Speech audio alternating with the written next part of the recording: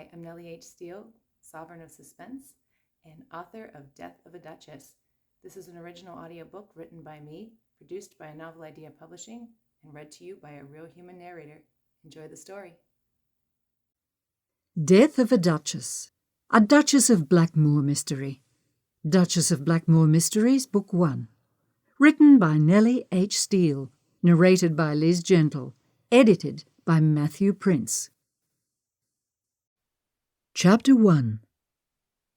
The imposing silhouette of Blackmoore Castle rose from the mist, standing in stark contrast against the ominous grey sky.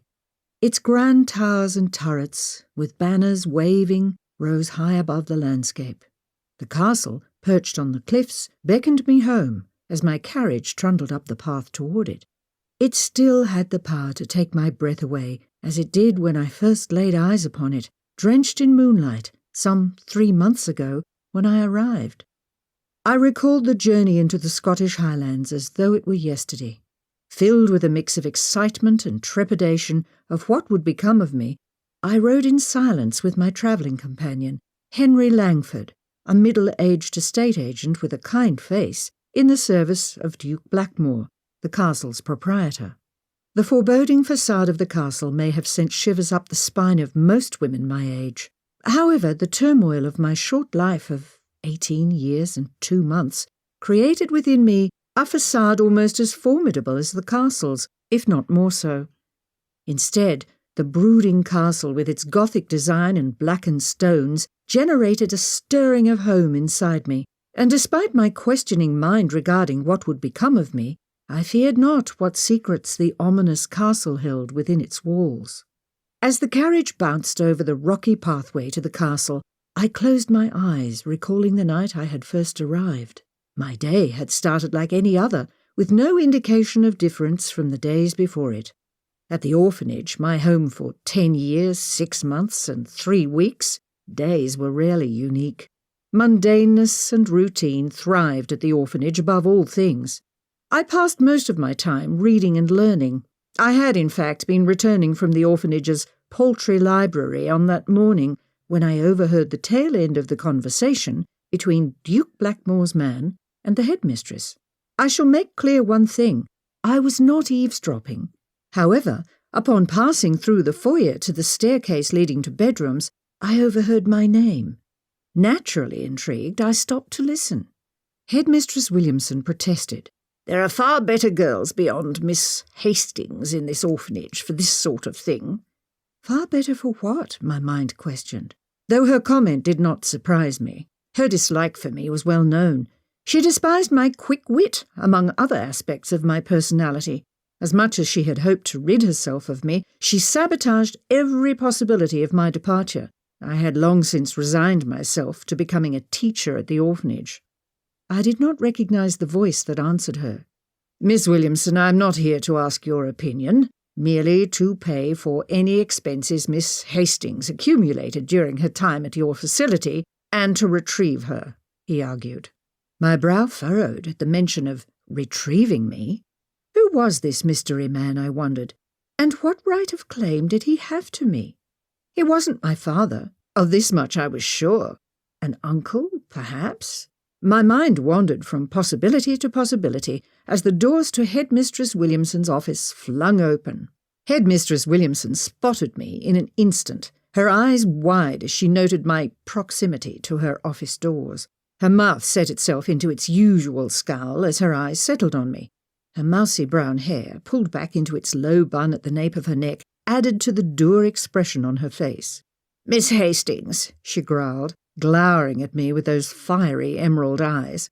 "How fortuitous to find you here. Mr. Langford," she said, motioning to the man who stepped behind her to fill the doorway, "is here to collect you." I glanced to the man, exploring his features as I searched them for an answer. None came. Instead of explanations, what came was a quick swat on my upper arm. "Do not stand there, dumbfounded girl," Headmistress Williamson exclaimed. "Mr. Langford does not have all day. He'd like to get as early a start as possible." The headmistress offered a contrite glance to Mr. Langford before spinning me on my feet and shoving me up the stairs. She huffed as we hurried down the hall toward the bedroom I occupied with 7 other girls. "Quickly now, Lenora, pack your things. You won't be needing this." She ripped the book still clutched in my hands away, discarding it on a nearby dresser. I had come to the orphanage with a small, well-worn suitcase, which I kept shoved under my sagging mattress. Retrieving it from its hiding spot, I placed it on the bed and set about gathering the few possessions I had accumulated over the years. My meagre belongings consisting of a second dress, a tarnished gold hair comb missing the jewels that once adorned it, and a well-worn copy of Frankenstein, gifted to me by a former teacher, were packed within minutes. I pulled on a tattered pair of gloves and secured a frayed cape at my neck. "Well, I suppose this is goodbye, for now," the headmistress replied as I stood in my cape, suitcase in my hand. "For now?" I questioned. "I wouldn't be surprised if you're not returned within a month's time," she commented, a sceptical expression clouding her features as she considered my journey. I heaved a sigh and stepped past her, making my way to the doorway. There I turned, giving one last glance at my home for just over a decade. I held no melancholy in my heart, despite the extended time I had spent here. Without a word, I continued through the doorway, descending the staircase to the waiting man below. Headmistress Williamson followed on my heels. "I do apologize for the wait, Mr. Langford, and please, if Miss Hastings does not work out for any reason, do not hesitate to contact me. I'm certain we can suggest a more appropriate placement for you and Duke Blackmoore." The vote of confidence in my ability was staggering, and I fought to restrain my tongue.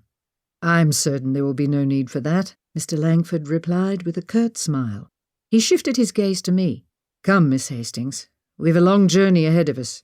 Good day, Headmistress Williamson." He placed his hat on his head, tipping it to her and extending his arm to usher me from the building. I nodded to him, eager to leave the place behind. Outside a carriage awaited, drawn by 4 large horses. As we exited into the street, Mr. Langford lifted the suitcase from my hands. I opened my mouth to protest, but he insisted, passing my case off to the coachman. The man held it as he opened the carriage door, offering his hand to assist me into the contraption. I climbed inside, followed by Mr. Langford, and the door was closed behind us. The coachman set about securing my case to the rear of the carriage with what I assumed to be Mr. Langford's luggage. I glanced to Mr. Langford, who fiddled with the latch on an attaché case. After clearing my throat, I inquired, "May I ask where we are going?" "Blackmoore Castle, Highlands of Scotland. Settle in, Miss Hastings, we've a long journey ahead of us," he replied, removing a stack of papers and fixing a pair of spectacles to his nose. Though I had more questions, I quieted my tongue. Mr. Langford's focus on the papers in front of him made it clear my queries were unwelcome at present. The buggy shimmied as the coachman climbed into his seat, taking hold of the reins. The carriage lurched forward, and the characteristic sound of horseshoes on cobblestones filled my ears. I leaned forward, peering from the window at the orphanage as it slid away from my view. I folded my hands, placing them in my lap as I continued to watch the city fade away. After several hours, rolling green hills dotted with autumn foliage filled the view in all directions. The scene, though charming, became monotonous after a time, and I nodded off, soothed by the swaying motion of the carriage ride. When I woke, the moon, already high in the darkened sky, glowed brightly.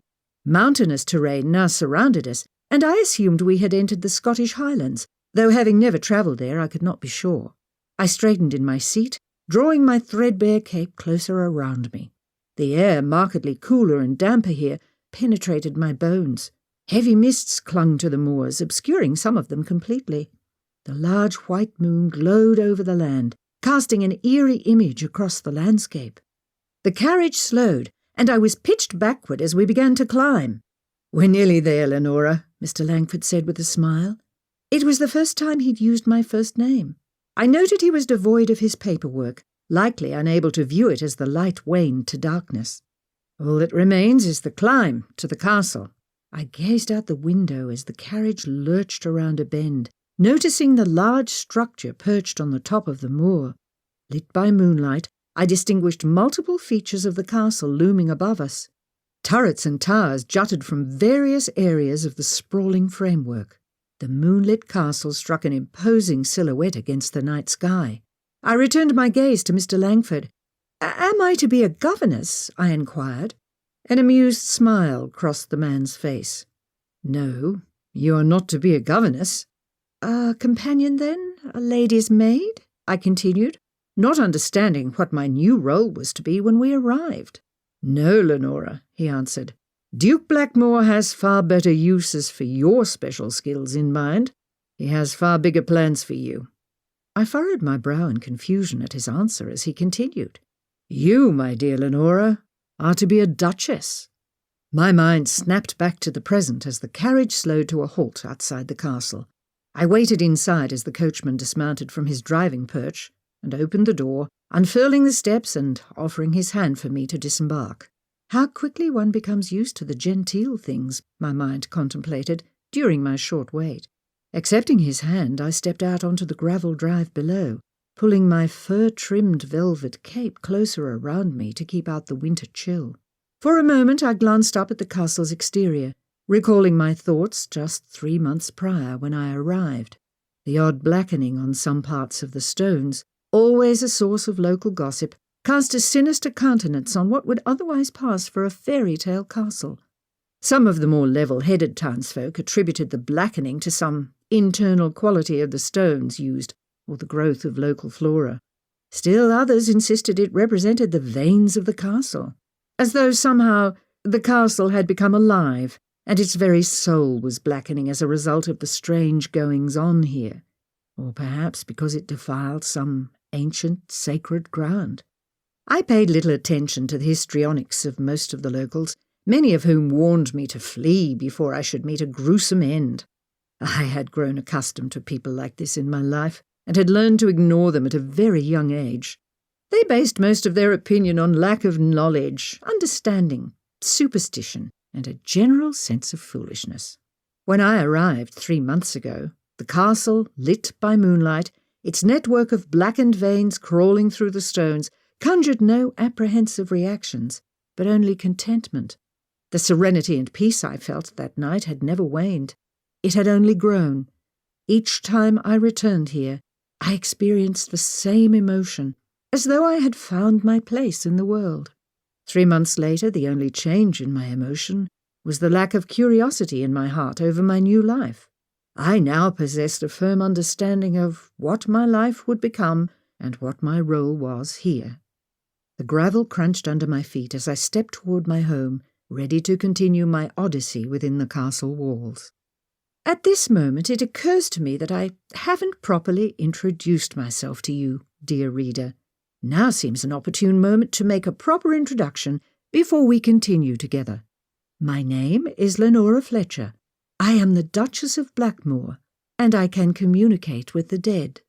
Within these pages, dear reader, I have recorded one of my stories.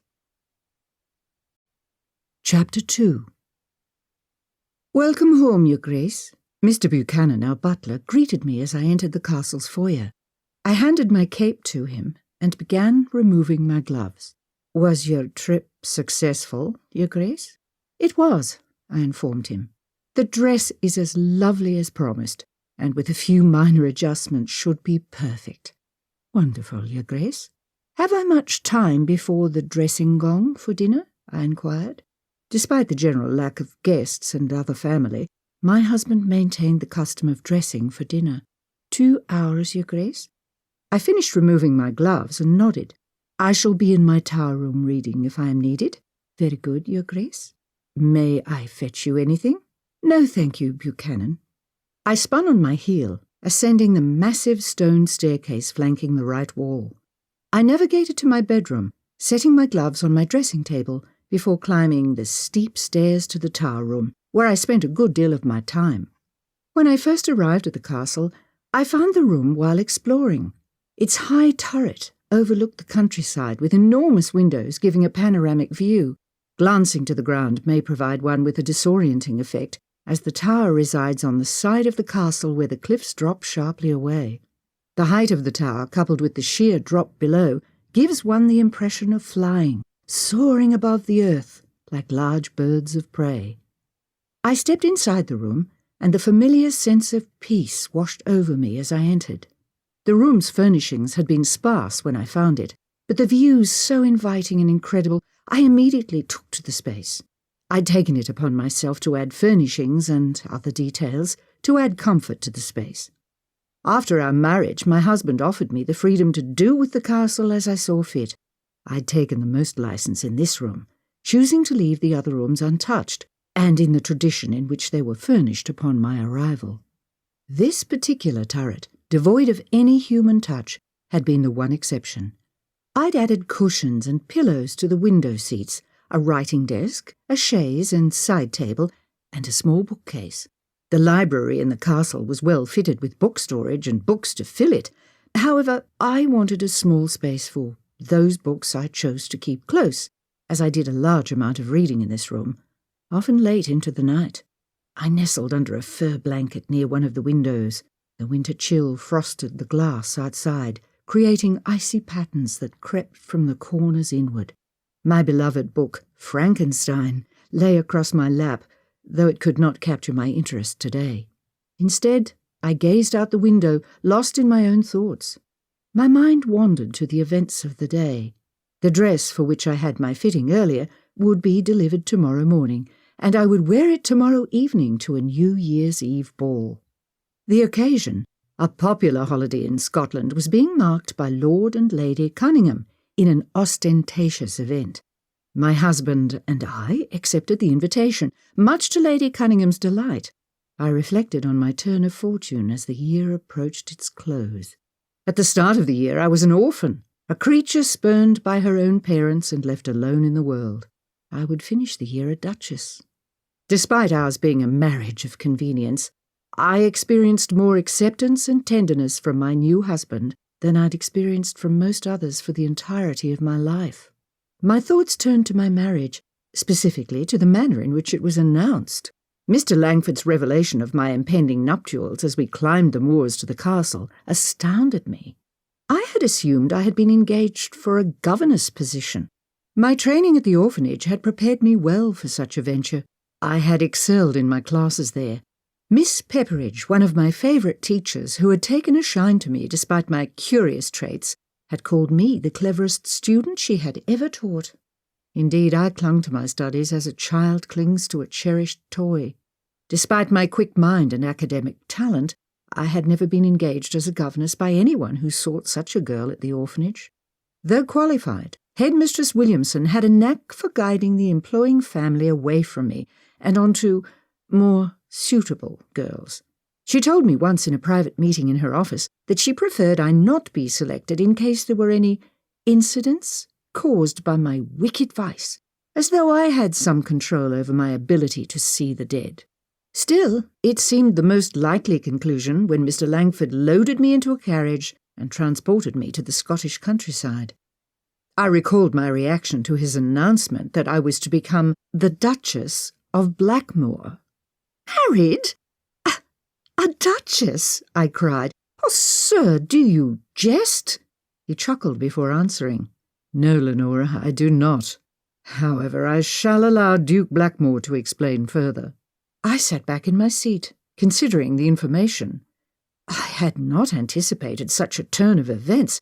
In truth, given the revelation, I wondered if the events of the morning were as fortuitous as I originally assumed. Still, I assured myself in the quiet moments as the castle drew even nearer to us that whatever may come, I should survive it. "Fear not, Lenora," Mr. Langford commented, breaking the silence between us. "There is nothing nefarious in the offer." The carriage slowed to a stop in front of the castle, and we disembarked. Mr. Langford led me into the castle where Mr. Buchanan met us. "Good evening, Mr. Langford. His Grace is awaiting your arrival in the drawing-room."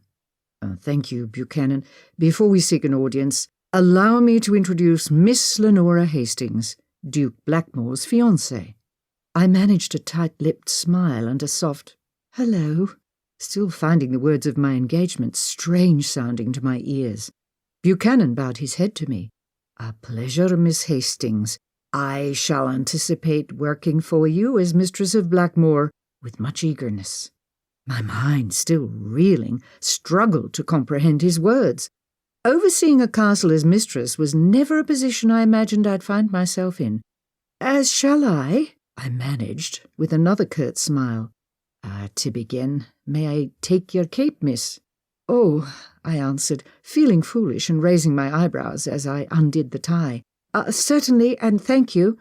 "I shall place it with the others. Should you need it, merely ask myself or one of the servants." "Oh," Mr. Langford interjected, waving a hand in the air, "I do not mean to overstep, Lenora, but the cape may be given away. Duke Blackmoore has already arranged several articles of clothing for you, and the dressmakers shall arrive tomorrow. Should you find the cape already ordered unacceptable, she can see to a new one for you." I handed the cape to Buchanan as I stared in disbelief at Mr. Langford. So my things were to be discarded? "Mr. Langford," I began to protest. He held up a hand to hush my tongue. "Do not dispose of it yet, Buchanan. However, I am quite sure Lenora will find no more use for it after this evening." I blinked my eyes several times, stunned by the situation, yet allowed it to unfold around me. "Very good, Mr. Langford." Buchanan's deep voice boomed as he bowed his head and trundled across the room and down the hall. I followed his large form as it disappeared down the hallway, my cape with him. "Come, Lenora," Mr. Langford encouraged me. "It is time to meet Duke Blackmoore." I didn't move for a moment, my hesitation clear as the situation spiraled beyond my grasp. I possessed no details and only a vague understanding of the expectations of me. My discomfort with the lack of information must have been apparent to Mr. Langford because he continued speaking when I did not budge from my spot. "There is nothing to fear, Lenora. I expect after discussing the details with Duke Blackmoore, you shall find yourself most comfortable with the arrangement." I drew in a deep breath and nodded my head. I had come this far. There was no harm in hearing the man out. Mr. Langford ushered me into a room off the large foyer. A fire roared in the massive fireplace across the room. The rest of the colossal room remained dimly lit. A man's figure, visible only from the side, stared at the dancing flames. "Duke Blackmoore?" Mr. Langford addressed him. The man spun in his seat to face us. "Henry," he answered without standing. "And Lenora, I presume?" His gaze rested on me. "Yes, Duke Blackmoore," Mr. Langford confirmed. "Allow me to present Miss Lenora Hastings." "Come closer, my dear," Duke Blackmoore instructed. With my hands folded in front of me, I approached the man in his chair. He struggled to standing with the assistance of a cane. As I approached, I noticed his thick, dark, unruly hair was streaked with grey, and hard lines cut into his face. He could easily pass for my father. His light grey eyes studied me, though his face, hair, and reliance on a walking aid suggested old age. His eyes disagreed. I detected something unusual in them, as though he was seeing for the first time. "Good evening, Duke Blackmoore." I greeted him with a curtsy as I had been instructed in the orphanage. "Ah, do not curtsy, my dear," he chided. "You shall soon be a duchess. We shall share the same rank." "You are more beautiful than I expected." I swallowed hard, finding my voice. "Your Grace," I began, but was stopped by Duke Blackmore's waving hand as he teetered on his cane. "Please dispense with the formality, Lenora. My name is Robert. You shall address me as such." I swallowed again. "Robert," I began, my voice faltering as I struggled to speak his name outright. "I hope you will not find my comments out of turn, but I am quite in the dark regarding my role at the castle. Mr. Langford has explained what I am not to be, yet my mind struggles to comprehend the implication of the role I shall fulfill." Robert smiled at me, the expression softening his face immeasurably. He motioned to the chair across from him. "Please sit down, Lenora. I shall explain." He collapsed in a heap into the chair behind him, still clutching his cane. I crossed to the open chair, perching on it as I set my gaze on him. Mr. Langford poured himself a brandy from the bar, bringing a glass to Robert. He offered me a brandy, though I refused. After a sip of the amber liquid, Robert began his explanation. "Allow me to apologize, first, for the lack of detail provided to you. I instructed Mr. Langford to leave the details to me. It is, after all, my request. I should have preferred to retrieve you myself from the orphanage. However, he disclosed, waving his cane in the air, I'm still recovering from a recent spill while riding my horse. Rather careless of me. Though I should be up and about soon. As Mr. Langford may have alluded to you, you're not here to take up a position on the staff. You're here to become mistress of this house. He said the words so matter-of-factly, I wondered if he may be mad, suffering from some head injury after falling from his steed. Sir, forgive me, but are you quite certain you understand what you're saying? My query elicited a hearty laugh from the man. I glanced to Mr. Langford, who also enjoyed a chuckle over my question. I assure you, Lenora, Duke Blackmoore is quite sane. Yes, my dear, Robert assured me. I am in full command of all my faculties. Are you quite sure you understand what you're saying? He posed. Sir, I asked, not understanding the question. Well, I'm not certain I've come across a girl less eager to become a duchess, Lenora.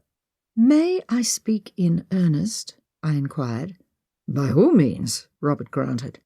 It has little to do with assuming the position you offer, and more to do with a lack of understanding as to why the offer is being made. What is expected of me? Why have you sought me out? Surely there are many women who long for such a position, who may be better suited for the position, having been bred for it. Yet you seem to have sought me, an orphan, out very specifically. He offered a sly half-grin. And you are not one of these women? A woman who longs for a position? I have come to expect nothing in particular from life, sir, and you have not answered my questions. You are quick-witted, Lenora, a trait I admire. Yet you also avoid my question. Have you some aversion to assuming such a social position? I considered the question a moment, then responded, No, I have no aversion, yet I still fail to understand why I have been sought for it. It is an odd turn of events for an orphan. What is it you expect me to provide in return? Robert smiled at me again, leaning forward in his chair, steadying himself on the cane. Again, I admire your tenacity.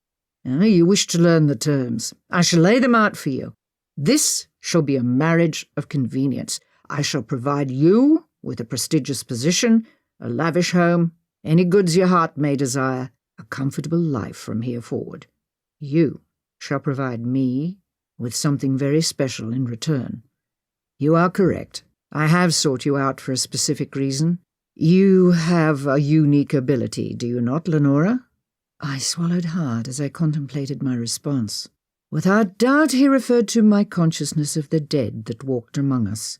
But how much did he know of my situation, I wondered, and how had he learned it?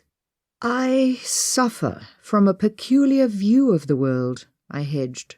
By this you mean you can see those who have died as plainly as you can see me in front of you. I nodded. Yes. Robert shared a glance with Henry before continuing. This is why I sought you out. You wish to use my ability for yourself? I questioned. He nodded. Yes. You see, he paused, his face darkening. My first wife passed away 3 years ago. Took her own life. I haven't a clue as to why, and I must learn the reason. She left no missive? No explanation? He shook his head, remaining silent for a breath. I have no other options, Lenora. You're my only hope to determine why my beloved Annie chose such a tragic end. My brow furrowed as I considered the exchange. Oh, what if you are displeased with the answers I find? He shook his head. I must learn the truth, no matter what it is. There is no expectation on your behalf to provide me with an answer I approve of. This offer seems to favour me, I noted aloud as I grappled with the revelation. Then you agree? Robert pressed, leaning further forward, his eagerness obvious. I glanced at him as I weighed the options. Please, Lenora, you are my only hope.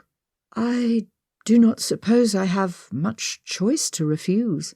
It appears the decision has been made." "And you have every right to refuse," Robert informed me, "and I shall return you to your life post-haste. You have no obligation. You are not a prisoner, though I pray you choose to stay." I studied the man's face. The firelight cast shadows across it, though the darker shadows were not caused by the fire's light, but rather by the sorrow he experienced. It was etched in every line of his face, in the way he clutched at the cane, in his posture, hidden behind his stormy grey eyes. The man has experienced true grief, and had not yet recovered. My heart experienced a great deal of pity for him. In his desperation, he offered anything he could to win me to his cause. Despite his sorrow, though, I caught a glimpse of something else in his eyes. Hope.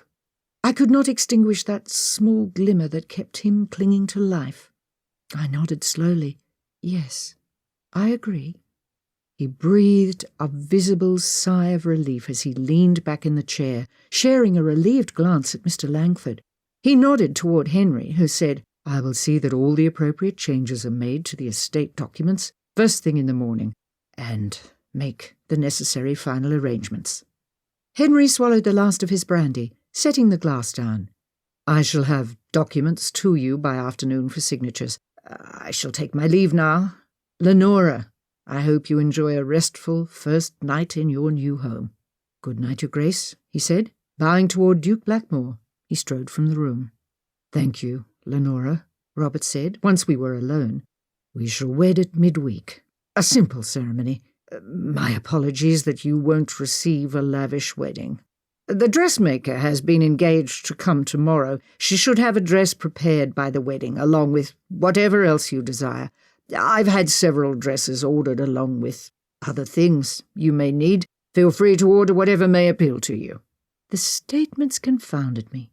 I still wrestled to comprehend the sudden turn of events. My husband-to-be set a generous bounty at my feet, and he continued as my mind struggled to catch up. "If there is anything you prefer to change within the household, you have free rein. Make the castle what you want, Lenora. It hasn't known a female touch in 3 years." I mustered a tight-lipped smile. "Thank you. Your offer continues to prove most generous." "Do not thank me, Lenora. I offer no more than any man should offer his wife. What you provide in return goes beyond anything material." "Concerning your request," I began, "I do not control my ability. That is, I cannot initiate it at the snap of a finger. This may take time," Robert interrupted me. "I understand, my dear. I ask only that you keep me apprised of anything you learn as you learn it." "I shall," I agreed. "Do you require any details?" The man's face contorted with grief as he asked the question. I shook my head. "No, Robert, I shall not press you for details. I am capable of retrieving them on my own, and should prefer to. I shall not ask you to relive the painful memory." He offered a weak smile. "I am most grateful." We sat for a moment near the fireside, allowing the conversation to settle around us. "Your journey must have been tiring. I'm sure you would like to retire." "Yes," I agreed. I stood from my chair as he rose, steadying himself with the cane. "Please do not trouble yourself. If you provide direction, I'm certain I am capable of finding my place." "You must learn to be less accommodating, Lenora," Robert answered with a chuckle. "You're soon to be a duchess." "Duchess or not, I shall remain the same independent woman I was when I arrived on the property," I assured him, earning a half-smile from him. "And I do not wish to trouble you with your injury." "If you are determined to be so understanding of me, I shall ring for Buchanan, who will show you to your room and ensure you have everything you need." I returned his slight smile. "I am determined, and am capable of ringing," I informed him, pulling the cord on the wall. Within seconds, Buchanan appeared, obviously awaiting word on whether or not I would join the household. "Buchanan," Robert said, as Buchanan entered the room, "please show Miss Hastings to her room, and ensure she has everything she needs for her first night in the castle." "Very good, Your Grace." Buchanan said with a head bow. He turned to me. "If you'll follow me, Miss Hastings, I shall show you to your room and arrange for anything that may be lacking." He motioned for me to precede him through the doors leading to the foyer. I stepped toward the door, turning back before leaving. "Good night," I said. Robert craned his neck around the chair. "Good night, Lenora. Sleep well." I stepped into the foyer and waited for Buchanan to lead the way to the bedroom. We ascended the curving stairway to the balcony overlooking the foyer. He led me through several hallways, arriving outside of large, peaked, double doors. He pushed both doors open into the room, standing aside to allow me to enter first. I stepped through the doorway, my eyes drawn upward within the impressive room. A fire roared in the enormous stone fireplace, near to which stood a four-poster bed with heavy navy wool draperies. A white dressing gown and heavy red velvet robe were laid out on the bed, their colours contrasting with the navy bed covering. A chaise lounge was positioned near another fireplace in the room, along with a small table and two wing-backed armchairs. A large wardrobe adorned the space as well. Overall, the room was elaborately decorated. I noticed my well-worn copy of Frankenstein laid out on the night table next to the bed. The entire room had been prepared for my arrival. The room and its preparations left me speechless for a moment. As I gaped around, Buchanan cleared his throat. The small sound reminded me of his presence. I had forgotten, so caught up in the beauty of the room. "I have taken the liberty of having your case unpacked. Everything you need should be available. I shall send a maid to assist you with undressing. Now, if there is anything I have not attended to, please inform her, and I shall see to it at once." "Oh, thank you, Buchanan. It appears you have taken care of everything. I do not require a maid this evening. What time should I present myself for breakfast?" "Duke Blackmoore takes his breakfast in the dining room at 6:30. Ring for the maid when you would like to dress," he replied, motioning to the pull cord on the wall. "Or I can inform her to arrive at the time of your choosing." He paused, awaiting my answer. At the orphanage I dressed myself, never requiring assistance, though I had no lady's maid at my disposal, even if I needed it. I evaded the question. "I shall ring if I require assistance," I informed him. "Very good, miss." He nodded his head to me, taking a step toward the door. He hesitated a moment as though considering something, then said, "And welcome to Blackmoore Castle. I do hope you will find yourself a home here." He offered a kind smile. "Thank you," I responded, matching his expression. "The castle and my room are quite beautiful. I am sure I will find myself content here." He nodded again and departed, pulling the door shut behind him. Alone, I continued gawking at the room. The bedroom I shared with 7 other girls at the orphanage was smaller. I wondered if the room may compete in size with the entirety of the upper floor at the orphanage. A silly thought, of course, but it adequately conveys the overwhelming size of the room in comparison to what I was accustomed. Despite the journey being tiring, I sank onto the chaise lounge before undressing. I took several deep breaths as I surveyed my surroundings again, each time noticing something new. Shock began to set in as silence settled around me. What had I agreed to? I pondered. I was engaged to be married in 3 days' time to a man I'd only met 1 hour ago, a man who had me driven sight unseen from an orphanage to a castle in the Scottish Highlands. I shook my head. I'd given my response and I intended to keep my word. Dwelling on my choice would only prove to drive me mad. It appeared my life had taken a turn for the better, regardless of the strange circumstances that brought this to fruition. Before my mind chose to wander any further, I rose from my seat and dressed for bed. Carefully, I folded my dress and opened the wardrobe to place it inside. I found 3 other dresses inside, none of which were mine. Fine materials made up each elaborate dress. 2 appeared to be for day and 1 for evening. I placed my dress in an empty spot and closed the wardrobe, crossed the room, and climbed into bed.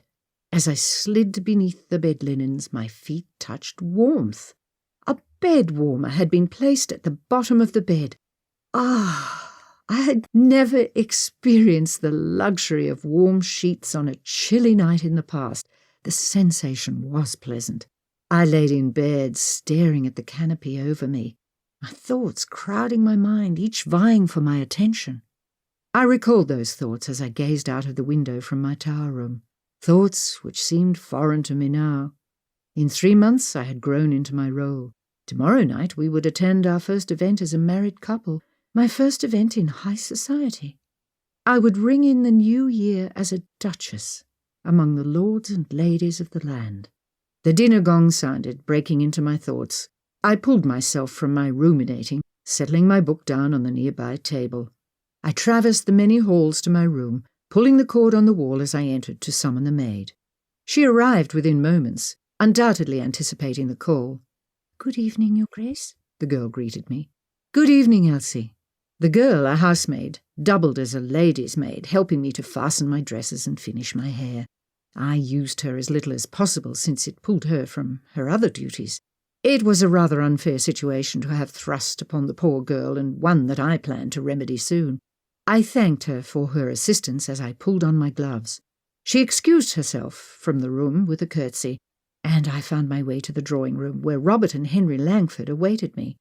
"Good evening, Your Grace," Henry addressed me. "Good evening, Mr. Langford.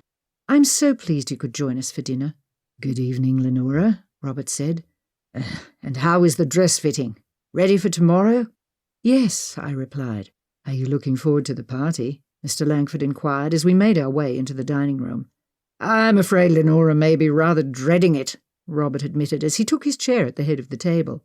"I'm not," I countered, "though I cannot imagine you are looking forward to explaining my humble beginnings on our first outing." "You care too much of others' opinions, Lenora," Robert warned. "I shall explain nothing to anyone beyond what I want them to know." We continued the meal, discussing the advent of the new year and Robert's upcoming trip to Glasgow in early January. I excused myself after dinner, allowing the men to speak about their business, and retired to my bedroom. Chapter 3. I presented myself early the following morning, awaiting Robert's arrival at the breakfast table. "Good morning, Lenora," he greeted me. "You're up early?" He seated himself at the head of the table, retrieving his newspaper. "Good morning, Robert. Indeed I am. I confess to having an ulterior motive." "Oh?" he inquired, setting his paper aside. Our breakfast was served, and I proceeded with my request prior to my meal. "I should like to take on a lady's maid. I hope to travel with you to Glasgow to engage one. Are you agreeable?" "To Glasgow? Have you someone specific in mind?" "Yes," I confirmed. "I won't be any trouble. I shall not interfere with your business dealings, I promise." Robert chuckled and set his gaze on me. "Dear Lenora, you could never be trouble." "So you agree?" "Yes, I agree. It is a splendid idea." I offered a slight smile, beginning my breakfast. "I'm quite pleased, Lenora. You're finally settling into your new role." "Oh, I am quite settled," I assured him. "The castle is most comfortable. I have no complaints." "No, I do not imagine you would, dear, even if something was not to your liking. Yet you've held yourself just beyond accepting your role fully. I worried that you may never accept it." My brows pinched together as he spoke. "I fulfilled all duties required of a mistress of a dwelling such as this. I consulted with the staff regarding meals, ran the household, and performed other tasks a lady such as myself was responsible for. I attempted to create an atmosphere in which my husband was at ease. It was, after all, his castle. Though we were a married couple, our marriage was in name only. I set my spoon on the underplate, prepared to discuss the issue. "Have I been remiss in some duty?" I inquired. "No, Lenora, no. You fulfill every duty expected of you, with expert precision, from what Buchanan has told me. The staff quite enjoys working for you." "While I am pleased to hear this, I am troubled over your statements. If there is something lacking in my duties, I should prefer to be informed." "There is nothing lacking on your part, Lenora. I merely refer to your tendency to disallow yourself to truly become part of the household. Your delay in seeking a lady's maid, or making any household changes, for example. I suppose the fault is mine. With our rather rushed marriage, you've been brought into the house more like a staff member than family." There is no fault on your part. Your offer was and continues to be generous. I shall work harder to—" Robert waved his hand to interrupt me. "I understand some of your reluctance may stem from the less than courteous treatment you've received throughout your life. You should not work harder, though, dear, you should not work at all." I pondered his statements. Had I a reluctance to allow myself to be folded into a family? Family was not a foreign concept, but I had not experienced the comforts of a family for most of my adolescent life. Did I hold myself at a distance? In a marriage of convenience, this seemed expected. Yet Robert interrupted my thoughts. "Eat your breakfast, Lenora. Do not dwell on it. There are no shortcomings on your behalf." I nodded, retrieving my spoon to eat my porridge. "I shall not dwell on it," I promised, though I was certain my mind would return to it. Robert eyed me sideways for a moment, but did not return to the conversation. Instead, he moved on to a new topic. "The party this evening will provide a good opportunity to introduce you to many of the country's society members." I nodded with a curt smile. Indeed. Robert offered a small smile and returned to his newspaper. We finished our breakfast, and I excused myself to prepare for my final dress fitting, pleased that my plan had been approved. Buchanan showed my dressmaker to my room by mid-morning. She carried the garment for the event this evening with her.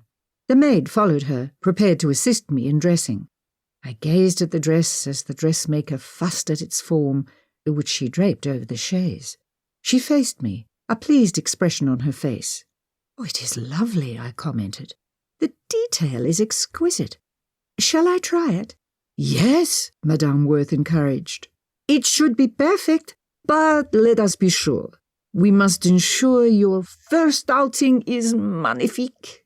I nodded as the maid collected the dress, and we disappeared behind the dressing screen. As Elsie began securing the dress, I gazed down at the gathered beige gold fabric, at the bow and rose detail intricately stitched at the shoulder and around the bottom of the top skirt. The train of the dress was bustled thrice, roses adorning each gather. I fretted for a moment, worried I had allowed myself to be led into an overly extravagant choice. Elsie continued pulling at the bodice to tighten it around my waist. After a few moments, she finished the task. "Finished, Your Grace," she said, stepping back. I emerged from the dressing screen and approached the full-length mirror. Madame Worth clasped her hands together in front of her face, thrilled with the result. "Oh, Your Grace, you shall be the belle of the ball!" I gazed into the mirror, admiring the dress. The fabric, cut, and the detailing were impeccable. Madame Worth's talent was obvious. "Is there anything amiss, Your Grace?" the woman asked when I did not respond. "Oh, no," I assured her, rousing myself from my own thoughts. "I was lost in admiration of your work." The woman placed a hand over her heart. "Your Grace, you are too kind." "I am not," I countered. "Your talent is obvious." I glanced into the mirror again. "Are you sure it isn't too ostentatious?" "Not at all, madam," Madame Worth assured me, approaching me. "You must remember, you will be the highest-ranking lady at the party. I was sure to check the guest list before designing for you." I nodded at her, catching her eye in the reflection. "I am very pleased. I shall feel as though I am the loveliest woman at the party, I'm certain." "As you should, Your Grace." With Elsie's assistance, I changed into my day dress and dismissed her to her other duties. Madame Worth and I chatted over tea. After she departed and I finished my lunch, I climbed to my tower room, settling into the window seat for a few hours of reading before dressing for the ball.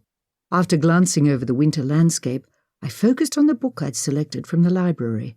When I arrived, the library and its selections had thrilled me. I'd never beheld such an abundance of books in one place. The library at the orphanage had been small, tiny in comparison. I struggled to find suitable books to read that were new to me. Here I should be kept satisfied for a long while. My most recent read, The Scarlet Letter, came from this library and was new to me. Published only 13 years earlier, the orphanage's library would never have included something so new. As I settled into the engaging story, a noise sounded from across the room. A low, rattling growl called my attention to the doorway. I glanced up from my book, finding what I expected standing in the doorway. A dark-haired woman stood there, her dishevelled hair escaping in every direction from her swept-up style. Dirt smudged her red dress. Her dark eyes bored into me, a sneer on her lips.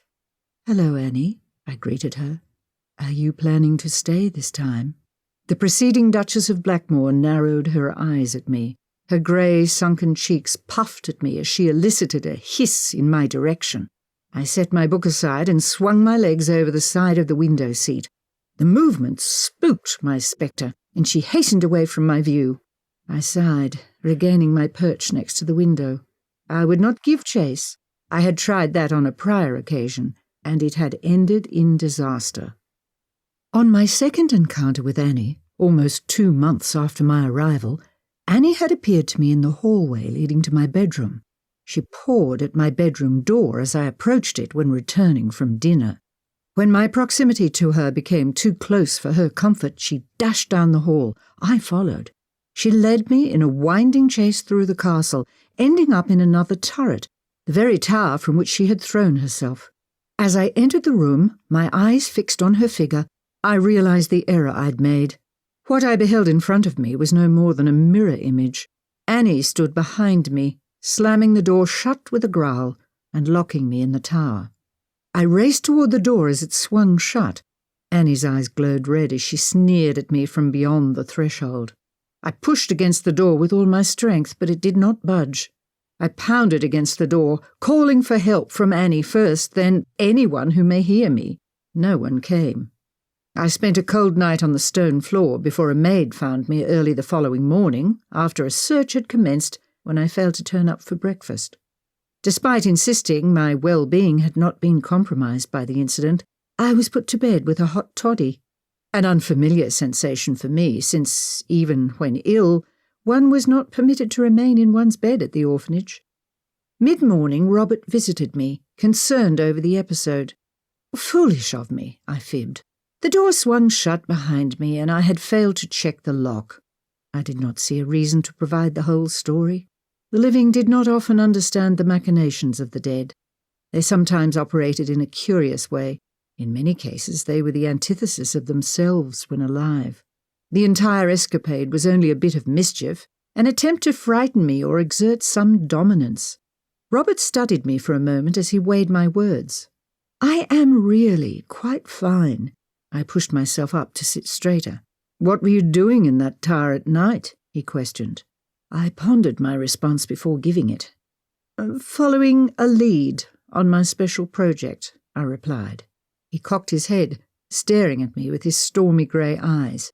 "You have encountered Annie again," he surmised. I nodded, confirming my second experience with the ghost of Annie Fletcher.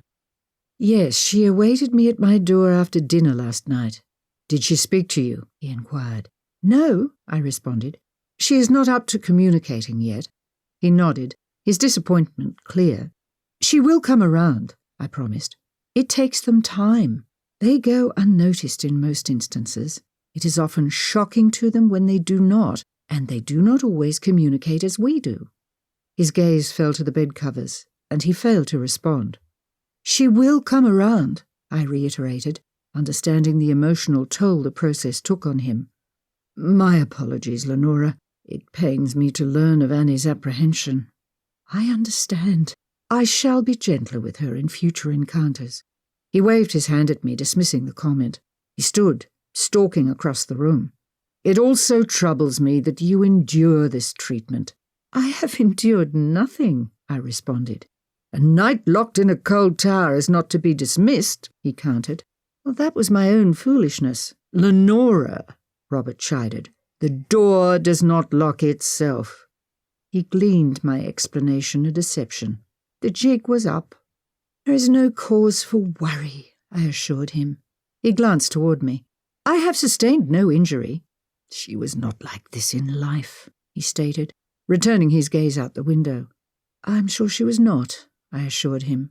The dead behave differently than they did in life. They can be confused and disturbed. They need time and understanding. I have endangered you by bringing you here, Lenora. He paused, turning toward me. I'm sorry. I did not expect this when I sought answers. You owe me no apology, I asserted. I was aware of what I was taking on when I accepted. Besides, there is no harm done. He offered a half smile. You take the situation very much in stride, Lenora.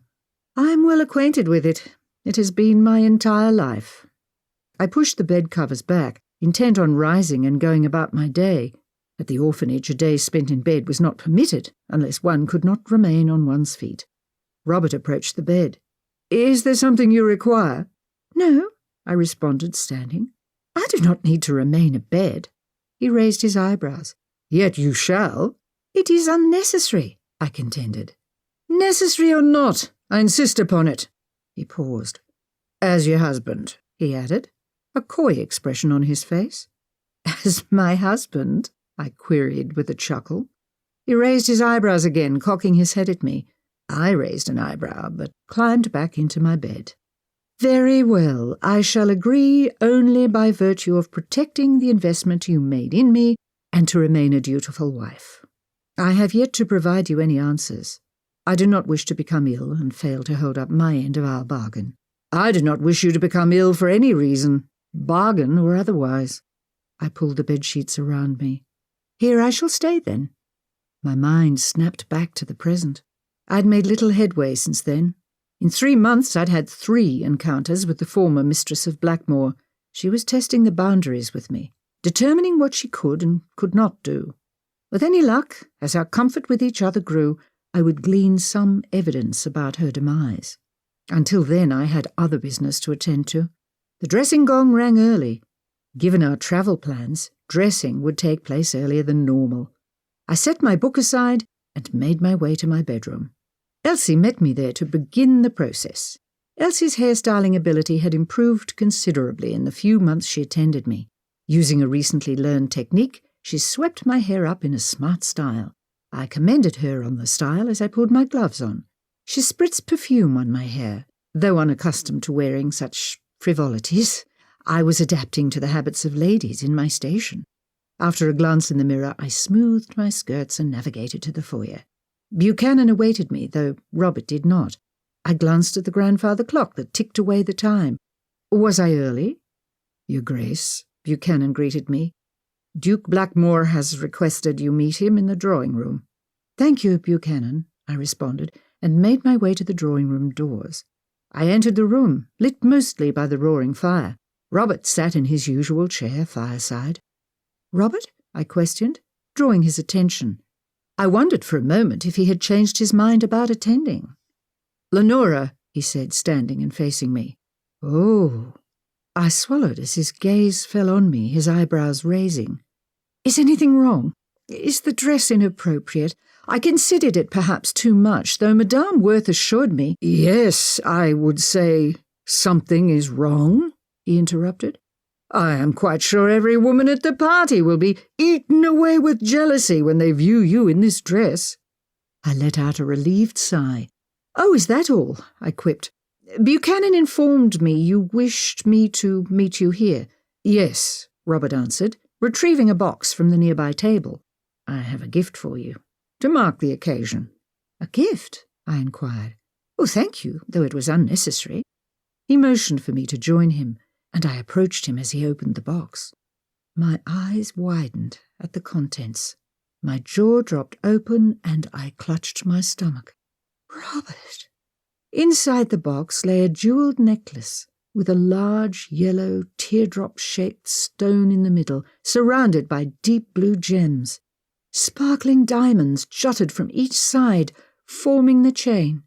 Do you fancy it? He inquired. Fancy it? It is absolutely stunning. I glanced up to him, shaking my head. It is too much. I cannot accept this. Nonsense, he quibbled, removing the necklace from the box. Of course you can, and you will. You cannot deny your husband the opportunity to bestow such a gift. Turn around while I fasten it. Shock still coursed through me. but I complied with his request. He placed the necklace around my neck, its heavy coolness caressing my skin. The large stone is a yellow sapphire, which I'm told is rare, but I was assured by Madame Worth that it would complement your dress. The smaller stones are traditional sapphires. Often they're set to contrast their yellow cousins. The colour reminds me of your eyes.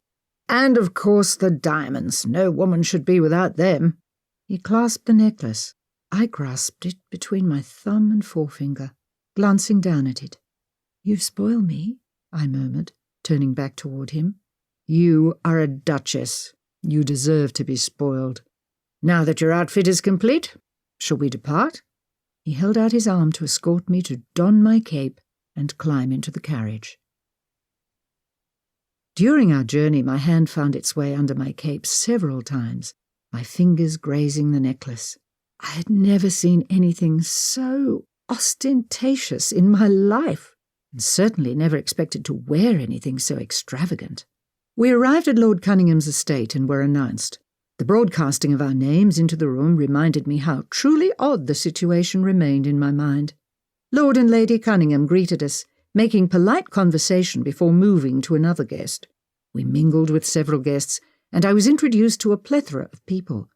I possess a good memory, which at that moment came in handy for the multitude of names, positions, and peerage imparted to me in a short time. As the dancing began, a wiry gentleman approached us. He appeared to be near my husband's age. Sir Richard Prescott shook Robert's hand, and Robert introduced him to me. "So," he inquired, sipping his brandy, "you're the orphan with the special talent." My reputation preceded me, though I hadn't expected it not to.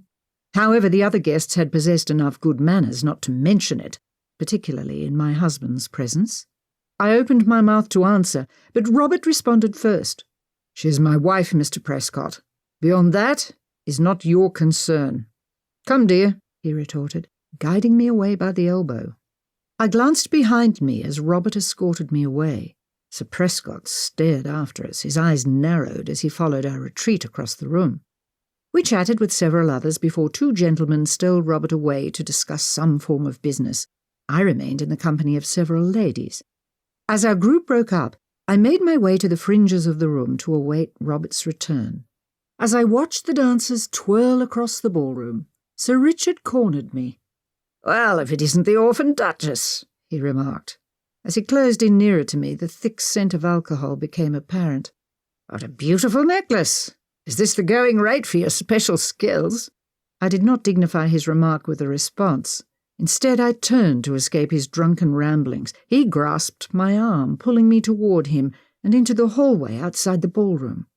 "Tell me, orphan Duchess, do your special skills extend to the bedroom? Is this how you've earned your position?" I tugged at my arm but failed to loosen his grasp. His hand's crushing grasp twisted to pull me closer, and he forced his lips upon mine. I pushed against him with all my strength, but was no match for his overpowering brawn. As I struggled, he began to fall backward, and I wondered if he might be having some sort of attack. As I followed his falling form, I caught sight of Robert, pulling the man by the collar. He struck him square on the jaw, knocking his sinewy form to the floor. "I informed you once my wife is no concern of yours. Do not lay a hand on her again." Sir Richard wiped a trace of blood from the corner of his mouth, where Robert's fist landed moments earlier. He pulled himself up to standing. "The whore cannot possibly be worth this much to you, Robert," he hissed. Robert's eyes burned with fury. "Robert," I whispered, "leave it. It's no bother." "Listen to her. She understands her worth," Prescott breathed. With that comment, Robert cocked his fist, striking him again, sending him sprawling. I exclaimed aloud, covering my mouth with my hands as he landed. Several gentlemen rushed into the hall. "Something amiss?" one questioned. "Mr. Prescott seems to have had too much to drink. He's having trouble keeping to his feet. Call for his carriage. He should be on his way," Robert answered, then guided me across the ballroom and outside to the balcony. He squared his shoulders, forcing me to face him. "Are you all right, Lenora? Did he harm you?" I shook my head, still catching my breath. "No," I answered after a few breaths. "I'm not hurt." He relaxed, and I continued. Robert, I am sorry. Sorry? He exclaimed. Dear Lenora, you have nothing to be sorry about. You shouldn't have struck him on my account. I damn well should have done more than that, Robert responded, leaning against the balustrade. Please excuse my language. There was no need to cause a scuffle over me. The man is an insufferable jackass. He's made enough money in the rail system to buy his way into society. Unfortunately, he did not buy any manners. He's certain you're unharmed, Lenora? I nodded. Yes, I'm certain. Robert shook his head. It seems what you maintain as a generous offer on my behalf has caused you more trouble than any woman should encounter. That isn't true, I insisted. Your offer remains generous. It is my reputation that causes the trouble. Lenora, Robert said, taking my hands in his, do not take this upon yourself. You share no blame in this. Nor do you, I asserted. Robert stared off in the distance for a moment. Would you prefer to depart? He inquired after a breath, focusing his gaze on me. Well, there is no need to depart on my account, I assured him. Then, perhaps you'd care to dance with your husband. But your leg, I began. It is quite fine, my dear, Robert promised. I use the cane only because I prefer the rakish appeal it lends me. He grinned, and I matched his expression. He offered his arm, and I accepted, being led to the dance floor to join the others. I had never danced with a man before, nor at a ball, though I had learned the steps for most popular dances at the orphanage. We were expected to learn them in the event we were engaged by a wealthy family and needed the skill. In a cloud of giggles, the girls would practice with each other and dream of being swept off their feet. I silently thanked my instructors for providing the lessons as Robert whisked me across the dance floor. My dream had come true. I had the world at my feet. A smile crept across my face as we continued to swirl around the floor. When the music ended and we applauded the orchestra and dancers, my smile had not diminished. Robert glanced at me, leaning closer to say, I've never seen you smile so much, Lenora. It is quite beautiful. You should do it more often. We spent the rest of the party enjoying the company and entertainment and remaining unbothered by any additional rude guests. We returned home in the wee hours of the morning. Poor Elsie was roused from her bed to help me undress. I climbed into my bed, exhausted but exhilarated. As I relaxed into the pillows, I considered my task over the next several days. I'd prepare for our trip to Glasgow to engage my lady's maid. I considered the packing to be done before the trip, planning what I might need. My musings were interrupted by a loud banging at the door. I shot up to sitting, listening as the pounding continued. The sound, enough to rattle my bed, could not emanate from an earthly source. I swung my legs over the side of the bed, sliding onto the floor. My bare feet touched the cold floor as I crossed the room to the door, pulling on my dressing gown. Dust shook from the ceiling as the battering of my bedroom door continued. I pulled the door open, staring out at an empty hallway. Moonlight cast shadows down the corridor from the large window at the hall's end. I peered up and down the hall, searching for the cause of the disturbance. I found nothing. Sighing, I latched the door behind me, shuffling back to my bed. I climbed in and settled back into my pillows. The moment I relaxed into the bed, the pounding began anew. I did not rise this time, hoping the noise would stop on its own. I waited for several moments until I could stand it no longer. The noise grew so loud I shook within the bed each time it sounded. I rose again, plodding to the door and opening it. Silence and emptiness stared back at me. This time I ventured into the hall, striding up and down, but finding nothing. I returned to my quarters and closed the door behind me. I ambled back to bed, pulling the covers high around me as I settled for a third time into the pillows. Several minutes passed in silence. Perhaps the game was over.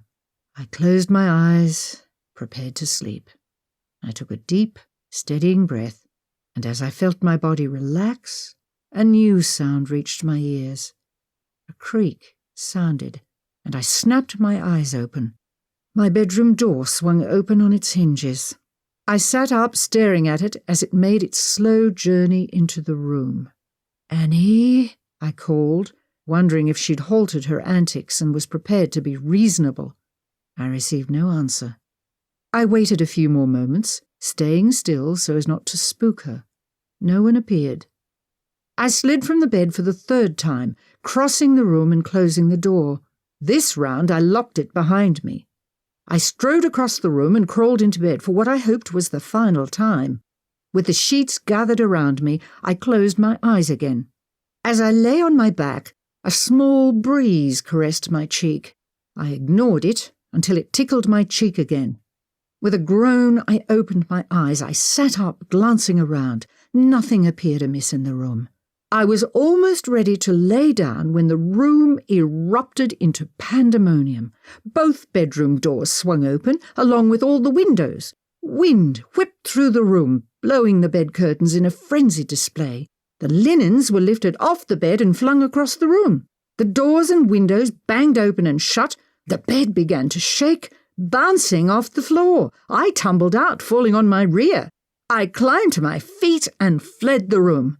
I glanced back toward the room as I stood in the hallway, barefoot and in only my nightclothes. The commotion had settled. I took a step toward the door, but it slammed shut. I jiggled the handle, finding it locked. I pounded against the door with my hand. "Annie! Annie, open this door!"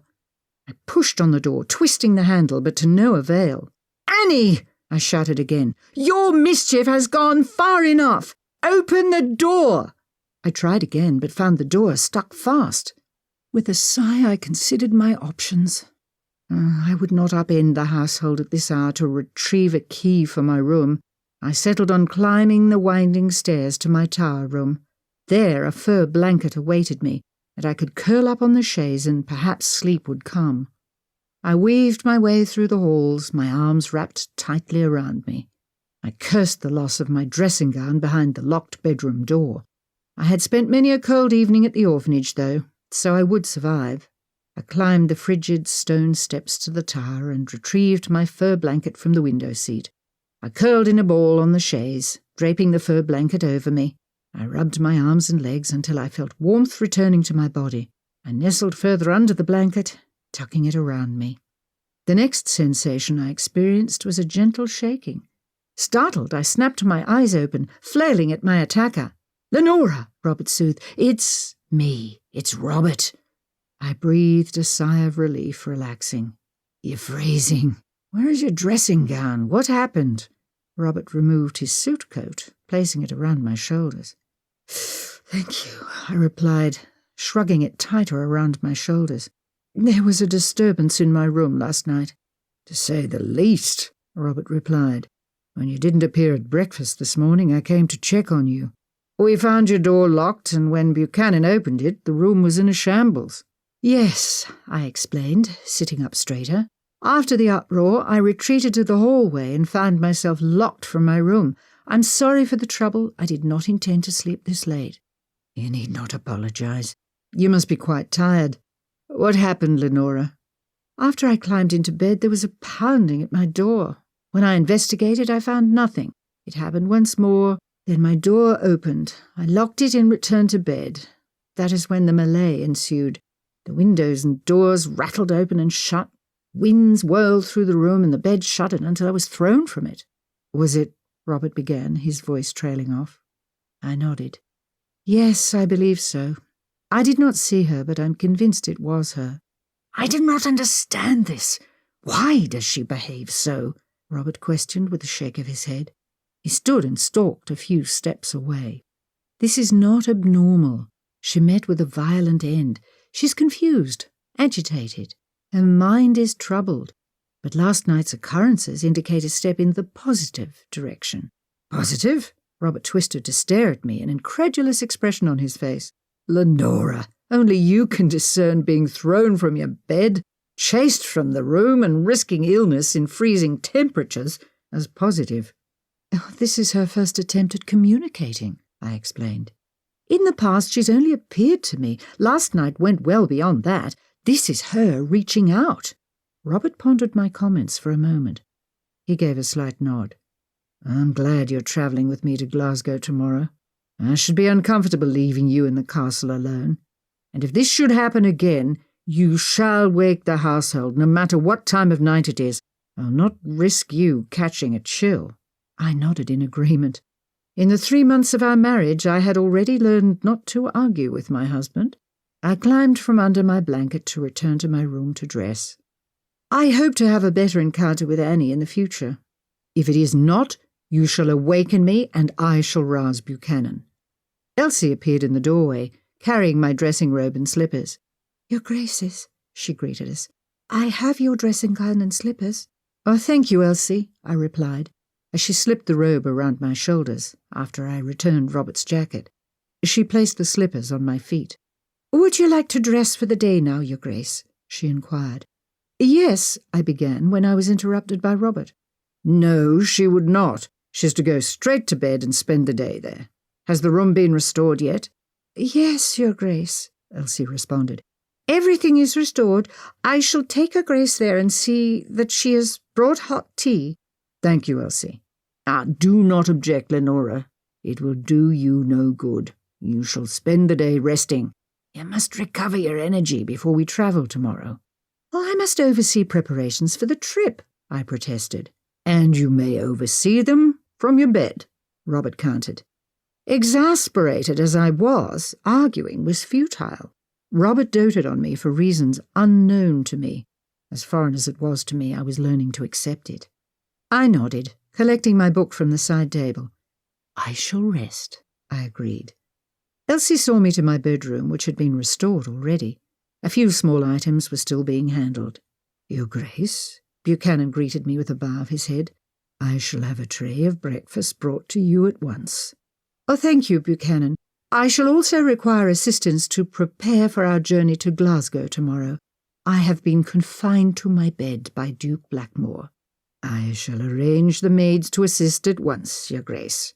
"Thank you, Buchanan." Chapter 4. Despite my stay in bed, I managed to be ready for travel the next day.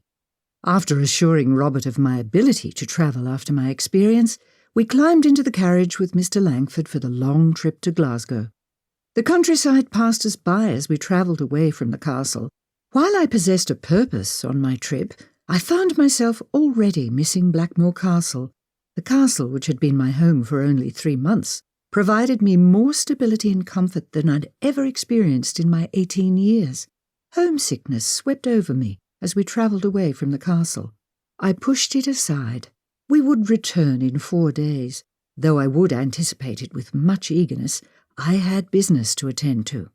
My mind turned to my goal, engaging a lady's maid. I had a specific girl in mind. My mind dwelled on the girl of late, and I hoped my good fortune could become a turn of fortune for her, in kind. The idea had occurred to me when, as I was reading in my tower room, a former classmate of mine had pervaded my thoughts. Tilly, a friend close in age to me, had resided at the orphanage when I did. She left the orphanage several months before my surprise engagement. A romantic dreamer, Tilly insisted she'd be better off outside of the orphanage walls. According to Tilly, the orphanage quashed any chance she had at romantic happiness. She insisted if she could only live outside the restrictive walls, she would without doubt find a nice gentleman and settle into a good marriage rather than a life of servitude.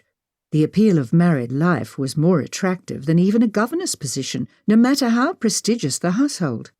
Tilly ran away days after her 17th birthday. As the clock struck midnight, she and I stood in the foyer. I pleaded with her to remain at the orphanage.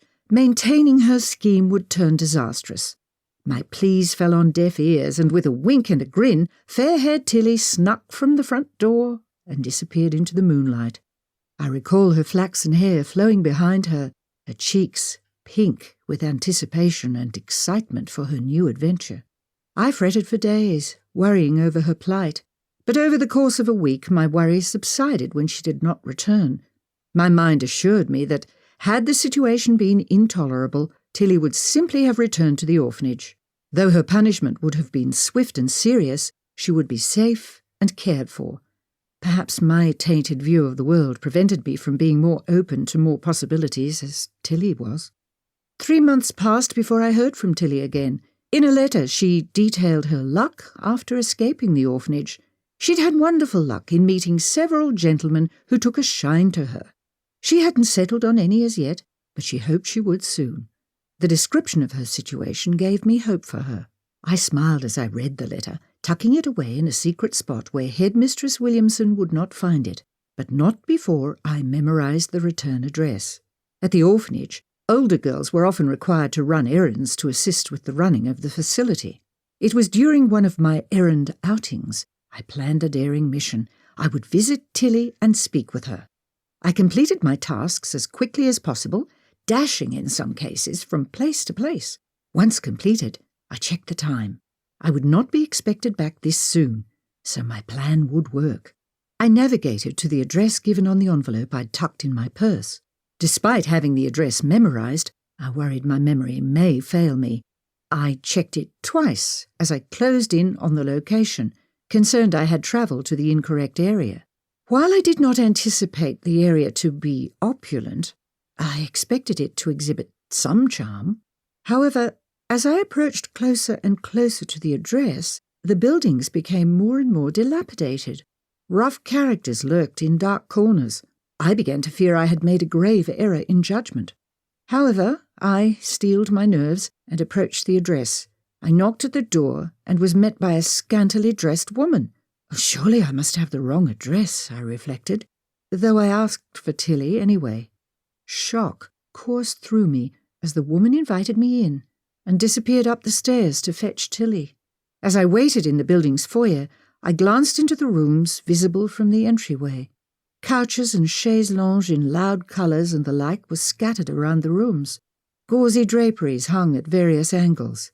A piano sat in the middle of the largest room. My mind tried to process what I was witnessing, but before it could, Tilly rushed down the stairs. "Lenora!" she exclaimed. "Tilly!" I greeted her, surprised I had the address correct. "Lenora!" she said, hurrying down the rest of the steps. "What are you doing here?" "I came to visit. The orphanage does not expect me back for a bit. I wanted to see how you were getting on." I gazed at her, noting several changes.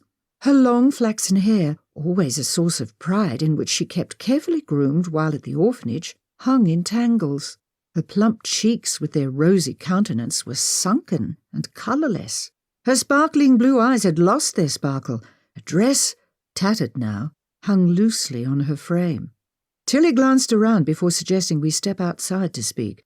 She ushered me out the door and down the street a few steps. "Tilly," I queried as she tugged me further from the building, "whatever are you doing?" "You shouldn't have come, Lenora," Tilly stated, as we came to a stop near the corner. "Why, Tilly?" Tilly glanced around, avoiding my eyes. "Tilly?" She met my gaze. "Oh, Lenora, I can't explain. I'm quite embarrassed. It is why I was not truthful in my letter to you, though that must be obvious to you now. Oh, Tilly, are you in some sort of trouble?" Tilly let out a long sigh, her shoulders sinking and a tear falling to her cheek. She wiped it away. "Oh, Tilly, what is it?" "Oh, Lenora," she cried. I put my arms around her. "Tilly, you need not share any details with me. Come home where you are safe and cared for." "I cannot," Tilly sobbed in my arms. She righted herself, pulling away and drying her eyes. "That place is not a home, Lenora." "Oh, it is," I insisted. "It is our home." Tilly shook her head. "No, it is no home, and they wouldn't take me back, not now." "Oh, I'm sure they would. Please, Tilly, you are miserable." Tilly sniffled, swallowing hard. "I'm not miserable. Forgive my outburst. It is not as bad as it may have seemed moments ago." "What is it, Tilly?" I inquired. "Oh, Lenora," Tilly replied with a roll of her eyes. "You must have deduced already." My mind whirled at her words. I considered the information in front of me, my brow furrowed as I pieced the puzzle together. "Tilly!" I exclaimed in disbelief. "No." "Yes," Tilly admitted with a sheepish grin. "Yes, Lenora, I am a prostitute." I shook my head, more in disbelief than in judgment. "Oh, Tilly," I began. Tilly held up her hand. "So you see I would no longer be welcome at St. Mary's." No one must know, Tilly. I would never tell. Please come home. This is no life. You were always a good friend, Lenora, Tilly responded. But I cannot. Why? What holds you here? Tilly offered a slight smile. Love. Love? I cried. Tilly, I believe you may be mistaking lust for love. Tilly shook her head. No, Lenora, no. Not everything in my letter to you is a lie. I have met someone. He is keen on me, and I am keen on him. Has he made you a promise? Tilly gazed at the sky as she shrugged. Oh, not in so many words, she began. I opened my mouth to reply, raising my eyebrows, but she interrupted. Oh, he will, Lenora, he will. You do not know him as I do. I imagine not. He's not like the others. He's kind, caring, sweet, and tender. My heart broke for Tilly in that moment. She desperately clung to the hope that her supposed sweetheart would rescue her from her current situation. I imagined the likelihood of this to be slim. Though Tilly, always the dreamer, did not agree. I wouldn't ruin the illusion for her. Perhaps she required the fantasy, desired to clutch at this fairy tale to endure her new life.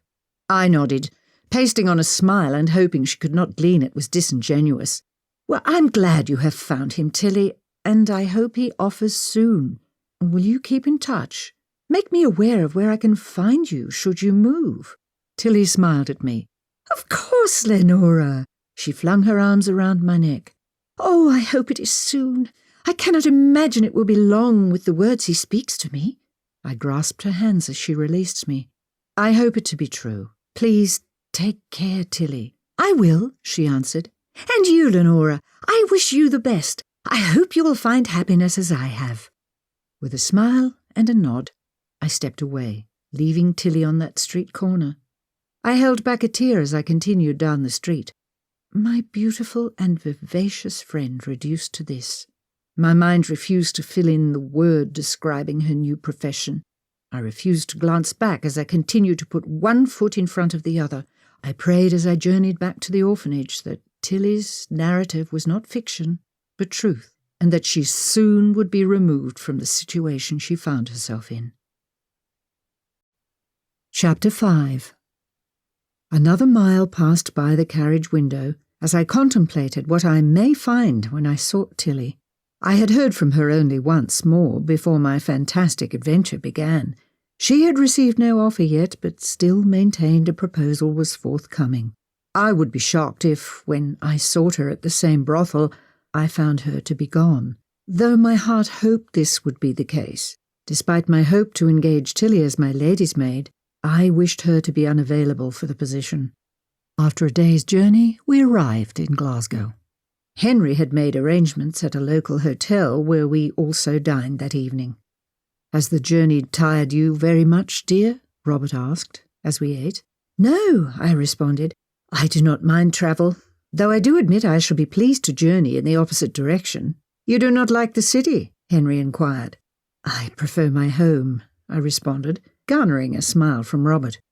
Will you call at the orphanage to engage your lady's maid? Robert questioned. No, I hesitated. The girl I had in mind no longer resides there. Robert furrowed his brow. She is engaged in another position, and you hope to lure her away, is it, Lenora?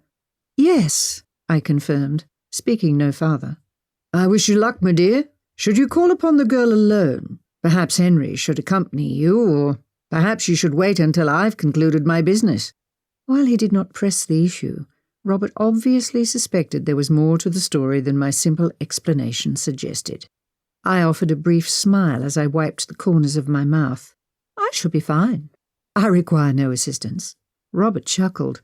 No, I do not imagine you require assistance to do much of anything, Lenora, but as your husband, I must ensure you are not placed in any harm. I will not be in any danger. I have visited Tilly before and survived it. A fact for which I am most grateful, Robert replied. We finished our dinner and retired for the evening. My mind could not settle as I crawled into bed that evening. Anticipation of my coming conversation with Tilly raced through my thoughts, as did a general sense of unease. As I tossed in my bed, I attempted to allay my anxiety by suggesting to myself it was merely the change of scenery causing it. I longed to return to Blackmoore Castle. Soon, I reminded myself. Soon. Morning came at long last, and I rose from my bed, dressing for the day. I'd received little sleep, hoping a resolution to my lady's maid position would set my mind at ease. Robert kissed my forehead, an affectionate habit he had developed of late, as he left on his business, reminding me to be safe today and wishing me luck. I thanked him as I pulled on my gloves and retrieved my purse. I stepped onto the pavement, purpose filling my stride. I wound through the streets, reminded again of my first journey to visit Tilly. I quickened my pace, wanting the conversation to be resolved. I approached the questionable section of town. The last time I'd travelled here, I likely looked out of place. This time there was no doubt I appeared out of place. I wondered if Robert's concern was less unfounded than I'd originally believed. My clothing on this trip made it clear I did not belong. Still, I pressed on, intent on speaking with Tilly. I approached the ramshackle building and knocked. A woman, or rather a girl, answered, and I asked for Tilly. The girl shouted up the stairs for her, assuring me she'd be down in a minute. She inspected me up and down, but Tilly appeared before any conversation could be struck. My jaw dropped open as Tilly waddled down the stairs. I covered my surprise, at least I hoped, by plastering a smile on my face. "Tilly," I greeted her as she crossed the foyer. Tilly offered a brief smile. "Lenora," she said with some effort. "May we speak outside?" I requested. Tilly nodded, and we proceeded several steps away from the building.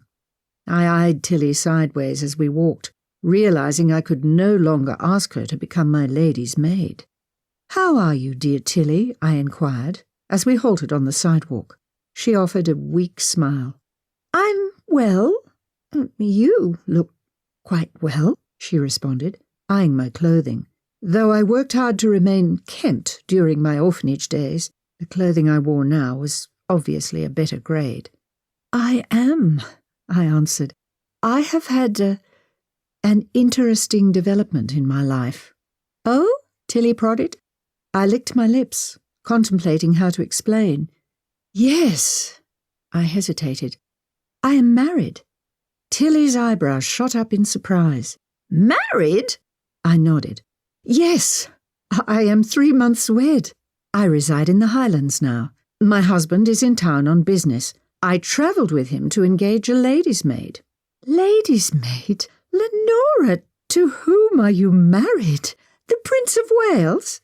I chuckled. "No," I assured her. "Robert is the Duke of Blackmoore." Tilly's eyes were wide with shock. You're a Duchess." "I am," I responded, feeling rather foolish for not having broken it more gently. I followed up quickly with, "But I am here to visit you, Tilly. I hope you are well."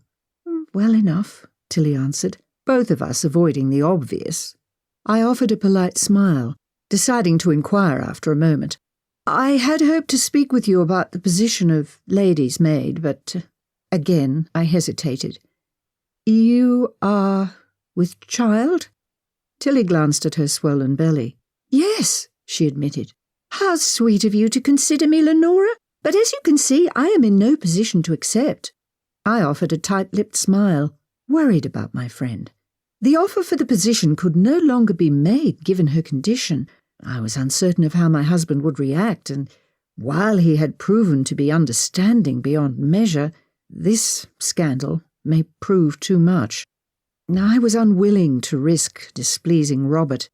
"Tilly," I began hesitantly, unsure what to say next. Tilly smiled at me, grasping my hand and squeezing. "Even if I weren't in this position, I couldn't accept, Lenora." "Oh?" I questioned.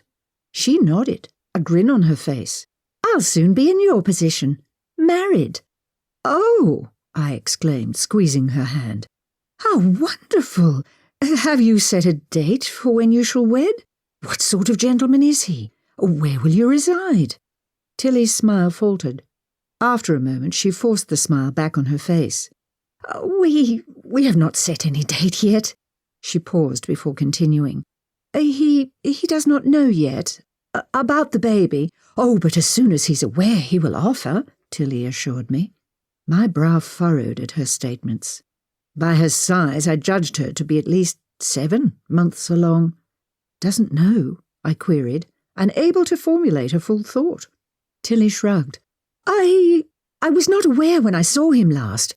I suspected, but did not want to mislead him. Oh, but once the precious babe is with us, he will be overcome with joy, as I am, and we shall form our own little family. I smiled, though my heart broke for her. Tilly, always the optimist, assumed the birth of her child would spur a proposal. Perhaps my realism coloured my expectations too darkly, but I doubted the events would pan out as Tilly hoped. Well, I wish you the best of luck, Tilly. I'm certain the birth of your child will bring you much joy. Oh, I'm so sorry you wasted your trip, Tilly replied, embracing me. It was not a waste, Tilly. I have been able to visit with you, which is never a waste. I hope to visit again. If I do not return before your child is born and you are settled, will you leave a forwarding address? Of course, Lenora. Oh, how exciting. I expect the next we see each other, we shall both be settled into married life. I offered another weak smile, and Tilly continued. Now, walk me back and tell me all about your new life. Before we began our return journey to Tilly's home, Sir Richard Prescott approached us. Duchess Blackmoore? He inquired, squinting his eyes as though they deceived him. Sir Richard. Hello, I answered. Whatever are you doing in this part of town? And alone, no less. His eyes travelled up and down my form, sending a shiver up my spine. She's not alone, Tilly chimed in. She linked her arm in mine and pulled me closer to her. I stand corrected, Sir Richard said, though I do not imagine your plan to accompany Duchess Blackmoore to wherever she is staying, do you? Tilly remained silent, and Sir Richard continued.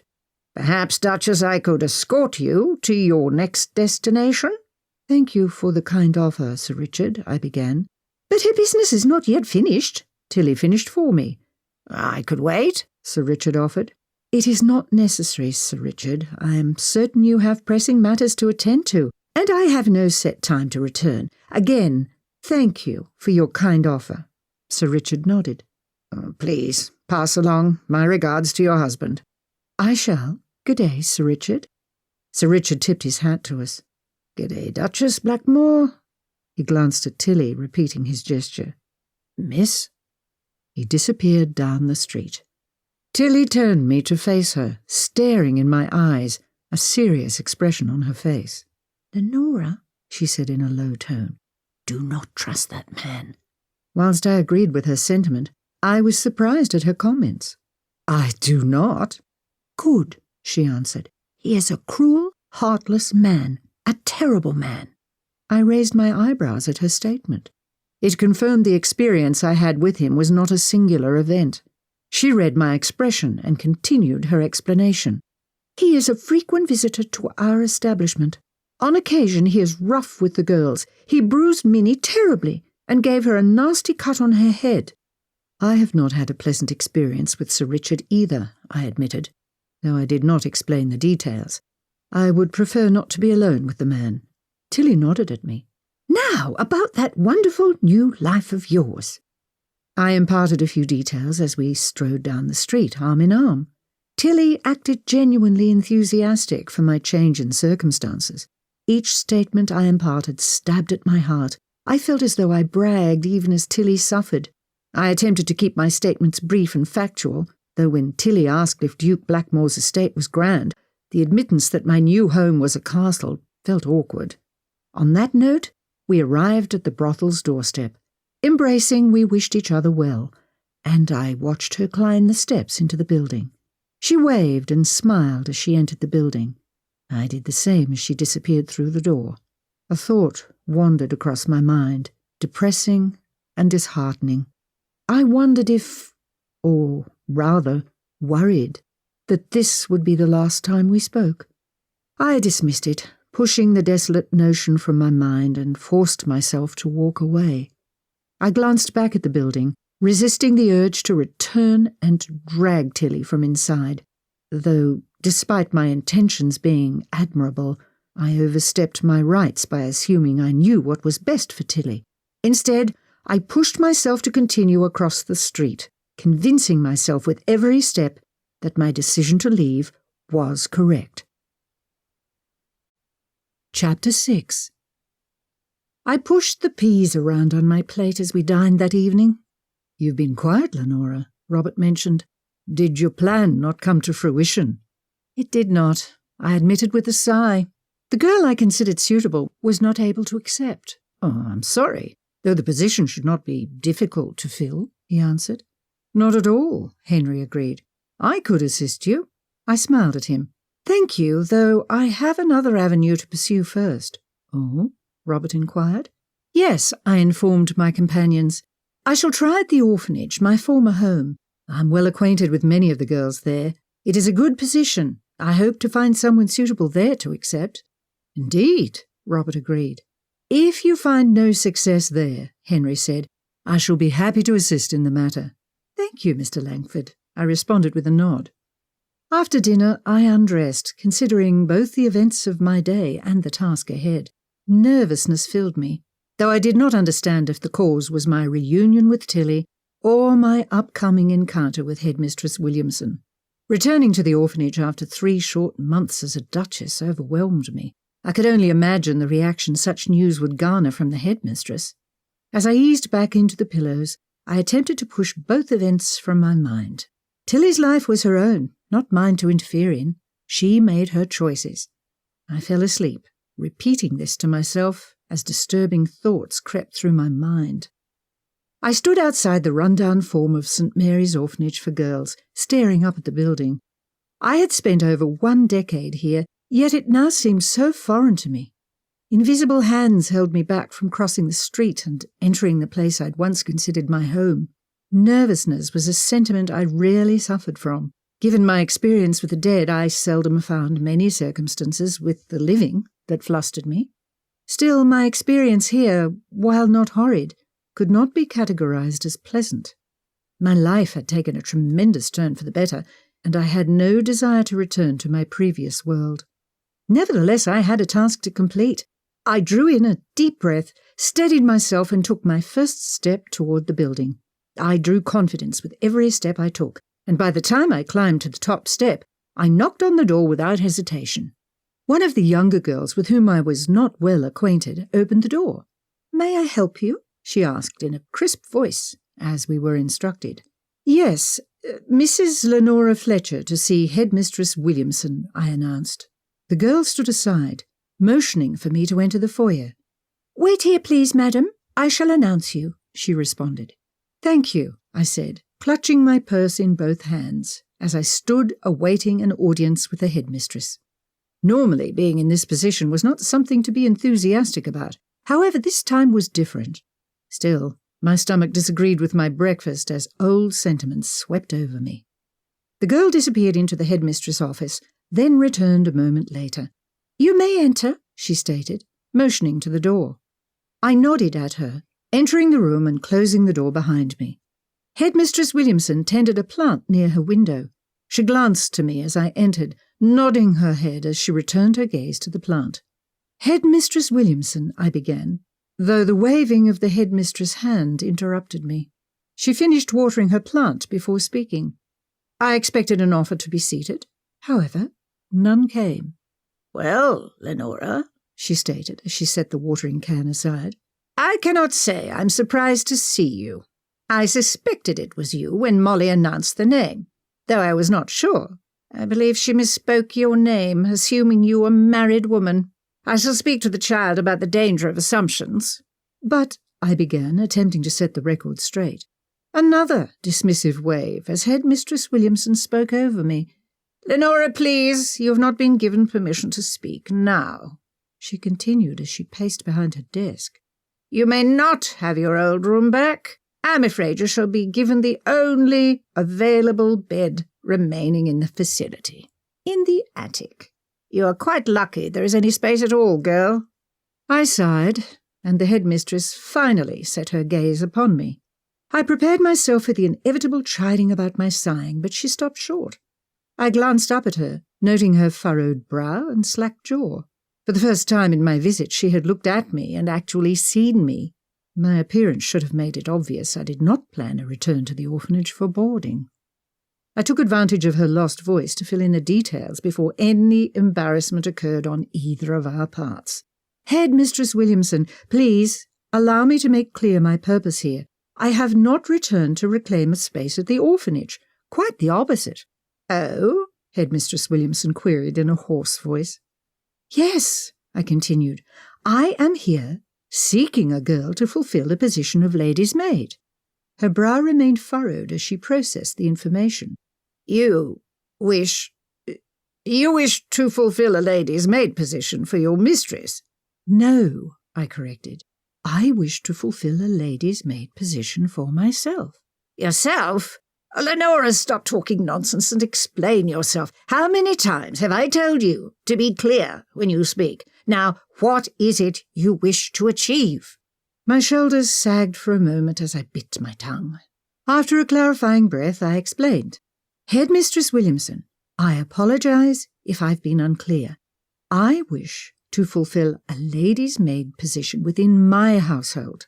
I am married and mistress of the Blackmoore estate." Shock was apparent on the woman's face. She blinked at me as though understanding would not come to her. "You?" she gasped, hesitating and struggling to find words. "You are the Duchess of Blackmoore?"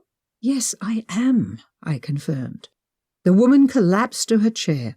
After a moment, she motioned for me to sit across from her. Perplexed, she gazed at me. I perched on the edge of my chair, wondering if I should fetch a glass of water for the poor woman. "I see," she murmured. She raised her eyebrows, swallowed hard, and sat straighter in her seat.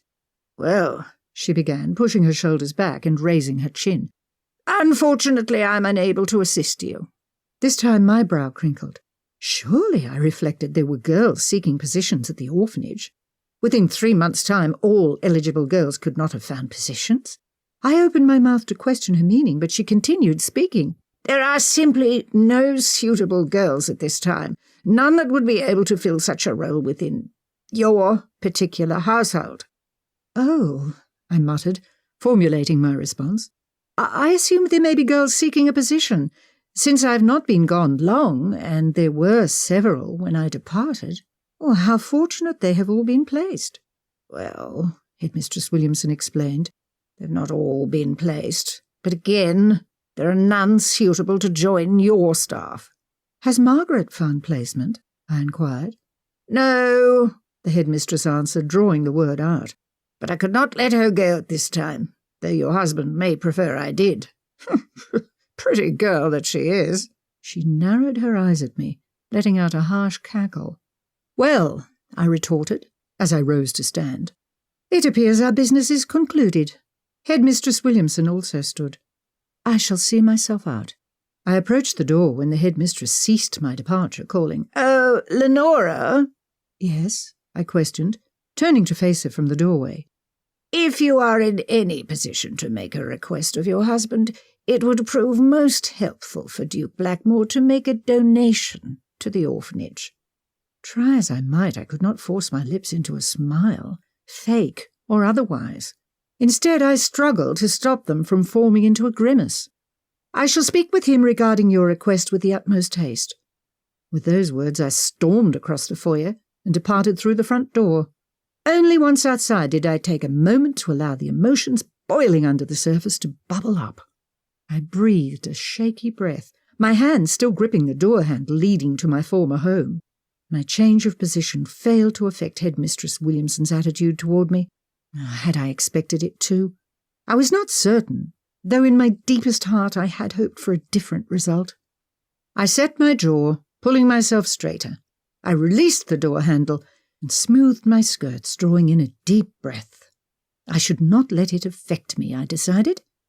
As I descended the steps, I caught sight of Robert crossing the street. "Robert!" I exclaimed. "Whatever are you doing here?" "Collecting you," he responded. "My business concluded early. I hope to locate you and lunch at my favourite restaurant. Now, I warn you, it's a pub." "Are you game?" "I am," I answered, accepting his arm to walk. We wound through the streets, ending our journey outside a pub. Robert stared up at the building, then eyed me. "I hope you don't find the establishment too coarse. The food is quite good." I smiled at him. "I do not object." "You're quite a good sport, Lenora," Robert mentioned, holding the door open for me. We sat in a booth near the fireplace. Warmth flowed from its crackling fire. "How was your visit to the orphanage?" Robert asked, after our order was placed. "Brief," I stated, not meeting Robert's eye. "Headmistress Williamson is very busy." "Was she able to help you settle the position?" "No," I admitted. "She had no suitable girls available." "Really?" Robert questioned. "I'm quite surprised." "As was I conceded. "I've not been gone long. I assumed several of the girls there when I departed remained. Had I realized she had no suitable girls, I would not have wasted her time and mine." "The headmistress must be well connected to have gained placements for all of them," Robert commented. "I did not gather the impression they were all placed, merely that none of them were suitable to join our household." "That seems an odd statement," Robert commented. "Odd or not, it was the entirety of her response. I'm not surprised. She and I were not cordial, though I admit not to have expected the cool reception I received. Despite her lack of help, she did solicit a donation request on your behalf." Robert lifted his eyebrows, but allowed the subject to drop. "Unfortunate she was unable to settle the position. Though, allow Henry to handle it. He will make short work of the matter, I imagine." "I will," I agreed. Our food was served, and I realized as a whiff passed under my nostrils how hungry I was. "Are you anxious to return to the castle?" Robert inquired as we began eating. "Yes," I confirmed. "I'm most anxious to return home." Robert offered a half-smile. "It warms me to hear you call it your home." "I'm glad it pleases you," I answered. "And I am glad it pleases you," Robert replied with a chuckle. "It does," I disclosed. "I have a tremendous sense of contentment there." "Despite your midnight hauntings?" "I'm accustomed to these phenomena." "I must admit it is odd to me how you take these events in stride." I nodded, familiar with the sentiment. Most others with whom I was acquainted found me odd. "Do not misunderstand me, Lenora. I do not find you odd. Merely the ease with which you accept the events surrounding you." A half-smile crossed my face as for the first time in my life I experienced acceptance from another living person. "I am glad," I murmured, unsure how to respond, having no experience with this feeling. We spent the remainder of the meal discussing household details. During the afternoon we took in the scenery in a park, despite the chill in the air, before returning to our hotel. As we approached the building, Robert confessed he had a surprise for me. "A surprise?" I questioned, shocked but curious. "Yes," he mentioned as we entered our suite of rooms. "A crate sat on the table inside the entryway. I hope you shall be pleased." Robert removed the lid, allowing me to view the contents. Books filled the crate to the brim. "For your library," Robert added with a grin. I smiled at him, a genuine open smile. "Robert!" I exclaimed. "Are you pleased?" "Pleased is an understatement," I assured him, returning my gaze to the books. I reached out to touch them, feeling their covers beneath my fingertips. Excitement coursed through me at the thrill of discovery and promise of new adventure the books brought. I imagined the words on each page, inhaled the scent of the paper and bindings. "Your books seem to bring you much joy." Again, I confess to have seldom used the library at Blackmoore Castle, though your zeal for reading is obvious. I hope these editions will bring you delight.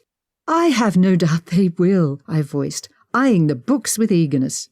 I turned to Robert and with a wide grin exclaimed, "Thank you!" He matched my expression. "You're most welcome, Lenora." He kissed my forehead before suggesting we change for dinner. The following morning brought a dreary January day. Eager to return home, I awoke early and prepared for the journey. Dressed in my peach travelling dress, I awaited the carriage to be loaded for the return trip. My crate of books was placed with the luggage, bringing a smile to my face. We departed following breakfast, and I settled in for the long journey to the Highlands. I hope you don't mind, Lenora," Robert stated as we climbed into the carriage.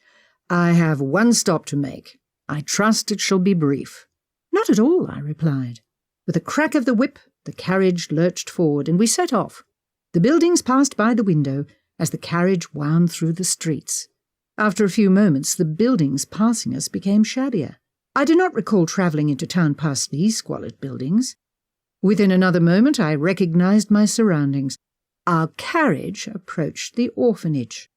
Surprise surged through me as the carriage pulled to a stop outside St. Mary's. Perhaps Robert planned to acquiesce to Headmistress Williamson's request for a donation. The door to the carriage popped open, and Robert exited, reaching inside for my hand. "Come, Lenora, this shan't take long." I accepted his hand as I climbed out of the carriage, still unclear on the nature of our business. We climbed the steps, and Robert introduced us to the child who answered the door. We were shown inside and asked to wait while we were announced. The child ushered us into the headmistress' office moments later. The headmistress sat overlooking papers on her desk. Without glancing up, Headmistress Williamson began speaking. "Lenora, I informed you yesterday that—" "Excuse me, madam," Robert interrupted. Headmistress Williamson's head shot up from her desk, and her mouth gaped open. "Duke Blackmoore!" she exclaimed, leaping from her chair. "Yes, and my wife. You should take greater care, madam, to address her in the proper fashion." "Oh," she hesitated. "Yes, my apologies. Duchess Blackmoore. Won't you both be seated?" Headmistress Williamson motioned to chairs across from her. I'd never witnessed the headmistress flustered before, though it was obvious she was, at this moment. "May I offer you tea?" "No, we shan't be long," Robert responded. Turning to me, he said, "Please sit, dear." I took a seat across from the headmistress, still unclear of the purpose of our visit. Robert remained standing. "What may I help you with, Duke Blackmoore?" she inquired. "Yesterday my wife called on you to discuss the placement of a girl from your school as a lady's maid. You were unable to accommodate the request.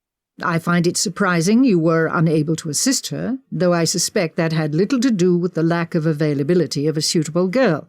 "Well," Headmistress Williamson began, her eyes darting around the room as though searching for an answer. I... The headmistress swallowed hard.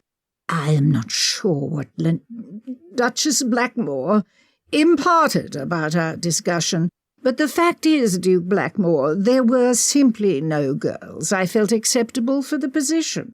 "No girls acceptable for the position, or my wife not acceptable for your girls?" Robert pushed. I realized in that instant the true nature of the visit. My husband had no intention on offering a donation. He meant to scold the headmistress for her treatment of me. Guilt washed over me. I should not have mentioned my disappointment over the incident yesterday. "Robert," I whispered, reaching for his hand behind his back. Headmistress Williamson's mouth quavered as she considered her answer. That is what, headmistress?" Robert pressed on. "This isn't necessary," I breathed, as I stood. "An apology from Headmistress Williamson is completely necessary," Robert assured me. "Please, sit, dear." I regained my seat, at my husband's behest. "Apology?" Headmistress Williamson queried as she seated herself. "Yes, I do apologize for our inability to fill your staff position. However," her voice faltered as she glanced to Robert. Robert raised his eyebrows at the word, waiting for her to continue. "However, given Duchess Blackmore's unique view of the world," she paused, "I'm not sure if you are aware of it, but I felt it most appropriate to—" Robert held up his hand. "I shall stop you there, madam."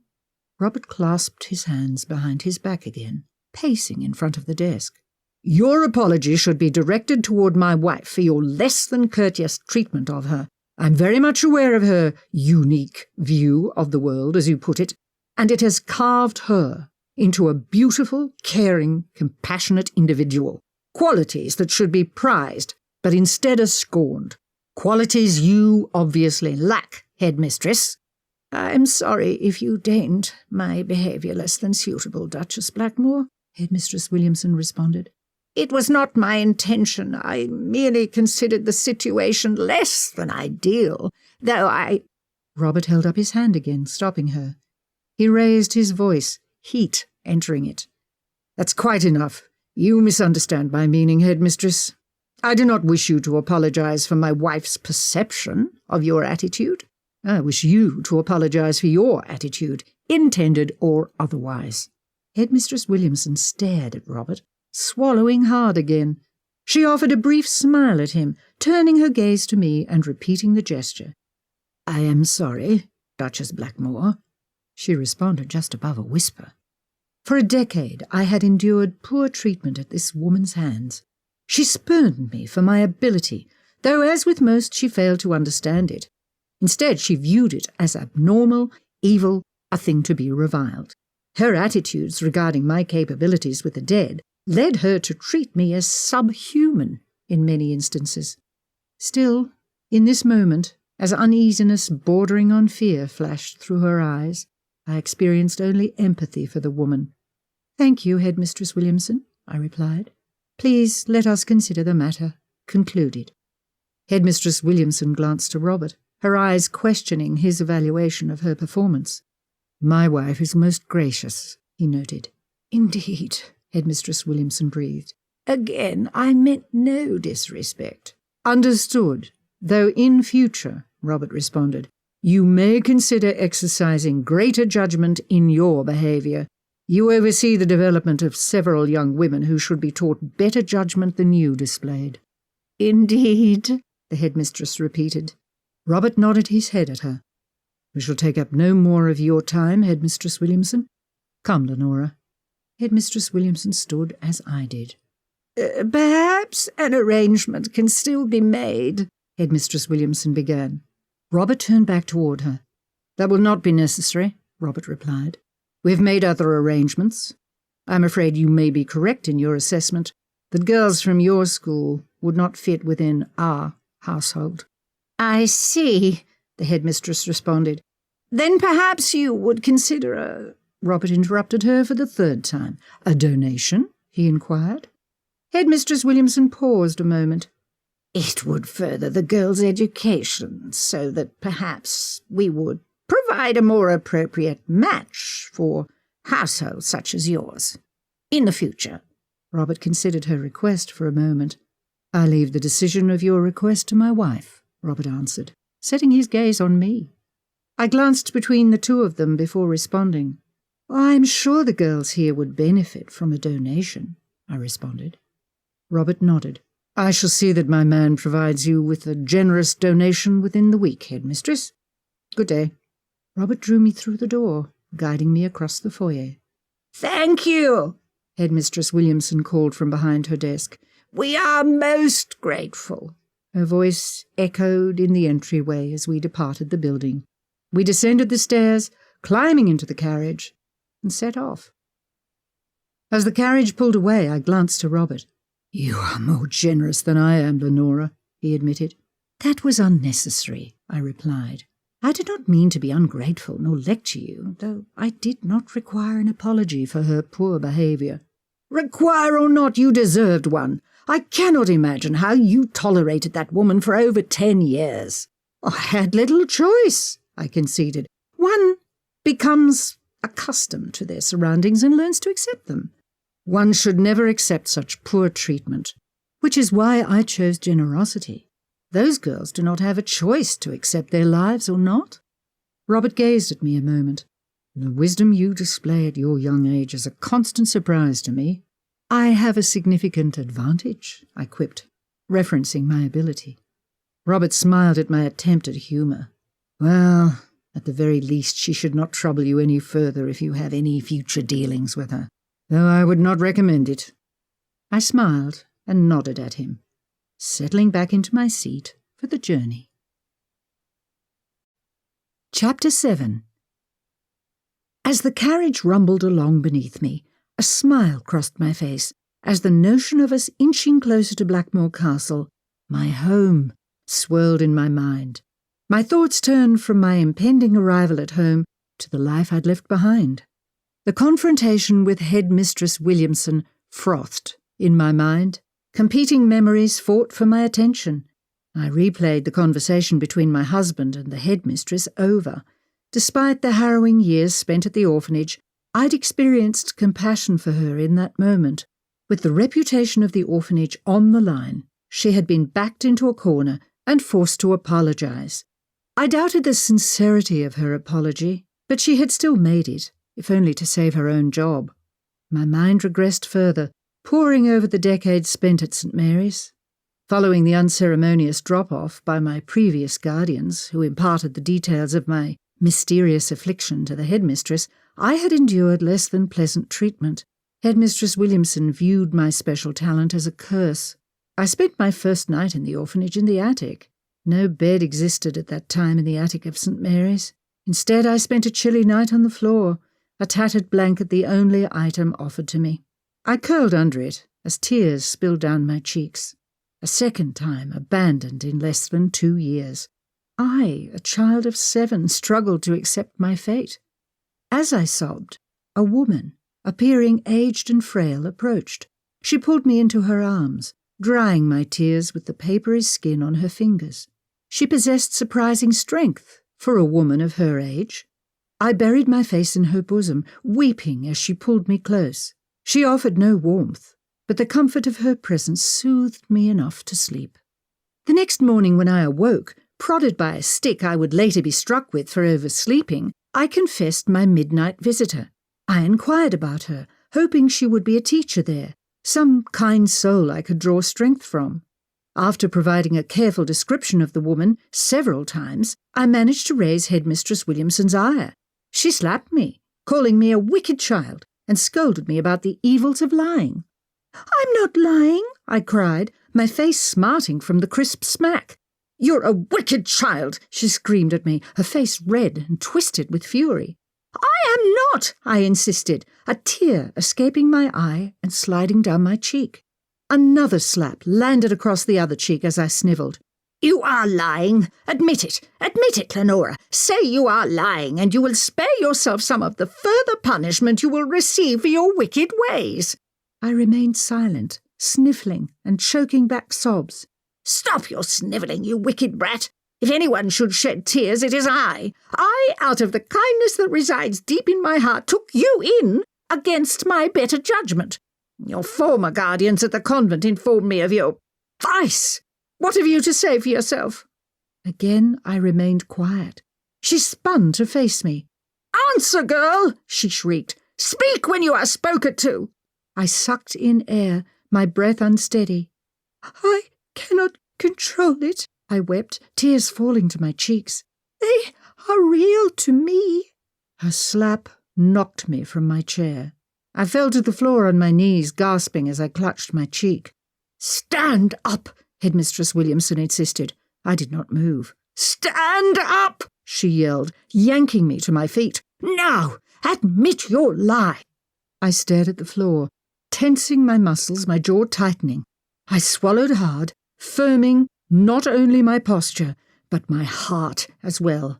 I would know no peace here, no acceptance. To survive, I would need to adapt. I licked my lips, my gaze flickering up to the headmistress' face. My bottom lip quavered as I spoke. "I lied." "About?" she queried. "I did not see the woman," I responded. The woman's lips curled into a cruel smile. She paced the floor behind her desk.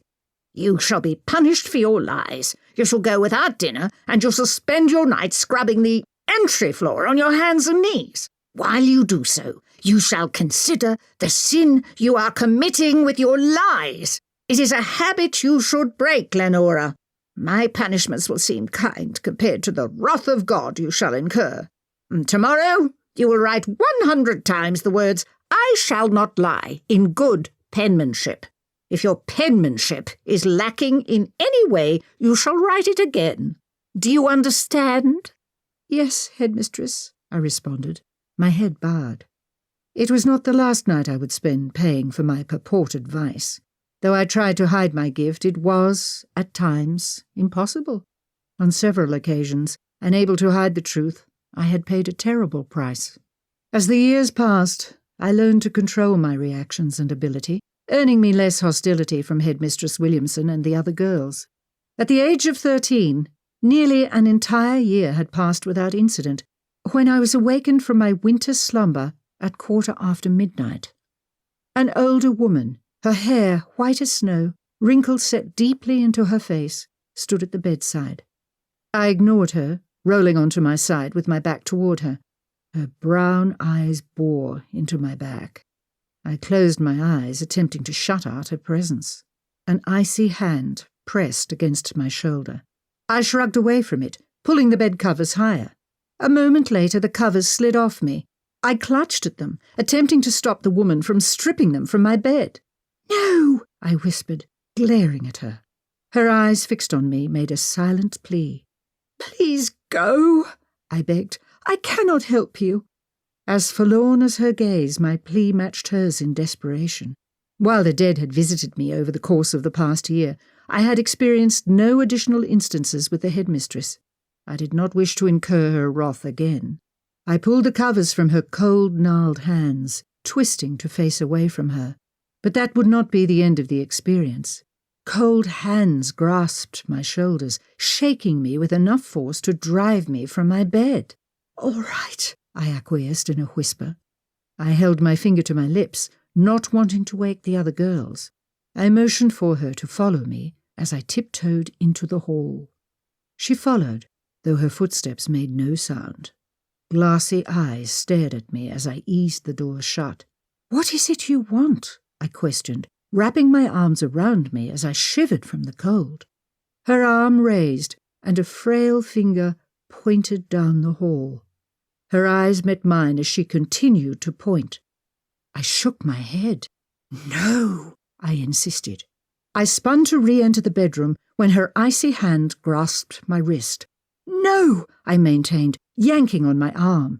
The woman did not relent. "Please," I begged. "You do not understand."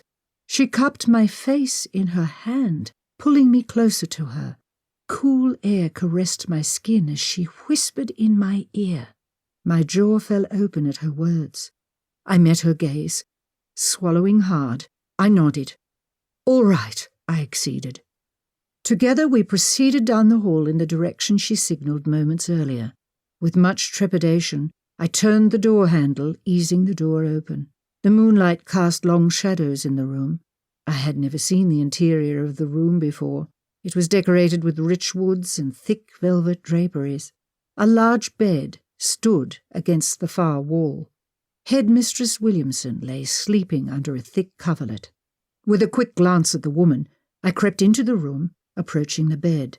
My trembling hand reached toward Headmistress Williamson. I touched her shoulder, and I gently rocked her. It took several attempts, but eventually I roused her from her slumber. She startled awake, staring at me with bleary eyes. "Lenora!" she barked, recognizing me. "What are you doing here? How dare you enter my bedroom?" "I apologize," I replied, shrinking back from her bed. I glanced toward the spectre behind me. "It is urgent." "Has something happened to one of the girls?" Headmistress Williamson questioned, rising from her bed and donning her robe. I shook my head. "No," I choked out. "Well, what is it then, girl? Do you find this an amusing game?" "No, Headmistress, my apologies. However—" I paused. "Spit it out, girl," Headmistress Williamson responded, approaching me. "It is your mother," I explained. Her face changed. Anger at being awoken replaced by confusion. Her brows knit together and her jaw slackened. She stared at me, silent for a moment. The ghost clutched my shoulder, whispering in my ear. "She has several things she would like to say," I began. Headmistress Williamson found her voice, cutting me off. "This stunt is not entertaining, Lenora, and you shall be punished for it in the morning. I'm too tired to deal with your games now." "You do not understand," I protested. "I understand perfectly well. It is you, Lenora, who does not understand. You consider yourself clever, playing this ruse of my mother visiting you. However, my mother is alive." I pressed my lips together as sorrow filled my heart. "She passed earlier this evening, Headmistress. I am so very sorry." Headmistress Williamson stared at me, frozen in her place for a moment. What a horrible girl you are, Lenora. Your antics disgust me. I am sorry, but it is the truth. She has suffered from pneumonia these past months and succumbed to it earlier this evening. She grimaced at me, but I continued. I can prove it, I claimed. Prove it, she scoffed. Yes, I insisted. Cool air brushed past my ear as the spectre whispered into it. I spoke, recounting what she told me. When you were young, about 6, you found a kitten, grey-striped, tiny, and with a malformed back foot. You took it in, caring for it. You hid it from your mother, assuming she would not allow you to keep it. Despite the care you gave it, it died, and you wept for 3 nights over it. Your mother knew, and she wasn't cross with you. In fact, she admired you for it, and she wanted to tell you its death was not your fault. The kitten could not have been saved, but your care of it made its only days on earth tolerable. It knew love, and she was very proud of you for what you did. Tears filled Headmistress Williamson's eyes, and her breath caught in her throat. How? She choked out. I continued, information still flowing into my ear from the spectre of Headmistress Williamson's mother. She wants to tell you she's very proud of you. Your position here is an achievement. She forgives you for not coming when she wrote to say she fell ill. You could do nothing to change the outcome. A tear fell from Headmistress Williamson's eye, and she clutched her stomach. With a gasp, she collapsed onto the bed. I approached her, putting my hand on her shoulder. Your father's departure was not your fault. Headmistress Williamson's head bobbed up. Her eyes stared into mine. Her lips trembled as she held back sobs. He and your mother had a terrible falling out. He rushed out of the house. Your mother let him go. He did not return. She heard a rumour later that he had been drinking. He was always an angry drunk. An altercation occurred, and he died. She did not have the courage to determine if the story was truth or rumour, so she continued to deny it. It led you to believe your father may return, that he had left because of something you did, but that isn't true. She wanted you to know. She did not want you living the rest of your life believing you drove your father away. I paused. She loved you, Miriam. I offered a slight smile as she gazed at me. She wept, bending at the waist and resting her head on her knees. I eased onto the bed next to her, allowing her time to grieve. I placed my hand on her back as I fixed my gaze on her mother. The spectre stared at the huddled form next to me. She shifted her gaze to me, a tiny smile crossing her lips. She nodded to me. I returned the gesture, and she stalked across the room without a sound. She glanced back before passing through the door. After several moments, Headmistress Williamson regained her posture. She wiped at her face. I offered her a handkerchief from her night table. She dried her eyes. We sat for several more breaths in silence before Headmistress Williamson stood. I rose as she did. She breathed a deep breath, squaring her shoulders and raising her chin. She set her jaw and made eye contact. "Go to bed, Lenora. Speak of this to no one," she instructed. I nodded and crossed the room without comment. As I stepped through the doorway, I reached behind me to shut the door. "Oh, Lenora," Headmistress Williamson added, "do not expect this incident to change my opinion regarding you and your ability. I still find it abnormal, amoral, and foul." I nodded to her again and pulled the door shut, retiring to my bed. After that night, while there was still no love lost between us, Headmistress Williamson and I avoided each other as much as we could. My treatment, though still callous, lacked the usual cruelty I endured as a younger child. The carriage rocked after hitting a bump in the road, and my mind snapped back to the present. My situation no longer depended on the whims of a harsh and spiteful woman. I drew in a deep breath, gazing at the scenery as it passed. Each passing moment brought me one step closer to my home. The thought brought a small smile to my face, and I rested my head against the side wall as I continued to gaze out the window. Chapter 8. Blackmoore Castle rose from the mists high atop the moor. The sight delighted me, setting my heart aglow with excitement. This had been my first extended trip away from my new home since I'd arrived 3 months prior. Even in that short time, the attachment I'd formed to the property ran deep. The connection surprised me.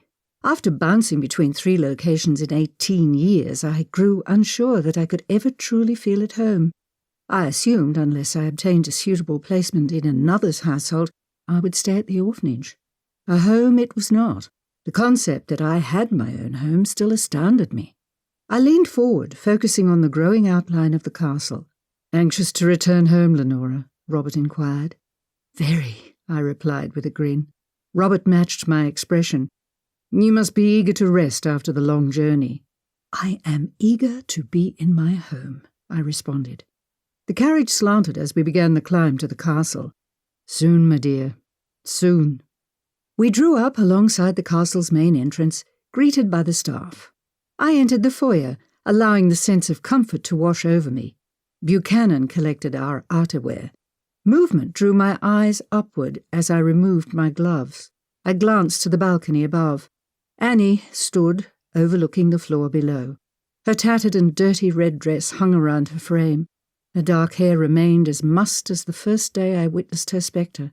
Perhaps she had missed me in my absence, I pondered.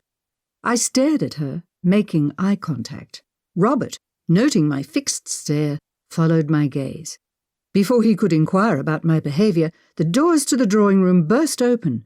A young, dark-haired man emerged from the room beyond. Even from a distance he smelled of liquor.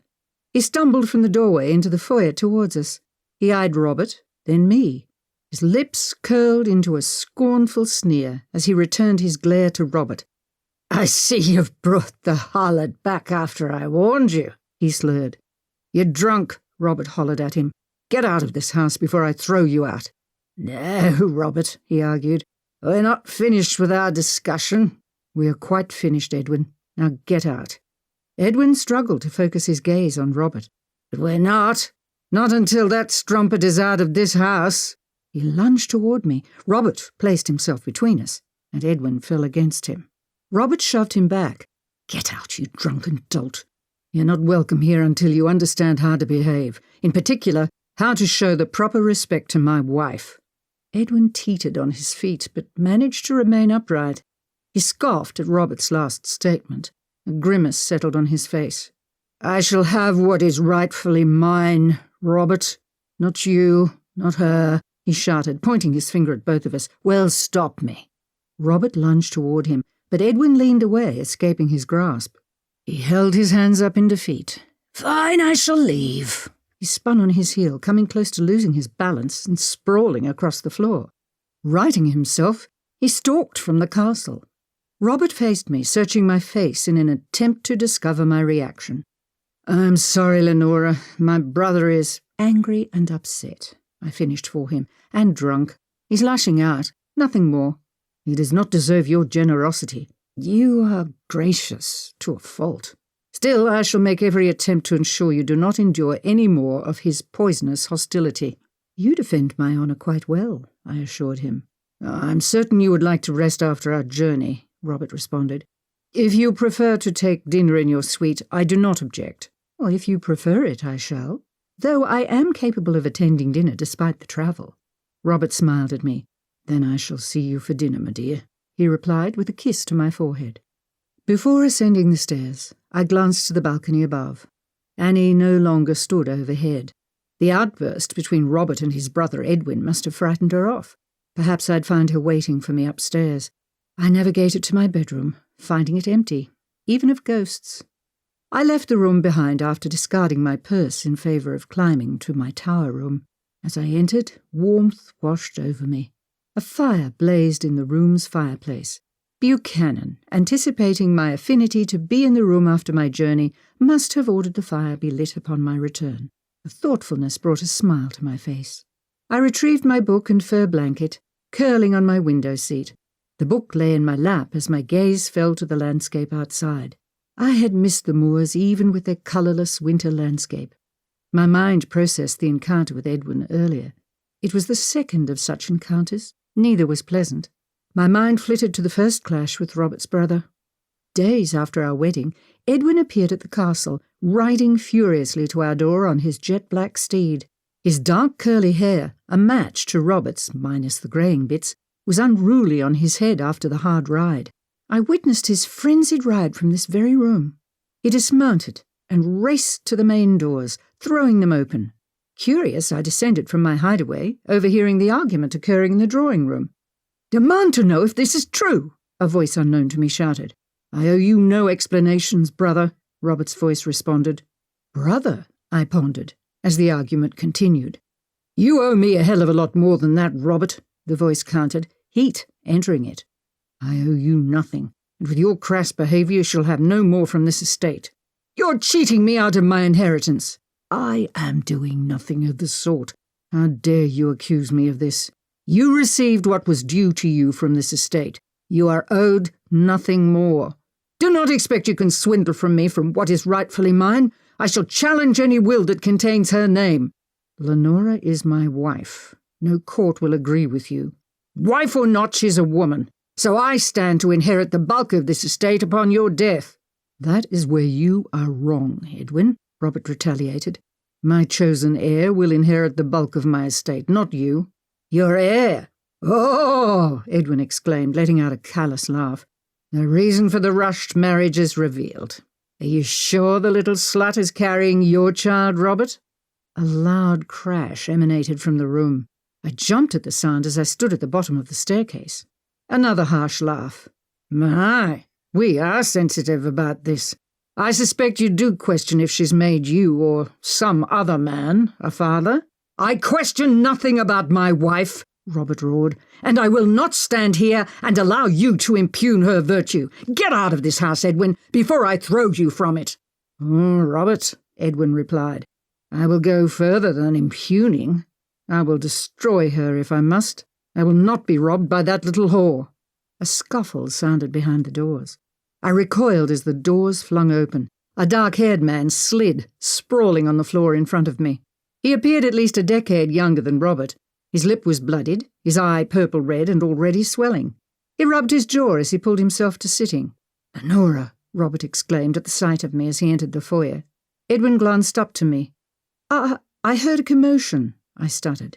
Edwin climbed to his feet, his eyes surveying me from head to toe.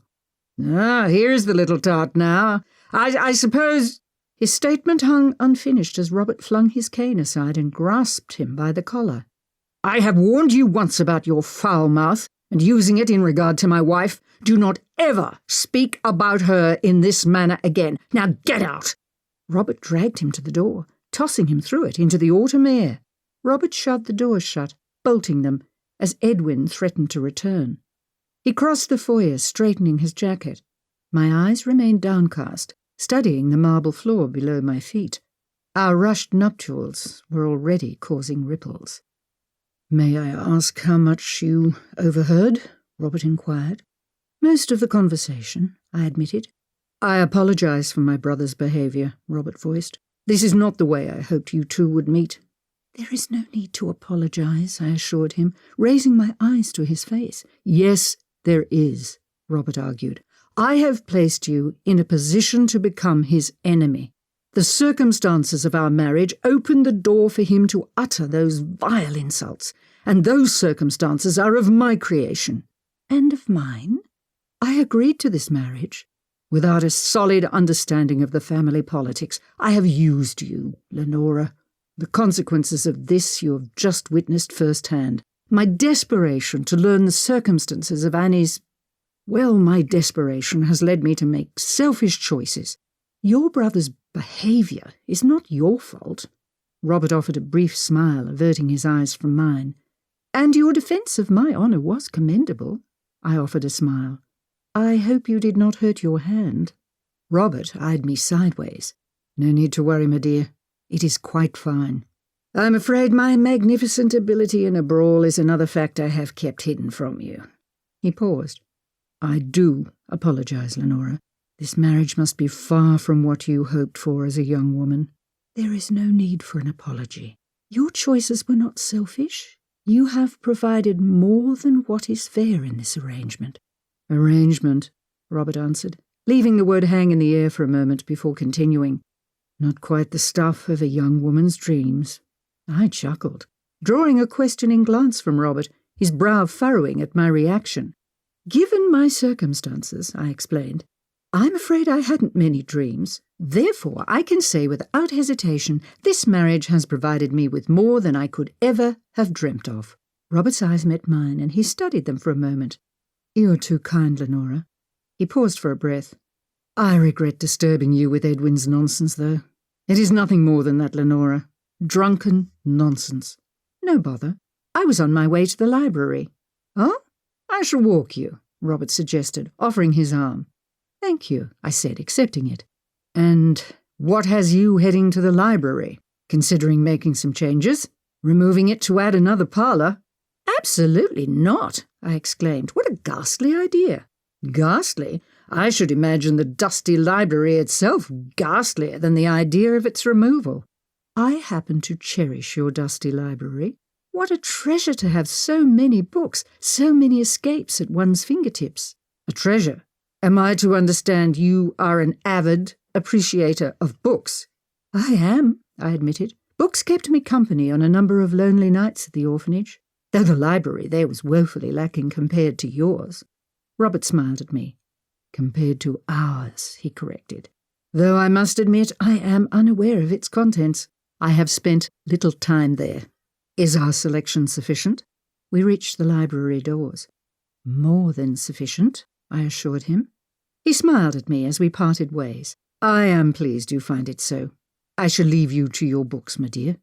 I glanced down at the book on my lap, one that I found within our library after my arrival, with a smile. The library far surpassed the one in my previous residence and had brought me many hours of enjoyment. I opened the book to the marked page to continue my reading. As I settled into the first words of the chapter, a chill suddenly overtook me. I clutched the blanket closer to me, drawing it further up my lap. Perhaps the chilly air outside made my window seat too cold a place to read, I mulled. I glanced to the fireplace. Large flames still danced inside it, and I considered drawing closer to it for warmth. Before I could make my decision, my fur blanket began to slide slowly off my lap, taking my book with it. I grabbed at it, pulling it back toward me. I snuggled into it, tucking it around me, and retrieved my book. I had not read 2 words when the blanket began to creep toward the floor again, as though something weighed it down. I pulled it back, ensuring no parts of it remained on the floor. With a deep inhale, I returned to the pages of my book. Within seconds, the blanket inched away from me for a 3rd time. I grasped at it, now realizing the source was otherworldly. A powerful force tugged against my grip. "Show yourself," I ordered. Nothing appeared. Instead, the yanking grew stronger. I wrestled with it, clinging to the blanket as my book clattered to the floor. "Stop this nonsense at once. If you're not willing to show yourself, stop. You are acting like a child." The force on the blanket ceased, and the lack of tugging in the opposite direction caused me to fly backward, striking my shoulders and head against the wall behind me. With a groan, I rubbed my head where it hit. The damage seemed minimal, though. I tucked the blanket round me again with a sigh and leaned over to retrieve my book from the floor. Opening it to the marked page a 2nd time, I attempted again to read the first sentence of the paragraph. Halfway through, an unseen force ripped the blanket from my lap, sending it flying through the air and discarding it on the opposite side of the room. "Annie," I questioned, "is that you?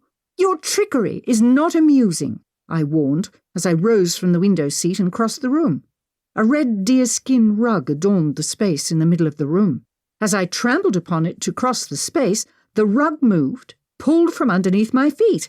I landed hard on my backside as objects lifted from the various surfaces of the room and floated. As I attempted to pull myself upright, a voice joined the fray. "Lenora, what's happening?" Robert shouted, alarm sounding in his voice.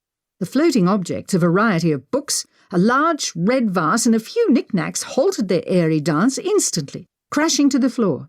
By sheer luck, the vase landed on the chaise, preventing it from shattering against the hard stone floor. The porcelain trinket box I'd borrowed from another room in the castle did not fare as well. "Oh, no," I cried, reaching for a splintered piece of the small box. "Careful," Robert warned, rushing to my side and removing the piece from my fingers. Lenora, what happened? Were my eyes deceiving me? No, I responded with a shake of my head. Just a bit of mischief. Mischief?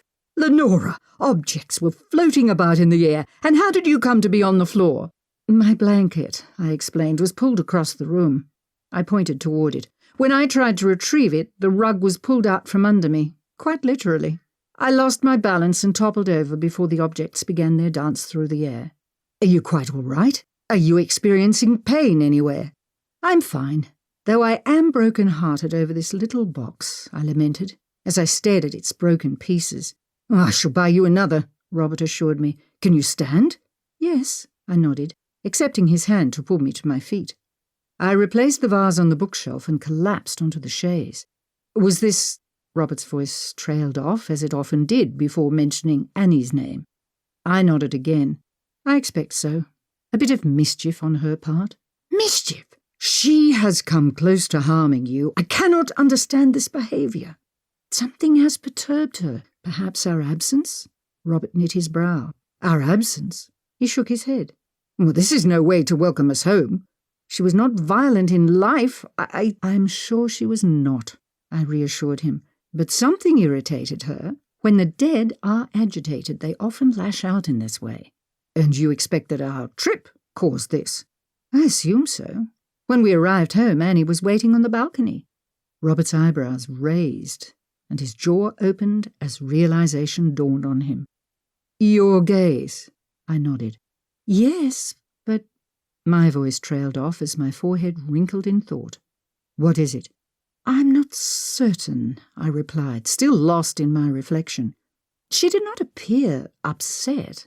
I had hoped we would finally have the chance to communicate. I imagined our absence may have been a constructive action. Yet it appears not to have been, Robert replied, studying the mess on our floor. No, it does not appear so, does it? I agreed. A pity, but I shall keep trying. Robert smiled at me. I realize you will, though please be careful, Lenora. Her hijinks grow bolder. I loved Annie, but I do not want to see you harmed by her in her misguided distress. I shall be, I promised. Robert nodded to me. Oh, were you searching for me? In all the commotion, I'd forgotten you arrived here. I assume you needed something? I wanted to determine if the room had been prepared adequately for you. I worried Buchanan may not have built a fire and it may be too cold. Buchanan did not forget, I acknowledged, motioning toward the roaring fire. Well, with that settled, I shall set to work tidying the room. No, I shall have Buchanan handle it. Perhaps you should rest, given the travel and the latest events. I gathered my book from the floor. I shall read in my room. I hope you are undisturbed. Chapter 9. Days passed before I encountered Annie again. Mr. Langford arrived with a lady's maid in tow, having sorted the matter out in the course of 2 days. Ella Sinclair arrived at Blackmoore Castle with little more than I did. The girl, older than I, which seemed strange to me, had come from a reputable estate with good references in hand. Her previous employer had passed on. She did not mind the change of scenery and gushed about the beauty of the highlands and the estate, despite the dreariness of the winter landscape. I had never seen the grounds in the spring and summer, so I could not offer much regarding any changes, but her appreciation of the landscape matched mine, allowing us to converse easily. Her arrival prompted a visit from Annie. On her first night, while she assisted me in dressing for dinner, the door to my room creaked open. "Oh," Ella exclaimed as she fussed with my hair. "Oh, my apologies, Your Grace, I must not have latched it properly." Ella set the comb down on the dressing table. "Leave it," I instructed. "It's no bother." "Oh, of course, Your Grace," Ella responded, resuming her hairstyling. In the mirror's reflection, I could detect the reason for the door's sudden and unexpected movement. I recognized the familiar dirty red dress and dark hair hanging around an obscured face. Annie had visited to assess the new arrival.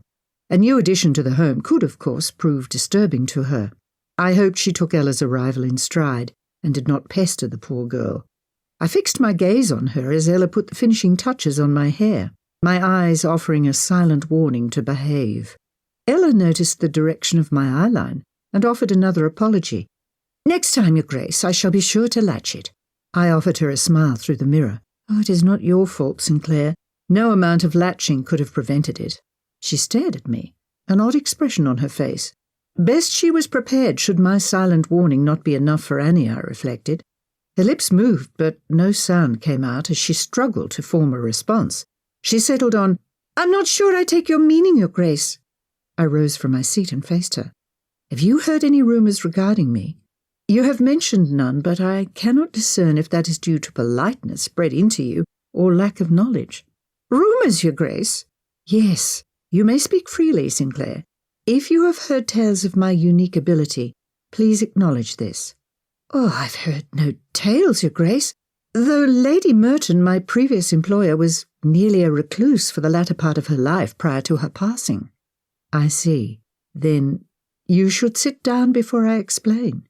"Oh, there is no need for that, Your Grace," Ella assured me. "In discussing my ability, I have often found bluntness to be the best approach. Dancing around the subject often led to confusion or misunderstanding. Therefore, I launched directly into my explanation. The dead often walk among us. Most people do not witness them, but I do, and I can communicate with them," I responded, cutting to the chase. The admission took a harder toll than Ella was prepared for. She collapsed onto the chaise with my assistance, her face turned deathly pale, her eyes wide and her jaw slack. I allowed her time to recover. "Oh, forgive me, Your Grace," she said after a few breaths, still clutching my arm. I understand," I assured her. She swallowed hard and glanced at the open door. "The door?" she stuttered, staring at me, her eyes questioning. I nodded in response. "Yes," I responded.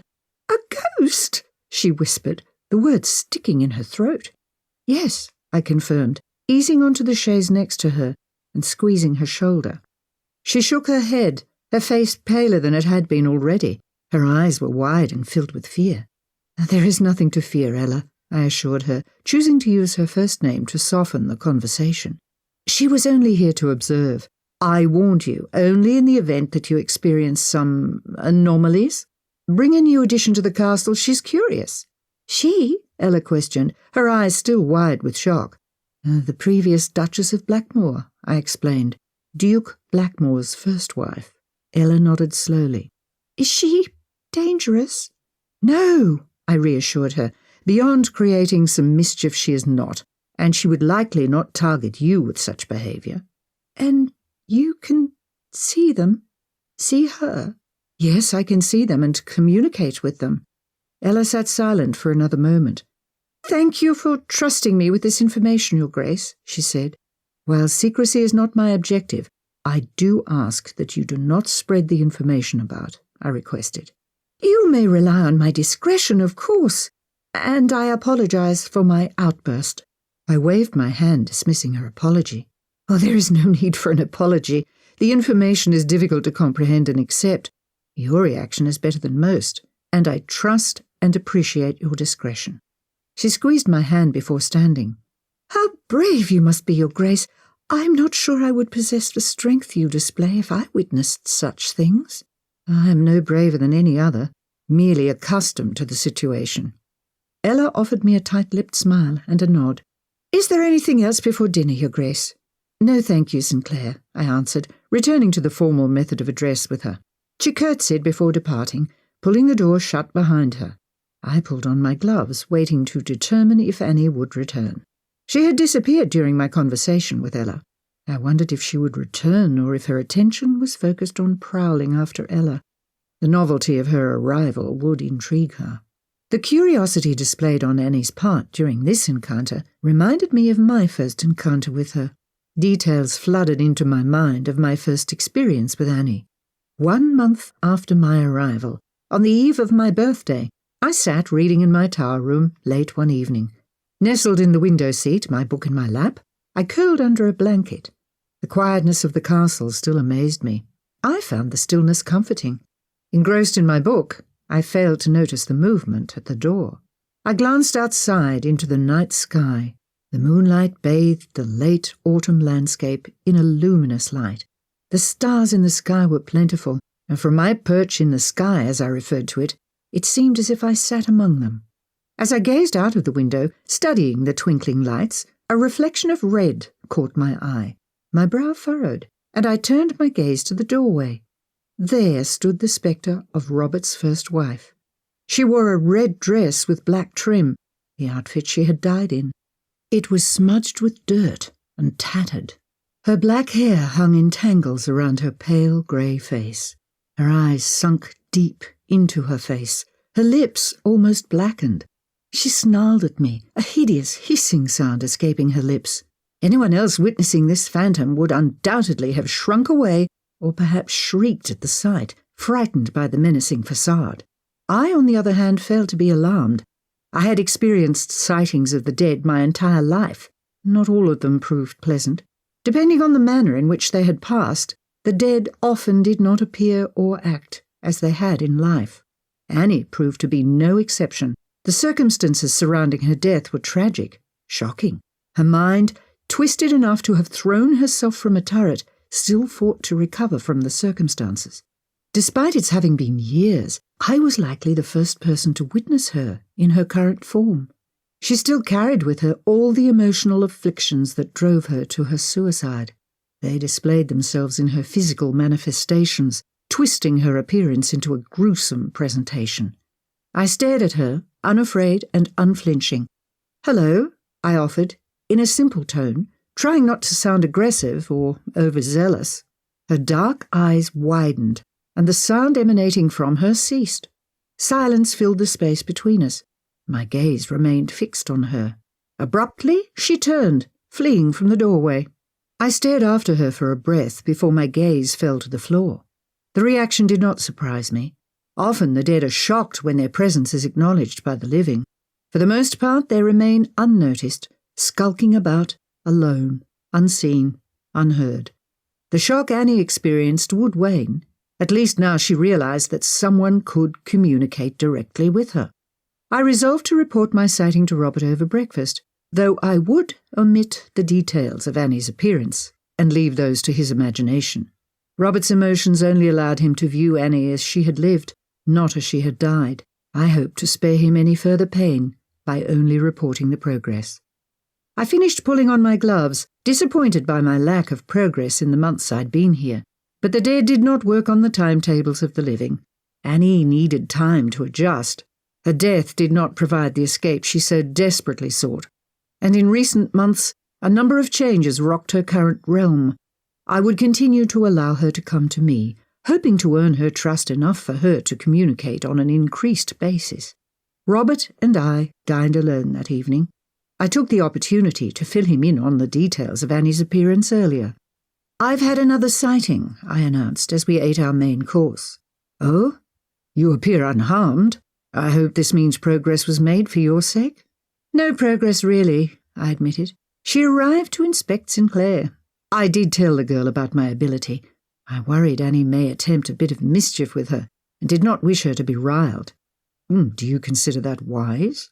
How did the girl take it?" "Quite well. I commended her. She was shocked, but did not fall to pieces. Given the closeness with which we worked, I consider it best she understand my uniqueness. Also, I was not certain if she perhaps already knew about my ability." "How would she learn of it?" Robert inquired. "I know of no specific avenue by which she would learn of it, merely a guess." "Did she know of it already?" "No," I responded. "She was blissfully unaware. A luxury she's no longer afforded." A moment of silence spanned between us before I issued a query of my own. "How did you learn of my ability?" Robert studied me for a moment before responding. "Lord Robertson informed me. He took on a girl from St. Mary's. Discretion was not the girl's strong suit. She confessed your secret to several other staff members, including Lady Robertson's lady's maid. The tale spread from Lady Robertson to Lord Robertson and then to me." I considered his response. "It seems a rather odd tale to spread within your circle," I mused aloud, not really expecting an answer. The information about an orphan's odd ability seemed of little interest to high society, no matter how unique it may be. "Quite. He divulged the information to me when I was at rather a low point. We had held a séance to attempt to reach Annie, which was disastrous. Lord Robertson offered the tale as a proposed alternate solution. I believe he meant to offer me hope. I'm certain he did not expect me to pursue the avenue as zealously as I did. I see, I responded, parsing his answer in my mind. Robert continued. When I learnt of you, I searched for information, questioned the girl who was your classmate, and tracked you down at St. Mary's. You know the rest. I offered a smile. You spirited me here and offered me a new life. Yes, I offered you anything I could because you offered me so much more. You offered me hope, Lenora, an avenue to reach out to my former wife, to determine why she— He glanced to me, trying to force a smile on his face. But it faltered, and he lowered his eyes to his plate. Let us not speak of it, I replied. We shall concentrate on the hope you experienced instead. Robert met my gaze, offering me a fuller smile. Yes, we shall concentrate on the hope. I nibbled at my carrots, a question nagging in my mind. I preferred not to ask it, realizing the pain Robert already endured by speaking of Annie's demise. Instead, I offered a pleasant expression as I glanced up from my plate. Robert continued to stare at me for a moment. His eyes narrowed, and he pursed his lips before speaking. What is it, Lenora? I swallowed, avoiding eye contact. Oh, what do you mean? I responded. Something is on your mind, Robert presumed. What is it? It's nothing, I dodged, still avoiding his gaze. Lenora, Robert prodded, I already know you well enough to realize something pervades your thoughts. My mind is clear, I assured him. You would fib even to your husband, he teased. The coquettish witticism roused a chuckle from me. All right, I surrendered. I confess a question is darting around my mind. What is it? You mentioned an ill-fated séance. I was curious about it. Though if it is too painful a memory, we need not discuss it. Oh, yes, Robert responded. It's not too unpleasant. We'd had disturbances in the household since Annie's passing. A distant relative wrote to me and suggested it may be Annie reaching out, and we may attempt contacting Annie through a séance. I had no experience in the matter, but the avenue provided a distraction in the form of research. I set my fork down, giving Robert my full attention, listening to the recounting. I found a medium, and she recommended I gather several individuals to participate. I followed her instructions, inviting Lord and Lady Robertson, Edwin, one of Edwin's friends, and his spouse. With the details set, everyone arrived on a stormy spring evening. I realize how stereotypical this must sound, like a Gothic novel, but Robert's voice trailed off as though unsure he wanted to continue. Oh, not at all, I responded, encouraging him to go on. Please, continue. Everyone gathered in the drawing room.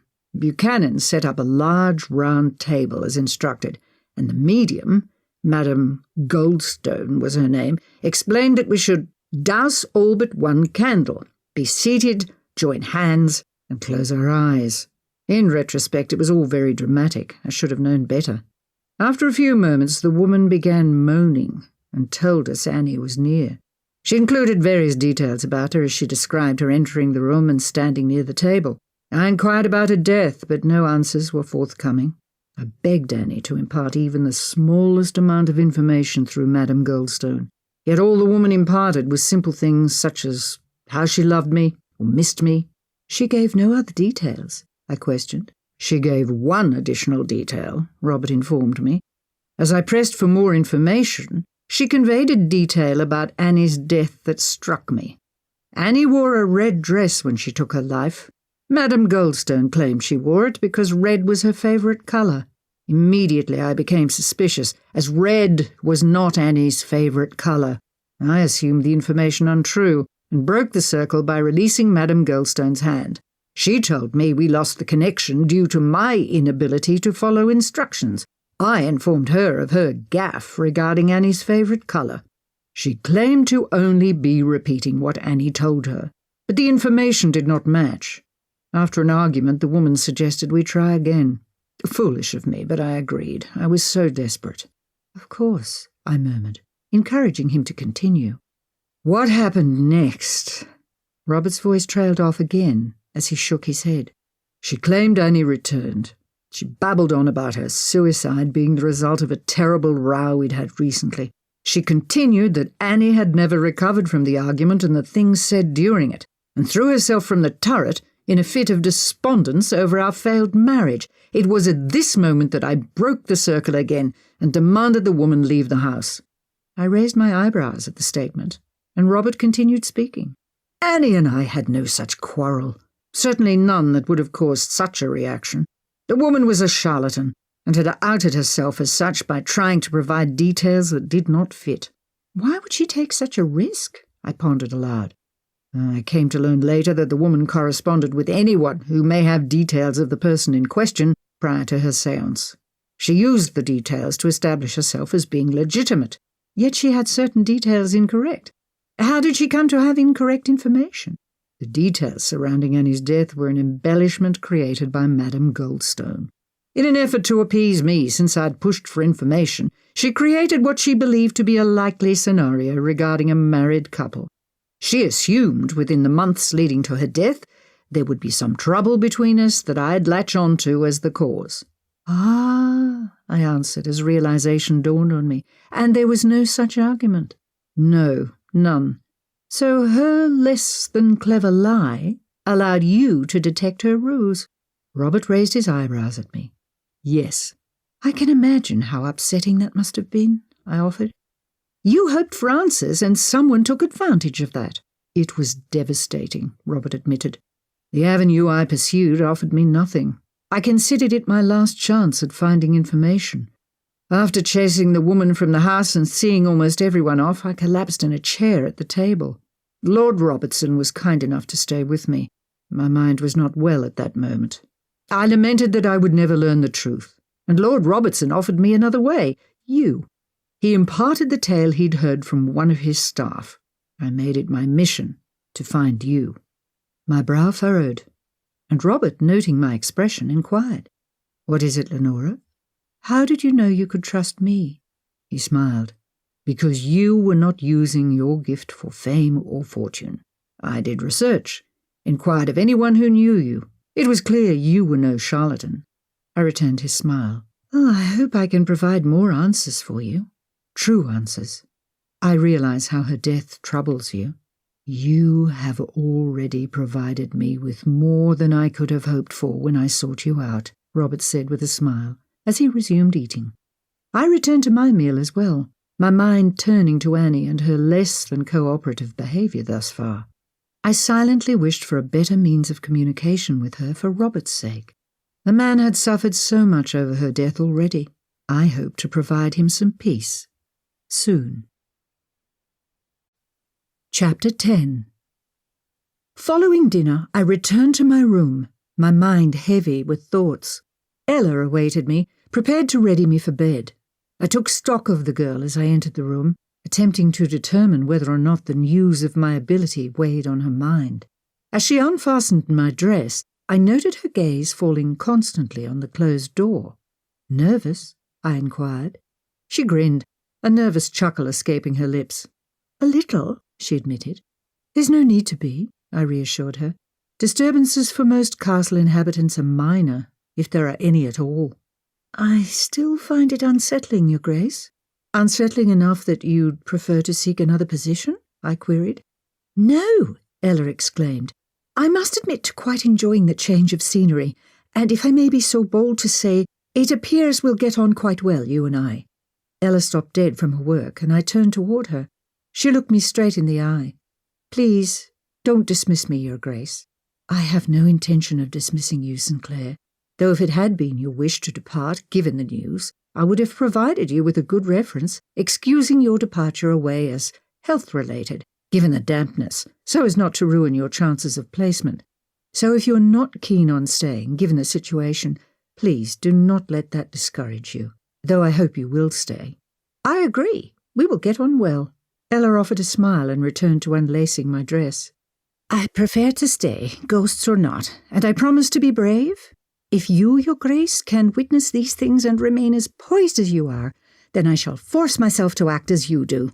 I have the benefit of a lifetime of experience, I countered, but in time one becomes accustomed to these things.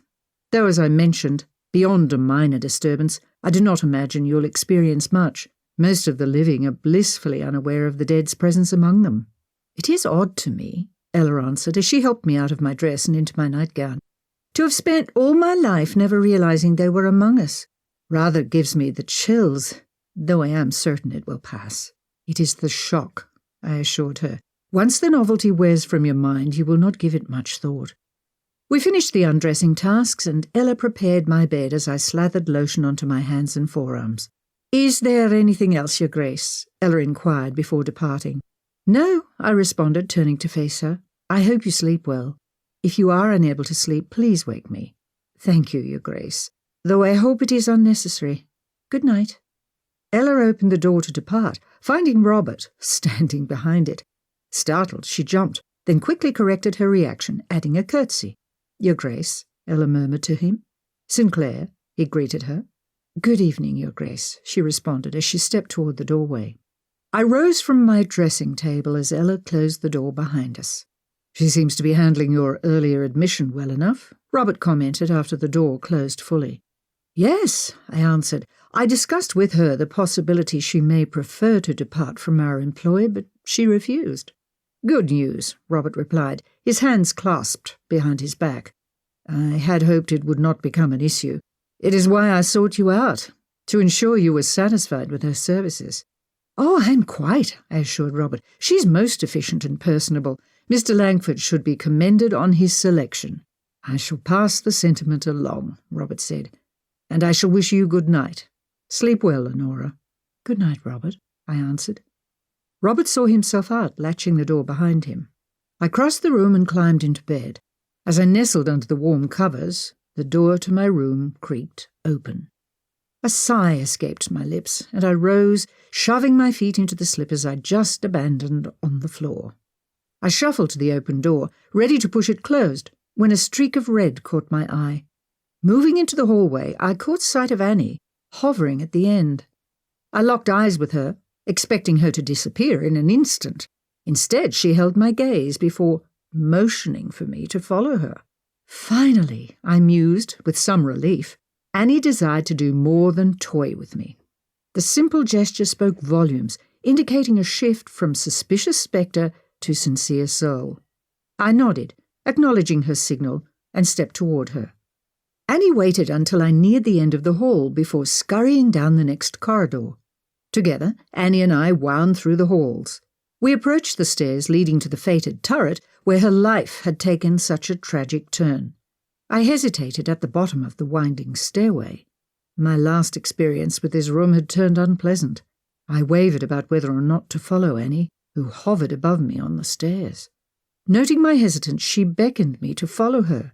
"Can I trust you this time, Annie?" I questioned, without receiving a response. Instead, she repeated her gesture, coaxing me to follow. I shoved aside my reluctance, placing my foot on the first stair. I began the climb up. Satisfied that I was following, Annie resumed her ascent. As I rounded the corner, Annie awaited me in the doorway. Something in her eyes resonated in the depths of my soul.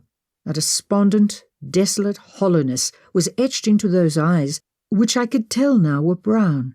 She receded further into the room as I arrived at the top of the stairs. Annie stood by the room's single window, her back to me. "Annie?" I questioned softly as I took a few steps into the room. Annie turned toward me, the forsaken expression replaced by something darker. Her expression alarmed me, and I retreated to the door. Before I could reach it, it slammed in front of me, and I heard the distinct sound of a clicking lock. I tugged at the door, twisting the knob without any success. I pounded against the door, demanding it be opened. I spun to face Annie again. "Open the door!" I shouted. Annie cocked her head, contorting her face into a twisted smirk. "Annie," I said, forcing my voice to remain calm, "I realize you are attempting to communicate with me. There is a better way to do this." Annie narrowed her eyes. I continued. "I understand how confusing this must be for you. Most of the living do not notice you. They go about their lives, never recognizing your presence. But I am different, Annie. I have spent my entire life communicating with the dead. Please, Annie, let us become allies." Annie stared at me, her glassy eyes filling with a mix of emotions. For a moment I expected her to weep and guessed progress may finally come. Then another noise broke the silence between us. "Lenora!" Robert called, jiggling the door. "Lenora, are you in there? Why is the door locked?"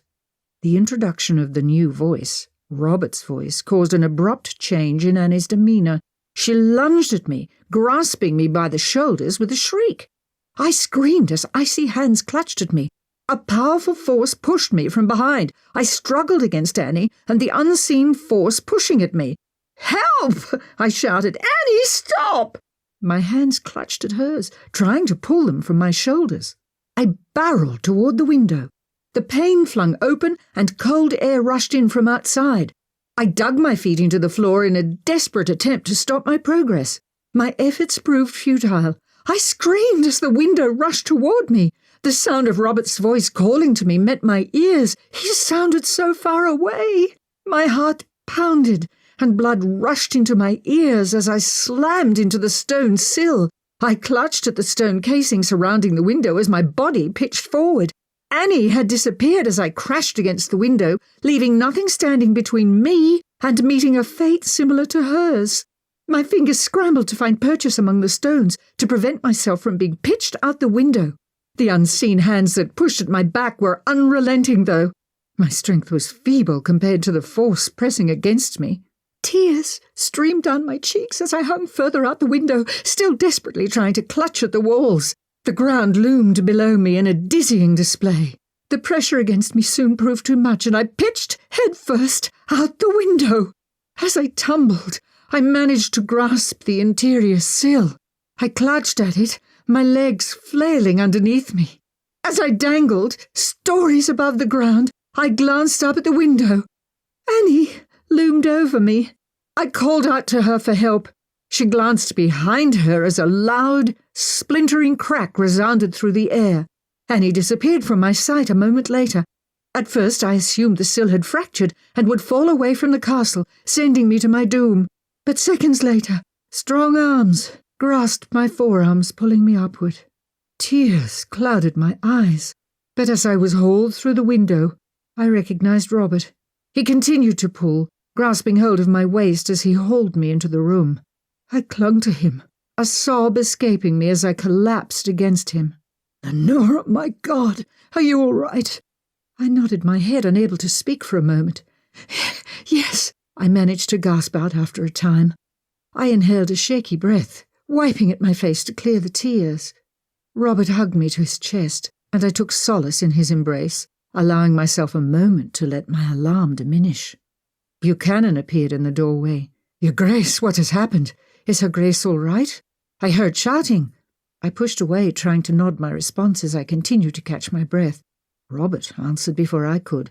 "No," he responded, still holding me close. "No, she's not all right. She has experienced quite a fright and was nearly harmed beyond repair.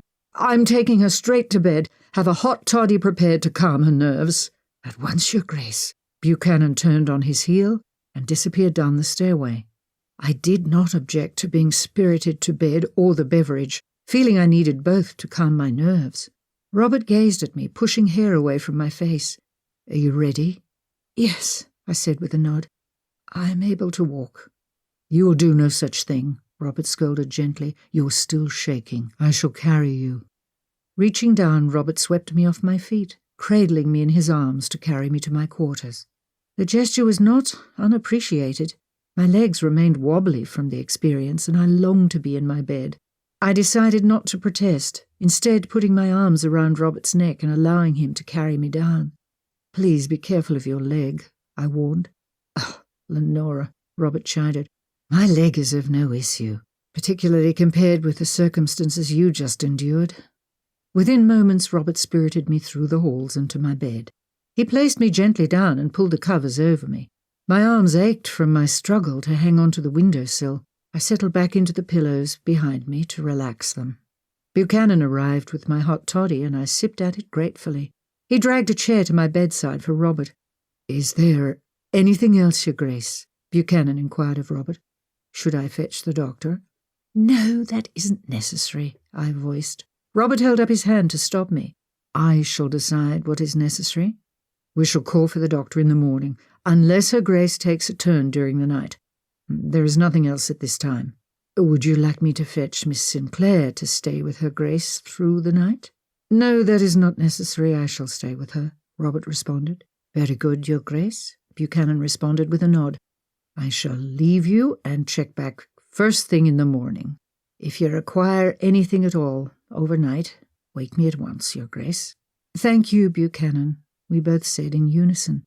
I sipped at my warm beverage as he exited the room. I glanced at Robert, who fixed his gaze on me. How are you? He inquired. I sighed before answering. Well, given the circumstances, I'm all right. This is becoming dangerous. You could have been killed tonight. As much as it pains me to say this, I must insist that you give up on your project. No, I objected. Lenora, Robert lectured, when I made the request of you, I did not realize the danger your life would be placed in. Had I not been there, you would have fallen to your death. My brow furrowed, and a shiver passed over me as I recalled the harrowing experience. Time would ease the shock, I felt, but Robert remained correct. I easily could have lost my grip and tumbled to my death below as his first wife had only 3 years prior. While the thought disturbed me, I remained resolute in upholding my end of the bargain, if for no other reason than to satisfy my own curiosity. Robert, however, remained unsatisfied with the arrangement and continued. I will not take the chance with your life. This ends tonight, Lenora. I will be more careful in the future, I promised, but to give up seems unnecessary. If your reluctance stems from our arrangement, put it out of your mind. You owe me nothing. Neither do you, I countered. However, my reluctance does not arise entirely from failing to uphold our arrangement. There is something odd here, and I am determined to get to the bottom of it. At what cost, Lenora? Robert chided. I agree to be more careful, so with any luck, no cost. Still, as dangerous as the incident tonight was, something about it seems off. Again my brow creased as I paused through everything in my mind. What do you mean? Robert questioned. I shook my head before attempting to explain. Annie wasn't the one pushing me toward the window. In fact, she remained in front of me until I reached it. After I pitched over the windowsill, I glanced up and Annie stood over me. Robert's eyes glistened with tears that he blinked away before speaking. I am so terribly sorry, Lenora, he whispered. I took his hand in mine, giving it a squeeze. I am not. I do not believe Annie intended to harm me. Did she help you when you were dangling from the tower window? Could she have? Yes, she could have. But when you burst through the door, she disappeared. In essence, she didn't have the chance. Robert remained silent for a moment. I realize how difficult this is for you, I added. Robert clasped a hand over mine. I understand my Annie is no more. What is left is a shell, acting out in a desperate attempt to make sense of her fate. We remained silent a moment more before Robert continued. You mentioned Annie did not push you. What are you suggesting then? That it is not Annie causing these disturbances? I shook my head again. No, I'm not certain. I do not detect any other presence but hers. However, I do not believe she intended to cause me harm. In fact, moments before we heard your voice on the other side of the door, I thought I'd gotten through to her. If you detect no one else, then the danger must be a result of Annie's presence, Robert argued. No, I disagreed. While the occurrences of this evening may have been of Annie's doing, I believe she did not intend to harm me as much as she was trying to communicate something to me. Robert did not respond for a moment, and I finished my warm drink, inching down under the covers. You should rest, he instructed. So we are agreed that I shall continue, correct? I queried before conceding to sleep. Robert raised his eyebrows at me. No, we are not agreed. I remain unconvinced that harm was not the primary intent of tonight's incident. However, you need rest. We may continue the discussion in the morning after you have been seen by the doctor. I do not need a doctor, I insisted. We shall not take a chance that you do and do not realize it. Now rest, dear. I nestled my head on the pillow behind me. You do not need to stay. I refuse to let you out of my sight, Robert responded, so I shall stay to ensure your safety through the night. "Thank you," I murmured as I closed my eyes. My mind paused through the events of the evening again, though I worked hard to push them from my mind. Yet I couldn't escape the notion that there was more to the story, that tonight's dangerous game was not a threat and contained no murderous intent, but that it was designed to impart some information. As I struggled to fall asleep, details of Annie's death paraded through my mind. I had inquired about the circumstances in the days following our wedding. Buchanan provided answers to most of my queries. It was a temperate day in mid-April when Annie had met her terrible fate. Robert had been out riding late in the morning before lunch. Edwin arrived to speak with him. Finding Robert out riding, Edwin stepped out for fresh air. As he walked, a scream broke the silence. He rushed in its direction, finding Annie's broken body on the ground below the turret. She wore a red dress that day, which became bloodied and filthy in the fall. Edwin carried Annie to the house, and a doctor was summoned, but the injuries Annie sustained killed her instantly. Nothing could be done to save her. She had passed before Edwin happened upon her.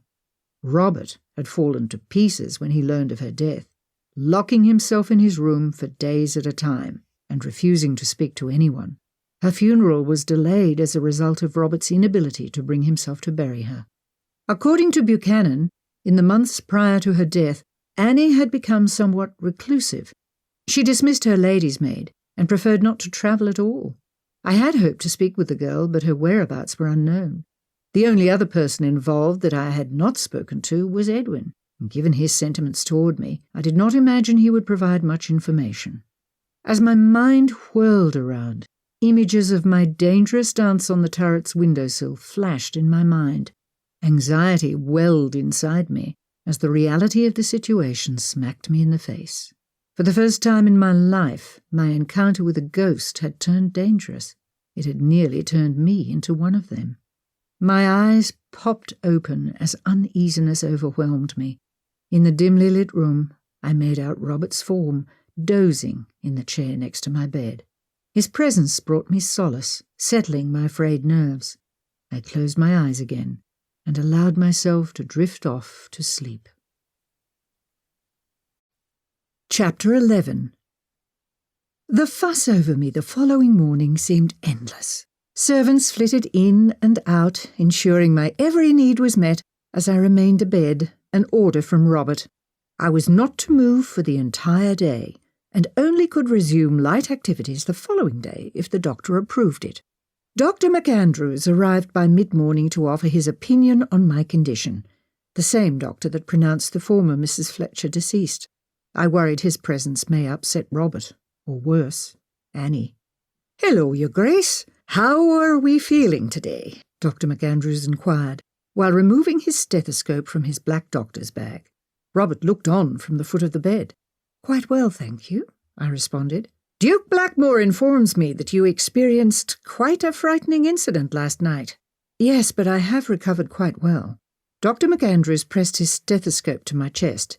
"Take a deep breath for me, please," he instructed. I took several as he listened, moving the instrument around, then requesting I sit up as he placed it on my back. He felt for my pulse, then gazed into my eyes and checked my throat. He checked my hands, both of which were scraped and bruised from my desperate clutching at the stone sill. "Have you any pain anywhere?" "No," I replied. As I spoke, movement caught my eye. Annie appeared, stepping just inside the doorway. She stood staring in my direction. "Lenora," Robert prodded. "You quite sure?" I shrugged, eliciting some pain from my arms and shoulders. A bit of soreness in my arms. "Where?" Dr. McAndrews questioned. "Point to the location." I ran my hands up and down each arm and onto my shoulder.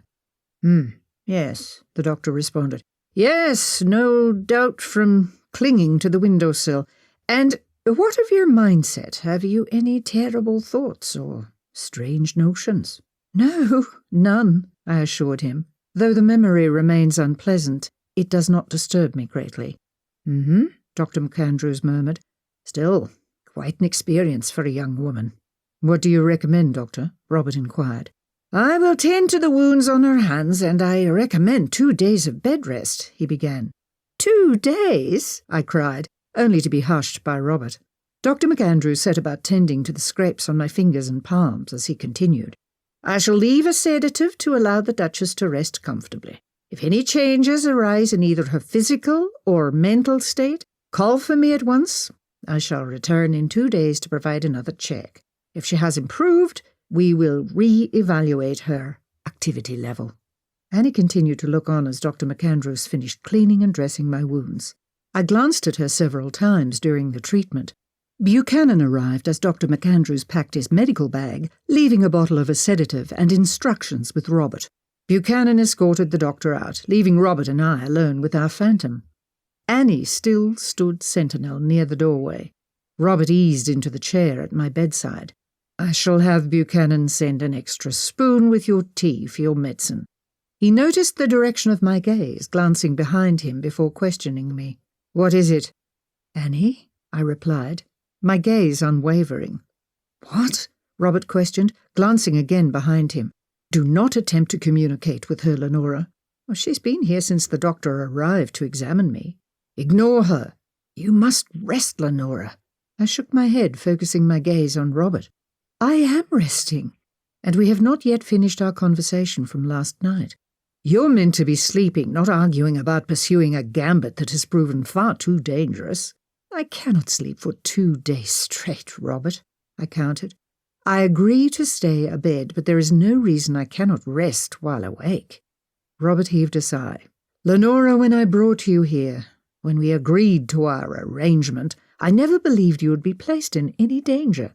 I did not understand that the dead do not behave as they did whilst alive. Under the circumstances, this project must cease. It was my turn to sigh. I do not agree, and Annie's presence here suggests that she did not intend to harm me last night. Perhaps it suggests she hopes to finish the job, Robert retorted. Lenora, I will not continue to argue about this while you lay confined to your bed, because you were nearly killed last night. Fine, I acquiesced. We shall reserve the argument for when I am up and about. Robert offered me an unimpressed glance.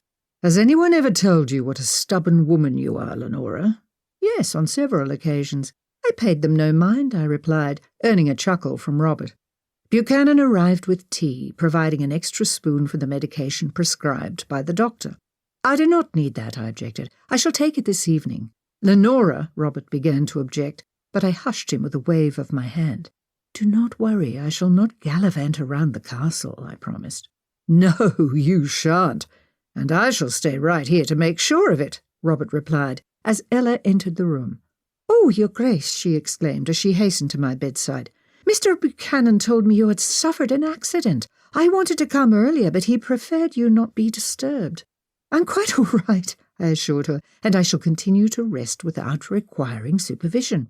I do not wish to keep you from your work, Robert. Are you trying to get rid of me, dear? No. However, I am an unnecessary distraction. I do not require oversight. Robert murmured, pondering the situation. I shall stay with her, Your Grace, Ella promised. I will be sure she receives the proper rest and care. Hey, you see? I inquired. I shall be well looked after. All right. I shall leave you under Sinclair's care. Do not climb from this bed, Robert ordered, offering me a kiss on the forehead. As he departed, I noted Annie's presence, still standing quietly near the door. Her eyes stared at me, unwavering, even as Robert passed her.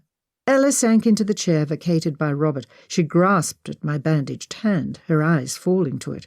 Oh, how awful this is, Your Grace, she lamented. Did the doctor provide good news about your recovery? Yes, I answered. I've little recovery to do, Sinclair. I'm perfectly fine, only a little disturbed by the alarming event. Of course. Poor dear, Ella cooed at me. Would you like a cool cloth for your head? No, thank you, Sinclair. She smiled in response before adding, Perhaps you should sleep? If I feel tired, I shall sleep. Until then, let us pass the time by conversing. Tell me more about yourself. Myself? Ella questioned. Yes, then I can rest and learn more about you. The request seemed to take Ella by surprise, though she obliged me, informing me about her life as a child in Glasgow. She imparted many colourful tales about her parents, siblings, and her own upbringing, keeping me entertained until lunch was served to me. The warm bowl of soup provided a satisfying midday meal and brought a sleepiness on me such that I wondered if the prescribed sedative had been sneaked into it. I found myself dozing off in the early afternoon as I read my book, whilst Ella mended a dress. When Robert checked on me before dinner, I had drifted off, only aware of his presence after Ella informed me. Whenever I awoke, despite the hour, I found Annie, the silent sentinel, posted near the door.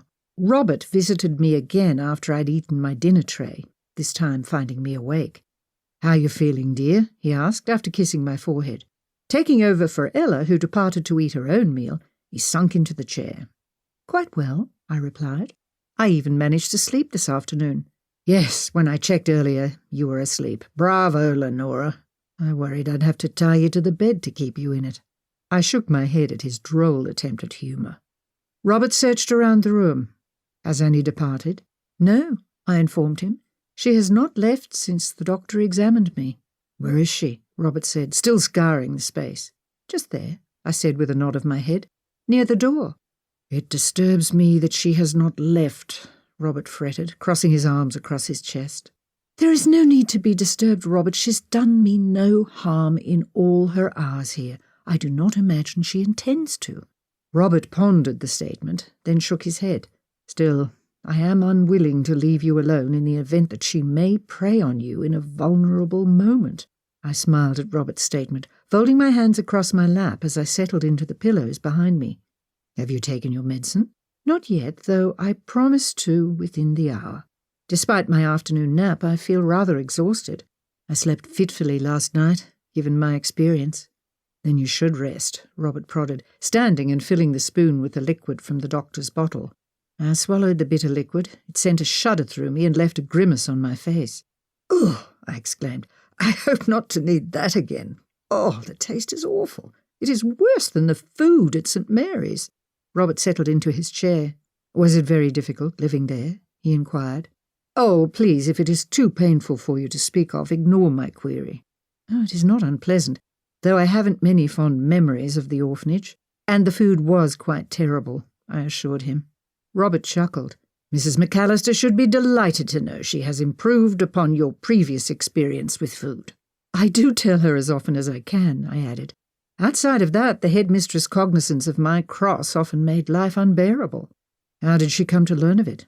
Did you tell her?" "No," I explained. "The nuns who left me there told her. She claimed she should have been commended for taking me in, given what they told her." "You were at a convent prior to St. Mary's?" Robert questioned, his brow furrowing in confusion. "Yes," I revealed. "I was there for 1 year, 4 months, and 10 days. I noted the confused expression spreading on Robert's face and continued my explanation. "My mother left me there just before I turned 6.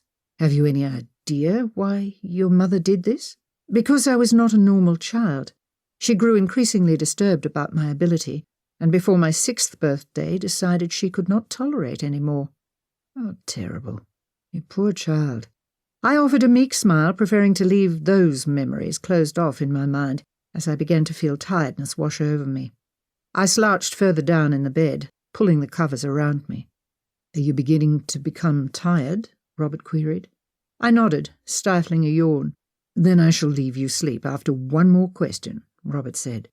"What is it?" I said, this time failing to repress my yawn. "When is your birthday, Lenora?" "The 31st of October, I informed him, surprised by the question. "All Hallows' Eve." My eyes struggled to remain open as I answered. Yes, I responded, sleep filling my voice.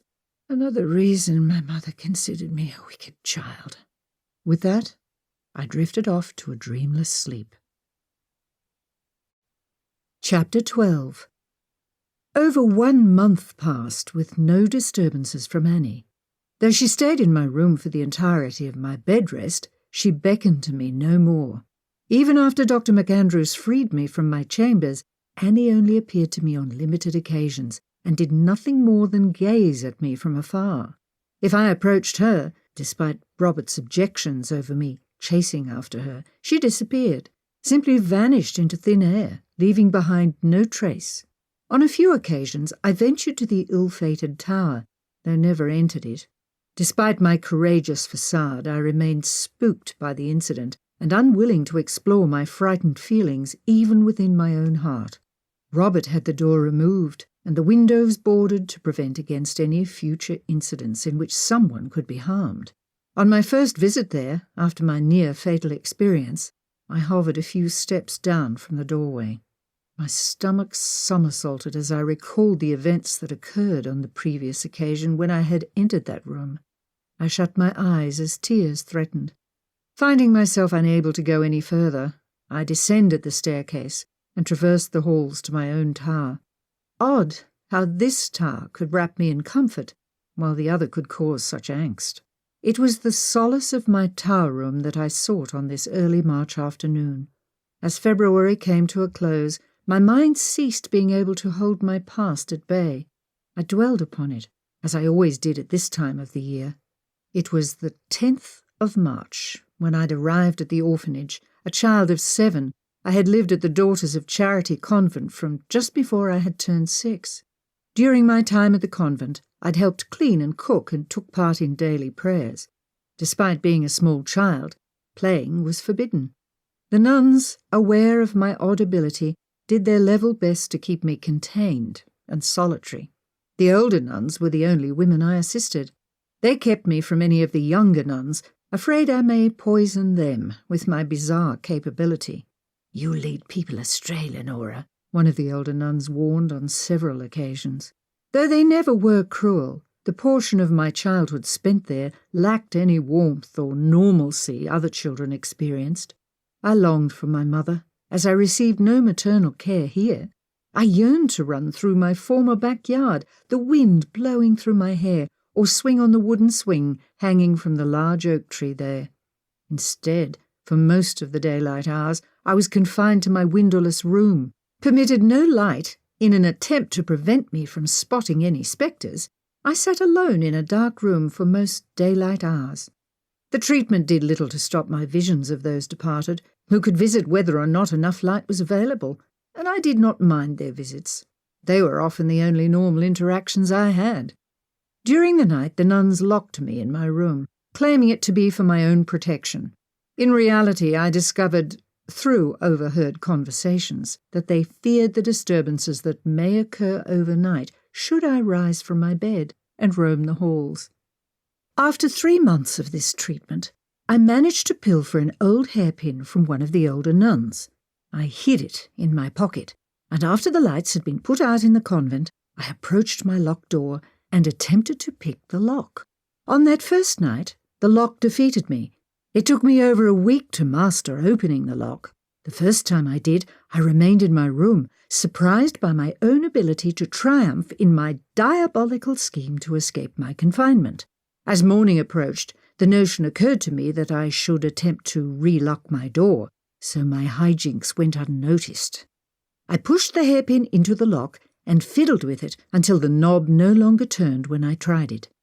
Satisfied with my work, I crept back into bed and slid under the covers after hiding my new tool under my mattress. I spent the next 13 months using my hairpin to escape nightly from my room. I traversed the halls, ventured outside into the courtyard garden, and even crept into the tiny chapel once or twice. During summer months, I enjoyed laying in the grass and stargazing. Especially exciting were the nights with a full moon. The moonlight basked the plants in the garden in its glowing white light, making them appear magical. As my nocturnal excursions continued, I would sleep during the day while locked away in the dark. After dinner, I would count the hours until silence fell over the convent. I'd then slip from my bed, unlock my door, and spend hours entertaining myself with games I made up, fantastical stories of knights and princesses, and, of course, interacting with those lost souls who would visit me. One day before the 10th of March, I sneaked from my room as usual as quietness fell over the convent. I crept down the hall away from the cells.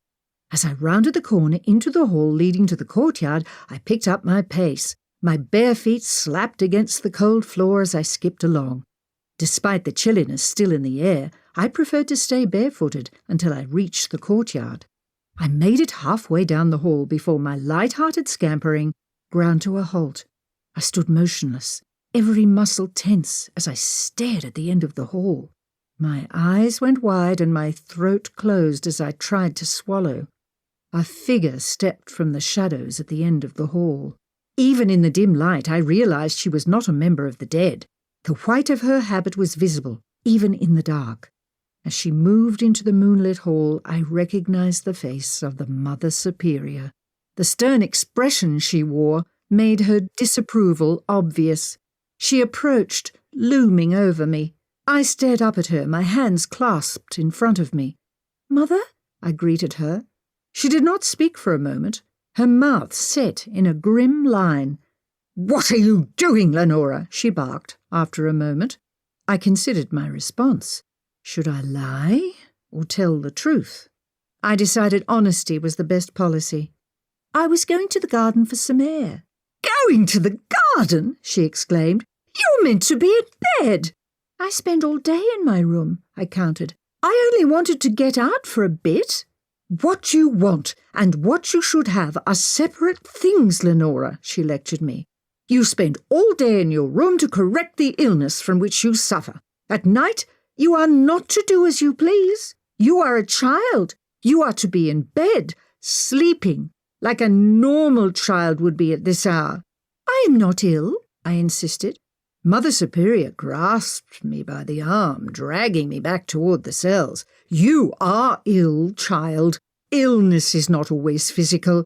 You suffer from a spiritual illness. The devil taunts you with these visions." I struggled against her, but to no avail. Despite her age, she still possessed strength beyond that of a small girl. "They are real," I argued. "I'm not ill." We arrived at my door and she opened it, shoving me inside without a word. The door slammed shut, and the clank of the lock fastening sounded throughout the room. It echoed in my ears, long after it settled into place.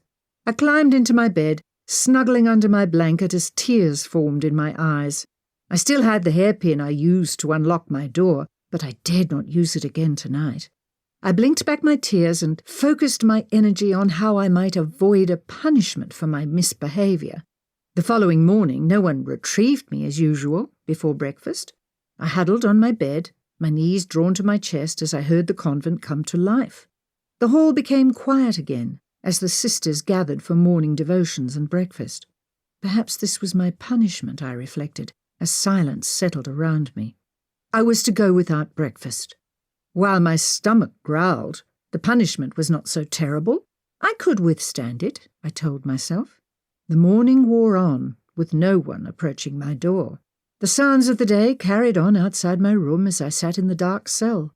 As the lunch hour approached, the clanking of the lock releasing sounded throughout my room. The door cracked open, and I squinted against the light as it shined in from the hallway. The outline of Mother Superior was framed by the backlight. I climbed from my bed as she hovered at the door. "Lunch," she said, leaving a tray on the floor inside the doorway. The door swung shut, and I heard the lock engage. A small candle glowed from the tray, giving me enough light to retrieve the lunch setting and return to my bed to eat it. I set the candle on my night table and picked at the cold oatmeal in the bowl. The food, clearly left over from breakfast, had hardened into a lump. Even my intense hunger failed to make the meal appetizing. I forced a small amount of the oatmeal down, gagging as it stuck in my throat. I pushed its hardened mass around the bowl as I pondered eating another bite. I scooped a small amount of the sludge from the bowl and brought it to my mouth. My lips formed a grimace as a whiff of it passed through my nostrils. I dropped the spoon into the bowl. It clattered against the dish, resounding through the room. I sat cross-legged on my bed, my chin in my hands as I stared at the inedible food. My stomach ceased growling, the unappetizing food turning it enough to stop me from desiring to eat. With no window and no outlet from my room, I could not dispose of the food. I would surely earn myself another punishment for leaving it uneaten, but I could not stomach it. The sound of the lock unlatching reverberated through the room. I leapt from my bed, my bare feet touching the cold floor. Mother Superior stood in the doorway, her features flinty in the flickering candlelight. She glanced at the barely touched food, then back at me. "Get dressed, Lenora," she said curtly. I stood silent for a moment. "Now, Lenora," she said, raising her voice, "and when you have finished, pack your things." My eyes widened, and my breath caught. "Pack my things?" I questioned. "Do not quibble with me," Mother Superior warned. "Do as you are told." "But—" I began again. "But nothing," she snapped at me, "and finish your lunch." She spun on her heel, slamming and locking the door behind her. The room darkened with only the light of the small candle flickering its feeble flame from my night table. My heart thudded in my chest as I pulled my tattered suitcase from under the bed. I changed into a dress, folding my nightgown and placing it in my suitcase. Why must I pack? I wondered. My heart skipped a beat. Perhaps my mother returned for me. The notion hurried my pace. This must be the reason Mother Superior requested me to pack. I placed my limited belongings into the suitcase. I snapped it shut and set it on the floor near my bed. I used the dim light to ensure my dress was clean and unsullied. I sat on the edge of the bed, my hands folded in my lap. I wanted to be sure I was ready the moment my mother arrived. After 1 year, 4 months, and 10 days, I would finally be reunited with my mother. Not wanting to wrinkle my dress, I sat unmoving. My muscles began to ache after an hour of waiting. Still, I sat unflinching on that lumpy bed until the lock released and the door swung open. I stood as the form of Mother Superior appeared rimmed in the hall's light. I searched behind her but found no one. Mother must be waiting in the foyer, I mused. I gazed into Mother Superior's face, searching for answers as the candlelight flickered across her features. She glanced to my suitcase and then to me. "Are you packed?" I nodded. "Yes," I answered, my voice breathless. Mother Superior glanced to my bed. "You did not finish your meal?" I followed her gaze, staring at the inedible lump of food in the bowl. My heart leapt into my throat and my mouth went dry. I hoped it would not be the reason I was kept from my mother for a second longer. I licked my lips, preparing to reply. My mouth opened and closed, but no sounds emerged. Before I could respond, Mother Superior spoke again. "No matter," she said. "Come, Lenora." A smile crept across my face as I grasped my suitcase handle. I hurried across the room and followed Mother Superior into the hallway. The hall was empty of others. Mother Superior ambled down the corridor to the main entrance, her black habit flowing around her, making her appear to float. I nearly floated behind her, my excitement building with each step. We reached the foyer. The late afternoon sun shined through the stained glass, painting the floor a rainbow of colours. My eyes darted around the space, searching for my mother. I found no one outside of Sister Mary Margaret. The young nun stood by the doors, a handkerchief clutched in her hand. As we approached the door, Sister Mary Margaret sniffled, a tear escaping her eye. "Pull yourself together, sister," Mother Superior warned, "or I shall ask you to leave." Sister Mary Margaret nodded, wiping the tear away and clutching her jaw. My brow knitted in confusion. As I approached her, she knelt on the stone floor in front of me. She offered me a genuine but wavering smile as tears threatened to spill from her eyes. She choked them back, pushing my hair behind my shoulders. Of all the nuns, young Sister Mary Margaret had always been kind to me. On Christmas she snuck me an orange and a small piece of chocolate. A family member had visited her and gifted them to her, and she had shared her bounty with me. On a separate occasion, she brought a small doll back, gifting it to me as a belated birthday present. Over my stay here, she had given me several other small items. Once or twice she was caught and reprimanded for indulging me. It did not stop her. "God loves you, Lenora," she whispered. "You're a special child. Remember that, no matter what they say." I nodded. "I will," I promised. "Be a good girl," she said, choking back a sob. "I will," I reiterated. "Do not cry, Sister Mary. I shall be happy now, and I shall visit you when I am able." The statement seemed to upset her. She gulped back another sob and nodded in response. Sister Mary Margaret glanced to Mother Superior. "Come, Lenora," Mother Superior said. "It's time to go." Before we parted, Sister Mary Margaret pulled me into a tight embrace, kissing my cheek. I returned her embrace before Mother Superior tugged at my arm. "Come along, Lenora," she instructed. Sister Mary Margaret clutched my hand, giving it a squeeze. I returned the gesture before letting her hand drop.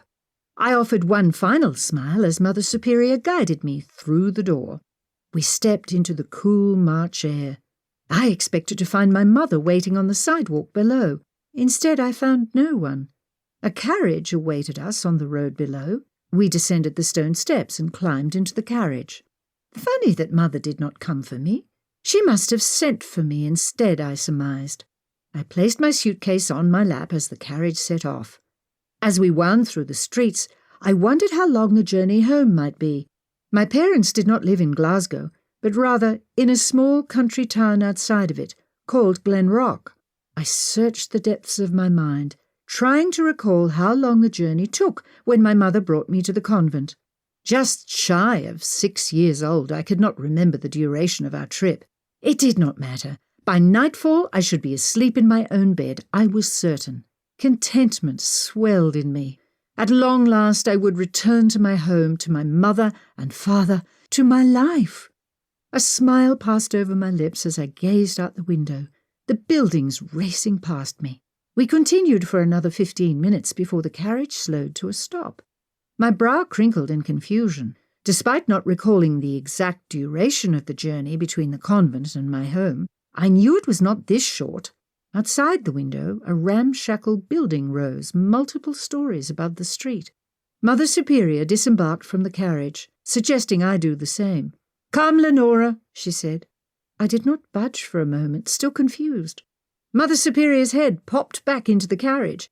"I said come along, girl," she exclaimed. I climbed out of the carriage to the sidewalk, my suitcase in hand. My eyes lifted upward to study the battered building looming over me. What was this place, I wondered? Mother Superior was already climbing the steps leading to the peeling black doors. I rushed to catch up to her. "Where are we?" I inquired. "Hush, girl," she answered as she knocked at the door.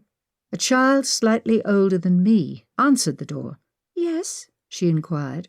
"Sister Mary Xavier to see Headmistress Williamson. We spoke earlier this morning." "Please come in," the child instructed, standing aside as we entered the foyer. I gaped around, noting the dismal decor. A backless wooden bench sat outside a doorway. A wide staircase, paint peeling from the banister, led to another floor. A lone chandelier hung in the middle of the room, lighting the space dimly. No other items graced the area. The child crossed the cheerless space, knocking at the door near the bench. After a moment she entered the room, then returned to retrieve Mother Superior. "Wait here, Lenora," Mother Superior instructed, motioning to the bench. She disappeared through the doorway. I set my suitcase next to the bench and climbed up to sit. My legs dangled in the air, and I took care not to let them swing too much, a behaviour unbecoming of a lady. I folded my hands in my lap as voices floated into the foyer from the room next to me. It soon became clear to me why we were here. "Good evening, Headmistress Williamson," Mother Superior said. "Ah, Sister Mary, welcome back. Please have a seat. You brought the child?" a woman's voice answered. "I have," Mother Superior confirmed. "Sister," the voice answered, "are you certain you cannot care for the child?" "Yes," Mother Superior replied. "It is unfortunate, but the child is not normal." "You want to place her here?" "Your focus is different," Mother Superior said. "We struggle to educate the girl, to provide for her, and her otherworldly capabilities scare some of the other sisters. I fear for their souls with her in our convent. At St. Mary's, we attempt to offer a stable environment for these girls. If you fear for the souls of your own nuns, should not I be concerned for my girls?" "I fear for the loss of faith. Your girls have not committed themselves to God." "But they fear God. We train good God-fearing girls here, sister." "I do not mean to impugn your reputation, nor upset the balance of your school, but the girl is running wild with us." "Sister, I find it difficult to believe you cannot manage a small child." "We have no means to manage a small child. We have attempted to keep her isolated, in the hopes it cured her. However, her behaviour persists, and she has developed other poor habits." "Poor habits?" the woman questioned. The girl needs a firmer hand, Mother Superior said, sidestepping the question neatly. Guidance from a professional. She needs routine, structure. She will receive plenty of that here. There was a pause in the conversation, then the woman's voice continued. And this strange behaviour of hers, has she some mental disorder? We're not prepared to care for a child of this nature. No, the girl does not suffer from a mental disorder. She is disturbed, but not mentally. I prefer not to imagine the source of her troubles. Forgive me, sister, but I prefer to understand fully what trouble we may bring into this school. Mother Superior sighed. With the proper guidance, perhaps you will not invite any trouble. You place a heavy burden upon me, my teachers, and my pupils. You are a school for orphans, are you not? Mother Superior inquired. There was a pause before the other woman responded. Why, yes, though I'm not sure I understand the reason for your query. The reason, headmistress, is that I did not need to request placement from you. I could merely have dropped the girl on your steps. As a woman of God, I chose to consult you, to make you aware of what to expect. Another pause. So, in other words, you have every intention of leaving the girl here, regardless of our discussion. In short, headmistress, yes. It is in the best interest of the girl. We cannot care for her. A rustling sound emanated from the room. And now, headmistress, I shall leave you to your work. Mother Superior appeared in the doorway. She offered me a brief side-eyed glance before proceeding across the foyer. Mother Superior? I cried, a mix of emotions coursing through me. I leapt from the bench and ran after her, pulling on her habit. She spun to face me. Goodbye, Lenora, she said in a firm tone. You must stay here now. It is in your best interest. But I thought you were taking me home, I squawked, sobs filling my voice. Lenora, enough. I never told you that. Now unhand me. Tears streamed down my face, and thoughts raced about in my mind. Why was I being discarded? The convent, while not my home, was the only thing I had known after my mother left me. How would my mother find me if I was moved? A voice boomed from across the room. Miss Hastings, the voice shouted. I ignored her. Please, I begged Mother Superior, take me back. I shall behave. Footsteps sounded behind me, and the woman approached. She swatted my behind twice before smacking my hands away from Mother Superior. I shall take it from here, sister, she assured Mother Superior. Mother Superior nodded, her habit flaring out as she spun and crossed the foyer, disappearing through the door. I called after her, but the door slammed shut. I never saw her again. That is quite enough, the woman shouted at me. I fought against her, trying to break free of her grip. It proved fruitless. She kept a firm hold on me, dragging me across the room and into her office. She let go of my arms and slammed the door shut behind us. I jumped at the harsh sound. The woman spun to face me, her green eyes cold. Her eyes narrowed, and she set her mouth in a firm line. She stood in silence, assessing me before she spoke.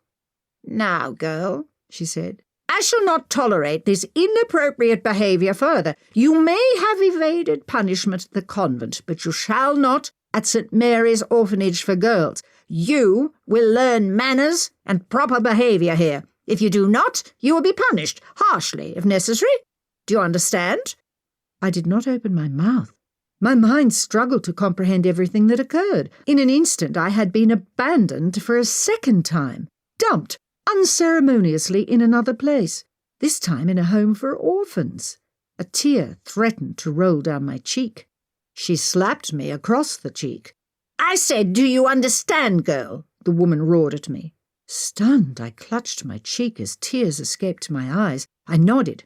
Speak up, Lenora. Answer when spoken to, she shouted, swatting at me again. Ow! I shouted between sobs. Stop your infantile sobbing, she shrieked at me. I could not control my sobs, still reeling from the events. I said stop! She grasped me by the shoulders, pulling my face near hers. Listen to me, Lenora. You shall not behave in this manner here. You shall behave as a mature young lady. Now cease this crying at once and answer me." I choked back my sobs as she released me, nearly sending me sprawling onto the floor. I wiped at my face and sniffled. "I understand," I choked out. "Say it again this time with your hands folded in front of you like a young lady."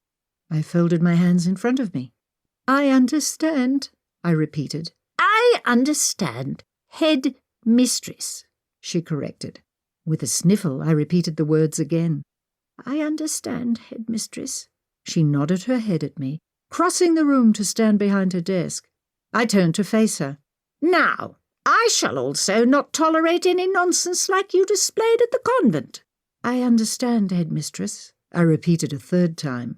Seemingly satisfied, she continued, informing me I would sleep in the attic. Chapter 13. A chill passed over me as I recalled my first night in the orphanage. The anniversary of my second abandonment by my caregivers always brought a sense of sorrow over me. This year proved no exception. However, Robert planned a trip to Glasgow in a few days' time and invited me along. The dates would mean I would be in Glasgow on the 10th of March. The distraction would ease the melancholy. A knock roused me from my musings. I pulled my gaze from the scenery to find Robert at the door. "Hello, Lenora. I hope I'm not interrupting." "Not at all," I said. "Please, come in." I closed the open book on my lap and stood. Robert entered the room, a small box in his hands. "This just arrived," he said, waving the box in the air. I studied it, curious as to why Robert climbed to the tower with it. The small cream-coloured box was wrapped with sapphire blue ribbons. "What is it?" I questioned. "Open it." He handed the box to me. I accepted it, my brow furrowing as I glanced at the object. I raised my eyes to Robert's, my gaze questioning. "'Tis a gift." "A gift? Is there no end to your spoiling of me?" I questioned, sinking onto my window seat as I undid the bow. "It is not spoiling for a husband to give his wife a birthday gift," Robert retorted. I stopped untying the ribbon. "It is not my birthday," I exclaimed. "No, it is not," Robert admitted. "It is a belated birthday gift.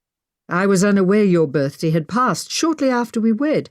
What a terrible husband I would be to miss my new wife's birthday just after our wedding. I hope I have redeemed myself with the gift."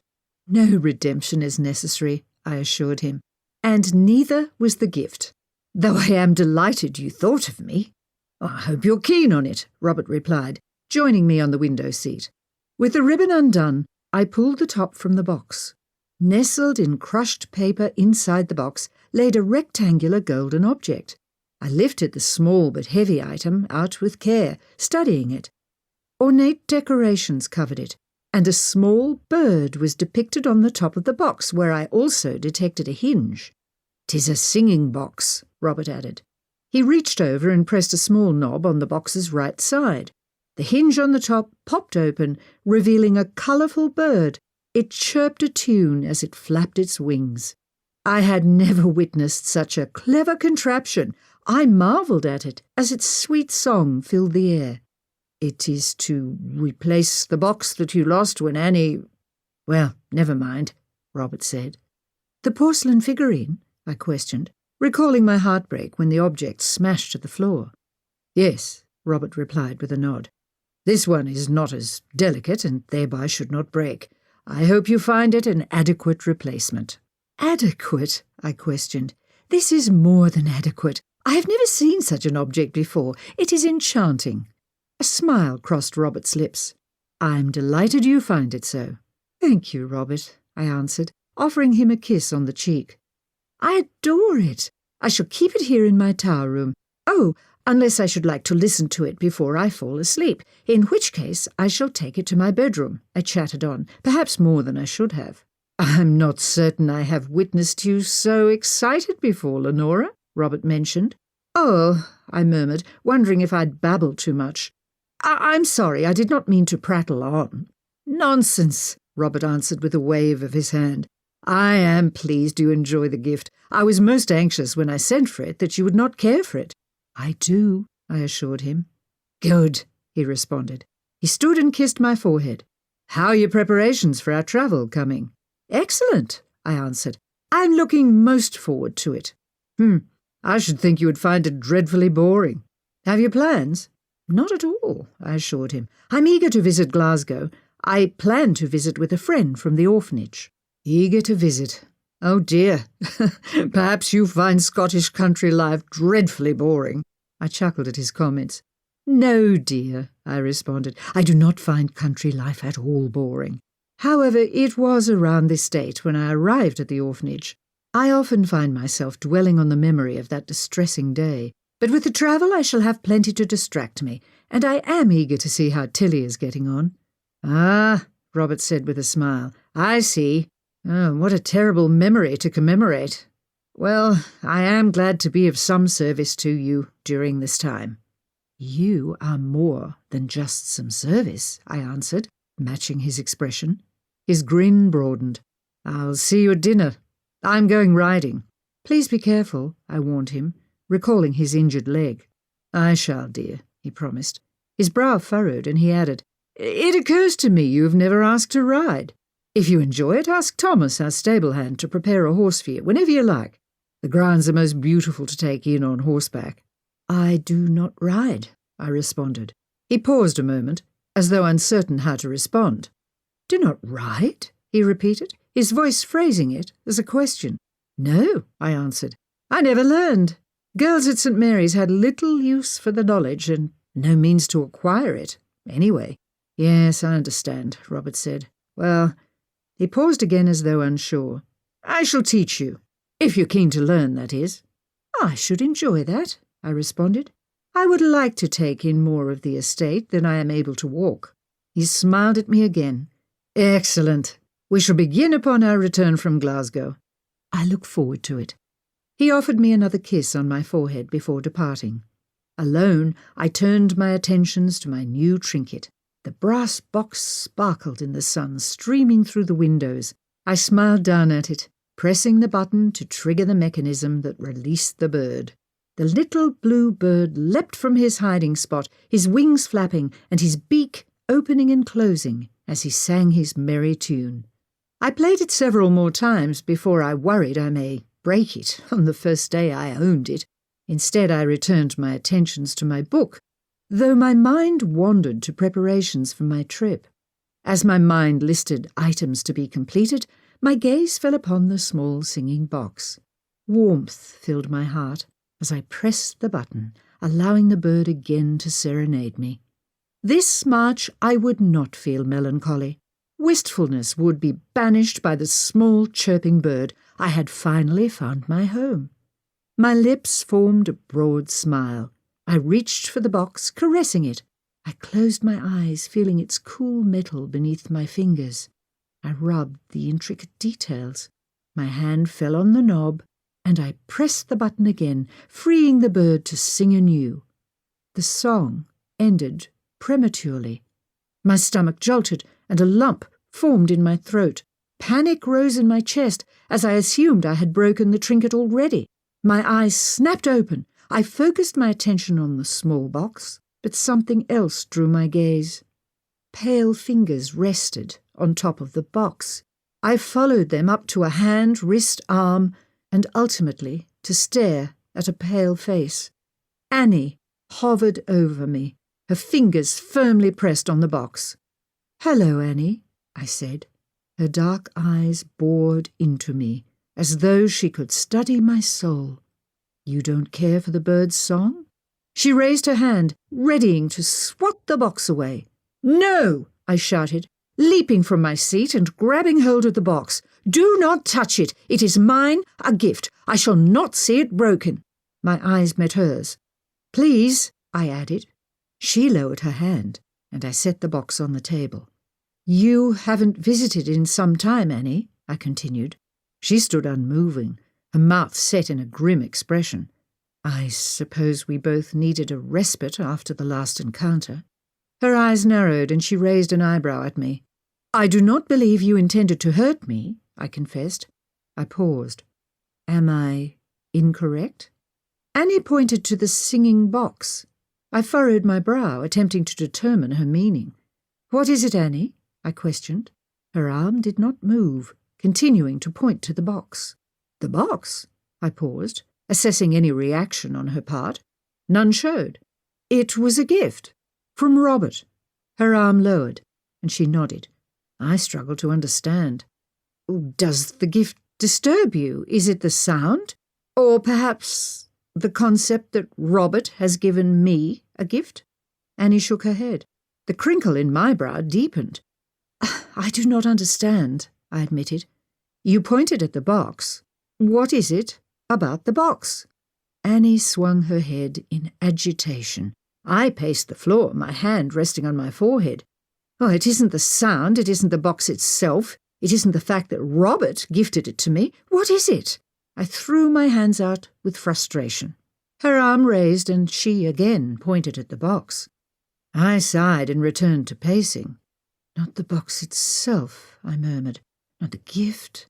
I replayed the conversation in my mind, trying to focus on what triggered the nod from Annie. I halted my pacing, staring at her, throwing my arms in the air. "Annie, I do not understand what you are trying to communicate."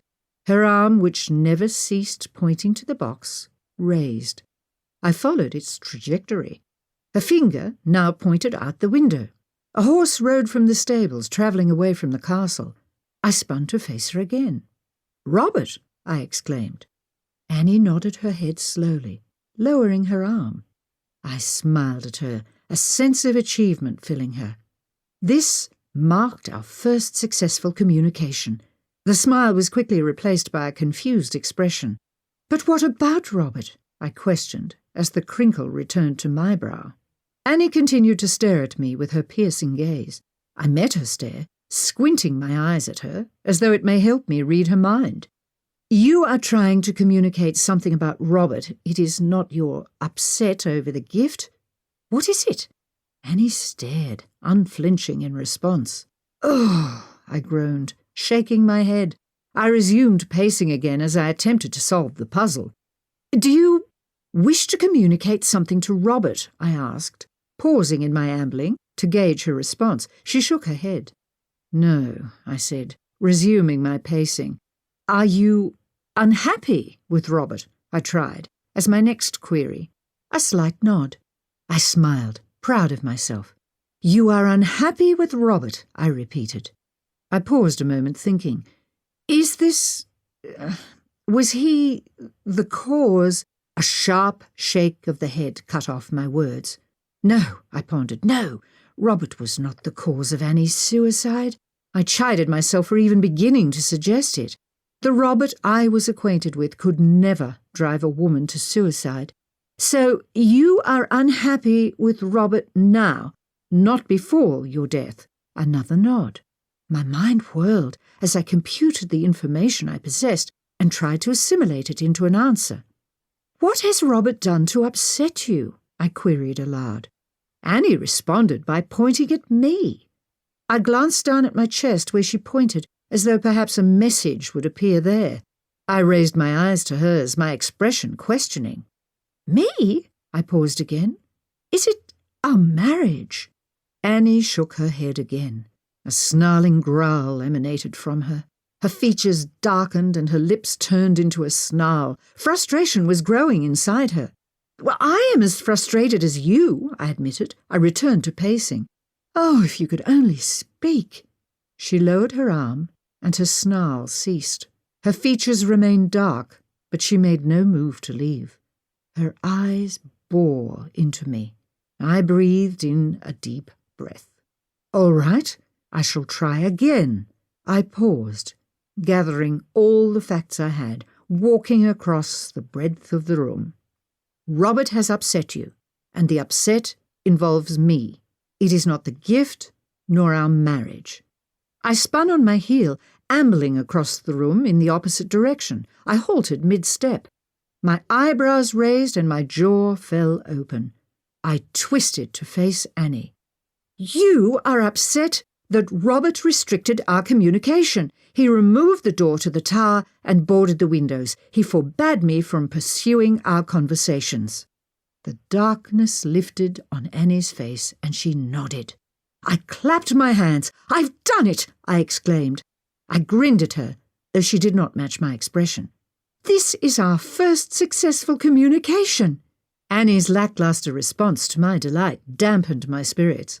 I replaced my grin with a more serious expression. I continued, "You have no reason to be upset with Robert. He only means to protect me. In his mind, he judged you intended to harm me. The encounter nearly resulted in my death."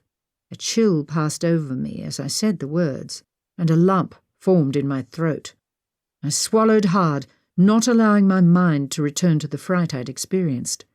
"Though I do not believe you intended to harm me. Did you?" Annie shook her head, her brown eyes fixed upon me. "I have told Robert this, but he does not understand, Annie. You must give him time." Annie's eyes flashed red for a moment, a dark expression crossing her face. "I shall make him understand," I promised. Annie stared at me another moment, then she flitted to the doorway. She hovered there a moment before motioning for me to follow. Robert's warning echoed in my mind for a moment before I chose to ignore it. I sped after her, catching her red dress disappearing around the turret's curving stairs.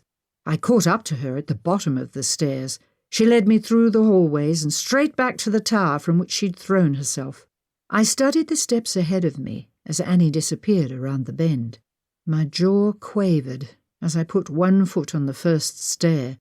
I steadied my jaw and my nerves and climbed after her.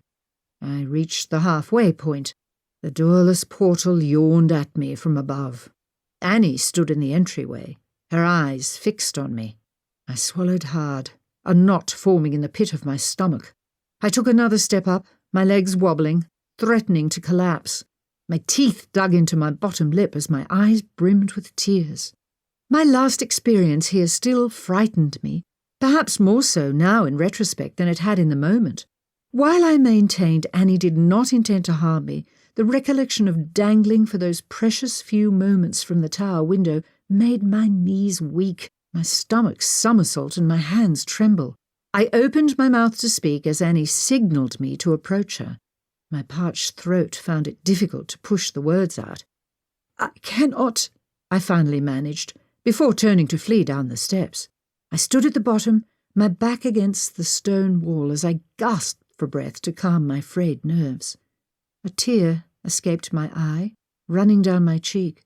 My fingers wiped it away as I fought to pull myself together. I'd never been afraid of the dead before, though to be fair, I still was not.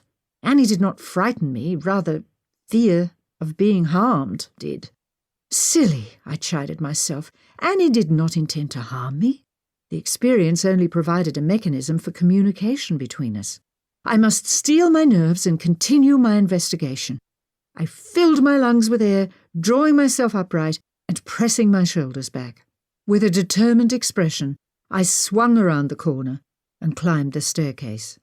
As I reached the halfway point, I paused. My gaze fell upon the open doorway. Annie no longer stood there. "Annie?" I called. I received no response. I considered turning back. Annie must have gone, figuring I would not return. "No," I insisted, with a shake of my head. "No, I would continue. I must." I climbed each of the remaining steps, firming my resolve and my mind with each footfall. I possessed the strength to re-enter the room, I told myself. I reached the top of the stairs, hesitating on the landing just outside the doorway. I peered inside, grasping the door jamb to steady my legs, which threatened to betray me. An empty room stared back at me. My foot hovered over the threshold. After a breath, I placed it inside the room, followed by the other. I drew in another deep breath. I had done it. I had re-entered the room and faced my fear. "Annie," I called again. "I am sorry. My nerves remain rattled after my last experience here, but I have overcome my fear." I waited a moment, but received no response. Annie did not appear. "Annie?" I tried a third time. I waited another moment. "Next time, then." I exited the room and rushed down the stairs. Despite the courage I displayed moments earlier, my trepidation over the room remained. I hurried to put distance between me and that fated space. Over dinner, I broached the subject of Annie's visit with Robert. Annie's vexation with him may be mended with a simple conversation, at least I hoped so. "Annie visited me today," I announced as I stirred my soup. "Oh?" Robert inquired, dropping his spoon from his mouth and staring at me. "Yes," I continued. "As I listened to my singing box, she quieted it to draw my attention." Robert's jaw tensed, but I continued, determined to get my point across. "She is upset." Robert's eyebrows raised, and he opened his mouth to speak, then closed it. I waited a moment, and he finally spoke. "She is upset?" he questioned. "Yes," I responded. "She's upset. With you." "With me?" Robert's voice raised a level, filling with indignation. "She wishes you to realize she intended no harm to come to me during the last incident. I suspected as much." Robert's disgusted sigh interrupted me. His hand fell to the table, rattling the dishes. "Lenora," he said, "we have been over this. The incident, as you prefer to call it, nearly resulted in your death. I shall not have you carrying on with this." "I am investigating, as is my task." "As was your task, Lenora. When I solicited your help on the matter, I did not realize the extent to which Annie would behave in such a contrary manner to the way in which she lived. It still baffles me that she engages in such destructive behavior." "She does not mean to be destructive. She is communicating, and while the incident frightened me, I must continue. She is desperate, hurting. I must help her." Robert closed his eyes for a moment, his jaw set. His displeasure was apparent. "Well, so be it. If we were to have a row, then we should have it," I thought. I would not abandon my mission to help this poor soul. Even as I chose to, Annie may not allow it. He opened his stormy grey eyes, stormier now because of his umbrage. "Lenora," he responded, his tone measured, "I have already explained that you owe me nothing. I no longer wish you to pursue this dangerous gambit. I recognized our arrangement hinged upon you providing information about Annie's death. However, I did not realize how dangerous of a task I requested. We are married. You are my wife. It is my duty to protect you, and I shall. From living or dead, I no longer expect information regarding the matter. Consider the arrangement concluded." "You no longer expect it, or you no longer desire it?" I queried. "It is an important distinction. And what of the other part of our arrangement? Am I to consider that concluded as well?" Robert set his mouth in a thin line. "Let us not argue about the matter," he answered, collecting his spoon and returning to his soup.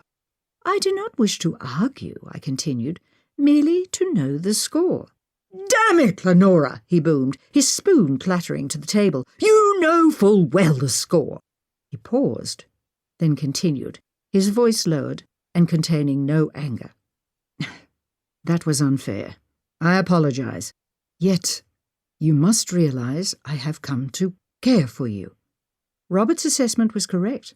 I had suspected him to be keen on me, though I had no experience with such sentiments. My reaction was delayed, tainted by my life's experiences and confusion regarding our agreement.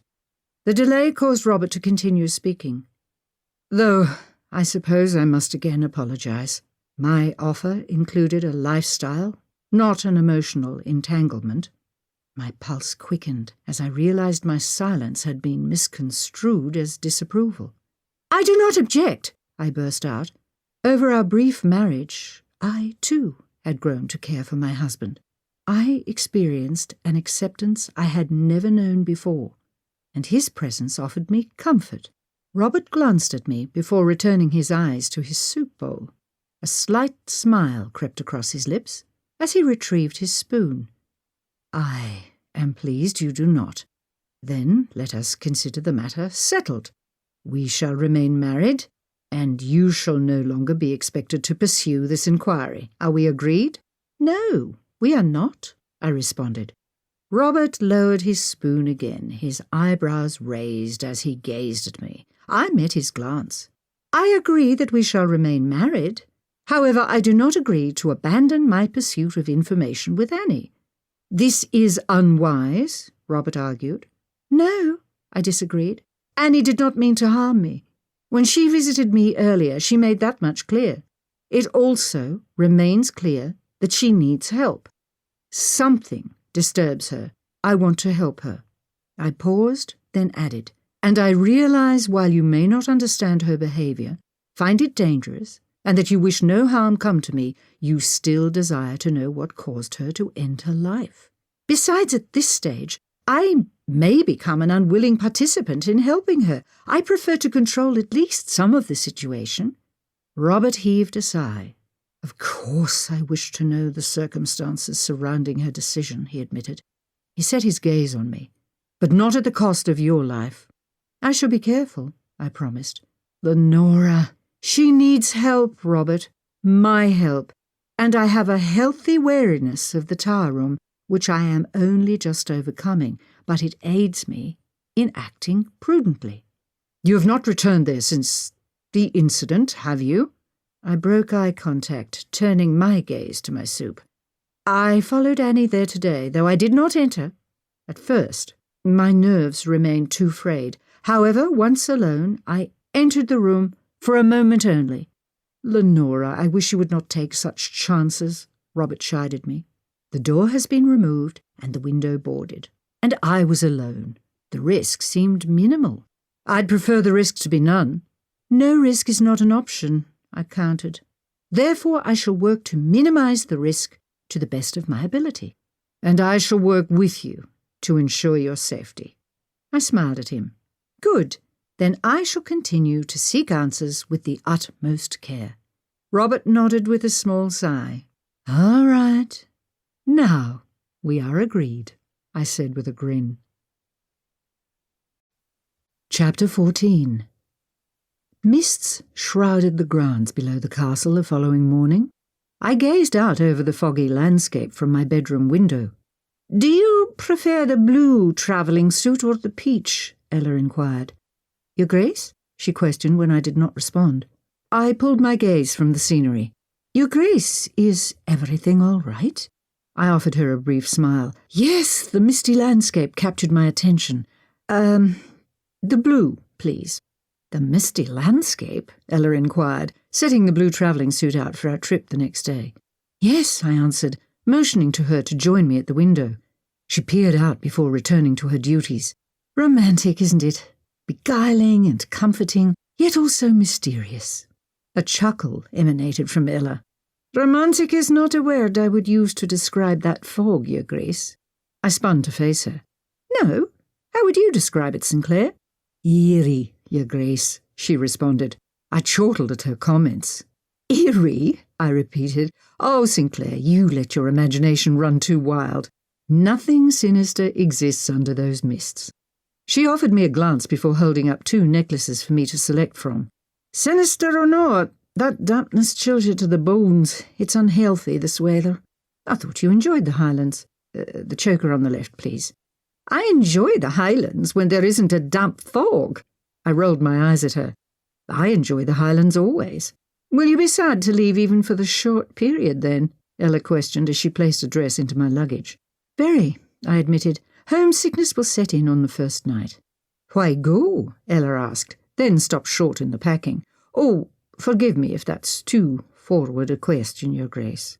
It is not, I assured her. I enjoy the travelling, though I also enjoy my home, and I plan to visit an old friend while in Glasgow. Oh, yes, Tilly, a friend of mine from St. Mary's. Was St. Mary's a private school? No, I answered with a chuckle, an orphanage.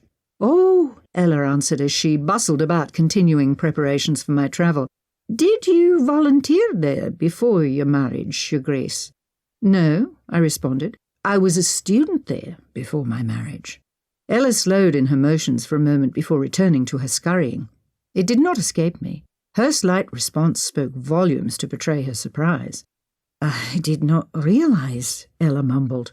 No, you couldn't have. In any case, I hope to visit with Tilly while in Glasgow. I hope it is a successful visit, Your Grace. As do I answered. Have you any business to attend to while in Glasgow? Business, Your Grace? Yes, I replied. Is there anything you would care to do while there? Oh, I had not considered it, Ella answered, a frown crossing her face. Oh, please, do consider it, I said. I'm certain you shall have free time to attend to anything that may interest you. Ella remained silent a moment before saying, If it is not too much, could I take some time to visit my mother? Of course, Sinclair, I responded. I plan to visit with Tilly the day after we arrive. Would that time suit for your visit? Oh, I'm certain it would, Your Grace. Excellent. Please take the day, then.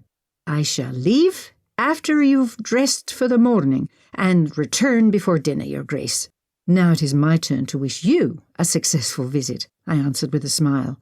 My gaze fell upon the singing box Robert gifted me the day before. A smile formed on my lips.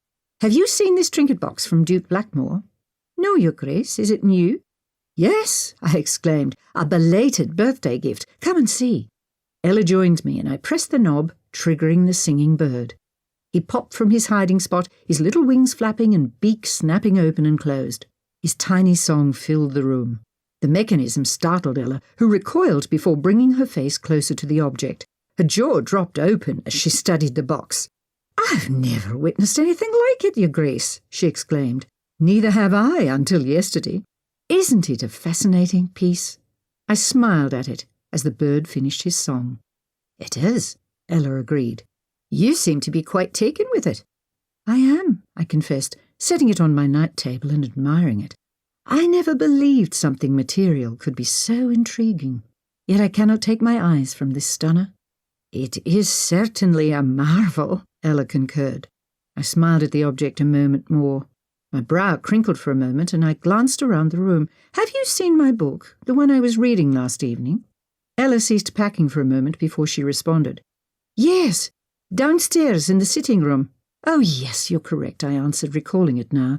After dinner I read in the sitting room with Robert. I left it there. How careless of me. Thank you, Sinclair. Would you like me to retrieve it for you, Your Grace? No, thank you, Sinclair. I shall retrieve it. Is there anything further on the packing? No, Your Grace. I am finishing up the last pieces now, and you shall be all ready. Wonderful. Well, thank you, Sinclair. If everything is taken care of, I shall be reading in my tower room. I left Sinclair finalising the luggage and traversed the halls to the main foyer. As I descended the stairs, I caught sight of Annie at the sitting-room doors. One door stood ajar, and she peered into the room. I reached the foyer floor and began to cross toward her. Before I reached her, she swung around, a pained expression on her face. I opened my mouth to inquire about it when she fled across the foyer, disappearing down the hall. My gaze followed her, and I wondered about the incident. Should I follow her? I pondered. She moved too quickly for me to catch up, I concluded. I would retrieve my book as planned and hope she sought me out later. I pushed through the open door, searching the seats near the fireplace. There, on one of the side tables, sat my book. I started across the room toward it when a figure stood from the chair Robert generally filled in the evenings. Oh, I exclaimed, startled by his presence. I'm sorry, I did not realize anyone was here. He swallowed a mouthful of scotch. Hello, Duchess, Edwin answered, acid in his voice. Mr. Fletcher, I responded, my posture stiffening. I was retrieving my book. I shall only be a moment. I continued toward the book. Oh, please, Duchess, he said, waving his hand in the air to stop me. Call me Edwin. We are, after all, family. I grew weary of his derision, but I continued. Edwin, I began again, I believe we got off on the wrong foot. Perhaps we should try to begin anew and work toward a better result. Work toward a better result, he questioned, as though rhetorically. He placed a pondering finger against his chin in a satiric display of reflection. What a clever idea, he said at long last. Clearly it is your brains that prompted my brother to wed you. He stalked to the drink cart, pouring himself another scotch. There is no reason for us to quarrel, I responded. I do not wish you any ill tidings. Oh, how magnanimous of you! No, you only mean to steal my inheritance. I have nothing to do with that affair, I informed him. Don't you, Duchess? As it stood upon Robert's death, this property would transfer to me. With your recent nuptials, that is now questionable. So I would estimate it has a great deal to do with you. The property is a matter to be settled between you and Robert. It does not concern me, and I do not concern myself with it. Do not accuse me of causing a problem that is of your own making. Do not deceive me, Duchess. You cannot expect me to believe that you do not whisper your plans into my brother's ear, and you do not use your—" He paused, gazing down at my body before continuing. "Virtues, to secure the result you desire." My jaw dropped open at such a statement. I gathered my thoughts to respond, but a new voice joined the conversation, silencing me. "If you plan to speak to my wife in this manner, Edwin, I will bar you from this property." Edwin offered me a wry glance as though he'd caught me in something. "It seems your plan is working, Duchess. Soon I shall not even be permitted to visit my family home." "That will be of your own doing, Edwin, not hers," Robert responded. He glanced at me as he approached. "Were you using the room, dear?" "No," I answered. "I only came to retrieve my book." I picked it up off the table. Robert smiled at me. "Then would you mind leaving us to discuss some business?" "Not at all," I replied. Robert kissed my forehead and I strode away. Before pulling the doors closed, I said, "Good day, Mr. Fletcher." His eyes narrowed at me as I pulled the doors shut. I did not linger at the door to overhear the conversation. Instead, I made my way to my tower room. As I settled into the window seat, my mind replayed the conversation with Edwin. I should likely never win him over, I concluded. I focused on my book when another thought sprung into my brain. What was Annie doing at the door when I descended the stairs? Was she curious? Did she miss Edwin? Perhaps he had been a bigger fan of Robert's first wife than me. I set the book down, pondering the questions again. Perhaps if I could find Annie, I could ask her. I rose from my seat and traversed the halls to the other tower room. Remaining outside, I leaned in and called to her. I received no response. I waited a few moments, but she did not appear. I checked a few other areas, including my bedroom suite. However, I could not find her.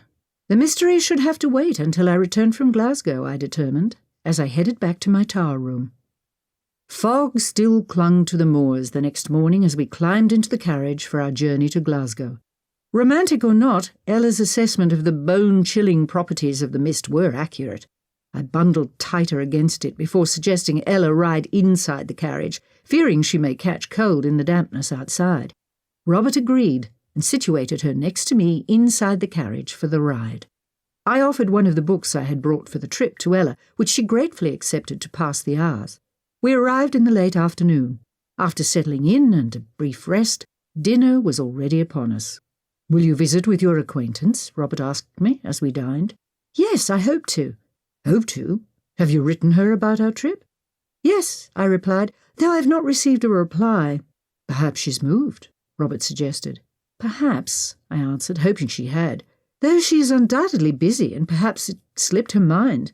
At any rate, I shall attempt to call upon her tomorrow, where she last resided. "Will Sinclair accompany you?" "No, Sinclair has plans to visit her mother." Robert frowned. "Oh, I had hoped she would accompany you to visit. Tilly, was it? Perhaps she can postpone the visit." "Yes, Tilly," I confirmed. "I have no need of a chaperone. I've already given Sinclair permission to visit during the day. I will not renege on it." Robert continued to frown. "Well, I shall be fine," I assured him, patting his hand. "You had better be," he answered with a smile. "My business should conclude shortly after lunch.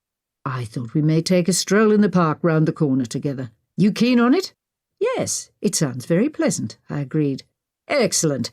We shall meet at the entrance at, say, 1:45. Will that give you enough time for your visit?" "Yes, 1:45 will give me plenty of time."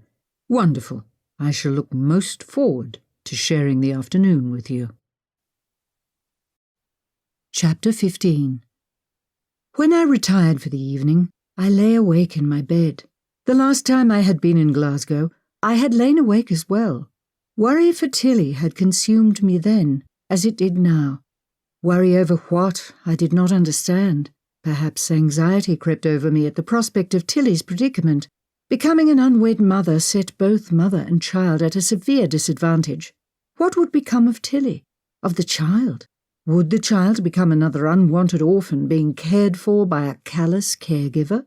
No, Tilly would not desert her child, I affirmed in my mind. Though what if circumstances warranted no other choice? My mind whirled, and nothing I did could quiet it. In an attempt to push the vexing thoughts from my mind, I considered my home. I recalled my tower room with its small library shelf, the comfortable chaise longue, the cosy window seat, the small singing box I had left on my table there. All awaited my return. My mind turned to another awaiting me, Annie. I pondered over our last encounter. Why had she been hovering at the sitting-room doors? I fell asleep in the wee hours of the morning and was awakened by Sinclair as she entered the room. "Apologies, Your Grace," she said as I stifled a yawn and stretched. "I did not mean to wake you." "No apology is required," I assured her as she helped me with my dressing gown. I confess I did not sleep well and slept later into the morning than I intended. "Perhaps you should return to bed and rest," Ella suggested. "No, I'm quite well and prefer to pay my call as planned." Ella nodded and helped me dress for the day. After breakfast, she set out on foot to visit her mother. I offered a carriage ride to her, though she assured me the walk on the bright spring day would be pleasant and not overwhelming. Later in the morning, I embarked on my own journey to Tilly's brothel. As I navigated the streets, a knot grew in my stomach. I found my pace quickening with each step. Anxious to put my mind at ease, I dashed through the streets until I arrived in the less than desirable area of town. I approached Tilly Street and hastened to her building. The dilapidated stone facade seemed more sombre to me somehow. I hurried up the few crumbling stone stairs to the door and knocked. No one answered. I knocked again and waited, my foot tapping on the grey stone beneath me. Still nothing. Had the brothel closed, I wondered. I chuckled at the absurdity of that notion. Brothels did not often close. I stepped back, glancing into the windows, searching for any signs of life. Lamps burned inside, confirming the presence of people within the building. I stepped back up to the landing and pounded on the door. It appeared the third time was, in fact, the charm. The door opened a crack, and a face peered out. "What do you want?" she demanded. I was taken aback, but proceeded with my request. "I'm here to visit with Tilly Anderson," I announced, struggling to see through the tiny crack in the door. "She ain't here. Go away," the girl responded. She shut the door. I pounded against it again. "I said go away," the girl repeated, after opening the door a crack.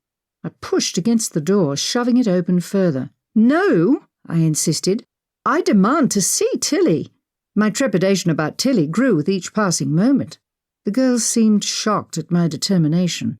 She fell back a few steps, and I pushed inside the building. She gaped around the room a few moments as though uncertain how to proceed next. Another woman appeared at the top of the stairs. She sniffled, wiping at her face. She glanced at me, then at the girl. "What is this?" she asked. "This lady," the girl said, eyeing me, "pushed her way in here demanding to see Tilly." The girl seemed to shudder at the statement. She swallowed hard, staring at me. "Yes," I confirmed. "I would like to see Tilly Anderson. Now, please. If you give my name, she will know it. We are friends." "Friends?" the redhead at the stairs top squeaked.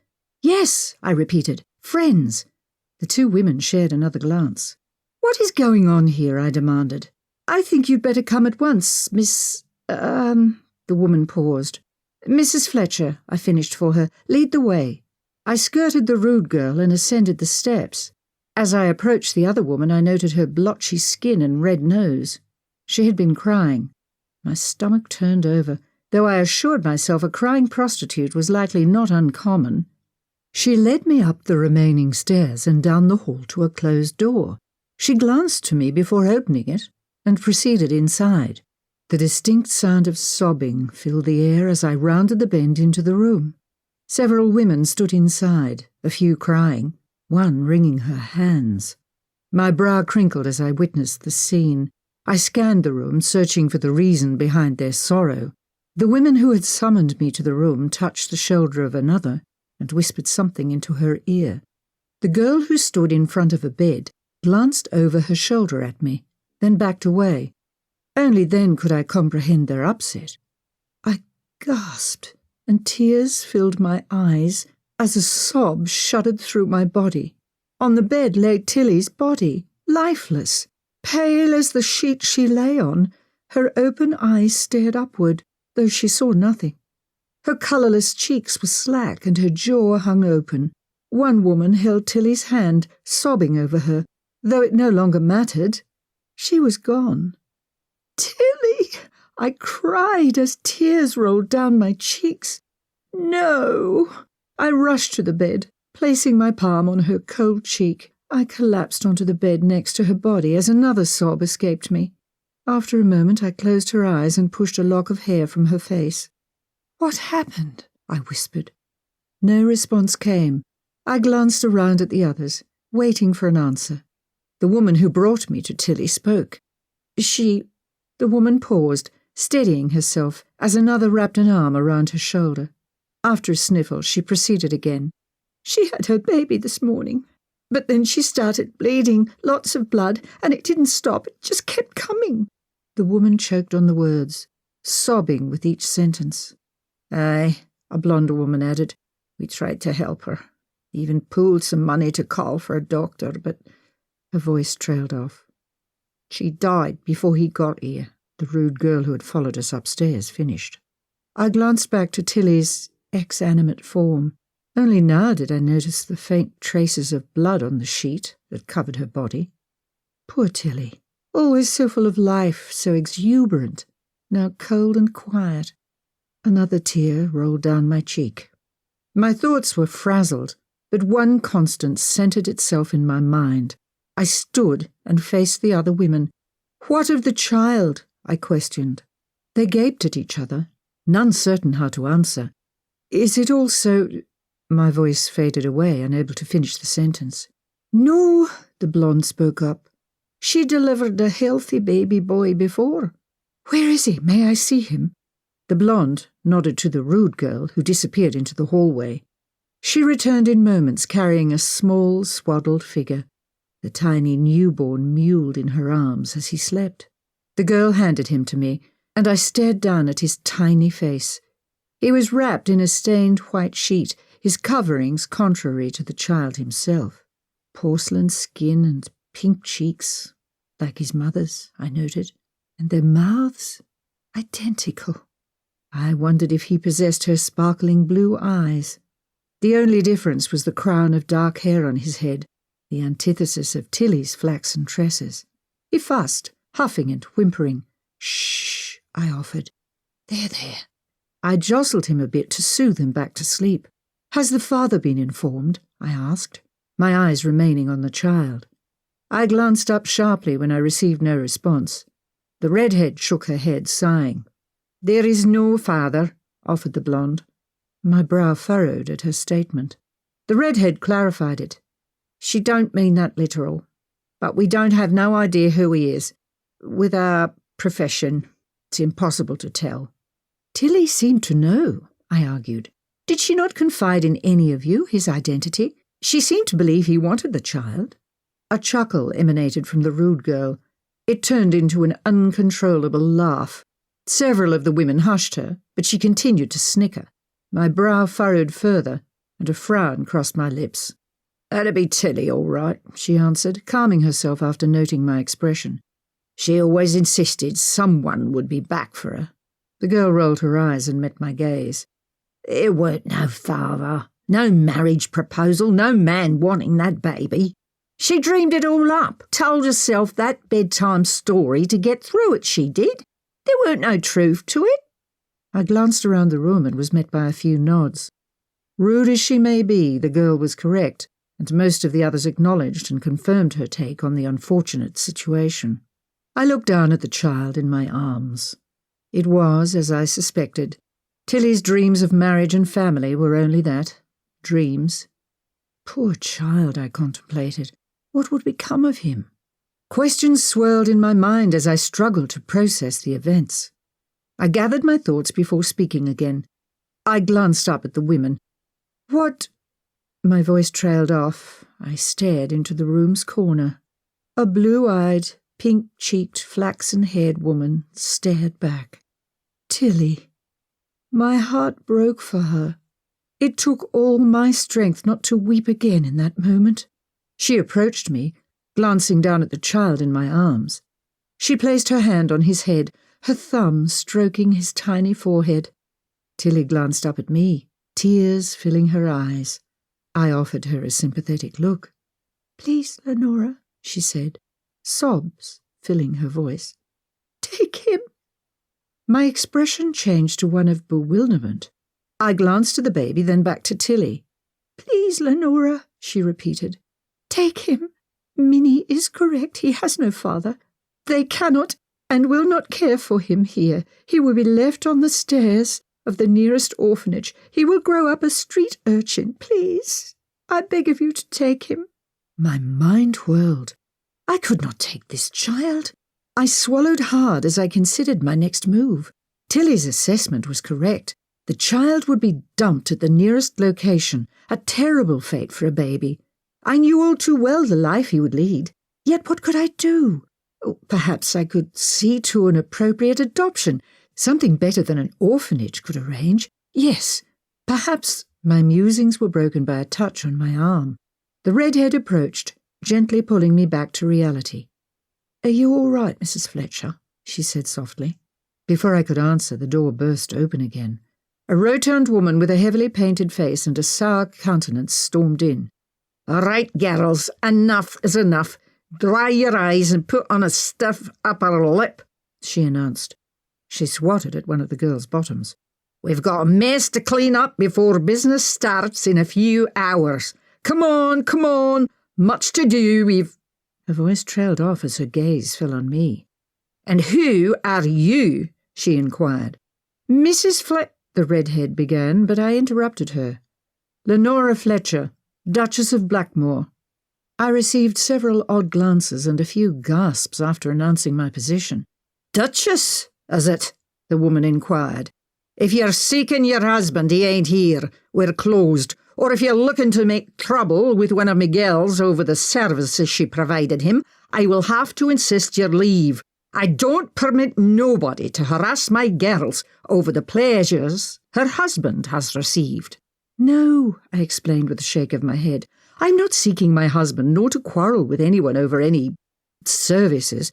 I came to visit my friend Tilly." I nodded to the body. "Though it appears I am too late." "Oh," the woman said, her countenance softening a tad. She eyed me, holding the child, then raised her eyebrows. "Will you be claiming the child, then, as her closest next of kin?" "No, we don't know her from Eve," another woman objected. "We cannot just give Tilly's child to her." The plump woman raised her eyebrows further, setting her hands on her hips and staring at the girl. "This is a place of business," she roared, "not a nursery. We cannot raise a child here. Do you plan on tending to the infant with one hand while you hike your skirt with the other? If she don't take the child, it goes on the doorstep of the nearest orphanage." I fluttered my eyelashes, focusing my attention on the child, rather than the vulgar discussion. The woman lowered her eyes, objecting no further. The madam turned her gaze to me. "Well," she demanded, "if you're taking the child, let's get on with it. We have a business to run." Tilly still stood in front of me, her fingers stroking her baby's cheek. I glanced to her, then to the child. I met the madam's gaze. "Yes," I answered. "I am taking the child." "Well, get on with it, then. You can take the sheet if you ain't got another covering to wrap him in, and you girls, get his mess cleaned up. No one wants a dead body staring at them while seeking the pleasures of a woman." The woman turned on her heel and removed herself from our company, slamming the door shut behind her. "All right, girls, you heard Madame Blanche. The time for grieving is over," the blonde said, taking charge of the room. The redhead busied herself at one of the dressers, searching the top drawer. After a moment she pulled a light blue scarf from it. She approached me and offered it to me. "Here," she said.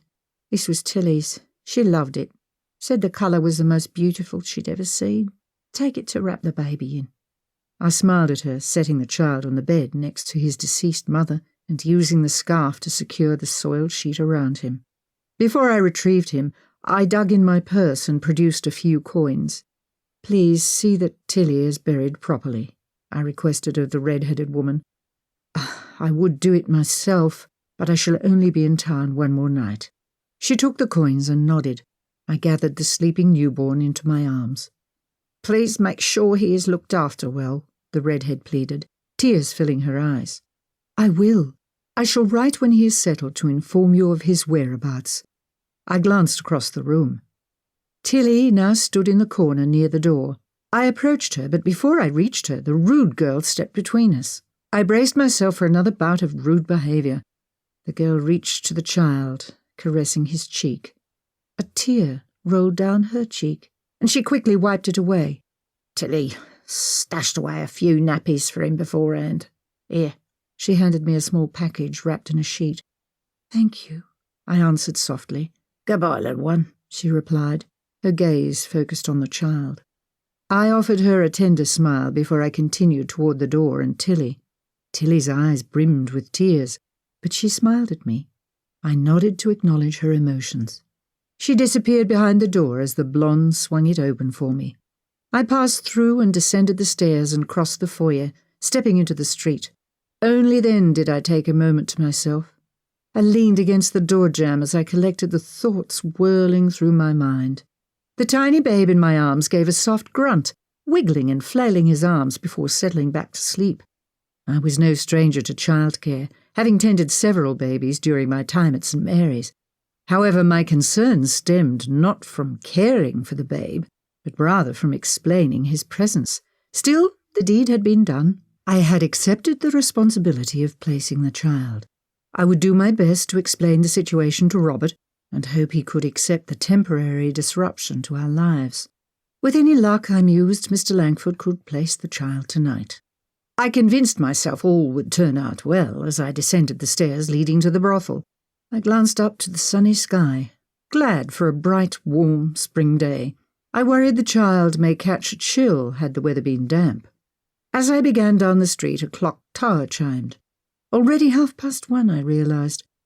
With a sigh, I hurried through the streets. Even at this frenzied pace, I would be late to meet Robert. The entire sombre business at the brothel had taken longer than I'd expected. I used the time to practice what I might say to my husband. Explaining the sudden presence of a newborn may prove complex.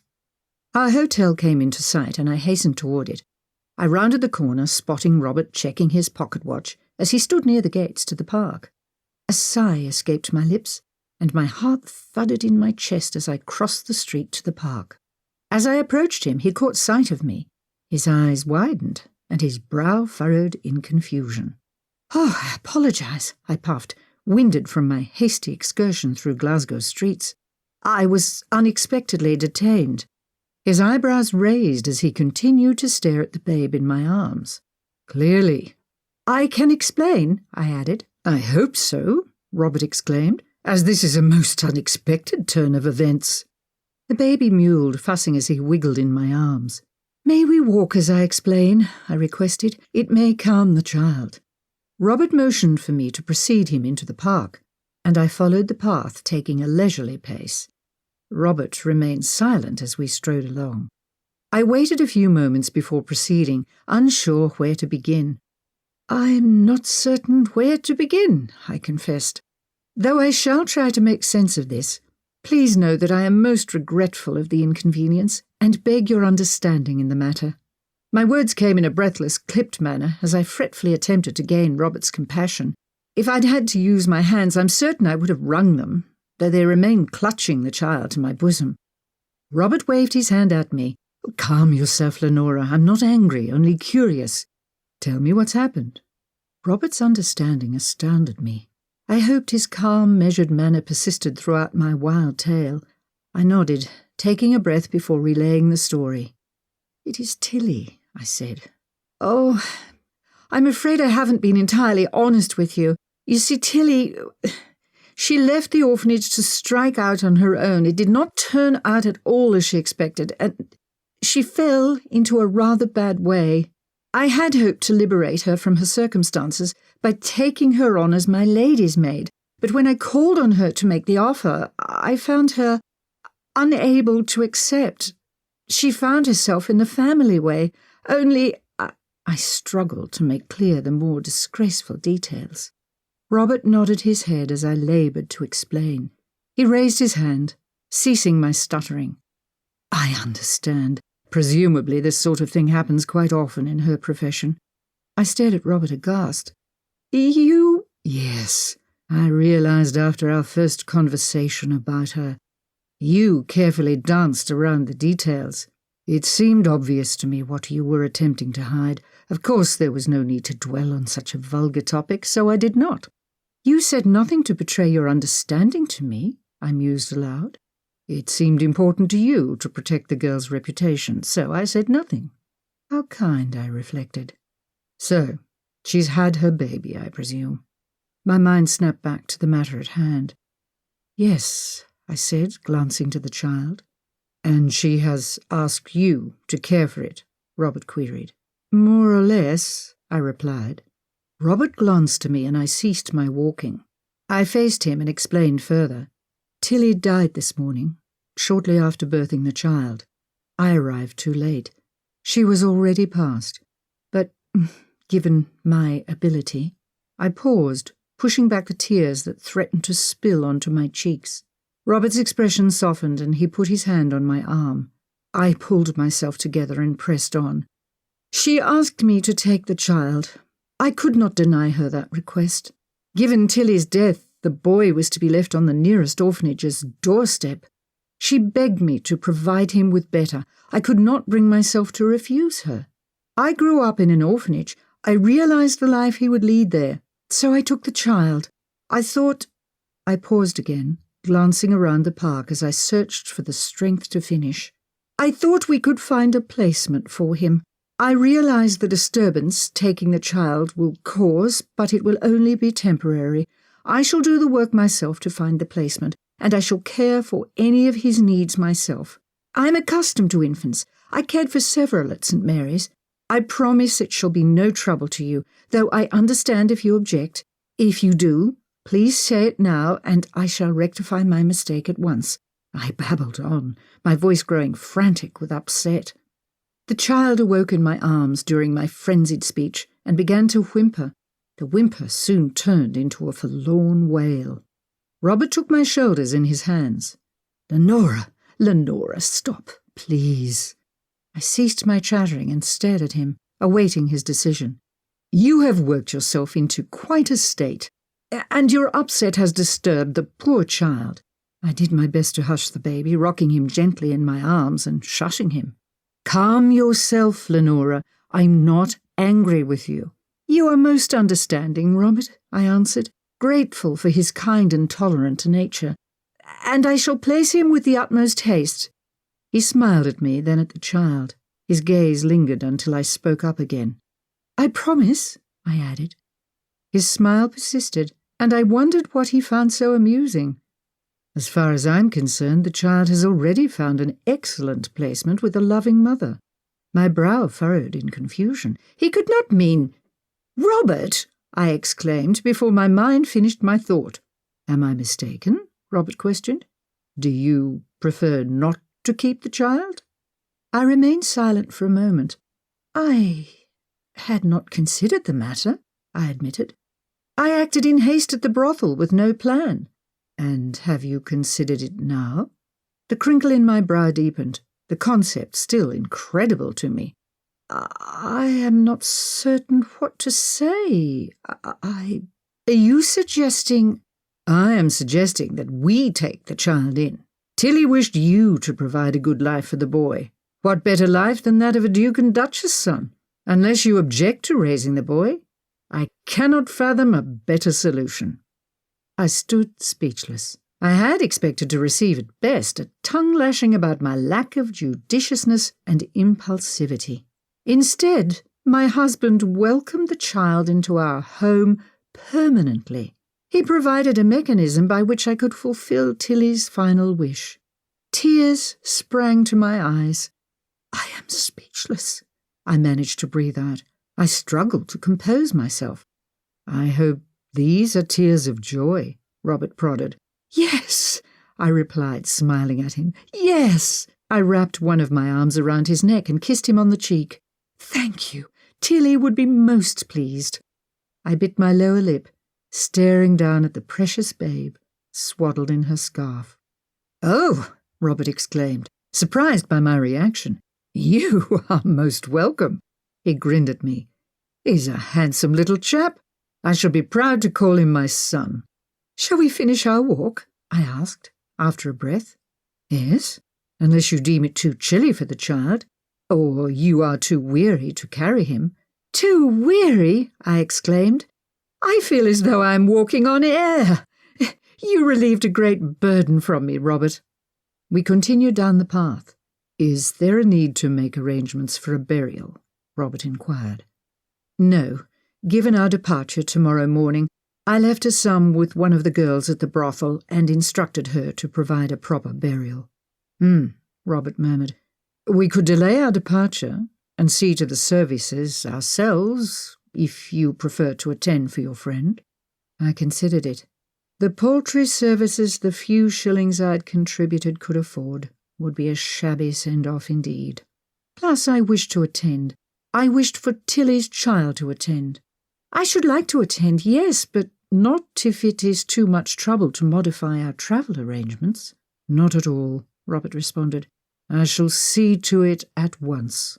I nodded. "I shall visit the brothel to make arrangements for her body to be—" "No, you shall not," Robert said, interrupting me. "I shall handle the matter. You shall attend to the important duty of seeing to our son's well-being." Robert made a solid point. Someone must attend to the child. "Though I could take him with me." I began. "I do not wish to see you go into that dangerous part of town again anyway. The matter is closed. Give me the address and I shall make all the arrangements." I agreed, providing him with the information. We looped around, returning toward the hotel. Our conversation turned to discussing plans for our family's new addition. Mr. Langford would be tasked with drawing up the adoption papers, an assignment I was certain would shock him when he learned of it this afternoon. He would also assist in hiring the necessary caregivers for the child. We reached the hotel and I took the baby straight to our suite. Robert arranged for milk to be sent to feed the child, now fussing and likely hungry. I sat rocking the baby in my arms, awaiting the arrival of his meal and Robert's return. The door swung open, and Robert and Henry Langford entered. Robert glanced at me, holding the whimpering babe, then around the room. "No milk as yet?" "No," I confirmed. "Where the devil have they gone for it? To the fields to milk the damned cow themselves? Oh, I'm certain it will arrive at any moment. I shall find out. The poor child is wailing with hunger." Robert stepped into the hallway, only to return in seconds. "He's on his way now." The man arrived with milk and a spoon, as requested, though Robert still groused at him about being late. I set straight to feeding the child, as Henry admired him over my shoulder. "Congratulations, Duke," he murmured, gazing at the child. "He is a handsome child." "Quite," Robert agreed, his chest puffed. "He shall grow into a fine, strong man. He grasped my finger earlier whilst we walked in the park. His strength is impressive."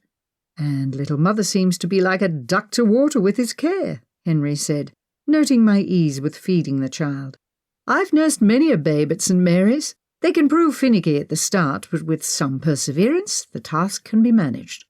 We must arrange for the doctor to see him at once when we return home, and of course there is his christening to be seen to," Robert mentioned. "Henry has agreed to handle all the necessary paperwork. Oh, we shall need to name him. Have you any ideas, Lenora?" He checked his pocket watch. "If you have, give it to Henry for the paperwork. I shall be off to make arrangements for Tilly's burial, unless I'm needed." I smiled at Robert. "No, dear, you may go. I shall finish feeding him and settle him for another nap." Robert kissed my forehead and rubbed the baby's cheek before departing. Henry poured himself a drink from the sitting area's bar. "Quite a surprising day," he noted, as he sat across from me near the fireplace. "How tragic to have lost your friend, but how extraordinary to have gained a son." "Indeed," I agreed. "Poor Tilly. I never suspected when I saw her only 2 months ago it would be our last meeting." "She would be pleased you are caring for her child, I'm sure," Henry said. "Yes," I confirmed, "and I am pleased to do it." Though surprised, Robert suggested it. I had thought to place him for adoption. Robert's kindness flabbergasts me at times. "You expect him to be disagreeable?" Henry inquired. No, though I do not often expect him to be as agreeable as he always proves. It is quite something for a man to agree to raise another's child. Couples adopt often. Yes, couples who desire a child, who have planned for a child. Robert has always desired a family. You have provided him with one, whether or not you intended to. I hope it brings him happiness. It will, Henry assured me. Have you given the child's name any thought? No rush, though I would like to begin the paperwork post-haste. I gazed down at the child in my arms.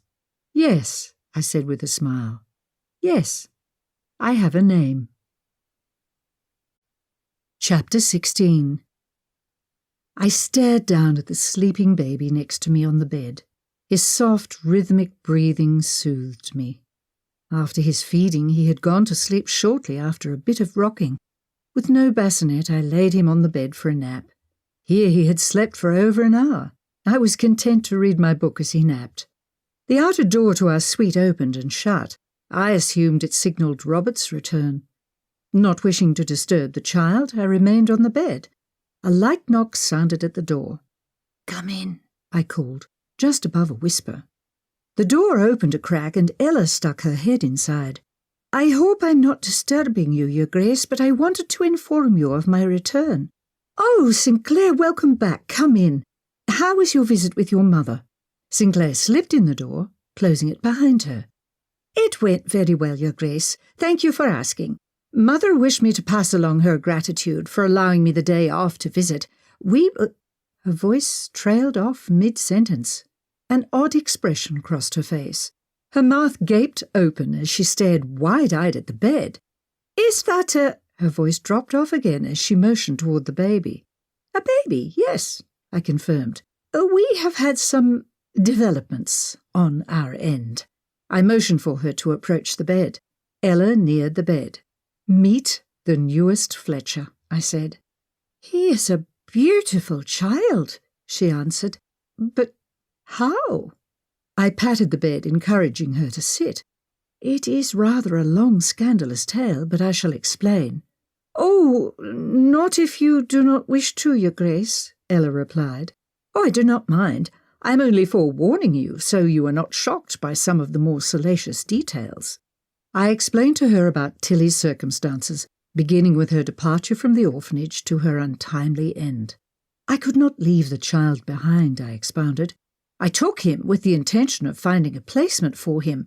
It stunned me when Duke Blackmoore suggested we adopt him, though I confess I am thrilled. Ella smiled at me, grasping my hand in hers. "I cannot imagine better parents for the child. I am certain your classmate would be elated by the prospect." I returned her smile, squeezing her hand. "Thank you. May I hold him?" "Of course," I exclaimed. Ella scooped him up into her arms. The baby cooed, stretching his tiny arms before settling back into sleep. "What a precious child," she breathed. "What will you name him?" I rubbed his cheek. "If you do not mind, I should like to discuss it with Duke Blackmoore first, before I reveal the name. I have told Mr. Langford, only so that he may begin the paperwork for his adoption." "Of course, Your Grace." Ella patted the baby's bottom gently as she held him. I gazed over her shoulder, smiling down at the tiny form. "Duke Blackmoore has gone to make arrangements for Tilly's funeral," I explained. "We shall have to delay our return to the castle until after she has been laid to rest." "I'm terribly sorry for your loss, Your Grace. I hope the funeral is not too trying for you. If you would prefer, I can care for the child while you attend." "Thank you, Sinclair, though if the weather holds out, I would like to take him. Perhaps you could attend as well, then if the child becomes too fussy, you could assist with his care." "Oh, I should be most happy to, Your Grace," Ella agreed as she smiled down at the child. "He is a darling boy." "I'm quite smitten with him myself," I admitted with a chuckle. "What an excellent mother you shall make, Your Grace," Ella said. I smiled at the compliment. It would mark the first time I would tend an infant I was not expected to give away at a moment's notice. My previous experience at the orphanage prepared me well for the moment, though it wounded my heart on several occasions to hand a child I had cared for over to another. As I gazed down at my child, I recalled the most recent of these incidents. 18 months before my departure from the orphanage, a newborn baby girl was left on our front steps. One of the teachers discovered the wailing child on her way into the building. The poor baby, stuffed in a basket without a stitch of clothing on, came with a simple note. "Please take care of her. I cannot." Newborn children require a great deal of care. The novelty of baby care wore off most girls after the first sleepless night. The baby, colicky from start, wailed most of the night. Tilly and I took turns walking the halls to soothe the child. In the wee hours of the morning, Tilly nodded off. I hadn't the heart to awaken her. Instead, I allowed her to sleep and cared for the child myself. The baby nodded off as light broke over the horizon. I managed an hour's sleep before Tilly roused me to rise for the day, not wanting me to be disciplined for laziness. After that night, the baby's care was left primarily to me, with Tilly to assist. We spent 6 months taking care of the child, who we named Bessie, short for Elizabeth. Without the ability to afford a wet nurse or formula, we used cow's milk and a spoon to nurse babies. On occasion, we used dippy bread when milk was in short supply, but whenever I could manage it, I used animal milk, even if I had to forego my portion for the child. One Sunday morning, Tilly and I set to feeding Bessie as we tidied the kitchen area. Tilly held the child in her arms, spoon-feeding her milk as I wiped the counters. "One day we shall nurse our own children, Lenora," Tilly gushed. I smiled at her. Tilly was a dreamer, I a realist. We often possessed different opinions on what the future held for girls of our kind. "Oh, do not give me that look," Tilly chided. "What?" "That knowing glance. I fully intend to have my own family one day, Lenora. Wait and see. I shall have 6 children and a loving husband." My, such plans," I joked. Tilly grimaced at me before bursting into a giggle. "You wait and see. I shall grab the world by the tail one day." "I hope you do, Tilly." Tilly did not respond. I finished wiping the last counter and washed the rag in the sink. I wrung it dry and turned to face her. Tilly stared into space, a silly grin on her face. Daydreaming about her future escapades had taken over her mind completely. "Tilly," I exclaimed, rushing over to her, "stop daydreaming and pay attention. You've spilled the milk all over Bessie."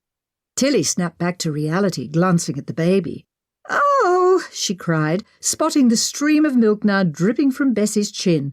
I wiped the child clean and Tilly handed her over to me. "Perhaps you should finish. Golly, I hope I'm better at feeding my own children." "I'm certain you will be," I assured her, relieving her of the baby and taking her place as she stood. I spooned more milk into the child's mouth. Tilly stared at me from across the room. "Did you finish with the counters?" I nodded. "Yes, just the sink needs wiped." I fed Bessie 3 more spoonfuls of milk before I set her against my shoulder to burp her. As I set to patting Bessie's back, I found Tilly still staring at me. "What is it?" I asked. "You're so very good with her." "Oh, she's not the first baby we've cared for here," I answered. Tilly shook her head. "No, you are special, Lenora. You will make a wonderful mother one day." I did not answer, instead returning to feeding Bessie. Tilly set to her work cleaning the sink. "You should not take such a negative view. You do not know what the future may hold." "Oh, to have your optimism, Matilda Anderson," I exclaimed. Tilly giggled and grinned at me. When we finished with our chores and Bessie's feeding, I changed, then dressed her. I sat with her on the floor of our bedroom, reading to her. Tilly worked on a composition assignment, promising to relieve me soon so I may finish my work before classes tomorrow. Footsteps sounded on the stairs, continuing down the hall toward our bedroom. Headmistress Williamson appeared in the doorway. She glanced in at us, her face set into its usual frown. "Lenora," she snapped, "clean up the child and prepare her to be seen by prospective parents. Bring her down as soon as you have finished. Do not delay." "Yes, Headmistress," I responded, a lump forming in my throat. Headmistress Williamson spun on a heel and disappeared from my sight. "Perhaps they will reject her," Tilly offered. I clung to Tilly's optimism with every fibre of my being, though a piece of my mind warned me to prepare for the inevitable. Babies were not often rejected by prospective parents. It was a marvel the child had gone this long without being claimed. I closed the book and made sure Bessie was presentable. I fixed her dress, In short, her face was clean and that she did not need her nappy changed. Satisfied, I carried her downstairs with Tilly following me. A man and woman stood with Headmistress Williamson in the foyer. I slowed as I reached the bottom of the stairs. "Ah, here is the child now," Headmistress Williamson announced. She pulled the baby from my arms, offering her to the woman. "As you can see, the child is quite healthy. She sleeps through the night without trouble. She's a pleasant little darling, very alert, yet never demanding or fussy." I held back, rolling my eyes. Headmistress Williamson rarely bothered herself with the child's care. She gave the same speech with every child, having no idea of any of their temperaments. The woman accepted Bessie from her. "Oh, Charles," she breathed, turning to the man. "Isn't she beautiful?" "Hmm?" the man murmured. "And she has no known diseases?" he asked Headmistress Williamson. "None at all," Headmistress Williamson assured him. "Healthy as can be." The woman rubbed her cheek. "Hello there, darling. Would you like to come home with us?" she asked Bessie. "And the agreed-upon sum for her adoption is set. No reduction in cost despite her age? Oh, I'm sure, Mr. Bedford, we can work out a sum agreeable to both of us." My stomach turned. I held Bessie's blanket in my hands, her only possession. I clung to it, wringing it in frustration. Tilly would be proved incorrect. The couple planned to take the child. "Do not dicker, dear," the woman whispered. The man glanced to his wife holding Bessie. He nodded. "All right, we shall take the child, Headmistress." He passed her an envelope. "Please count it if you wish." "I'm sure there's no need for that," Headmistress Williamson answered, shoving the envelope into her pocket. "Lenora, fetch anything that belongs with the child." I stepped forward with the blanket, choking back my tears. "She sleeps with this," I choked out, "and she is fond of being rocked before bed." The woman accepted the blanket. "Thank you," she offered. I stepped back and Tilly put her hand on my shoulder. "Oh, Charles, perhaps we should inquire after a nanny." My heart lifted. They were in need of a nanny. I cared for the child for the first 6 months of her life. I knew her schedule, all her likes and dislikes. I knew the child inside and out. Perhaps we would not be separated. I could fit into the role of nanny. "Yes," Charles agreed with Mrs. Bedford. "Yes, perhaps one of your girls would be suitable, Headmistress?" The woman nodded at me as Headmistress Williamson responded. "Oh, why, yes, of course, we can assist with that. St. Mary's turns out some of the best girls for service. I have the perfect girl in mind." She stepped to the stairway, calling up, "Bertha! Bertha! Come down at once to my office." "Mr. and Mrs. Bedford, why don't we step this way into my office, where we can discuss the matter further?" "Oh," Mrs. Bedford said, hesitating. "What about her?" She nodded toward me. "She seems to know the child." Headmistress Williamson glared at me for a moment before plastering a smile on her face and returning her gaze to Mrs. Bedford. "Please, step this way and we can discuss it. I assure you Bertha will be a lovely addition to your home." She wrapped her arm around Mrs. Bedford's waist, leading her to the office. As they crossed the foyer, I heard her add, "Between us, Mrs. Bedford, I cannot recommend Lenora. Oh, she seems kind enough, but she's a troubled girl." They disappeared into the office as Bertha descended the stairs. I swallowed hard as tears stung my eyes. I bit my lower lip and fled up the stairs to the bedroom. I flung myself across the bed as sobs racked my body. "She is a witch! Do not waste your tears," Tilly said, following me and closing the door behind her. She climbed onto the bed, wrapping her arms around my shoulders. "I do not shed them over Headmistress Williamson," I said between sobs. Tilly rubbed my back. "Do not cry, Lenora." I continued to weep. "They've taken Bessie." "Well, they seemed like a lovely couple." "Yes, I recognize that," I responded, "and I hate myself for hating them, but you shall miss her," Tilly finished for me. "Yes," I cried. "One day, Lenora, you shall have all the happiness the world can offer. You must believe that." I wiped at my face, sniffling. "There is no happiness in the world for me," I lamented. "Lenora Hastings," Tilly scolded. "Stop that talk this instant. I shall hear no more of it.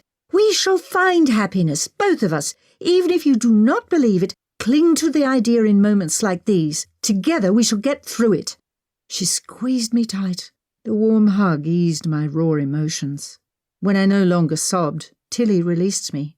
"You must finish your composition," I murmured. Tilly responded by rising from the bed and grabbing her composition from the writing desk. She tore it in two and threw it in the trash bin. "Tilly, what an impetuous thing to do," I scolded. Tilly grinned at me. "As long as it has stopped your mind from dwelling on your sorrows, I do not care. But now you shall need to rewrite it all. It matters not. It was rubbish anyway. I can rewrite it if you promise to help me. But first, let us spend the afternoon playing a game." Tilly pulled a stack of cards from under one of the beds. "Rummy?" I smiled as I recalled her devilish grin as she waved the cards at me. Sorrow grew in my heart over her loss, and I cursed myself for not coming to her aid sooner, for not insisting she leave the brothel earlier. I regretted not paying attention to my foreboding sense, vowing not to ignore such feelings in the future. Tilly, a true friend, was gone because of my disregard for my own instincts. The baby yawned and stretched in Ella's arms. My mind snapped back to the present and to more pressing matters. His little mouth opened and closed before he began to whimper. "There, there, little one," Ella cooed. "Oh, I should check the time. He may be hungry." I climbed from the bed and glanced at the clock in the sitting room. It is later than I realized. I should feed him and dress for dinner. I imagine Robert will return at any moment. I fetched the bottle of milk and spoon from the sitting room and relieved Ella of the baby. "That is quite an amazing trick," she murmured as I spoon-fed the child. "I've had a bit of practice at it," I informed her. After the child was fed, I swaddled him in a blanket and settled him in a dresser drawer, a trick I learned at the orphanage. Ella busied herself laying out my clothes as I nestled him in to sleep. I dressed for dinner and awaited Robert's return in the sitting room. Ella and I sat near the fireplace reading. Minutes turned to hours. After a time I stared at the clock, wondering if the time may be correct. Robert's tasks seemed to take far longer than I had anticipated. I attempted to return to my reading, but found my mind unable to focus. I stood from my chair and paced the room. "Is everything all right, Your Grace?" Ella inquired. "Yes," I assured her, "only becoming fretful about Duke Blackmore's return. The hour is growing late. I expected him earlier than this. Perhaps he has run into difficulty with the arrangements." "Yes, perhaps," I agreed. I continued my incessant pacing as my mind whirled. Robert had planned to go to the brothel. Perhaps he had met with trouble there. The part of town where the brothel was situated was less than desirable. My mind concocted all sorts of scenarios. I checked on the baby, who still slept peacefully in my bedroom. I returned to the sitting room, plopping into the chair across from Ella. I found myself unable to stay there, though, and within moments I resumed my pacing of the floor. After another 30 minutes, the door to our suite popped open. "Robert!" I exclaimed as he entered the room. "Thank goodness!" Noting my flustered tone, Robert asked, "Is everything all right with the child?" "Yes," I assured him. "However, the late hour concerned me. I feared something may have happened to you." Robert smiled at me and kissed my forehead. "No, I'm quite all right, dear," he informed me, "though I apologize for keeping you waiting for your supper." "Did the arrangements give you trouble?" "Not at all. I have arranged for her burial tomorrow afternoon. With no family, I saw no reason to delay it. She will be laid to rest at St. Agnes." My brow furrowed. While I was pleased to know the arrangements had been completed with no trouble, I pondered why Robert had been delayed. Before I could inquire about it, a knock sounded at the door. Robert crossed to the door and opened it. 3 men entered, carrying a variety of things. "This," he said, pointing a finger in the air, his eyebrows raised and a grin on his face, "is what delayed me." "What is all this?" I questioned. "A few items for the baby," Robert answered. He grabbed a cylindrical item from one of the men's arms. He studied it, his lips pursing as he stared at the object. "Formula. I'm told this is the preferred alternative for a child in the absence of a wet nurse. We shall try it until a wet nurse and nanny can be engaged." "And the rest?" I queried, as the men set down the remaining items and departed. I stared at a small wooden horse, brown in colour with a black mane and tail, It sat on rockers. A little saddle sat on its back, and leather reins flowed from its face to its back. "Ah," Robert said, approaching the wooden animal and setting it to rock. "A rocking horse, all the rage these days for children, I'm told." "A rocking horse?" I repeated, my voice questioning. "Yes, a splendid surrogate for his nursery until he has his own horse, wouldn't you say? Though I do not imagine it will be long before I'm buying the laddie his first pony." Robert grinned from ear to ear. He picked up something else. I'd never seen anything like it before. "And this is a zoetrope." He spun a wheel underneath a cylindrical drum. "See? It makes the animal appear to be moving." He continued on. "And this object is a magic lantern. You insert a slide here, and it projects an image onto the wall. Most useful for his education." My jaw hung open. I glanced wide-eyed to Robert. "Is something the matter, Lenora?" "No," I answered, finally finding my voice. "I imagine he will find these items most entertaining as he grows." "Yes, it is my sincere hope.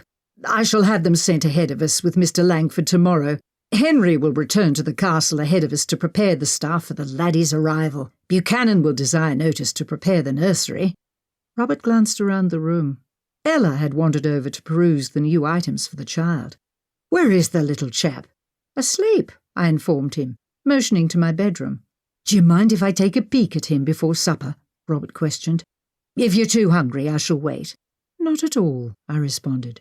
Robert followed me into the bedroom and to the child's makeshift crib. "A drawer?" he questioned. "Clever, Lenora. Did you give Henry a name?" "Yes," I responded. "I hope you shall be pleased with it." "I'm certain I will be. What is it?" Robert asked, still cooing over the baby. "Samuel," I stated. Robert glanced to me. "Samuel." A smile spread across his face. "My father's name." "Yes," I answered, returning his expression. "I hoped it would please you." "It does," he assured me. "Oh, we must also consider his christening. Shall we discuss it over our supper?" He offered his arm to escort me to dine. "Yes," I agreed, accepting it, "though I shall leave the details of godparents to you, Robert. I have no family or even acquaintances who may serve."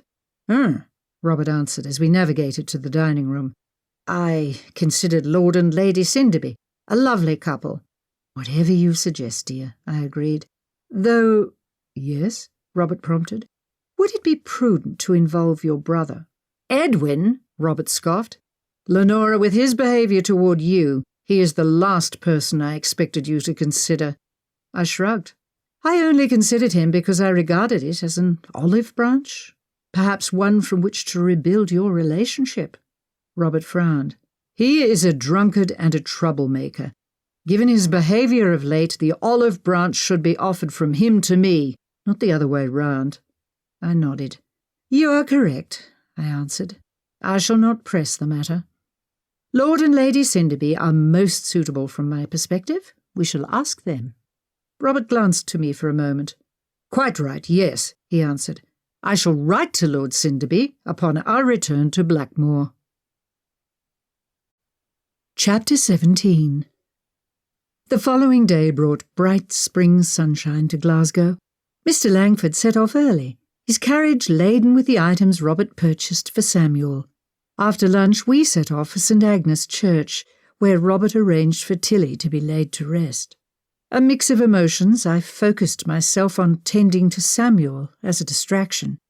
The day warmed enough by afternoon to take the child, so I laid Tilly's blue scarf on his chest and swaddled him in a new blanket and took him.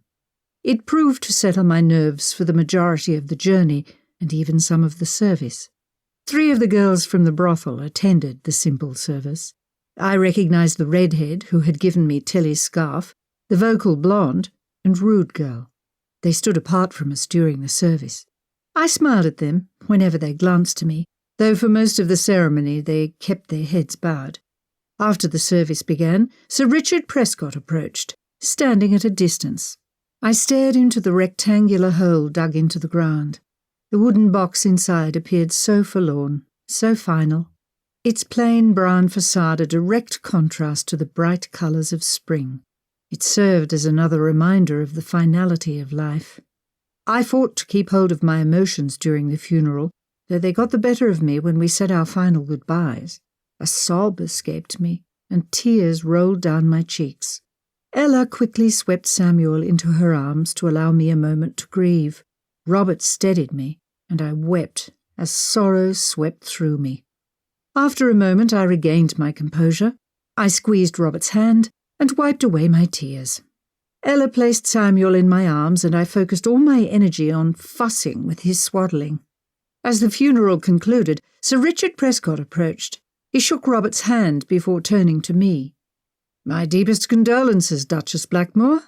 "Thank you," I replied, surprised by Sir Richard's compassion in the matter. "I was surprised to learn of your friendship," he continued. "Always a surprise from you, Duchess." He raised his eyebrow at me, a wanton expression on his face. I had misjudged him. He offered no compassion. His curiosity drove him to seek out Tilly's funeral. "If you wouldn't mind, Sir Richard," Robert chimed in. "My wife needs some time to grieve." "Oh, of course," Sir Richard answered. "Good day, and again, my sympathies." Sir Richard strolled away, glancing back one last time with a lecherous wink. I stopped myself from shuddering. Tilly's workmates approached me. "I shall wait for you at the carriage unless you require my assistance, Lenora," Robert excused himself. I nodded to him in response. "Might we take one last peek at the babe?" the redhead inquired. "Of course," I answered, smiling away my grief and focusing on something pleasant. "He's got a new blanket," Rude Girl responded. "Big and fancy." "Yes," I answered. Duke Blackmoore and I made the decision to adopt the child ourselves. He purchased a variety of items for the baby yesterday. "I have kept the scarf you gave me with him, though," I explained, pulling the blanket open to show them. The redhead wiped a tear from her cheek. "Tilly'd be so happy he's being provided for." Another tear fell to her cheek.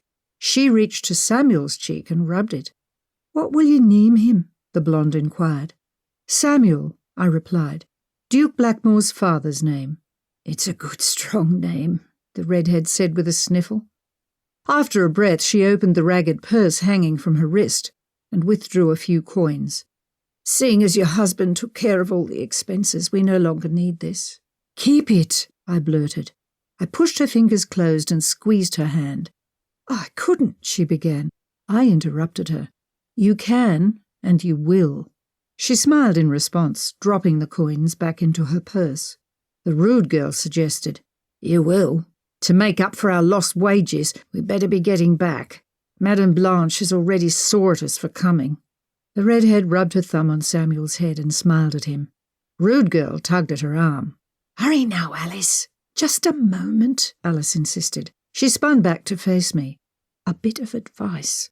Stay away from that man." She pointed in the direction of Sir Richard. "He's a no-good louse, that one. You do well to keep away from him." I nodded at her. "Thank you," I said. Rude Girl tugged at her arm again. With a wistful glance to Samuel, she allowed herself to be led away. I sighed, snuggling Samuel closer to me, and returned to the carriage where Robert and Ella awaited me. As I approached, I saw a third figure at the door. Tilly. She stood opposite Robert, her blonde hair flowing down her back. The colour had returned to her cheeks, and her blue eyes sparkled even from afar. She appeared as she had in life. I smiled at her as I neared the carriage. She offered me a tearful smile in return. "You will raise him?" she queried. I nodded. Robert noted my odd gaze, glancing between me and my focus point. "What is it?" he whispered. "Tilly," I explained, without taking my eyes from her face. "She has come to inquire about her baby." Robert's expression betrayed a mixture of emotions, including confusion, fear, and discomfort. "She understands that we shall raise him. She is pleased." Robert replaced his aghast expression with a soft smile. Tilly stepped close to me. She stared down at the baby, her hand finding his forehead. "My perfect boy," she whispered. "We shall name him Samuel," I informed her. "Samuel," she repeated. "Little Sam. It is perfect, Lenora." "It pleases me that you approve, Tilly," I said, my heart soaring with contentment. "I shall always protect him." "Please tell her we shall love him as though he is one of our own," Robert announced, his voice raised, as though the dead were deaf as well as deceased. A chuckle erupted from me at his tone. He offered me a strange look. I nodded to him. "She heard you, and she thanks you. If there is anything further you wish to convey, you can speak normally. They're not deaf."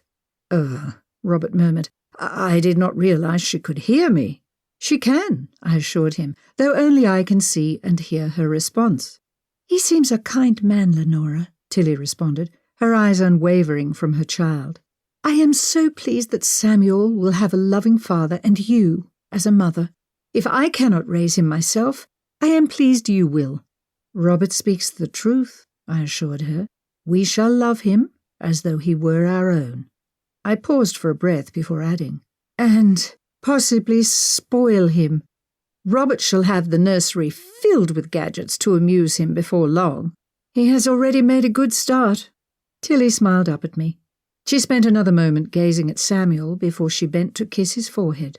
Samuel wriggled as her lips brushed his tiny head. Tears fell to her cheeks as she raised her head. She nodded to me as she stepped back. She was ready to say goodbye, though could not find the words to do so. A simple nod was all both she and I could manage. I moved toward Robert to suggest my readiness to depart. He smiled at me. "Ready?" I nodded, and we all climbed into the carriage to return to the hotel. As I settled Samuel before afternoon tea, Ella fidgeted in her seat across from me. "Is everything all right, Sinclair?" I inquired. "Yes, Your Grace," she responded. "You seem agitated. Did the funeral disturb you? Perhaps you should lie down." "No, Your Grace," she answered. "It is only—" "Yes?" I inquired. "Well—" My brow furrowed. "Speak up, Sinclair. There is no reason to hold your tongue." "Your conversation with the child's mother," she blurted. "What of it?" I asked, spooning more formula into Samuel's mouth. "I do not wish you to consider me rude. However, I could not help but consider the situation so very odd. How extraordinary, yet vexing for you, Your Grace." "I've grown accustomed to it," I informed her.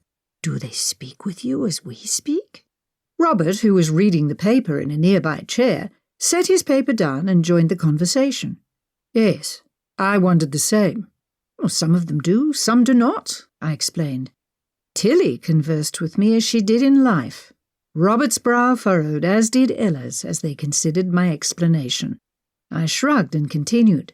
"The reasons some can and cannot seem to vary. I assume the close relationship Tilly and I shared assisted in our communication, along with her concern for Samuel."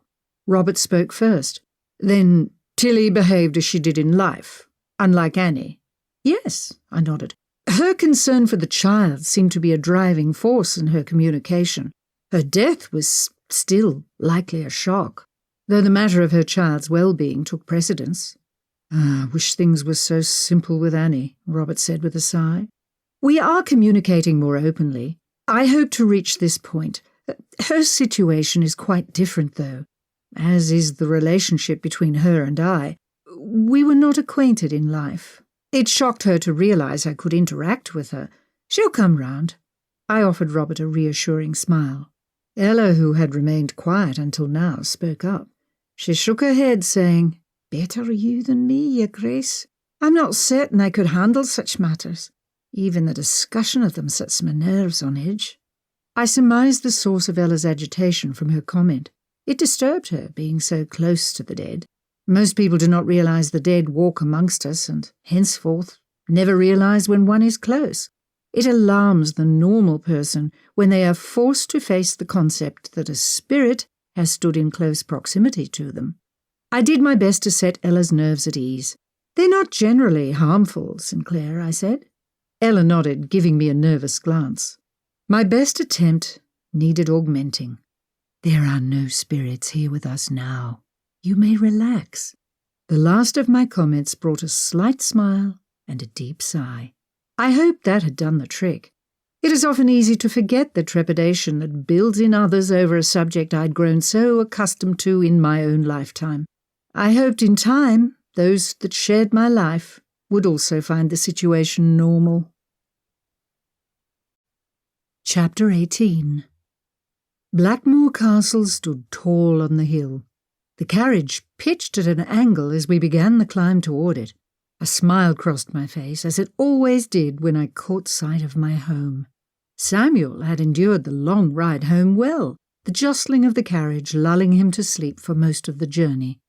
The castle brimmed with activity as we arrived. Servants bustled from place to place, carrying out extra tasks to ready the castle for its newest occupant. "I hope you do not mind, Your Grace," Buchanan said as he greeted us outside. "However, I dismissed the staff of their duty to greet you in order to finish the tasks needed to properly welcome the young master." "Quite prudent of you, Buchanan," Robert responded. We stepped inside, shedding our cloaks as Ella held Samuel. "Might I see the child?" Buchanan requested. "Of course," Robert exclaimed. I collected Samuel from Ella and sidled next to Buchanan, holding the child out for him to view. "A most handsome laddie," Buchanan said. He rubbed his finger on Samuel's cheek and then against his hand. Samuel latched onto his finger. "Quite a strong little one, too." Robert beamed. Yes, he shall grow into a fine man." "Indeed, Your Grace," Buchanan agreed. "The staff has been busy readying the nursery. If Her Grace would care to inspect it now, you may suggest some adjustments. I understand Mr. Langford is already engaging a wet nurse and nanny." "Yes, I shall go there now. Until we have engaged a caregiver, I shall keep Samuel in my bedroom," I answered. "I shall have the arrangements prepared at once," Buchanan answered. "Mrs. Thompson, will you show Her Grace the nursery?" I followed our housekeeper up the stairs and through the halls to the nursery. Mrs. Thompson showed me the night nursery first, assuring me a bassinet would be placed in my bedroom until suitable childcare was brought on. I then perused the day nursery, appropriately set to face a southeasterly direction. It brought a smile to my face as I spotted the many toys Robert had purchased, scattered in the large and well-lit room. Overall, the day nursery had a pleasant presentation, and I congratulated Mrs. Thompson on her fine work. She inquired as to whether I should be reviewing the qualifications of those interested in the positions to care for the child, or if Robert preferred to review them. Uncertain, I informed her I would speak to Robert and provide an answer to her later. With Samuel in my arms, I traversed the halls to speak with Robert on the matter. I arrived at Robert's office, where I expected to find him reviewing correspondence missed during our time in Glasgow. I discovered an empty office. "Where might your father be, Samuel?" I asked the child in my arms. I navigated to the foyer in search of Buchanan. As I descended the stairs, I overheard Robert's voice coming from the sitting room. The doors were slightly ajar, so I entered, expecting to find him discussing something with Buchanan. "Robert," I said as I pushed through the doors, "Mrs. Thompson wished to know if you preferred to review applications for Samuel's—" My voice stopped mid-sentence as I spotted another man in the room. Edwin spun to face me. "Oh, forgive me," I murmured to Robert. "I did not realize you were speaking with Mr. Fletcher." Edwin's jaw dropped, and his eyes widened. His eyebrows raised high. He guffawed, setting his brandy glass on a nearby table, and burst into applause. "Edwin, have you gone mad?" Robert questioned after his theatrical display. "Not at all, dear brother," he turned to me. "I offer you my congratulations, Duchess. I have far underestimated your unique abilities." "What nonsense are you prattling on about?" Robert demanded. "Why, your wife's obvious talents, of course," Edwin responded. "The extraordinary qualities she possesses." For a moment I assumed he had slithered through the more boorish gossipers and discovered my supernatural ability. "In an attempt to ensure her future here, she has conjured a baby from thin air." He waved his arms around, imitating a magician. My face set into a frown at his comments. "And further, she has convinced you, big brother, to raise this child of enigmatic origin." "Stop this behaviour at once," Robert bellowed. "Oh," Edwin continued, "I underestimated the lengths you will go to, Duchess, to secure your place here." I said enough, Robert roared, grasping Edwin by the collar. I will not have you speaking this way about my wife or my child in this house. Edwin wrestled himself from Robert's grip. Your child? Edwin questioned, his voice incredulous. Your child? It isn't even her child. Ah, Robert, she really has you wound around her finger, doesn't she? I always considered you too proud to raise another man's child. I will not discuss the matter further with you, Edwin. If you cannot control your tongue, we shall cease the discussion of our business immediately. I assume this development alters my prospects quite a bit, Edwin questioned. I shall leave you to discuss business, I said. Oh, no, please stay, Duchess, Edwin responded. Witness firsthand the product of your handiwork. Stop accusing Lenora of these things, Robert shouted. The product of her handiwork is the noble deed of providing a motherless child with a home. The world does not revolve around you and your needs, Edwin. It is a childish view to match your childish behaviour. I assume this is why you summoned me? Edwin queried. To inform me of the demise in my future outlook? I found the statement odd. Robert had requested Edwin's presence? Why? No, Robert answered as I pondered Edwin's comments. While it is true Samuel will be named as heir, that is not what I invited you to discuss. So, I mused, Robert had invited him to the castle. For what purpose? Then what? Edwin asked, his mind clearly pondering the same question. Robert sighed, clasping his hands behind his back in his usual manner. We are choosing godparents for Samuel's christening. Lenora, being kind-hearted in nature, suggested you. Though I disagreed on the surface, in an attempt to model more of my wife's virtues, I reversed my decision and asked you here to discuss the matter with you. Edwin did not respond. I read his expression to convey a mixture of confusion, regret, and surprise. Robert continued. Though I can see that this was a mistake, you have no tact nor courtesy. Your demeanour makes you both an improper and undesirable choice. Edwin slammed his brandy glass on the table next to him. Yes, I've always known that, he hollered before storming from the room. The door slammed behind him as he departed, and Samuel jumped in my arms at the noise and began to wail. Robert closed his eyes in frustration and disgust as I quieted the child. I am sorry, Robert, I said. Robert waved his hand, opening his eyes. Do not apologize, Lenora. The man is a... Well, never mind. I should not have suggested you ask him. It was not my place. The fault is mine. As the child's mother, it is your place. I had hoped the conversation would go differently, but alas, even this olive branch she has spat out. Perhaps he will come round, I offered, though if you prefer we may move forward with Lord and Lady Sinderby. Yes, I shall write to Lord Sinderby in a few days' time. Robert paused a moment. Oh, you wish to speak with me? I had nearly forgotten with all the fuss.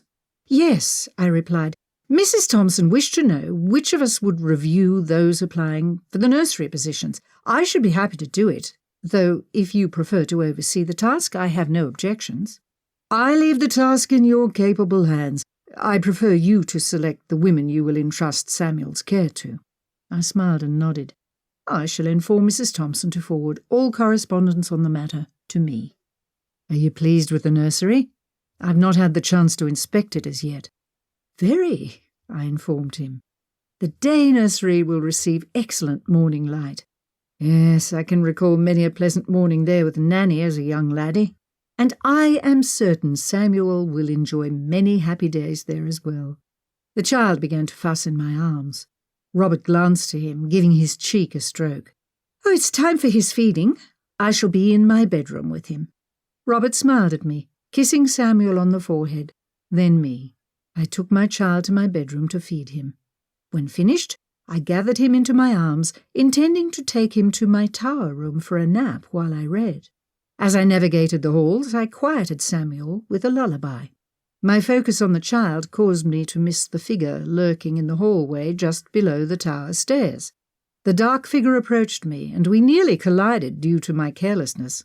I noticed at the last moment, stumbling back a few steps as I exclaimed aloud my surprise.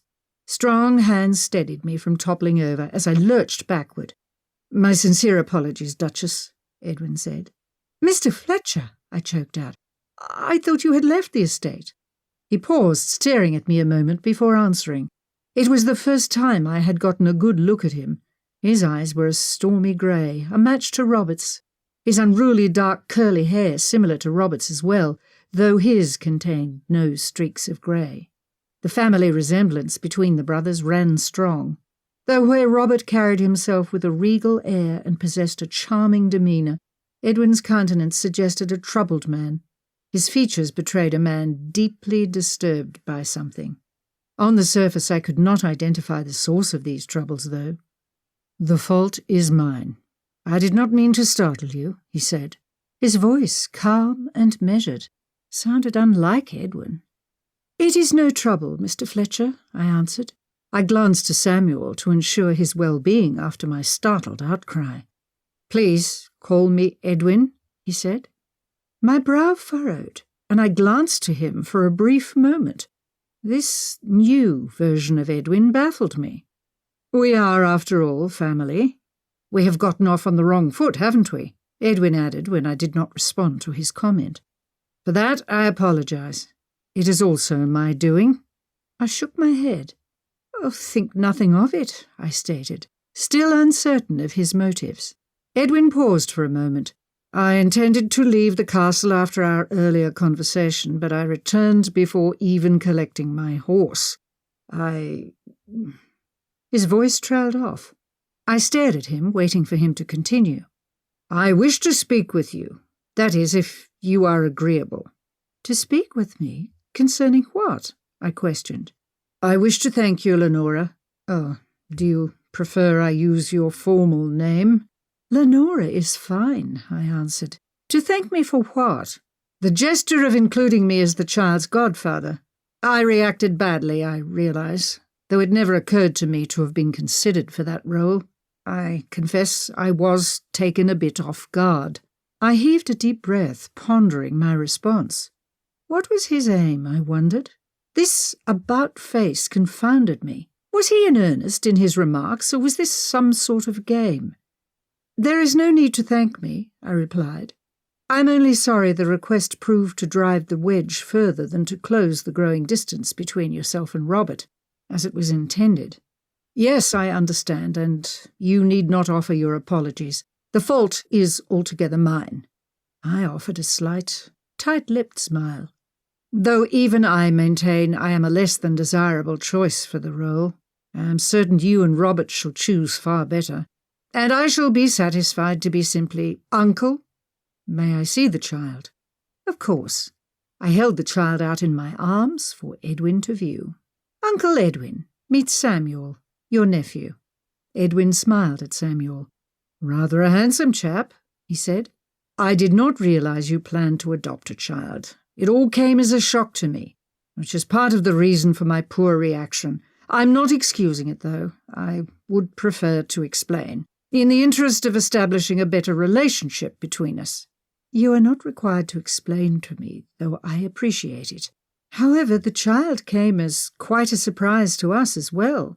We were not planning to adopt.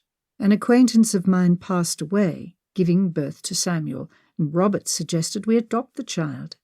Edwin frowned. "His father did not protest?" "No," I explained. "She was unwed, and the father not identified." "Oh!" Edwin exclaimed, surprise in his voice. "You are full of surprises, Lenora. An unwed and pregnant acquaintance. Wherever did you meet?" I ignored the comment about my surprising nature. "His mother was a student at St. Mary's Orphanage, where I was. So you see, the addition of the child to our home was not intended to defraud you of anything. In fact, the decision had nothing to do with you, only with our desire to help the orphan child." "St. Mary's Orphanage. You were an orphan." His face screwed up with confusion as he inquired after my humble beginnings. "Yes," I confirmed. Edwin's eyebrows raised, and I added, "There is nothing salacious about the tale, I assure you." "Oh, I did not mean to suggest there was." However, of late my brother has been quite a recluse. I cannot understand how you could have met to begin with, but with the knowledge of your time at St. Mary's, I confess to be even further baffled. Robert heard tale of my unique ability from a friend. One of my former classmates was in the man's employ and knew me well. After he discovered my talent, he had Mr. Langford collect me from the orphanage, and Edwin held up a hand. Unique talent? He questioned. Yes, I stated. I can communicate with the dead. I assumed you may possess this information already. Edwin's eyes went wide and his jaw slack. Communicate with the dead? Yes, I can see and communicate with those who have passed from this life. I weighed in my mind the benefits and disadvantages of revealing more. It could not hurt, I reflected, and continued. Upon learning of this, Robert collected me from the orphanage and offered me marriage in exchange for helping discover the reason the first Mrs. Fletcher flung herself to her death. Edwin's demeanour changed, as I explained. His posture stiffened and his face hardened. Perhaps he did not believe me. Perhaps he judged me a charlatan, seeking an easy life.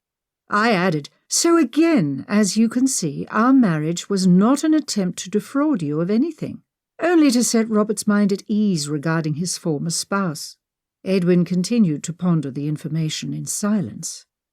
And have you discovered anything? He inquired after several moments. Nothing as yet, I informed him. Have you seen Annie? He questioned.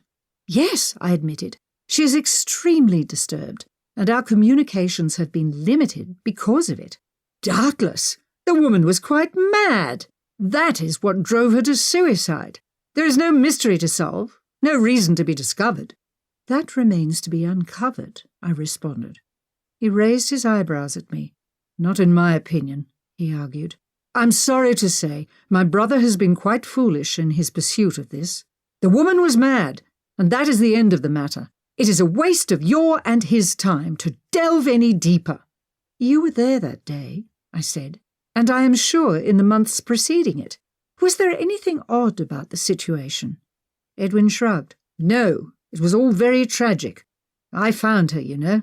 Happened upon her while walking. I attempted to save her, but she was gone. Horrible, horrible mess, that. And before that day, was she at all despondent or erratic in her behaviour? Edwin considered my question. Perhaps, he responded. Annie was, well, she was a daydreamer, a romantic. You know the sort. I believe those types are often prone to this form of behaviour. They do not view the world clearly, and henceforth are often disappointed by it. Really, there is nothing more to tell. I would abandon the pursuit if I were in your position. There is nothing to be learned. I shrugged. If I can help bring closure to the situation, I am pleased to do so. I must be on my way, Edwin said, backing away a few steps. Though I think you shall find my assessment correct. If I were you, Lenora, I would not pursue this further. Leave the dead rest. With that, he spun on his heel and disappeared around the corner. I stared after him for several moments before shaking my head in disbelief at the conversation. His reversal in attitude befuddled me. Though his response to the revelation of my ability did not surprise me, I was accustomed to being shunned by people after revealing my nature. I spun to continue on to my tower room. As I turned, I caught sight of Annie hovering at the end of the hall.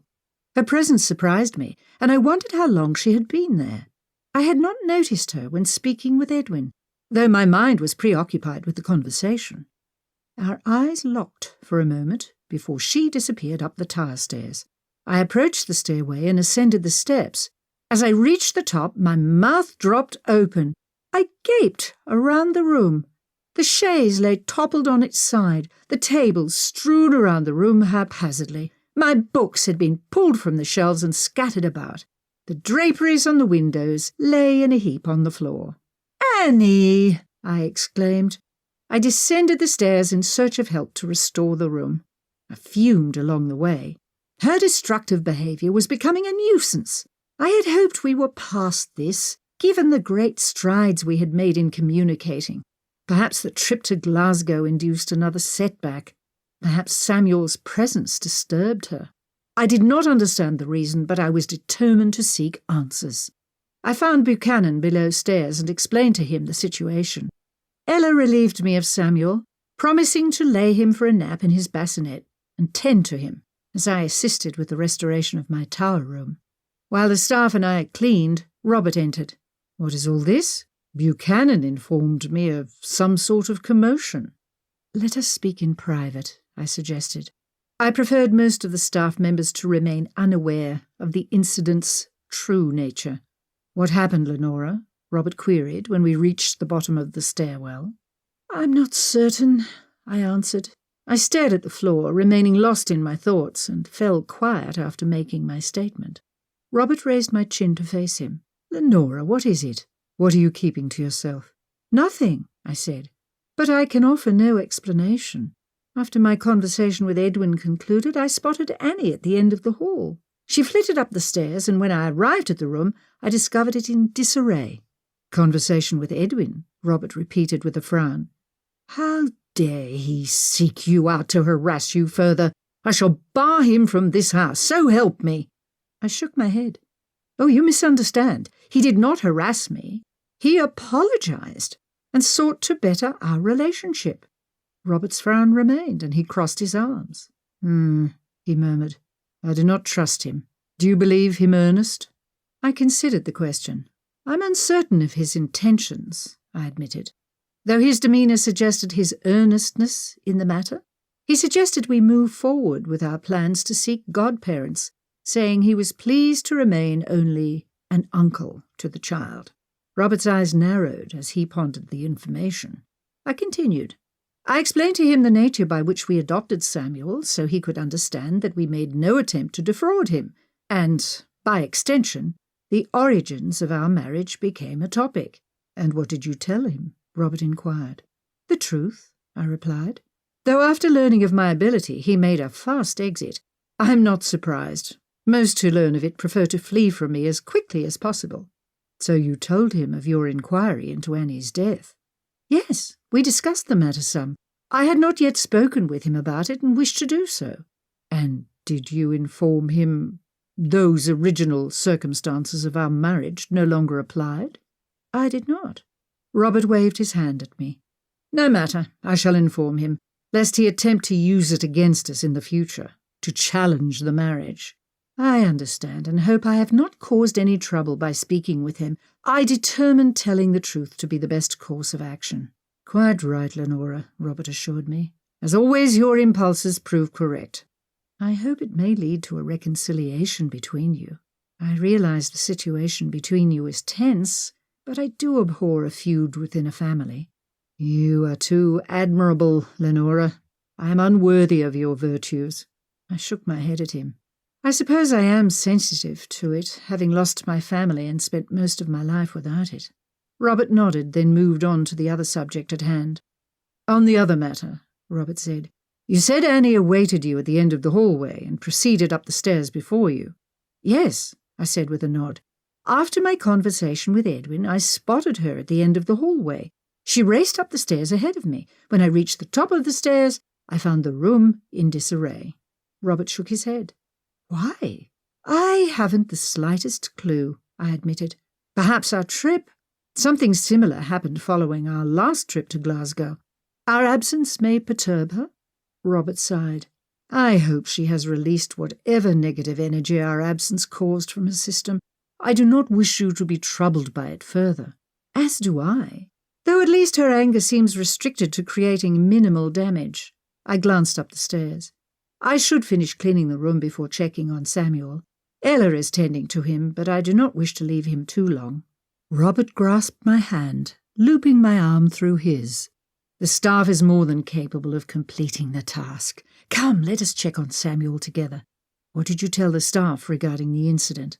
"That a window blew open and a strong wind gust created the damage. Not a clever subterfuge, but it should do." We traversed the halls discussing arrangements for Samuel's christening. I preceded Robert into my room through the open door. I halted one step into the room, causing Robert to bump into me. I swallowed hard, my eyes wide. "What is it, Lenora?" Ella read in a chair near Samuel's bassinet. Hovering over him stood Annie. She stared into the crib, her hands white-knuckled and clutching the crib's side. Samuel slept, oblivious to her presence. "Annie," I whispered, my focus never leaving her. "What?" Robert exclaimed. "Where?" Robert's eyes shot around the room, at Samuel's bassinet. The commotion drew Annie's attention. Her head whipped toward us, her eyes glowing red. Robert shoved me behind him. "Annie!" he shouted. "Do not touch that child!" Ella leapt from her seat, her book clattering to the floor. Her eyes were wide and her hands shook as she stared at me. "What shall I do, Your Grace?" she questioned, her voice high in pitch, her fear obvious. I stepped around Robert. "Do not agitate her," I whispered. I raised my voice to a normal level, trying to steady it, though it shook as I spoke. "Annie," I took a step toward her. "Lenora," Robert whispered, grasping my arms. I shook him off gently, keeping my focus on Annie. "Annie," I repeated, "something has disturbed you. I realize that, but it is not the child's doing." Annie's red eyes faded, returning to brown. She glanced down at Samuel again, then back to me.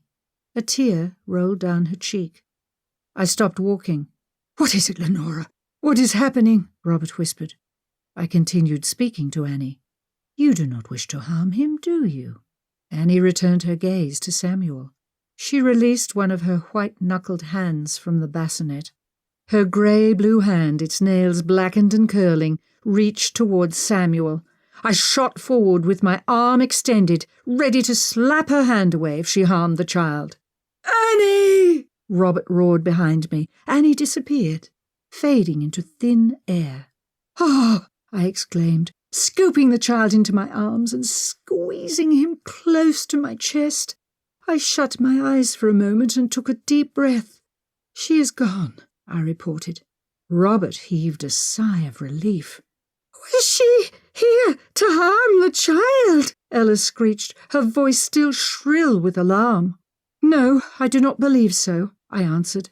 "You give her too much credit, Lenora," Robert chided. "She destroyed your tower room, and then we find her here looming over the child." Robert sighed again. "Oh, Annie." He lowered his head, shaking it. "I loved you in life, but what you have become in death I cannot understand." Ella still shook from the experience. "It is all right, Sinclair," I offered, grasping her hand in mine. "Calm yourself." "Oh, I apologize, Your Grace. I remain unaccustomed to these situations." "I understand. Sit down while you recover." Ella collapsed into the chair, keeping hold of my hand. "I do not like this, Lenora. I am not comfortable with the latest developments. I shall remain guarded in my pursuit of any information, and I shall keep a close eye on Samuel, though I remain convinced she did not mean him any harm." Robert shook his head. "Perhaps you should take Samuel and stay elsewhere for a time." "That will only exacerbate the situation," I argued. "I do not wish to see any harm come to either of you. That is my only concern," Robert countered. "Perhaps His Grace is correct, Your Grace," Ella offered, holding tight to my hand. "No," I retorted. "No, she does not strike me as dangerous."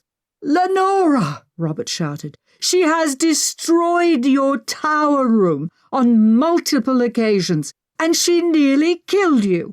I shall not take a chance with your life or Samuel's." Ella gasped at the admission. I released her hand, wrapping my arm around her shoulder for comfort.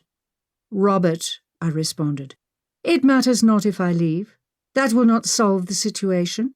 Annie will continue to lurk in these halls, suffering as she does now. The only resolution for both her and the rest of us is for me to stay and continue my inquiries with her." Robert paced the floor in front of me. He held his jaw taut. After a time he shook his head but acquiesced. "I detest this, Lenora, but I shall accept it. Though perhaps it is prudent to remove Samuel from the castle until you have solved this." "No," I cried. "I shall not be separated from Samuel." Robert raised his eyebrows at me, prepared to retort. Before he could, I continued. "You do not trust Annie, I realize that. but I hold firm to my conviction that she meant Samuel no harm. Are you willing to bet the child's life on it?" I sighed, abhorring the way the statement sounded. "I do not believe I am risking his life." "What if you are incorrect?" Robert posed. "If his life is under even the slightest threat, I shall remove him myself." "You cannot guard him all day and night, Lenora. You must sleep." "No, I cannot. However, we shall monitor him at all times. While I sleep, someone else may oversee him." "None of us can perceive Annie's presence," Robert argued. "No, but you are capable of perceiving harm to the child, or the threat of harm, even if from an unseen force." Robert considered the statement. "Robert, we must end this. We must continue on the path for all our sakes." "All right," Robert agreed. "All right. I despise the entire situation, but we shall keep on." I nodded and glanced to Ella. "Sinclair, have you the spirit to remain in this house as we work towards solving this?" She sucked in a deep breath. After a moment she nodded slowly. "Yes," she whispered, clutching my hand again. She nodded, sitting straighter. "Yes, Your Grace. I possess the fortitude to help you see this through. I will guard the child when you sleep." "We shall take shifts," Robert suggested. "If you will take the first part of the night, I shall take the second." We agreed upon a schedule, and with that, disbanded. I remained in my room to nurse Samuel. His blue eyes flitted about his surroundings before settling on me as I fed him. I stared down at him, worry filling me for a moment. "Darling boy," I whispered to him, kissing his forehead. "I do hope I have not chosen poorly. If anything should happen to you—" Never mind. I could not finish the original statement. I convinced myself Annie's intentions towards Samuel were innocuous. Chapter 19. As I cuddled Samuel in my arms, my mind turned to thoughts of my own mother.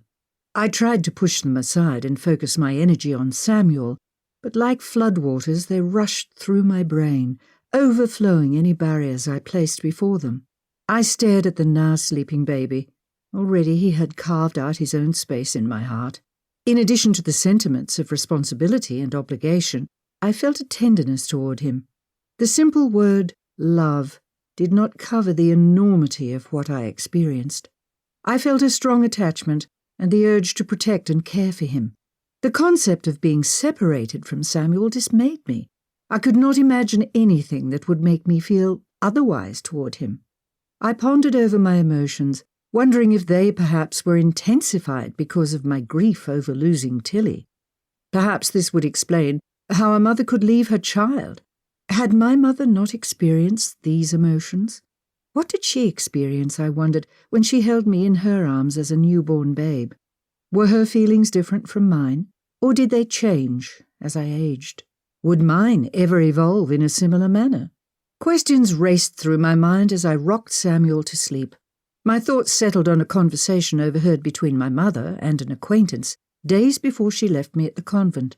I had always considered it my undoing, though I suppose the problem began long before that conversation. My mind wound through the memories of my 6th year on earth, the year that would change my life. In the spring before my 6th birthday, my father and mother spent an extensive amount of time shouting at each other. I did not understand the source of their argument. I only knew that their voices often passed through the walls of our home. I would listen to them after my bedtime, voices raised in an argument that would last for hours on some nights. During the summer, my father departed for India. As a doctor, he travelled for the Crown to provide medical care to British citizens living abroad. On the day of his departure, he sat me on his lap and told me of an exotic land where he would spend 2 years. "Why must you leave?" I questioned. "Why are you not taking Mum and me?" He stroked my hair. "It is very different there, Lenora. I shall go first, and if it is suitable, I shall return for you and your mother," he promised. After we concluded our talk, he set me down and proceeded to gather his belongings. My mother sobbed, begging him not to go. "Please," she cried, "please do not leave." "Helen, he answered, grasping my mother's shoulders. "Pull yourself together." "Please," she whispered again, tears rolling down her cheeks. My father released his grip on her, pulled on his jacket, and donned his hat. He grasped his travelling bag in his hand and exited into the outside air toward the waiting carriage. My mother raced after him. "Please, John," she screamed after him, "you cannot leave me here. You cannot leave me with this child." Without a word, my father climbed into the carriage. It pulled away as my mother stood weeping on our front walk. I followed her out. She bent over, grasping her thighs, gasping as sobs racked her body. I put my hand on her back. "'Tis all right, Mum. Father will return for us. Until then, I am with you." My mother groaned, glancing at me. She stalked into the house, leaving me alone in the front yard. After my father's departure, my mother's behaviour took a bizarre turn. She roamed the house, her eyes glazed over, clutching her Bible. She mumbled to herself before locking herself in her room. With each passing day, Mother grew more despondent and fretful. As she served my breakfast one morning, she said, "Lenora, if anyone asks, you were born on the 1st of November, do you understand?" "But why, Mum?" I queried, before spooning porridge into my mouth. My mother spun me to face her, dropping to her knees in front of me. "Listen and do what you are told, Lenora." "But I was born on the 31st of October, I insisted. "Oh, stop this nonsense, Lenora. From this day forward, you were born on the 1st of November, and not a moment sooner. Now do you understand?" I nodded, not understanding, but not willing to disturb my mother further. I rarely experienced a warm moment with her, but I still loved her, and I tried to be an obedient child. I came to realize my birthday suggested some defect in my character. I did not understand what deficiency existed, but my mother considered it wicked for some reason.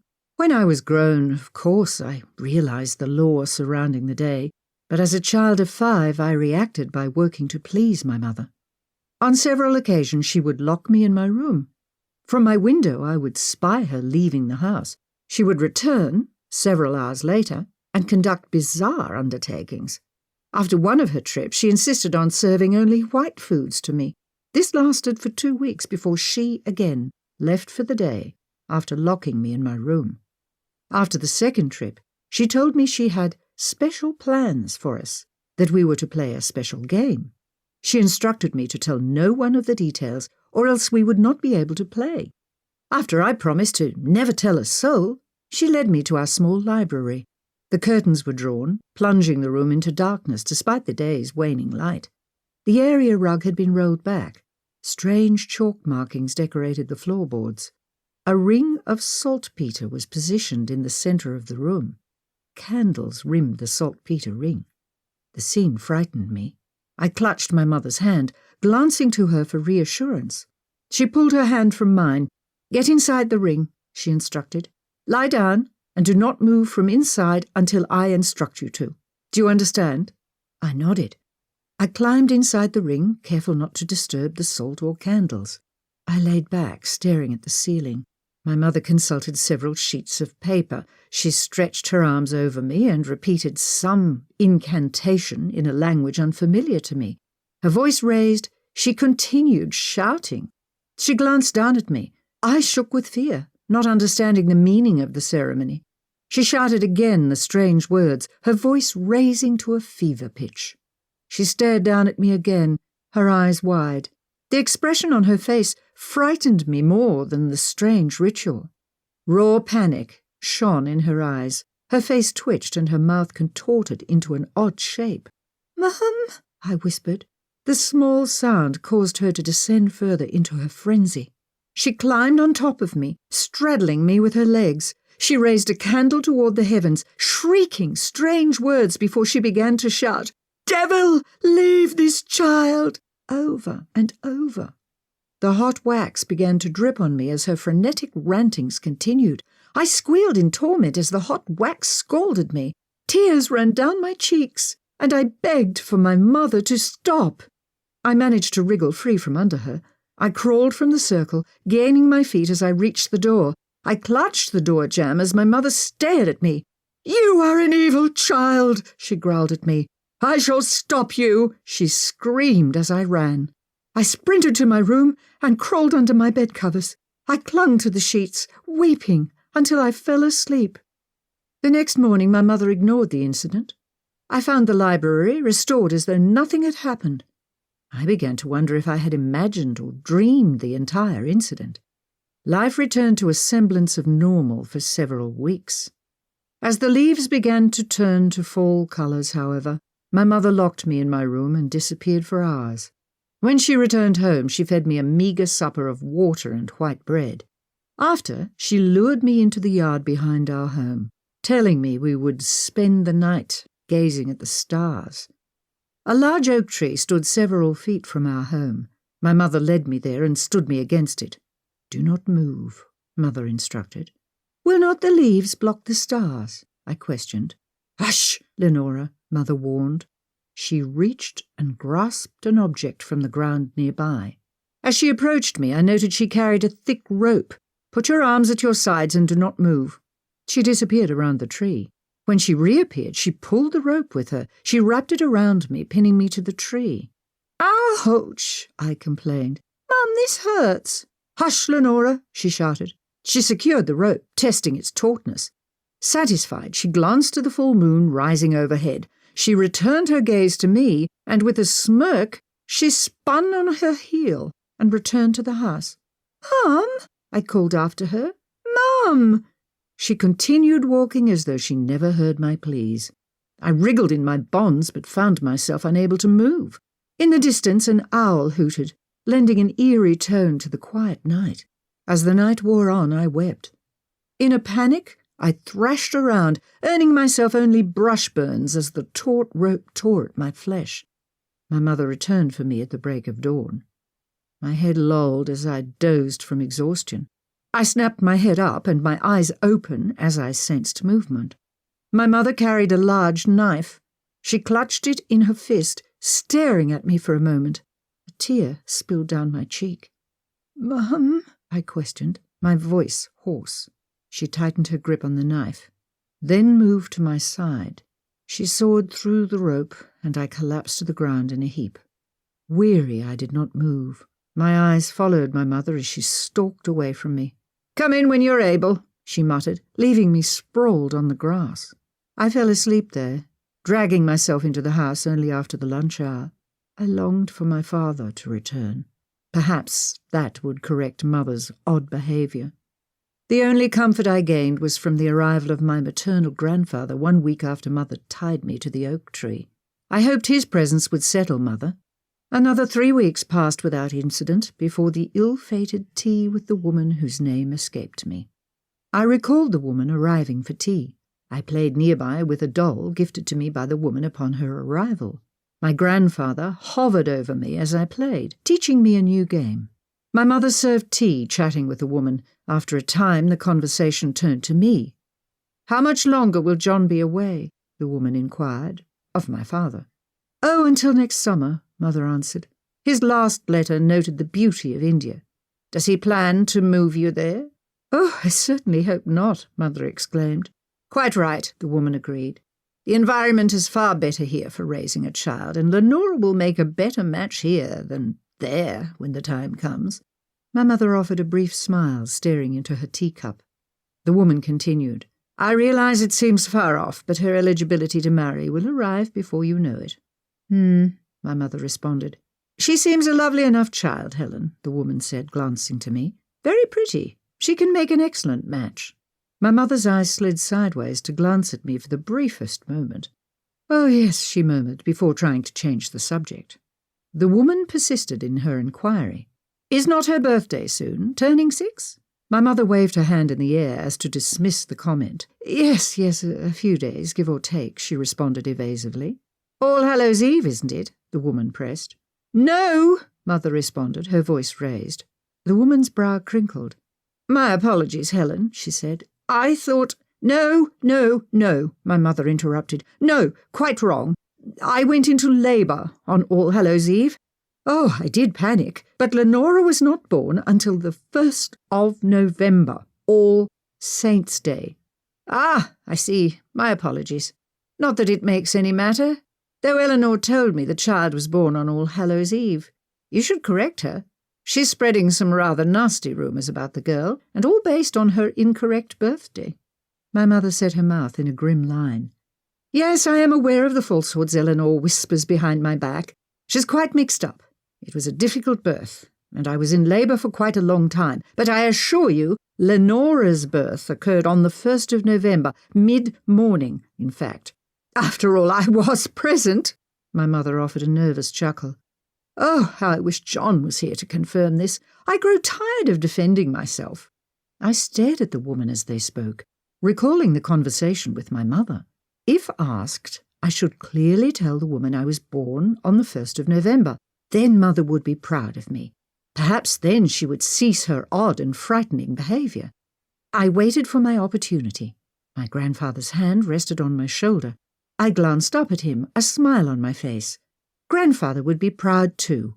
I would obey my mother, and this would please both of them. "Even the child herself will tell you. She knows her birthday. Lenora, come," Mother called. I stayed seated for a moment. My grandfather's hand still rested on my shoulder.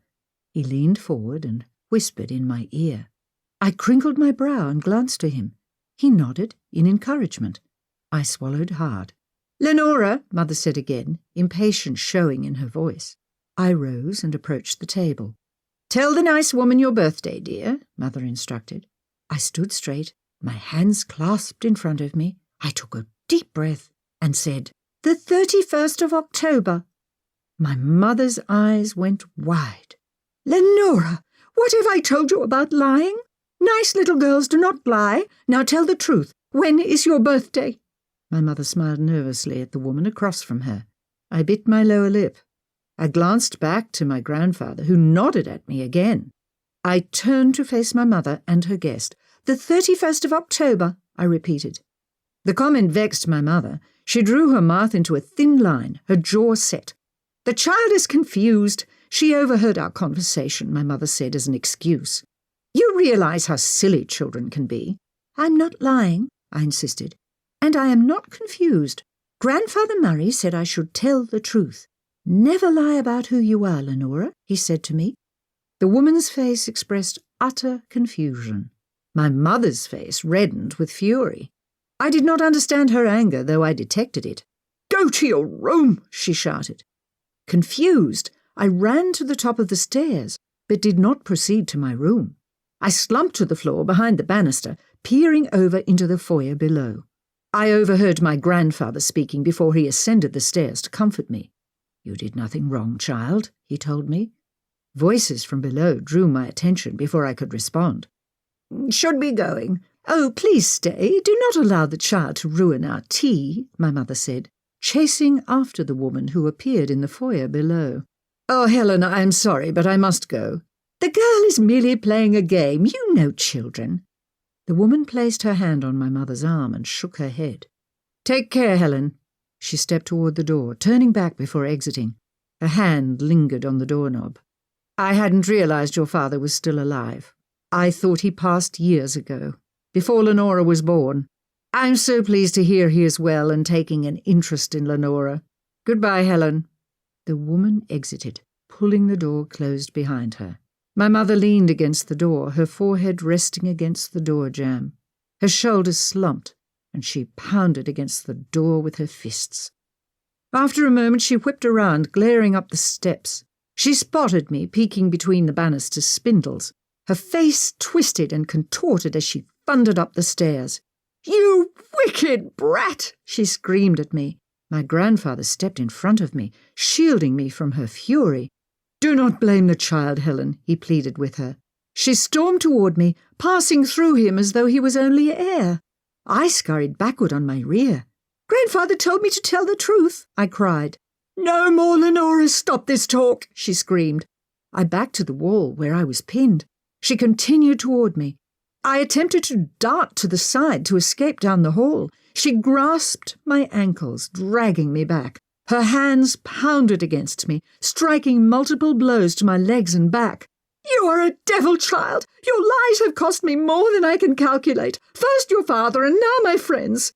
You little demon, no more." I squealed with sobs. I'm not lying. Grandfather is right there, I shrieked. Please, Mum, he's begging you to stop and listen to him. My comments further incensed my mother. She grasped hold of me, carrying me like a sack of wheat. She tossed me into my room and slammed the door shut. I heard the lock engage before her footsteps retreated down the hall. I collapsed on the floor, still sobbing. My grandfather stroked my hair as I laid there in tears. Poor child, he whispered. There, Lenora. I grasped his hand in mine, squeezing it. He tugged on it, and I rose from my position on the floor. He led me to my bed, and I climbed into it, cuddling into my pillow for comfort. I fell asleep there, only waking hours later, after the sun had set. I glanced around, finding myself alone. I rubbed my sore eyes and climbed from my bed. Outside, the moon already rose overhead. I shuddered, reminded of my experience the month prior. I wandered to my door, turning the knob.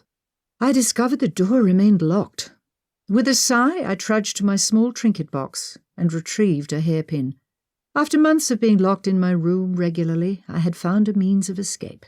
On several previous occasions, I had witnessed my mother use her hairpin to open my father's liquor cabinet. I tried the technique on my door lock, finding it worked there too. My delight over my success caused me to clap my hands as I bobbed on my toes. I used my trick to unlock my door. As I stepped into the hallway, I found the house dark. Mother must be in her bedroom, I concluded. I traversed the hallway, arriving at my mother's room. The door was ajar, but the room was dark.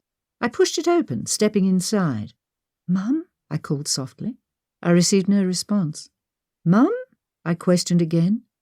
In the dim light, I made out a lump on the bed.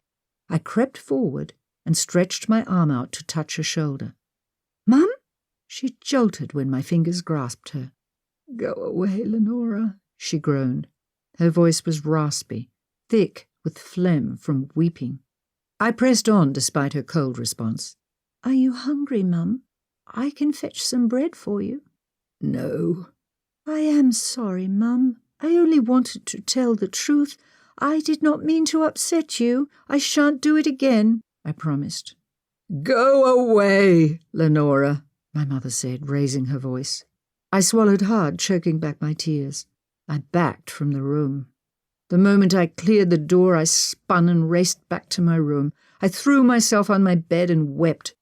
My mother remained angry with me. I was a terrible child who had disappointed my mother. I deserved to be punished. After half an hour, I quieted and lay staring out the window.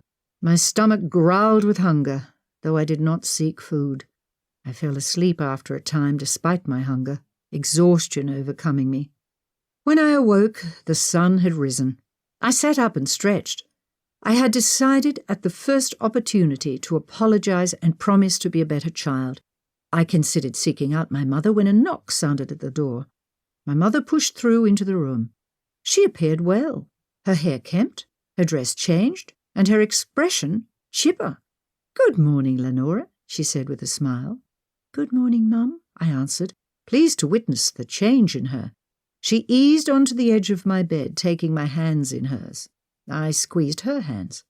"I am sorry for being a wicked child." My mother shook her head, putting a finger against my lips. "Hush, child, we shall not speak of it. Instead, I have a surprise for you." "A surprise?" I questioned. She nodded. "'Tis your birthday in a few days' time," she said. "Yes," I responded, "but I shall tell no one. I shall insist it is not until the 1st of November. Lenora, do not interrupt whilst I tell you about your surprise." I bit my lip, lowering my eyes. "For your birthday, I have planned a special trip for us." My face rose, meeting her gaze. My lips formed a grin, and my eyes widened with excitement.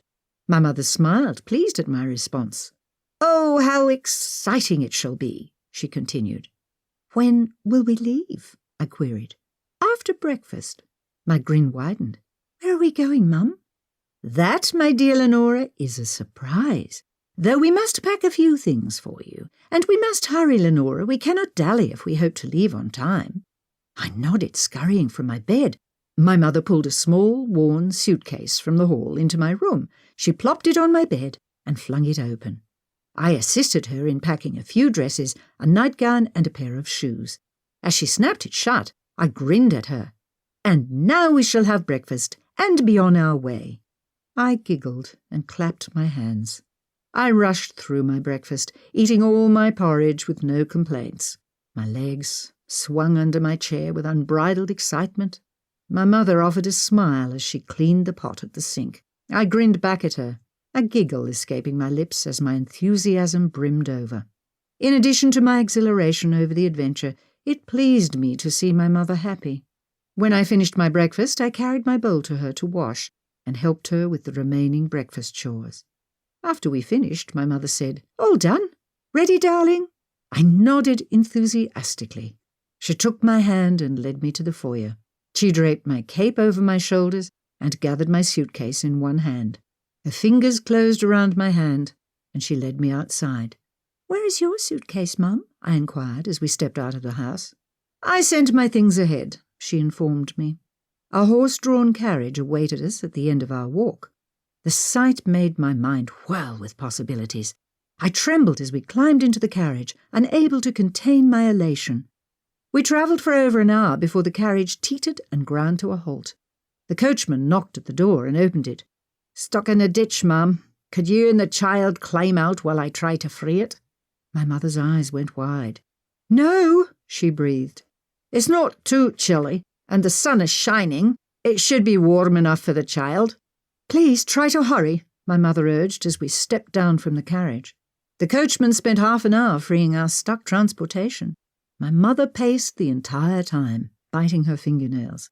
I attempted to soothe her, but she remained distraught over the delay. Finally, the carriage pulled free of the ditch, and we boarded and were off again.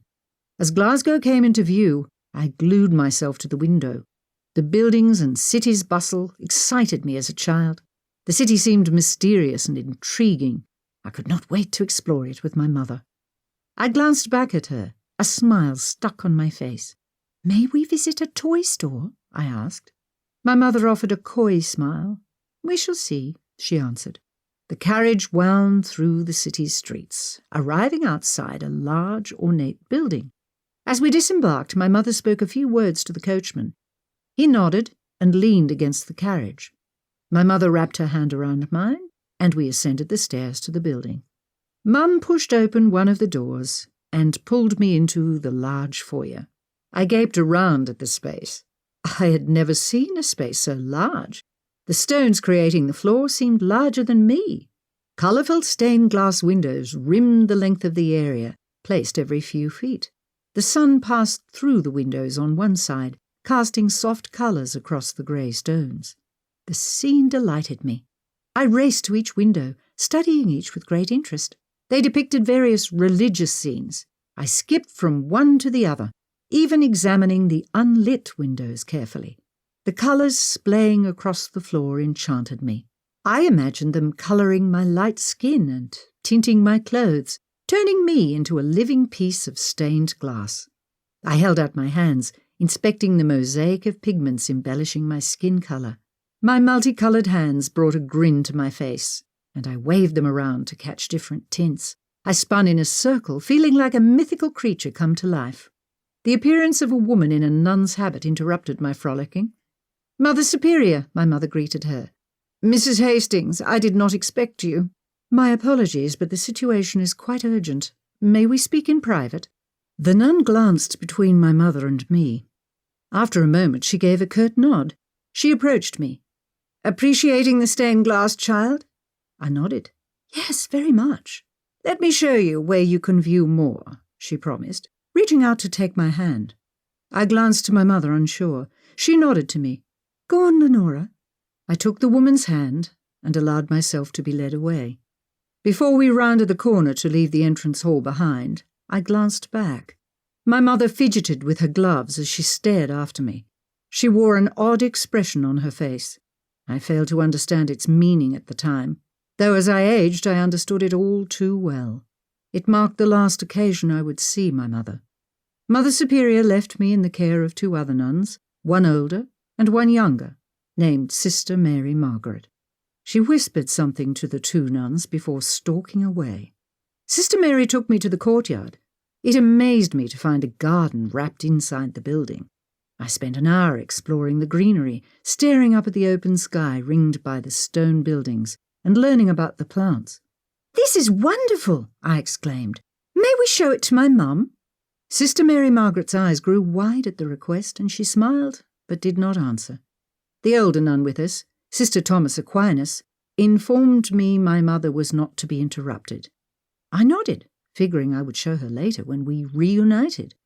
Time wore on, and after a while I began to grow restless, as a child of 6 usually does. "Is my mum still busy?" I questioned. The two nuns exchanged a glance. Mother Superior's return interrupted any answer they may have provided. "The child is asking for her mother," Sister Thomas Aquinas informed her. Mother Superior's stern face turned to me. "Come with me, child," she requested, holding her hand out to me. I grasped her hand in mine and followed her, expecting to be reunited with my mother. Instead, she took me to an empty office. She sat me in a chair and rounded a large wooden desk, settling behind it. "May I see my mum?" I asked. She did not respond for a moment. I fidgeted in my seat. "Your mother had to go away," she stated, at long last. I frowned. "When will she return?" Another long pause filled the air between us. "You will stay with us for the time being." My forehead crinkled as I tried to process the events. "But—" "Do not talk back, child. You shall remain here until such time as your mother returns." "Did she say when she plans to collect me?" "No," Mother Superior said. "Now come along." She stood and rounded the desk. "I shall show you to your room." That night I lay on the small cot in the tiny cell. No windows graced the space, only cold stone. I longed for my bedroom at home, for my dolls, my bed, my window overlooking the backyard. It would only be for a short time, I told myself, as a tear rolled down my cheek. I would reunite with my mother soon. Chapter 20. Samuel gurgled and fidgeted in my arms. My mind snapped back to the present time. I stared at the child. "I will never understand how you did it, Mum," I whispered. "Your Grace?" Ella said from the doorway. Ella's eyes darted around the room. "Is everything all right? Has she returned?" "No," I answered. "Annie has not returned." Ella stepped into the room, approaching and leaning over my shoulder to coo over Samuel. "I heard you speaking and for a moment thought it was well, you know. I did not realize you were only speaking to this precious babe." I smiled at Samuel. I'm afraid my mind was wandering to my own childhood as I fed him. "In the orphanage, Your Grace." I shook my head, rising to lay Samuel in his bassinet as he settled to sleep. "No," I confessed, returning to my seat. "Before the orphanage I lived in a convent, and before that," I said with a sigh, "I had parents." "Did they pass on when you were still very young?" Ella asked, her innocence showing. "No," I swallowed hard, composing myself before I continued. Emotions swirled in my head and my heart from the recollection of the painful memories. I hoped to avoid them spilling over for Ella to witness. Just before my 6th birthday, my mother took me to a convent. She abandoned me there. I never saw or heard from her again. Ella's jaw dropped and she knit her brows. "But why? And what of your father?" "Oh, forgive me, Your Grace, it is not my place." I waved my hand at her. "Your request is not out of line. My father departed for India months before. My mother became increasingly disturbed. My ability troubled her. I suppose she could no longer tolerate it." I glanced wistfully at the ceiling, focusing on nothing in particular. I shrugged, firming my resolve and burying the volatile emotions. I shook my head, dismissing the memories. "I do not understand, though, how she did it, how she walked away from me. I cannot imagine deserting Samuel for any reason." Ella shook her head. "You poor child," she murmured. "For many years I assumed the fault was mine. It was not until I was much older that I realized the failing existed on my mother's part." "I should say so," Ella retorted. I glanced to her. She did not understand, I offered. "I'm not absolving her." I shrugged again. "But most people do not comprehend my ability, and my mind must create some reason why a mother might abandon her child. I remained silent for several breaths as I collected my thoughts. When I glanced to Ella again, she offered a slight smile. "Anyway, let us not dwell on the matter. It is no longer my life." Ella nodded. "We shall focus instead on the future, and it appears quite bright with this little fellow." The next week consisted of reviewing letters of interest for our nursery positions. Mrs. Thompson and I conducted several interviews before I selected a nanny and a wet nurse. Nanny Brown, a small, middle-aged, portly woman with a resolute demeanour and a steady tone, exhibited attentiveness towards Samuel, which pleased me. She would be assisted by Clara, who would serve as the child's wet nurse. I found myself unable to part with Samuel on the first evening. I requested that he remain in my quarters overnight. There had been no further instances of Annie visiting the child. However, I remained more comfortable keeping him close. While the sentiment may seem coarse, I chose to keep the child near to me. Robert and Ella continued to assist me in monitoring Samuel. Annie did not return, not for Samuel, nor for me. I remained uneasy. Annie's non-presence frightened me more than when she showed herself. I wandered the halls in search of her. She hadn't disappeared. Where was she hiding? I checked in at the nursery several times per day. In addition to keeping a watchful eye, I enjoyed spending time with Samuel. I often rocked him to sleep before his naps, singing him lullabies. One evening as I dressed for dinner, Ella mentioned Nanny Brown's annoyance with my behaviour. She fussed with my hair longer than I hoped. "Leave it," I instructed. "I would like to check on Samuel before dinner." Her eyebrows raised as she glanced to me in the mirror. "What is it?" I questioned, noting her expression. She shook her head. "Nothing, Your Grace." My eyes narrowed at her. "There was meaning behind that glance," I insisted. "What is it? Do not be shy, Sinclair. Say what is on your mind." "I should not spread gossip, but I feel you should know, Your Grace." "No? Know what?" Ella bit her lower lip, then met my gaze in the mirror's reflection. "Nanny Brown has mentioned her displeasure with the amount of time you're spending in the nursery." Ella continued to fuss with my hair as she chatted on. "I suppose I ought not to have told you, but she finds your behaviour unusual and unbecoming of a lady. Her words, Your Grace, I do not consider it right, her talking about you in that way." I raised one of my eyebrows. "I see. You were right to inform me, Sinclair. She mentioned that your meddling indicates some lacking on her part, as though you do not trust her to care for the child?" "That is not the case at all. I enjoy tending to Samuel. I realize it is not the trend, but I shall not have my life dictated to me." I railed for a moment before considering Nanny Brown's viewpoint. I pursed my lips and shrugged. "Though I suppose I understand her frustration. I hired her to care for the child, but prevent her from completing her job." I sighed. "I shall attempt not to meddle in her affairs." Ella met my gaze again. "She does not understand the situation. She lacks a knowledge of the threat in the house." "Annie has not shown any interest in the child, or anyone, for that matter, in over a week," I told her. "Oh, you fixed it," I exclaimed, as she managed to smooth the wayward piece of hair into my hairstyle. "Yes," Ella answered. "It is perfect now." "Thank you." I leapt from my seat, pacing the floor. "I suppose I shan't check on Samuel until after dinner, lest I face Nanny Brown's wrath." "Does it bother you greatly, Your Grace?" Ella questioned. "You seem perturbed." "No, it's not that," I responded, continuing to pace.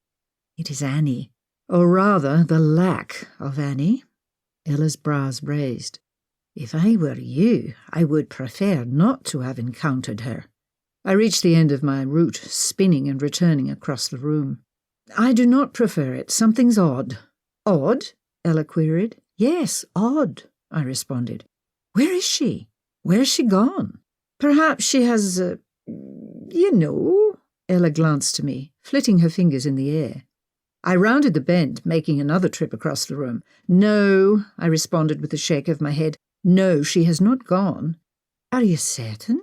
"Fairly, yes," I answered. "No, she's lurking here somewhere. The question is, when will she pop up again? And what will she do when she does?" Ella shook her head. I'm sorry, Your Grace. This must be frustrating and worrisome for you. It is, though there is not much to be done about it. I threw my arms out, allowing them to slap against my dress. Well, I suppose I shall go to dinner. I shall see you after, Your Grace. Enjoy your meal. Thank you, Sinclair. I exited the room, resisting the urge to go to the nursery before presenting myself for dinner. Robert and I dined alone, discussing various topics. The weather has been marvellous of late, Robert mentioned. Indeed, I agreed. I have enjoyed watching the spring greenery begin to come to life from the tower's windows. Well, I propose we take in the spring greenery at a closer view.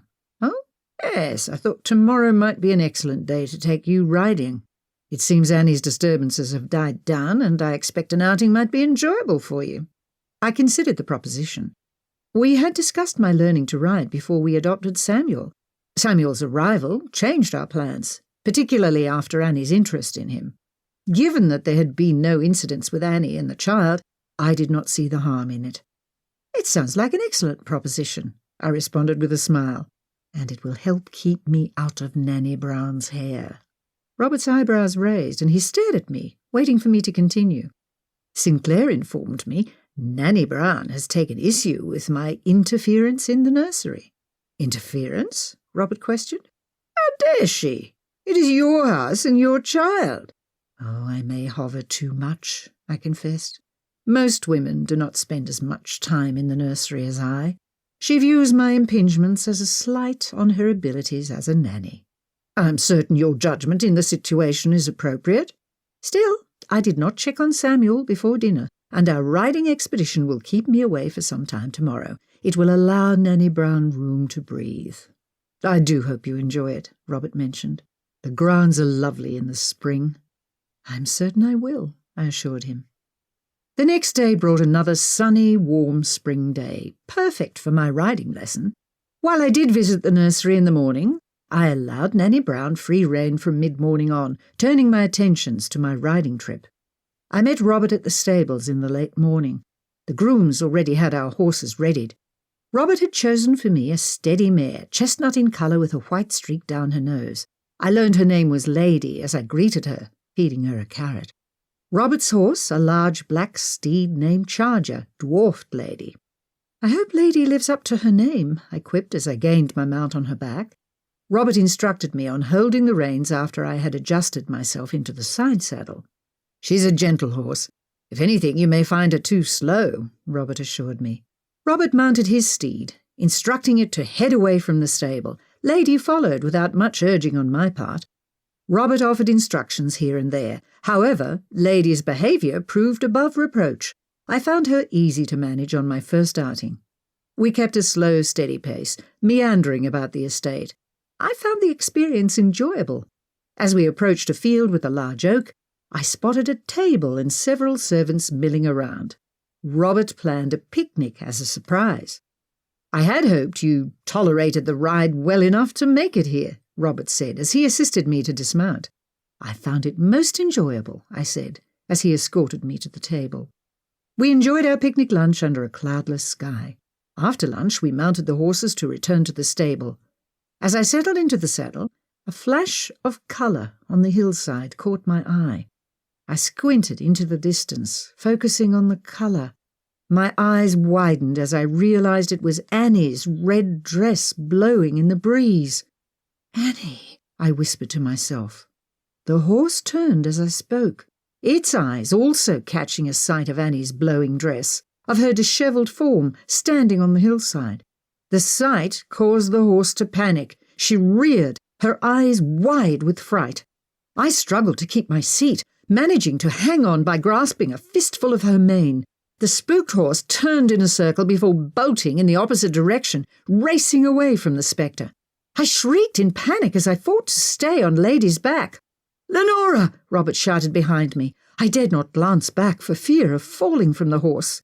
Thundering hooves pounded the ground as we fled from Annie.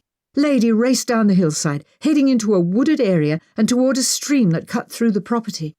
Branches tore at my face and arms. I lowered my head behind Lady's as she continued her mad dash.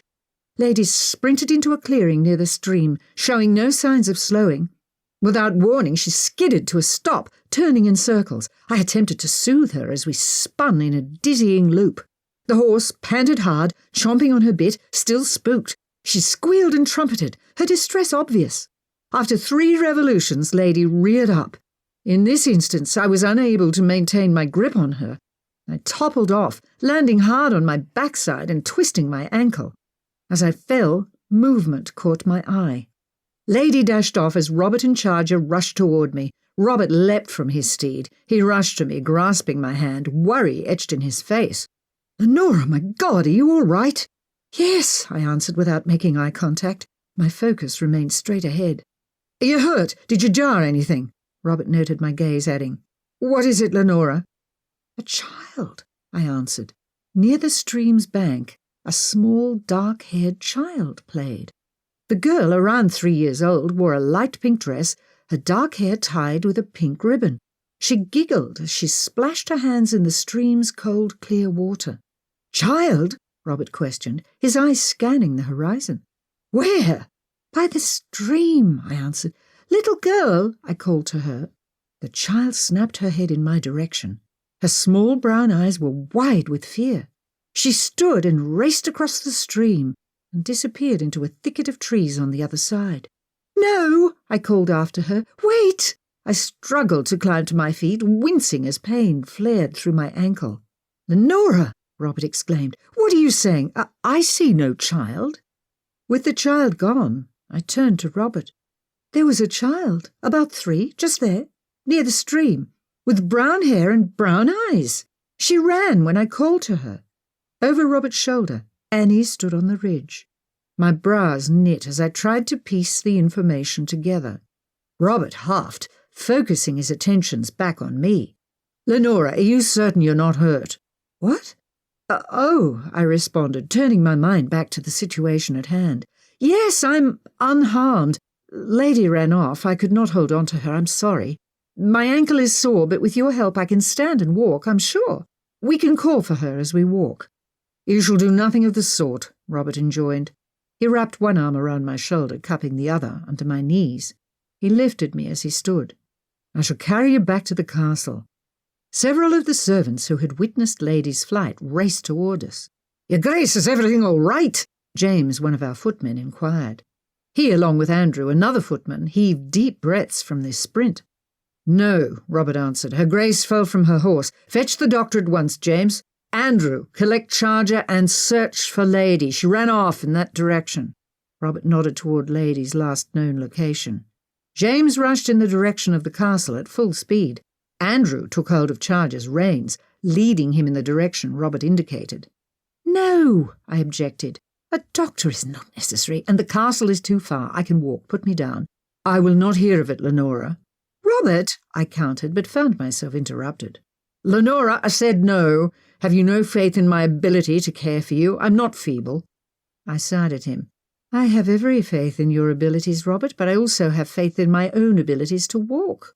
"You winced when stepping on your ankle. You will not walk on it until you have been seen by the doctor." "You could have ridden on Charger and carried me with you." "I shall not have you bounced about on another horse after your accident." I acquiesced, finding myself unable to change the situation, although in truth I appreciated being cared for.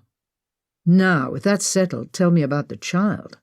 My forehead wrinkled as my thoughts returned to the conundrum. "There's not much to tell. When I fell from Lady, I noticed her. She was crouched by the stream, playing. She had long brown hair and dark brown eyes." "And you estimate her to be 3? "Yes, give or take," I answered. "Who was she?" Robert considered my question for a moment. He shrugged. "I'm not certain, though I imagine there have been children who have died on the estate." I shook my head. "But why did Annie want me to see her? Who was she?" "Annie? What has she to do with this?" Robert asked. "Yes, Annie is the reason Lady bolted. She appeared on the hill. When the horse saw her, or sensed her, she ran." Robert stopped walking. "Annie caused Lady to run." I nodded. "Yes," I answered. "She must have wanted me to see the child." Robert continued toward the castle. "Lenora, she could not have known where Lady would have run to, though it disturbs me that you have, again, sustained an injury from Annie's actions." She could, I contested. During our wild fugue, Annie's presence may have escaped me. She could have guided Lady's direction without my knowing. She appeared on the hill above the stream's bank. She must have intended us to end up there.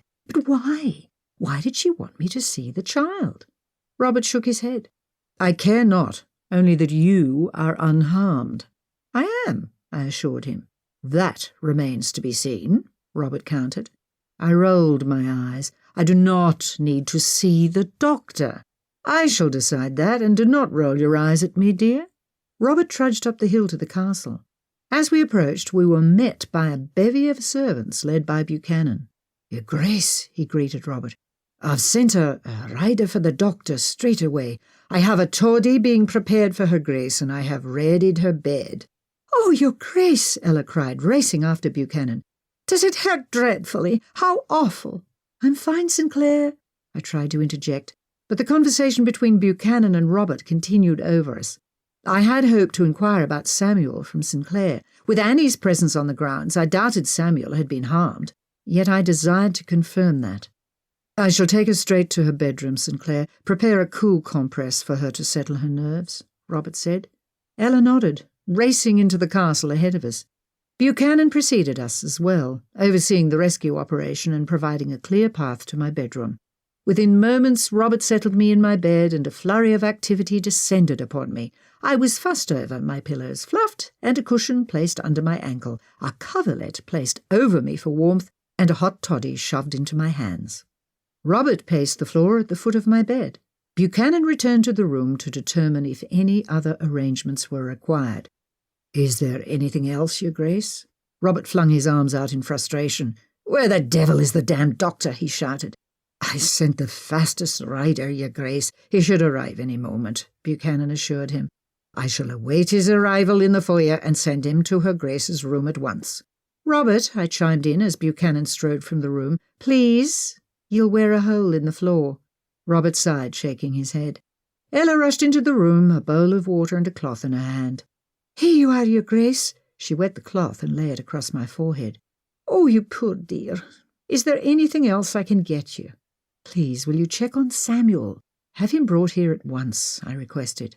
Lenora, you need not be attending to the child now. Leave him to Nanny Brown, Robert argued. Ella stopped mid-stride, unsure what to do. I am perfectly fine, Robert. Sinclair, please, have Samuel brought. I want to ensure his safety, I said. Ella nodded, disappearing from the room. Robert set his mouth into a thin line, unhappy with me, but understanding my need to see the child. Please sit, I appealed to Robert. With a sigh, he plopped onto the edge of the bed. I grabbed hold of his hand. I'm not certain how much more I can stand of this, he confessed. I squeezed his hand in mine. I only want to verify Samuel is unharmed. I'm certain he's fine. Annie appeared at both our picnic spot and the stream. She could not have harmed him in any way. Robert shook his head. You are not so lucky, he lamented. I groaned at him. I'm not harmed either, I insisted. Ella's arrival interrupted our conversation. Behind her trailed Nanny Brown, who carried Samuel in her arms. Here he is, Your Grace, as perfect as can be, Ella announced. I reached my arms out to take the child, pulling him close to me. Yes, there he is, I exclaimed, smiling down at him. Mummy simply wanted to visit with you. The doctor arrived minutes after, escorted by Buchanan and one other. Duke Blackmoore, he said, greeting Robert. Robert stood to shake his hand. We must stop meeting under these circumstances, he quipped. Indeed, Robert answered. Dr. McAndrews approached the bed, setting his doctor's bag on the foot. Greetings, Duchess Blackmoore. Tending to little Samuel? While you're abed from a fall? Surely Nanny can manage. Same thing I said, I heard Nanny Brown mutter under her breath. I find his presence soothing. Nanny Brown relieved me of the child to allow the doctor to examine me. Dr. McAndrews removed his stethoscope from his bag and listened to my heart and lungs. He examined my eyes and took my pulse. Then he moved on to examining my ankle. I winced as he moved it around. The ankle, now the size of a goose egg, was discoloured from a bruise. And you cannot bear weight on it? I've not tried, though when I attempted to stand I did feel pain. Robert stood at the foot of the bed, examining the process. She could not bear weight, he interjected. The doctor mumbled as he studied my ankle. And can you feel this? He inquired as he ran his fingers on my foot. The motion elicited a giggle from me. Yes, I answered, trying to contain my laughter. Robert shot me a stern glance, his forehead wrinkling at my reaction. Oh, my apologies, Doctor, I'm ticklish. The doctor chuckled. And can you wiggle your toes? I nodded, demonstrating my ability by wriggling my toes back and forth. Excellent, Dr. McAndrews stated. He folded his stethoscope and placed it in his bag. What is the prognosis, Doctor? Robert inquired. A minor sprain, nothing more. A few days of bed rest should do the trick. I shall leave opium for the pain. Thank you, Doctor, I answered. He nodded his head to me. You're most welcome. And how is the young master? Settling into his home well? Not giving Nanny any trouble, is he? Trouble? None at all. Oh, he's simply perfect, I gushed. Dr. McAndrews nodded. He will grow to be a strapping laddie. My initial examination of him proved outstanding. A healthy babe. My congratulations to you both. Thank you, Doctor, Robert said, clapping him on the back. I shall return in a few days' time to check on Her Grace's progress and the young master. Stay off that ankle, Dr. McAndrews warned. I will ensure she does, Robert promised as he walked him to the door. Buchanan waited outside to escort the doctor out. Robert closed the door behind them. See, I said, all is well. All is not well, dear, Robert answered as he strode back to my bedside. You have a sprained ankle. He sunk onto the bed's side, facing me. A minor sprain, I reminded him, and you must listen to the doctor's advice. I shall. Robert kissed my forehead before continuing. And you must abandon this investigation. Just a moment, I objected. Lenora, Robert admonished, this is not up for discussion. This is the second time you have been seriously harmed in pursuit of this. I have not been seriously harmed. I sustained a minor sprain of my ankle. It could have happened while riding, even without Annie involved. You yourself know the dangers of riding. It did not happen without Annie's presence. It happened because of Annie's presence. Lenora, please, I do not wish to quarrel over this. Then we shall not quarrel. Robert's eyes narrowed at me. But you have no intention on abiding by my request, have you? I am unable to abide by your request. I have no control over the situation. Robert sighed. Please, promise you will be cautious. I promise. Robert issued another sigh. Do not blame yourself, I added, realizing the source of Robert's concern. The fault is no one's, certainly not yours. I invited you for the ride, Robert stated. It is not your fault, I maintained. Ella's arrival suspended our conversation. Your Grace, I retrieved several books for you to pass the time. If you're too tired, I can read to you. Oh, thank you, Sinclair, I responded, relieving her of the books. Robert stood, saying, If you're certain you are settled, I shall attend to some business. Of course, dear, I answered. I shall stay with Her Grace, Ella offered. Thank you, Sinclair, Robert answered. He kissed my forehead and left us alone. Would you like me to read to you? Shall I fetch any medicines? Is there anything you need? Ella questioned. Yes, I responded, pushing myself up a bit in the bed.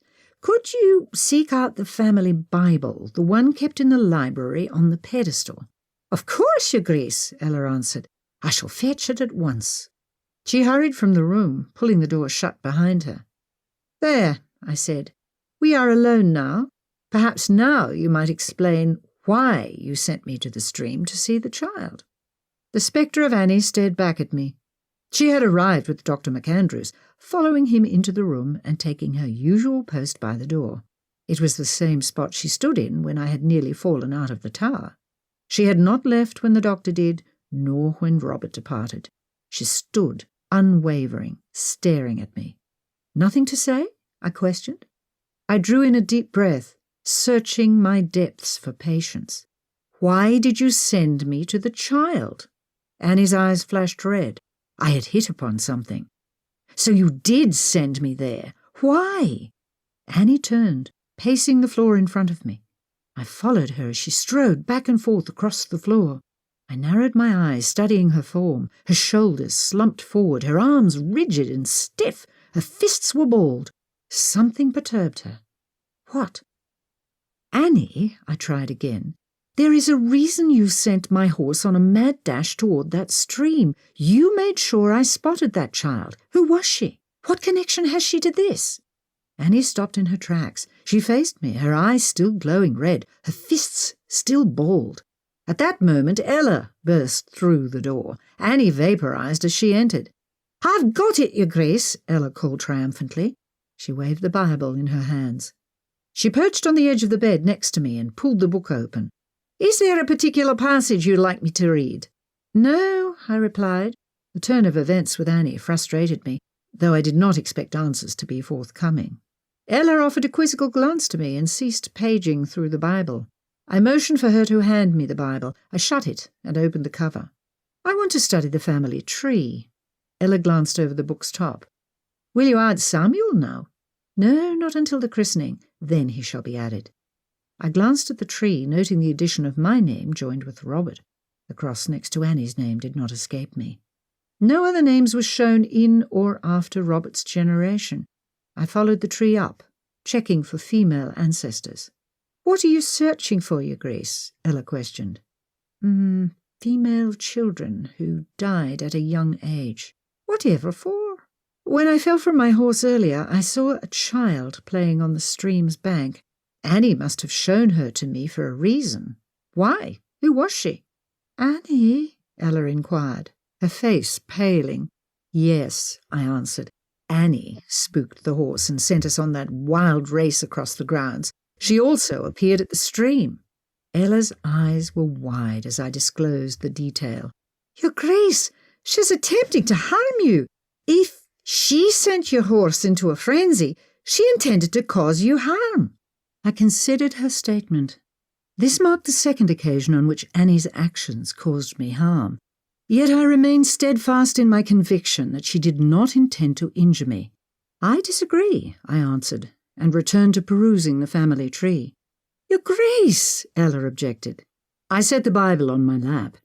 "She is communicating. If she was attempting to harm me, she could have done it a dozen different ways by now."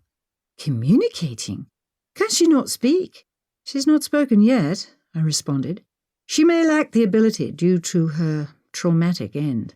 "But you spoke with Samuel's mother? She spoke?" "Yes, she did," I confirmed. "But Tilly and I were good friends, and Tilly's death was far less violent. Tilly's circumstances were entirely different." Ella shook her head. "It is all so complicated." "It can be, which is why we must keep at it. Who was this child, and what is she to do with Annie? Why did Annie insist I see her?" Ella leaned over the book to study the family tree. "Are there any children listed who match your vision?" I shook my head. "No, I do not see anyone." "Here," Ella said. "What about Fiona?" "No, the dates listed make her 11, far too old to have been the child I saw." I snapped the Bible shut with a sigh. "No, there is no one listed here who died at that age." Ella's shoulders sagged. "I am sorry, Your Grace." "Do not be, this has helped." "Helped? You've made no progress." "That is where you are incorrect, Sinclair. The progress I have made is ruling out other female relatives. No female Fletcher child died at that age, so it is not an ancestor of the Fletchers. Of course, it could be a servant's child, though there is no reason for Annie to want to call my attention to her." My mood turned pensive as I considered the information. Ella frowned as she processed my comments. Her forehead wrinkled as she too sought to contribute an idea. "Sinclair," I suggested, "would you summon Buchanan? Perhaps he can shed some light on any children on the estate in Annie's time." "At once, Your Grace," Ella declared, leaping from the bed. She hurried from the room in search of Buchanan. Annie, are you there?" I called to the empty room. Annie did not appear. I waited for someone, alive or dead, to appear. I drummed my fingers on my opposite arm, the toes on my good leg tapping the air. "Oh, to be able to walk," I lamented, frustrated by my inability to move. Several minutes passed before my bedroom door swung open. Ella entered with Buchanan. "Miss Sinclair said you requested to speak with me, Your Grace?" "Yes, Buchanan. I hope to ask you about a delicate matter." Buchanan's eyes slid sideways toward Ella before glancing back to me. "You may speak in earnest in front of the both of us," I said. "Sinclair understands any information relayed here is to remain only between us." Buchanan nodded in understanding. "Of course, Your Grace. What is the nature of your inquiry?" "Are you aware of any female children around the age of 3 who passed away on the estate in recent years?" Buchanan's thick brows furrowed, and he frowned, glancing at the floor. "Children?" His deep voice pondered aloud. After a moment he shook his head and pursed his lips. "No, there haven't been any children on the estate in many years. The last children were His Grace and Mr. Fletcher." "No servants had any children. Please do not suppress any information for fear of appearances. The information shall go nowhere." "Certainly not," Buchanan assured me. "I have served in the household for many years, starting as a footman for His Grace's parents and working toward my current position. In that time there have been no scandals. A tight rein was kept on this household. There was no funny business tolerated under this roof." Buchanan raised his eyebrows, wagging his finger in the air. "I understand, and I am certain Duke Blackmoore appreciates your vigour in the matter. Thank you. Is there anything else I can be of assistance with, Your Grace?" I considered the matter for a moment. I began to shake my head when an idea occurred to me. I glanced up at Buchanan. "Yes. Was the former Mrs. Fletcher ever with child?" "No," Buchanan answered. "There were no children, and no pregnancies." Buchanan shook his head. "No, Your Grace." My brow crinkled at the answer. Another dead end. I nodded. "Thank you, Buchanan. I am sorry to have disturbed your day, and I appreciate your discretion in not mentioning this conversation beyond us." "Of course, Your Grace." Buchanan bowed his head to me before departing. Ella sunk onto the bed next to me. "Another dead end," I lamented. "I am sorry, Your Grace. I suppose the next move is Annie's. Now we wait." Chapter 21. My ankle kept me abed for 2 days. Frustration grew in me as I sat unable to pursue any additional information, though I had no idea what information I would seek, even if I were able. After 3 days I could bear some weight on my ankle, though I remained cautious. I kept to my room, unwilling to traverse the long castle halls or climb the stairs to my tower room. The books Ella brought me kept me busy, and despite Nanny Brown's objections, I spent a large amount of time with Samuel. On the afternoon of the 3rd day, I reclined on my bed with Samuel. His fingers wrapped around one of mine as I cooed at him. Tilly's blue scarf lay next to us. I kept it close to Samuel, insisting it adorn his crib, regardless of Nanny's objections. I grabbed it and held it over my face before pulling it away in a game of peekaboo. A knock sounded on the door, and Ella entered when I called. "Your Grace," she said with a curtsy, "Mr. Fletcher is downstairs, requesting to see you." "Edwin?" I questioned with a frown. Ella nodded. Should I make your excuses, Your Grace?" "No, I had better take his call. I do not wish to cause any further strife within the family." "But your ankle! Can you manage your walk to the sitting room?" I pushed myself up to sitting.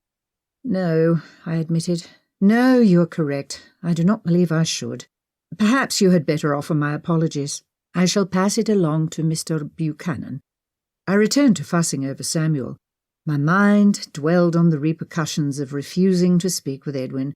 I hoped it caused no issues. "I hope your uncle does not take this personally," I said to Samuel. "He can be quite melodramatic." Samuel's blue eyes stared up at me as I spoke. I smiled down at him. A ruckus in the hall drew my attention from my child. Loud voices conversed for a moment before my door burst open. "Most objectionable, sir," Buchanan said, following Edwin through the door. Edwin waved his hands at Buchanan. I am her brother-in-law. I assure you there is nothing untoward. Besides, Miss Sinclair can chaperone." He grinned and winked at Ella, who stood, her mouth hanging open in shock at the turn of events. "Edwin," said I. "What a surprise." "Thank you, Buchanan. You may go." Buchanan glanced between me and Edwin before turning on his heel with a huff and exiting. "Lenora, when Buchanan said you were under the weather and abed, I took it upon myself to visit you here. I do hope it is not a problem. I have a gift for my nephew." He waved a wrapped item in the air. "How kind of you," I answered. "I am sorry I was unable to take your call elsewhere. I am still unable to bear much weight on my ankle." "Yes, terrible shame. And on your first outing with the horses. I hope it hasn't put you off riding entirely." "Not at all," I assured him. "I do hope to try my hand again at it soon. I found it enjoyable." Edwin smiled at me. "You said you had a gift?" I prompted. "Oh, yes," Edwin exclaimed, passing the wrapped item to me. Again, how kind. I unwrapped it, finding a model ship in the package. A ship! I admired the item, turning it around in my hands. "Yes," Edwin exclaimed. "I had one like it when I was a boy. I enjoyed it in the nursery on many occasions." "How lovely. I am certain Samuel will enjoy it." "I see the little chap is here, rather than in the nursery," Edwin commented. "You're quite the hands-on mother." I nodded. "When Robert and I were children, we saw Mum for 1 hour per day. No more." "Yes, my methods are unorthodox, I realise, and quite distressing to Nanny Brown." Edwin chuckled. He approached the bed, staring down at the child. "Such bright blue eyes," he commented. "Yes, I wonder if they will remain. I do hope so. They remind me so much of Tilly's." "Tilly?" Edwin questioned. "Yes, his mother," I responded. "Her name was Tilly." A crease formed in Edwin's forehead, and his eyebrows pinched together. I continued, picking up Tilly's scarf. "She would have made a loving mother. This is her scarf. I brought it with me when I took Samuel. I try to keep it close to him. Silly, really, I suppose, but I feel he's comforted by it." "That is her scarf?" he inquired. I smiled down at it. "Yes," I answered, fondling it. "I understand she cherished it while alive." Edwin stalked a few steps from the bed, his finger pressed to his lips. "Edwin?" I questioned. He spun on his heel to face me. "Oh, yes." He waved his hand in the air. "Forgive my pensiveness. It is such a fascinating story. And you said, Tessa, was it?" "Tilly," I corrected. "Ah, yes, Tilly. Tilly was a friend." "Yes, we spent several years together at St. Mary's." "St. Mary's?" "Yes," I confirmed. "The orphanage where we resided?" Edwin pursed his lips. "And she remained there after you came to Blackmoore?" "No," I answered. "She left the orphanage several months before I did." The crease in Edwin's forehead deepened. "I see," he answered, rubbing his chin. His reaction puzzled me. His interest seemed odd, though perhaps he hoped his curiosity would be taken as polite. Edwin's gaze fell on Samuel. Several moments of silence passed between us before Edwin changed the subject. "And how is your other project going, sister-in-law? Making any progress in your exploration of Annie's untimely demise?" I waved the scarf over my face, peeking at Samuel as Edwin spoke. "Very little, I'm afraid," I responded, glancing to him. "A pity. I realise how important the project is to you. Though, as I mentioned when we last spoke, it is undoubtedly for the best."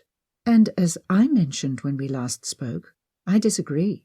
"So, Annie has not appeared further to you? No additional information?"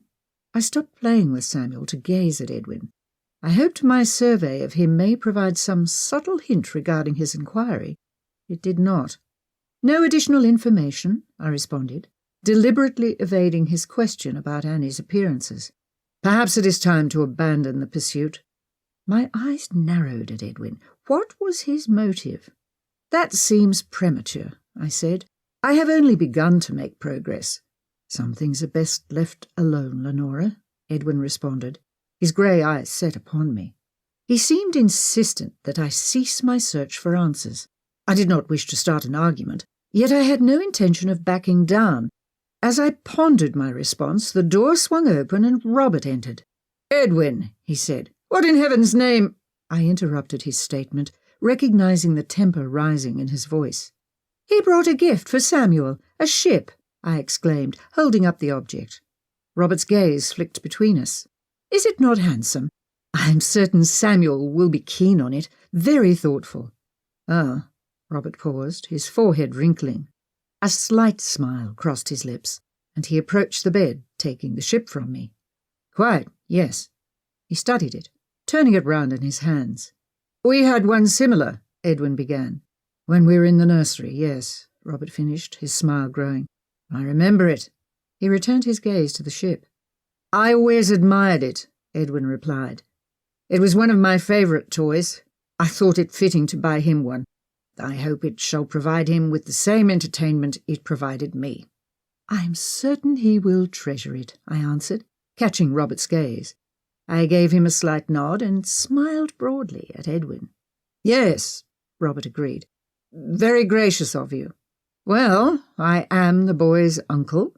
It is my duty to add to his spoiling," Edwin said with a grin. Robert gave a tight-lipped smile and a nod. The tension between them remained, though the gift seemed to ease some of it. "I shall place it in the nursery myself," Robert assured him. "In the same spot as where ours sat all those years ago." Edwin nodded. A moment of silence fell over the room before Edwin spoke again. "Lenora appears quite an engaged mother, very dissimilar to our mother." Robert glanced to Samuel and me on the bed. "Yes," he agreed. "She has an obvious affection for the child." "How admirable, given the unique way he came to you. Lenora is a very special woman, as I have mentioned." "His mother," Edwin began, testing the waters, "was—" "His mother," Robert interrupted, "is of no concern to anyone." "Oh, I did not mean any disrespect. I merely am trying to understand the scenario to its fullest." "The poor woman is dead," Robert answered. "Let us leave it at that." "Of course," Edwin said, clasping his hands behind his back. "Might I offer you some tea?" I chimed in. "Oh, no, please," Edwin replied, waving his hand at me. "I have interrupted your recovery long enough. Though, Robert, there is a spot of business I hope to discuss with you. Do you have some time?" "Of course, we can speak in my study. I prefer not to hinder Lenora's rest with the bore of business." "Certainly. Lenora," Edwin said, nodding his head to me, "I wish you the best with your recovery. I hope to see you on your feet again soon." "Thank you, Edwin." Robert tucked Samuel's ship under his arm, intent on delivering it to the nursery. He kissed me on the forehead before directing Edwin from the room to conduct their business. I settled back on my bed, drawing Samuel into my arms. The crease in my forehead deepened as I considered the conversation that had just transpired. Ella, who had taken a seat on my chaise during my visit with Edwin, stood to depart. "Did that seem odd to you?" I questioned before she reached the door. She stopped, turning to face me. "The gift? A ship seems fitting for a boy," she answered with a shrug. "No," I said with a shake of my head, "not the ship. His interest in my progress with Annie." Ella's brow crinkled. "Or perhaps he was attempting to be polite. This is the second time he has asked about my progress, and the second time he insisted I abandon the gambit." Ella held her arms out to her sides, adding another shrug. "I cannot imagine any other reason for his interest." After a moment I replied, "No, neither can I, though his interest seems more than casual." "I am afraid I can offer no insight," Ella responded. I glanced up at her. She shifted from one foot to the other, unsure as to what to provide as a response. I shook my head at her. "No, I do not expect so. I am quite at a loss as well." "Well, I shan't hold you back any further, Sinclair." "It is no trouble, your grace. Shall I fetch Nanny to take Samuel for his afternoon feeding and nap?" I stared down at the child in my arms. I did not wish to let him go, but the hour was growing late. "Yes," I said with a sigh. "I suppose I must give him up for his feeding and nap." Ella smiled at me. "I find it charming how fervently you care for him." I returned her smile. "Unorthodox. But then my life has never been normal. Why begin now?" "There is nothing abnormal about you, your grace. I shall return with your dinner later." With that, Ella exited the room. In short order, Nanny Brown retrieved Samuel. Left to my own devices, I retrieved my book from the night table. As I read, my interest drifted from the words on the page to the elusive Annie, and eventually to Edwin's interest in the matter.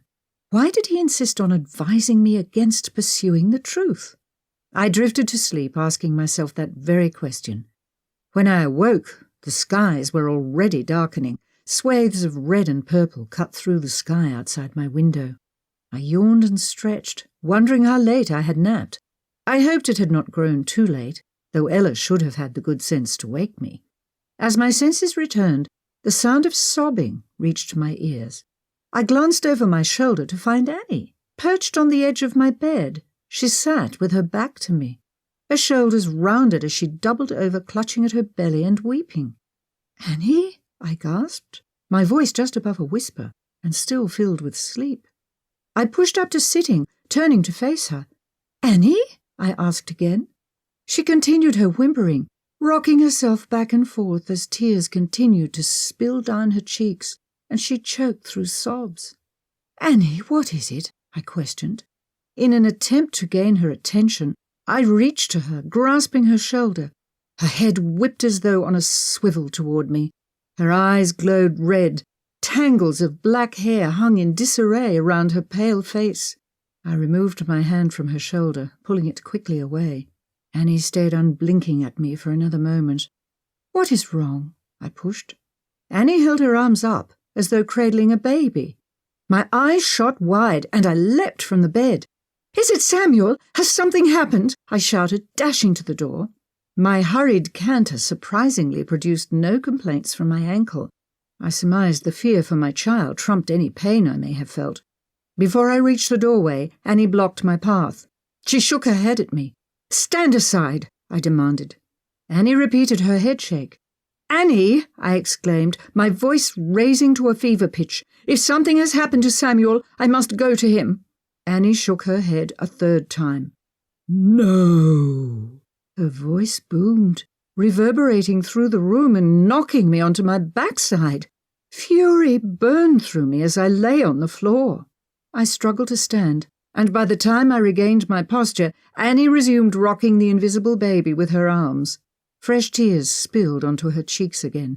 I ignored her, grasping the door's handle and pulling. The door was stuck fast. Steadying myself, I pulled with all my might. The door did not budge. I whipped around to face Annie. "Open this door at once," I ordered. Annie ignored me, traversing across the room and sitting on the chaise. As she sunk onto the seat, she doubled over in sobs. She clutched at her dress and rubbed her belly. The gesture made me pause. Perhaps her actions did not refer to Samuel. "Annie, what troubles you? It is not Samuel, is it?" Annie continued her actions, oblivious to my question. I approached her. As I tread closer to the chaise, only then did I notice a figure in the corner of the room, lit only by the flames of the dying fire in the fireplace. The man hid in the shadows. A log shifted in the fireplace, causing a flame to leap higher, illuminating his face. I gasped as I recognized Edwin. As if on cue, Annie spun to face him. Edwin shrunk further back into the shadows, shriveling away from her gaze. Annie opened her mouth, and an ear-splitting shriek emerged. I clasped my hands over my ears and squeezed my eyes shut, hoping the raucous sound would soon cease. "Stop! Stop!" I cried. My entire body shook, but I refused to open my eyes or loosen the grasp on my ears. My body shook again. This time I risked a glance, popping my eyes open to find Ella standing over me. "Wake up, Your Grace," she called. My brow furrowed, and I glanced around the room. No one else greeted me. "Your Grace?" Ella questioned. Worry etched her face. I sat up, still searching the space. "I am all right, Sinclair," I assured her, though my voice trailed off as I struggled to the realization that what I had experienced was a dream. "What is it, Your Grace?" Ella inquired. "Annie," I paused. "Has Mr. Fletcher left? Is Samuel well?"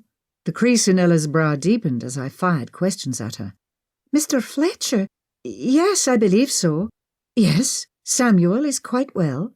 I checked with Nanny Brown before bringing your supper. Your Grace, are you quite well?" "What?" I questioned, my mind distracted, still processing the events. Yes, I'm quite well. Shall I fetch the doctor? Ella queried. No, Sinclair, I assured her, regaining my composure. I suffered only a disturbing dream. A dream, Your Grace? Was it very frightening? Yes, I admitted. It disturbed me, and continues to. Perhaps I ought to fetch a toddy for your nerves, Ella suggested, or request a sleeping tonic so you are not troubled by it tonight. I shook my head at her. That will not be necessary. You seem terribly distraught, Your Grace, Ella answered, wringing her hands. No, I disagreed. Not distraught. Disturbed. Disturbed sounds far worse, Your Grace. Should I inform His Grace? No, I countered. Something about the dream will not leave me. But what? I asked myself. Ella shrugged in response. Oh, I am sorry, Sinclair. Please, sit. Let us eat. Perhaps then my mind can come to some conclusion about why I received this message. Ella relaxed into the chair near my bed, taking up her tray to eat. Message? She questioned.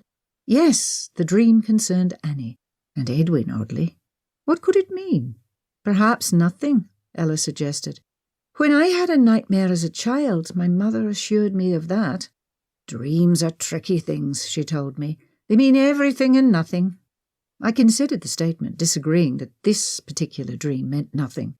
I cannot shake the experience, I answered. What in particular disturbs you? Ella asked. I reflected on the dream as I swallowed the mouthful of stew. With a sigh, I admitted, I'm not certain. The dream was bizarre, as most are, but I cannot shake the concept that it contains a message. I awoke on the bed and heard a woman sobbing. I turned and found Annie sitting on the edge of my bed weeping. I questioned her, and she made a motion indicating a child. I repeated the motion Annie made. I immediately leapt to the conclusion that something had happened to Samuel. I jumped from the bed and rushed to the door. I shook my head and rolled my eyes at my own stupidity. I should have realized that it was a dream.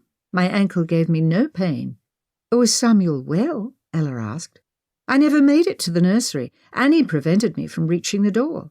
She shouted at me and I fell to the floor. When I regained my footing, I found the door shut tight. I insisted she let me out, but she ignored me. She returned to her weeping and cradling the imaginary baby. Then she began pawing at her dress. I approached her to console her. Then I noticed Edwin in the corner. He hid in the shadows. Annie noticed him and began to shriek. It was then that you woke me. Ella pursed her lips and thought. Perhaps your mind is burdened by your accident? No, I insisted, there is some message. I'm missing something. My mind is attempting to piece this together. But what connects Annie, Edwin, and an invisible child? Ella shrugged as she took another bite of dinner. This is the second instance involving Annie and a child. The first when she showed me the child playing near the stream, and this dream. Something disturbed her, and when I questioned her, she indicated a child. But what? My voice trailed off as my mind worked to piece together the pieces. What is it, Your Grace? My eyes rose to meet Ella's. My mouth gaped open as realization dawned on me. Annie and a child. Oh, I must speak with Dr. McAndrews at once. Ella leapt to her feet, setting her dinner tray aside. Are you ill, Your Grace? I shall send for him immediately. No, wait, I shouted, stopping her. I'm not ill. I do not require the doctor for that. I must speak with him, post-haste. However, it must be in the strictest of confidences. We shall make arrangements to travel to town tomorrow to call upon him.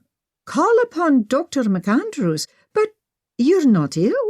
What are you saying, Your Grace? I must speak with Dr. McAndrews about Annie, specifically about her condition at the time of death. Her condition? Yes, I said with a nod. I believe she was pregnant. Chapter 22.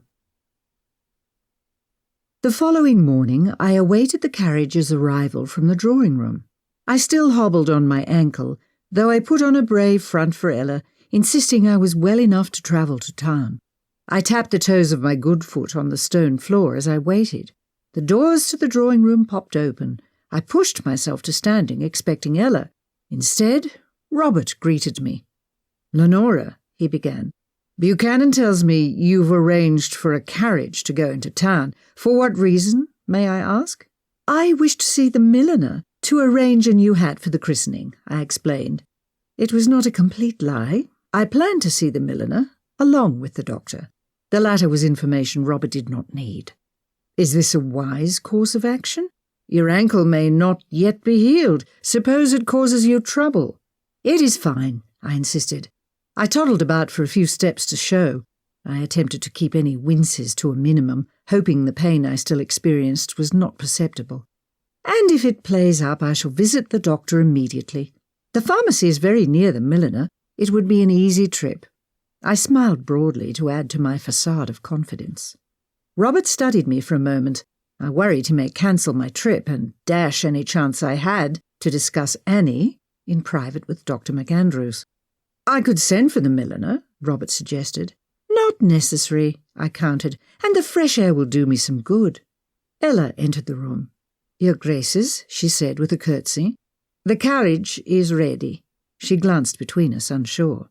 I gazed expectantly at Robert. "All right," he agreed after a moment. "Sinclair, if her Grace suffers in the least with her ankle, fetch the doctor at once." "Of course, Your Grace," Ella confirmed, with another curtsy. I took care to walk steadily across the room and out to the carriage. I held back a whimper as I climbed into the carriage.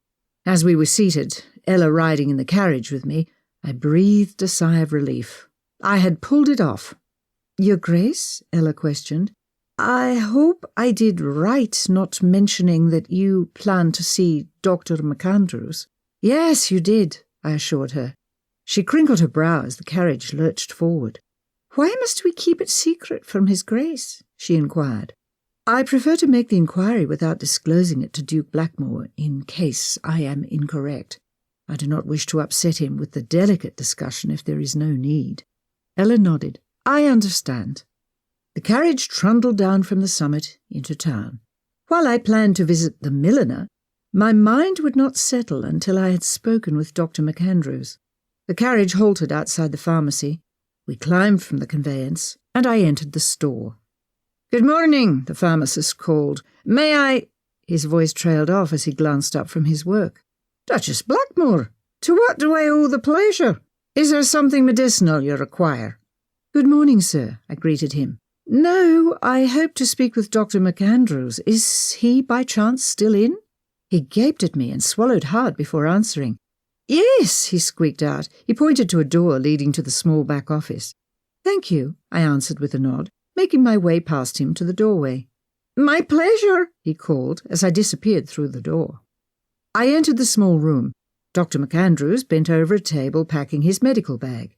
"Good morning, Dr. McAndrews," I announced as I entered the room. Dr. McAndrews swiveled to glance behind him. "Duchess Blackmoore," he set down his materials. "Are you feeling ill? How's your ankle?" "Oh, I feel quite well. My ankle is improving daily. I'm careful not to overdo it." "What may I do for you, Your Grace?" he asked. I closed the door to the pharmacy.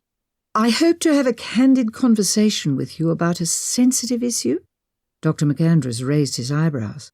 Perhaps this conversation is best had at Blackmoore Castle with Duke Blackmoore," he suggested. "Oh, the issue does not concern my health," I assured him. "I prefer Duke Blackmoore remain unaware of the conversation. He may find it upsetting. I do not wish to trouble him in the event I have made an incorrect assumption." The doctor eyed me with some suspicion. "I must admit," Dr. McAndrews said, his finger pressed to his lips, "I am intrigued." "Then I shall proceed," I continued. "You are the doctor who declared the former Mrs. Fletcher deceased, correct?"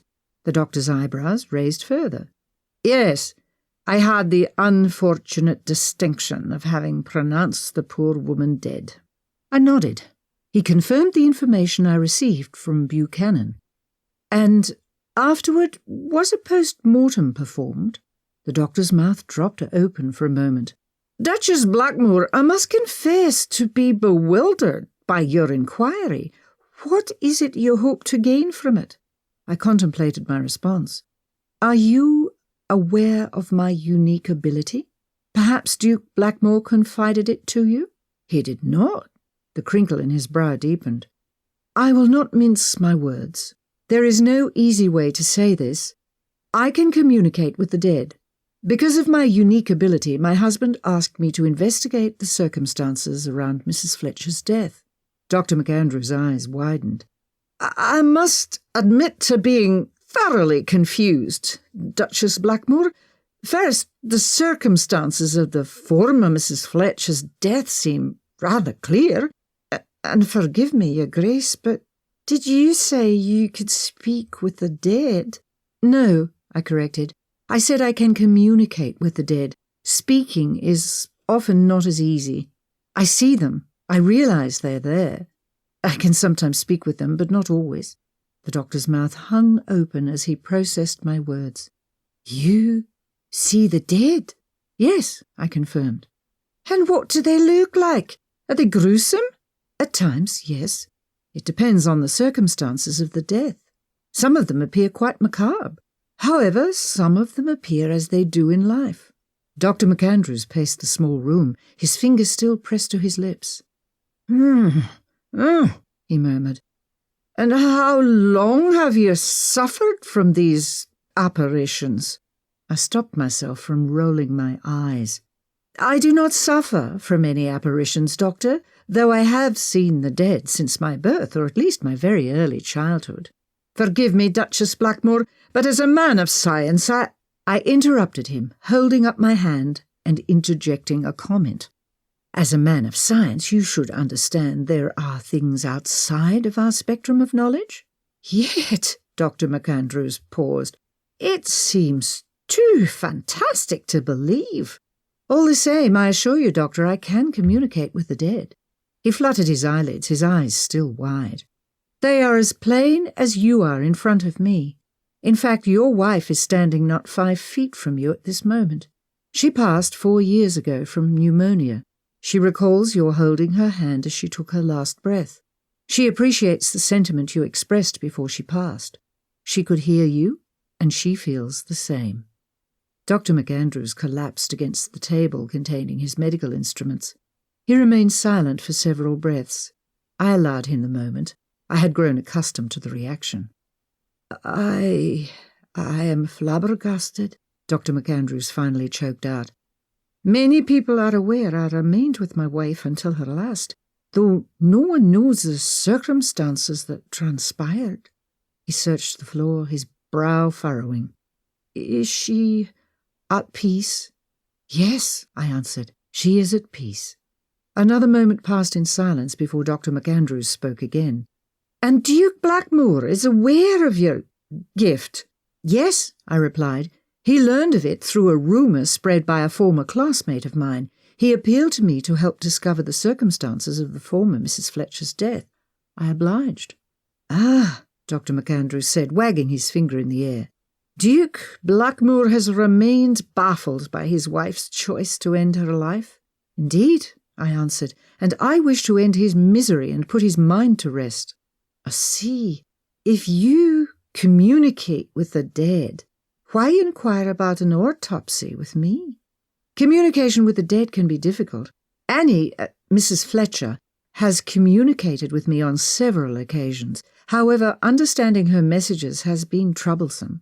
I am following up on a clue and hoping you can confirm some information. How did you gain the information from my wife? Your wife provided it easily. She died in peace. She was not troubled. When she realized I could see her and hear her, she spoke freely. And the former Duchess does not. No, it is clear her death was violent, and she is troubled by it. Communication is difficult at best. I am only just beginning to make any headway. And in what way can I assist? By providing me with information. I presume you performed her post-mortem, assuming one was completed. Yes, I did, along with an assistant from the police. A gruesome business, but done whenever an unexpected death occurs. I can assure you the fall killed her. Thank you, though that was not the nature of my inquiry. The crease in Dr. McAndrew's forehead deepened. Then what is? Was Mrs. Fletcher with child when she passed? The doctor's eyebrows shot up, and he paused for a moment before he spoke. He paced around the table, ceasing his ambling behind it. He spun to face me again. "What I am about to disclose I have revealed to no one outside of the post-mortem, including Duke Blackmoore. I understand and will use the utmost discretion when discussing the subject with anyone, including Duke Blackmoore." Dr. McAndrews nodded. "The answer to your question is yes. Mrs. Fletcher was pregnant when she passed. I'd not confirmed the pregnancy when she was alive, though she was far enough along that she must have suspected." "How far?" I questioned. "About 4 months." I nodded. "Yes, at 4 months a woman would know," I concluded. "Thank you, Dr. McAndrews. The information helps. I have no additional questions at this time. I thank you for your time and your candid response. Good day, Doctor." I turned to exit. "Oh, Duchess Blackmoore," Dr. McAndrews said, halting my departure. "Do let me know the results of your investigation. I am most fascinated by your ability, and by whatever answers you may find as to why the poor woman chose to end her life." "I will," I assured him, and took my leave. I exited onto the street into the cool morning air. Ella greeted me. "Was Dr. McAndrews able to help you, Grace?" she inquired in a hushed tone. "Yes," I responded. "Let us go to the milliner and discuss the conversation privately as we return to the castle." Ella nodded, and we proceeded down the street at a slow pace, though my ankle withstood the jaunt.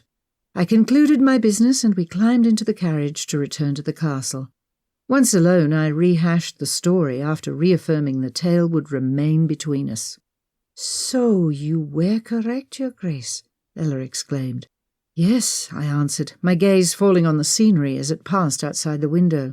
"You do not seem pleased," Ella noted. I pursed my lips. "It is true I gained the information I sought, but now I must piece together how it helps." "But it explains why Mrs. Fletcher has shown you a child and mentioned to you about a child." "Yes, it resolves that mystery, but adds several others." "I'm not sure I understand," Ella answered. "The main question remains, why did Annie fling herself from the tower? What caused her to choose to end her own life?" Ella nodded. "And the confirmation of her pregnancy does little to answer that question." "No, in fact it confounds me further." "How so, Your Grace?" "If Annie was with child, why did she kill herself? Was she not overjoyed to provide Duke Blackmoore with a child? What would cause an expectant woman to become so despondent she would end her life and the life of her unborn child?" Ella settled back into her seat, her gaze falling to the passing scenery as we climbed toward Blackmoore Castle. She possessed no answers, and neither did I. It reduced us both to silence as we passed through the information at hand. We arrived at the castle, and I found myself greeted in the foyer by not only Buchanan but also Annie. She hovered at the top of the stairway, her gaze on me unwavering. I met her stare as I removed my gloves. "Your Grace," Buchanan said as he collected my cloak, "Duke Blackmoore requested your presence immediately upon your return." "Oh," I replied, handing him my gloves. "I shall go as soon as I have removed my hat." "Very good, Your Grace. You will find His Grace in his study." "Thank you." I climbed the stairs with Ella in tow to remove my hat. Afterward I navigated to my husband's study. My ankle, now swelling slightly, offered some protestation, though the pain was tolerable. I took care not to limp into the study when I entered after a quiet knock. "Ah, Lenora," Robert greeted me, standing from his work and approaching me. "Buchanan said you wished to see me at once." "Yes. How was the outing? Did you secure a new hat?" "I did," I reported, "and my ankle gave me almost no trouble, though I believe I will rest it this afternoon. But not before I visit Samuel." Robert smiled at me. "Before you depart, dear, I hope to discuss a small matter with you." "Of course," I responded. Robert crossed behind his desk. "Edwin managed to become wrapped up in some sort of business arrangement with the vile Sir Richard. As a goodwill gesture, he took it upon himself to invite the horrid man to our home for a dinner party. It is against my better judgment, but he has put me in a rather tricky position. I understand, dear. I shall do my best to be a gracious hostess. When is the dinner party to occur? As always, you prove gracious and valuable beyond measure, Lenora. In his infinite wisdom, Edwin extended the invitation for tomorrow evening, though he mentioned there being no need to make arrangements for a balanced party. Apparently, Edwin is seeing to that. I shudder to think. I suppressed a chuckle. I shall be prepared, and will discuss special arrangements with Mrs. McAllister. Good. Thank you, dear. I've already had Buchanan warn her, though meal choice is best left to you and her. I nodded and turned to depart before Robert called me back. Oh, Lenora? Yes? Sir Richard is... Well, I'm sure I do not need to remind you of his boorish tendencies. I apologize for subjecting you to a night with the man, though... I waved my hand in the air. I understand, Robert. Business is business. I shall entertain him for your sake and Edwin's, despite his churlish nature.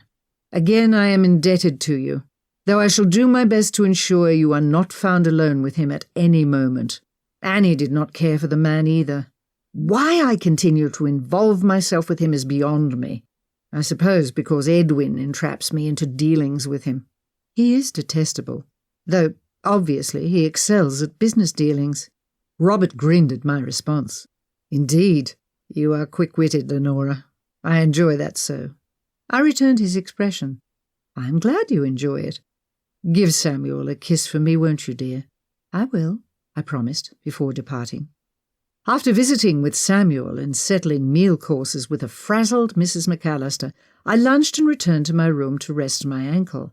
After my active morning, my ankle had grown to twice its normal size.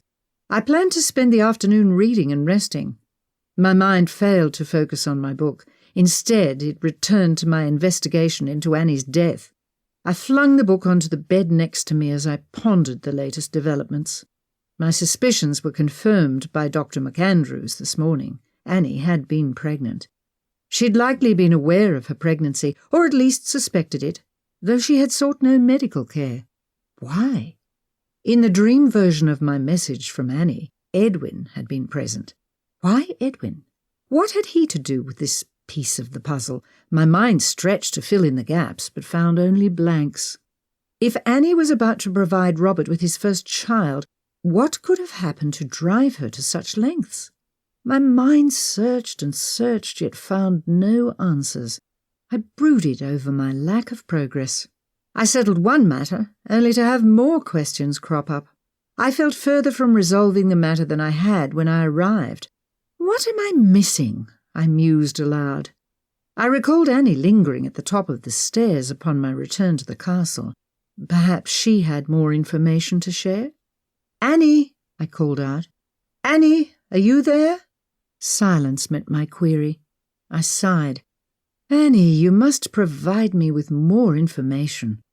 Quietness hung in the room. I crossed my arms in frustration. My foot tapped the air, and I pursed my lips. I must seek more information. Resolute, I swung my legs over the bed and slid to standing. I winced as my ankle objected to my activity. I ignored it and proceeded to the hallway. I navigated to the fated tower room. I stood at the bottom of the curving stairway, vacillating about my decision to seek information. With a shake of my head, I dismissed any misgivings and decided to proceed. I swallowed hard as I placed one foot on the first step. I forced myself up the stairs. My previous experience here still haunted me, despite having been here several times since. I stood outside the doorway and peered into the room. My breath caught in my throat as I spotted the boarded windows and the bare hinges. I leaned into the room. Annie, I whispered. Nothing moved or responded. I stepped inside, my hand still clutching the door jamb. Annie, I asked, in a hushed tone.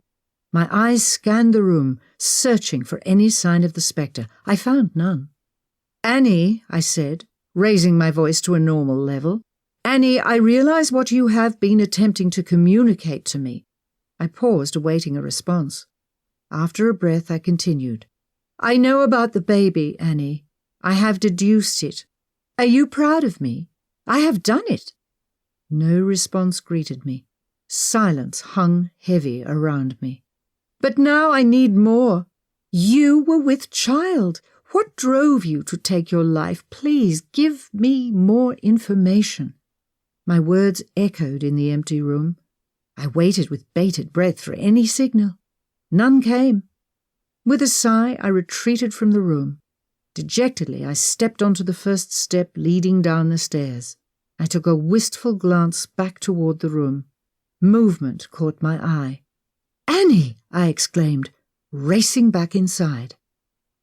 At this juncture, dear reader, I must pause. The memory of what occurred next remains painful and haunting. To this day, I have wondered if my decision to return to the tower was a mistake. Should I have continued back to my bedroom? Should I have left well enough alone? In all honesty, I suppose the truth would always have come to light. I realize my discourse with the dead would mean I would likely have learned the truth eventually. I suppose the point is moot. Though I still have difficulty with the memory, I shall press on so you are aware of the full story.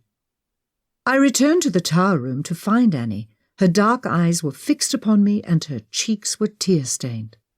"There you are," I said. "Oh, Annie, I am sorry this is painful for you. Though I have gained a piece of the puzzle, I realize what you have been attempting to impart to me. You were with child when you died." Annie's spectre shuddered as fresh tears streamed down her face. I continued, unaware of what troubled her beyond the death of her unborn child. "What disturbs you about the child so? I saw her playing by the stream. She is lovely. My words were cut off by Annie. Her figure charged at me, and an icy hand clamped over my mouth. My eyes went wide with shock. I stumbled back a step, shrinking away from her. "Oh, I did not mean to cause you distress," I apologized. Annie retreated across the room, her shoulders slumping as sobs racked through her. After a moment, I tried again. "Annie," I said in a hushed tone, "what troubles you so?" She did not answer. I urged her again. "Annie, please, I do not understand. I am stumbling in the dark. I have learned of your pregnancy, yet this seems to distress you more. Were you not overjoyed to learn you would give Robert a child? Were you unaware of the child? How does this play into your death? Please, I am struggling to understand. You must help me." Annie turned back to me, her eyes blazing red. They bored into me, and I shrank back from her piercing gaze. I wondered if I should perhaps leave. Annie's behaviour continued to devolve as her upset grew. She balled her fists at her sides and growled. It seemed an opportune moment to depart. I would learn nothing more, and my presence seemed only to antagonize Annie. I stepped backward toward the door. As I reached it, I turned, intent on descending the stairs. However, I found myself unable to pass through the doorway.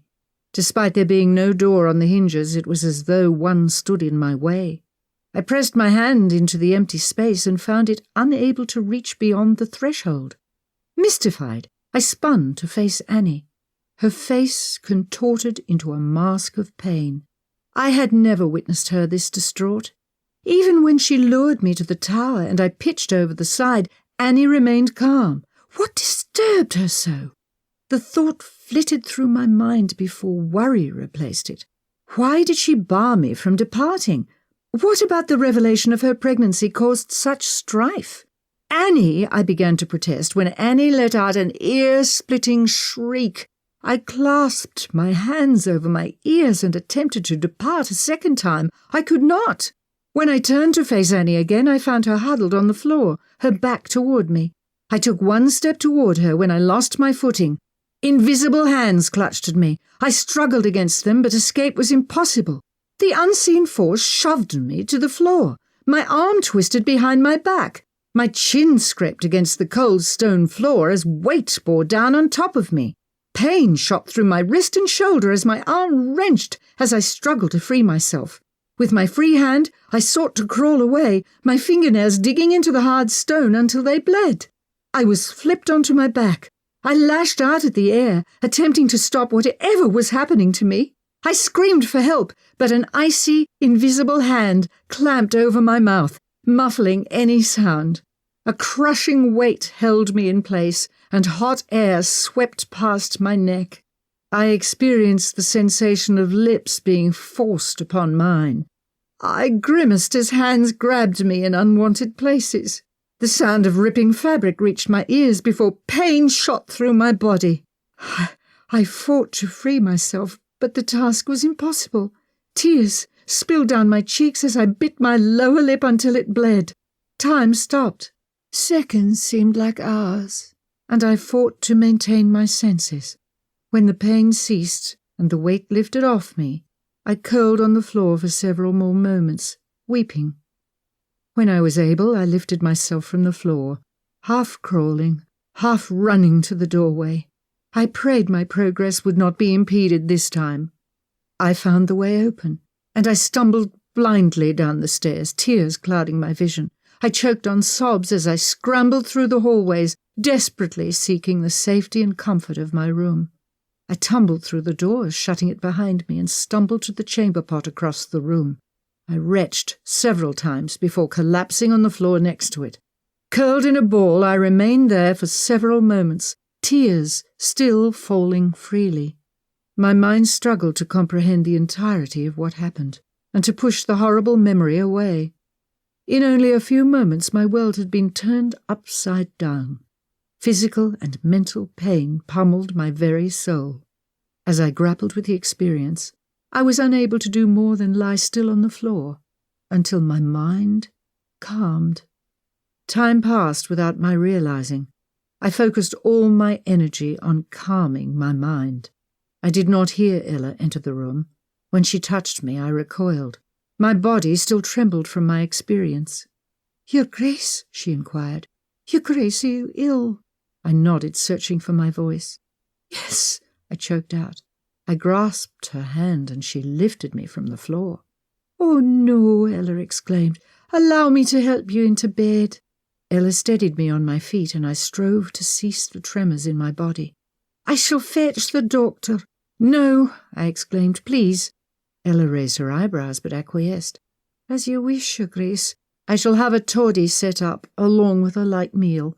No, I could not stomach anything, but I would like to change." Ella nodded, offering a sympathetic gaze to me. "Sit here," Ella instructed, easing me onto the edge of my bed. "I shall handle everything." I swallowed hard, searching my mind for a response. My eyes stared ahead, focusing on a spot on the floor. After a moment, I forced myself to follow Ella as she flitted around the room. "You should have rung for me at once, Your Grace," Ella offered. I was unable," I forced out. Ella pulled my shoes off, then stood, placing her hand against my forehead and cheek. "You do not feel feverish. From what symptoms do you suffer, Your Grace?" I paused a moment, attempting to hold my emotions in check. I began. I tried again, my voice breaking. "Your Grace!" Ella exclaimed, her eyes widening. She sunk onto the bed next to me and placed her hand on my shoulder. "I've never seen you like this. What is it?" I met her gaze, tears forming in my eyes. One escaped, spilling down my cheek. "I cannot explain." "Did you endure another experience with Annie?" Ella guessed. I nodded. "Yes," I responded, in a hushed tone. "It disturbed me." Ella offered a supportive smile before pulling me into a warm hug. "It is all right, Your Grace. You're safe now. I shall stay the night with you to ensure she does not disturb you again." The genuine caring soothed me, and for the first time since the incident I began to relax. I pulled back and wiped my tear away. I nodded, managing a tiny smile in return. "Now let us get you into bed. And you should put something into your stomach, perhaps some broth or bread. Even if you are nauseous, you must try to keep something down." I began to shake my head when Ella continued. "Do not fret. I shall not leave you. I shall ring for one of the maids." Ella continued with my undressing. As she removed my dress and I slipped into my nightgown, I began to feel more normal. After a deep inhale, I said, "Thank you. The sentiment is very much appreciated." When she finished, I added, "Please give my apologies to Duke Blackmoore regarding dinner." "Of course, Your Grace. Just allow me to ring for service." She retreated across the room and pulled the bell, then returned to my bedside. "Feeling any better?" "Yes," I said as I pulled the sheets a tad higher on my lap. "Yes, I am beginning to improve." Ella took my hand in hers. "Can you tell me what happened? Perhaps it would help." I bit my lower lip, wincing a bit as I hit the area I gnawed earlier. "Annie and I paused. "I went to the tower." "Your Grace," Ella exclaimed. "Thank goodness you are not harmed." "No, I sustained no physical injury." A knock sounded at the door, and Ella rushed to answer it. Buchanan entered the room. "Mr. Buchanan," Ella greeted him, "Duchess Blackmoore is ill and unable to attend dinner this evening. She would prefer broth and plain bread to be sent up, and her excuses made to Duke Blackmoore." Buchanan's eyes widened under his thick eyebrows. "Shall I fetch the doctor?" "No, Buchanan," I chimed in. "It is not necessary. Just the broth and bread, please." "Yes, I shall see to it at once." He turned his gaze to me. "Duchess Blackmoore, if there is anything else you require, please ring."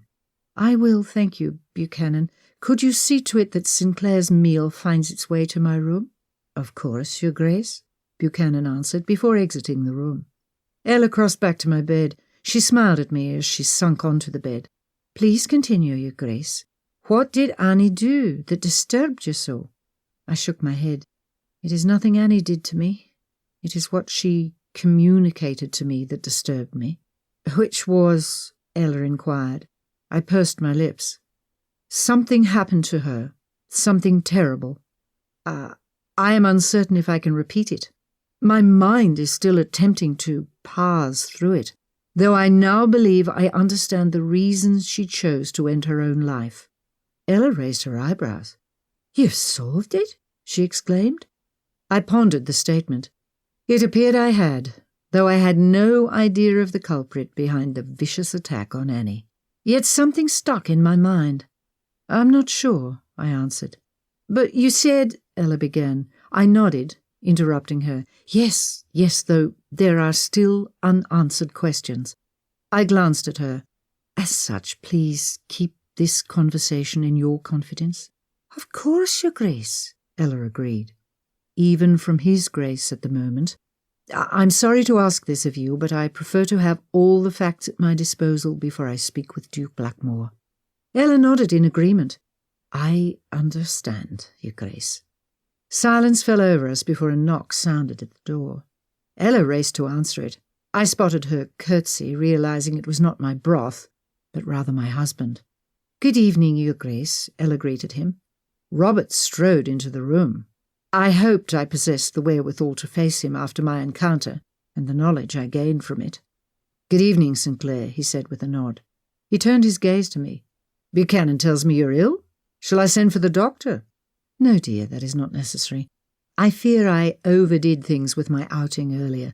I do not wish to ruin the dinner party tomorrow, so I felt it best to put myself to bed and rest." Robert's eyes narrowed at me as he considered my statement. I smiled up at him. "Are you certain I should not fetch the doctor?" "I am certain," I assured him. "I promise to take excellent care of her Grace," Ella chimed in. Robert glanced between us before turning his attention to me. "I merely overindulged myself. Despite my promise to rest after lunch, I found myself restless. I supposed a change of scenery might settle my nerves. I attempted to climb to my tower room." Robert clicked his tongue, shaking his head at me. Yes, I admit my folly, which is why I have confined myself to bed for the evening. With enough rest, I shall be good as new by tomorrow for the dinner party." "I am unconcerned about the dinner party, Lenora. My interest is in your well-being." "I shall be perfectly fine. Sinclair is taking expert care of me. I'm beginning to feel better already." Robert paused again, raising an eyebrow at me. "Well, if you're certain, then I shall allow you to rest. I will return after dinner to check on you." He kissed my forehead, and I squeezed his hand. "I'm sorry to leave you alone for dinner." "Dismiss your concern, dear. I shall finish some overdue work on my accounts. I spent far too much time earlier reviewing the business Edwin proposed. Then I wish you a productive meal. Rest well, dear, Robert said, before departing. After the door closed, I whispered a thank you to Ella for her discretion. The next knock brought my meagre meal along with Ella's. She sat at my bedside as we ate. My stomach threatened to revolt after the first few sips, but the plain bread seemed to calm it. The meal fortified me, as Ella suggested it would, and I began to feel more myself. After Ella plumped my pillows, I settled back, more relaxed than I had been. "Now, how are you feeling now, Your Grace?" Ella asked, after she returned the trays to the maid. "Well, much better," I admitted. She offered a knowing smile. "I told you the food would help." I offered her a genuine smile. "Yes, you did, and you were correct." I grasped her hand, giving it a squeeze. "Thank you. Now, perhaps you should close your eyes and try to rest," Ella suggested. I doubted my ability to rest given my experience, though I agreed to try. After a brief visit from Robert, I settled back for the evening. Ella eased back into the chair she retrieved. Within a few moments, I informed Ella she need not stay, though she disagreed. We came to terms with her staying under the bargain that she rest on my chaise. With Ella settled under a blanket in my sitting room, I nestled under the covers. My trying experience took a heavy toll, and despite my restless mind, I drifted to sleep in moments. I awoke hours later. I startled, drawing in a sharp breath as I spotted a figure near the foot of my bed. "'Tis only me, Your Grace," Ella whispered, as she straightened my bed covers. "Sinclair," I breathed, relief coursing through me. "Oh, you startled me." "My apologies, Your Grace. I hope not to wake you." "I regret my clumsiness." "No apology necessary. The fault is mine. I assumed you were Annie." "Of course you did, poor dear. Shall I sit with you until you fall asleep?" "No. Were you able to sleep?" I inquired. "Yes," Ella answered. "I found the chaise most comfortable." "Good," I answered through a yawn. "Sleep well, Sinclair." She squeezed my hand and left me to sleep.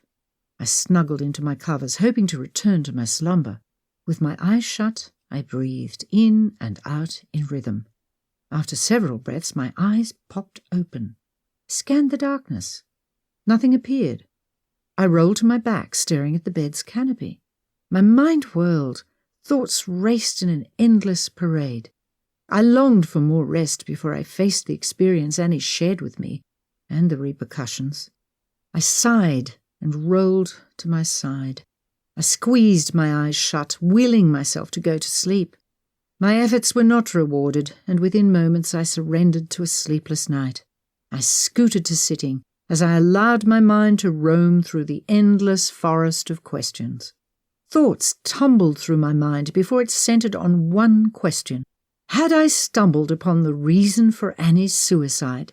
Had the attack on her driven her to such desperate lengths? Was there more?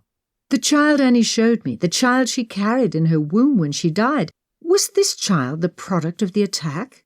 Did this add to her anguish? 4 months, I recalled. Dr. McAndrews said she had been 4 months along when she died. She had lived with the aftermath of her attack for 4 months. Why had she then chosen to take extreme action? Was she unable to continue to live with the memory? Did she grow more despondent with each passing day? Did she learn of the child then? Was this knowledge what drove her over the edge? Another question loomed in my mind. Who was the guilty party? Who committed such an abhorrent act? I had chosen to say nothing to Robert yet. I could not inform Robert of the perverse assault on his beloved Annie and the resulting child, if my assumption proved correct on that front, without confirming the identity of the attacker. I could not burden him with that information without first possessing all the facts. I vowed to seek out Annie at the first opportunity and pursue answers. I considered climbing from my bed and sneaking from the room to find her. I feared awakening Ella and did not wish to disturb her rest, nor did I wish to endure the inevitable tongue-lashing I would receive from her if caught. Instead, I bided my time, watching the sun crest the moors and dissipate the morning fog after hours of darkness. Ella entered the room as the sky turned from red to orange. "Good morning, Your Grace," she greeted me. "Good morning, Sinclair," I said, already climbing from bed. "Did you sleep well?" "I did. You should have woken me. I've slept far later than I intended." I smiled at her. "Oh, I do not mind. I am pleased you were able to rest so well on your makeshift bed. Mr. Buchanan shall have my head if he learns of my late rising." "Then we shall make sure he does not learn of it," I promised. "And did you sleep, Your Grace?" Ella inquired as she helped me dress for the day. With a sigh, I admitted, "Not after we spoke last." Ella paused. "Oh, I disturbed you. My apologies, Your Grace." "No, the fault is not yours. It is my own mind's fault." Ella shook her head as she brushed my hair. "I'm sorry you did not rest, Your Grace." I dreaded breakfast this morning, uncertain I could maintain the charade with Robert. I managed to get through the meal and assure Robert of my well-being and ability to host the dinner party this evening. After breakfast, I visited Samuel. I spent longer than I expected there.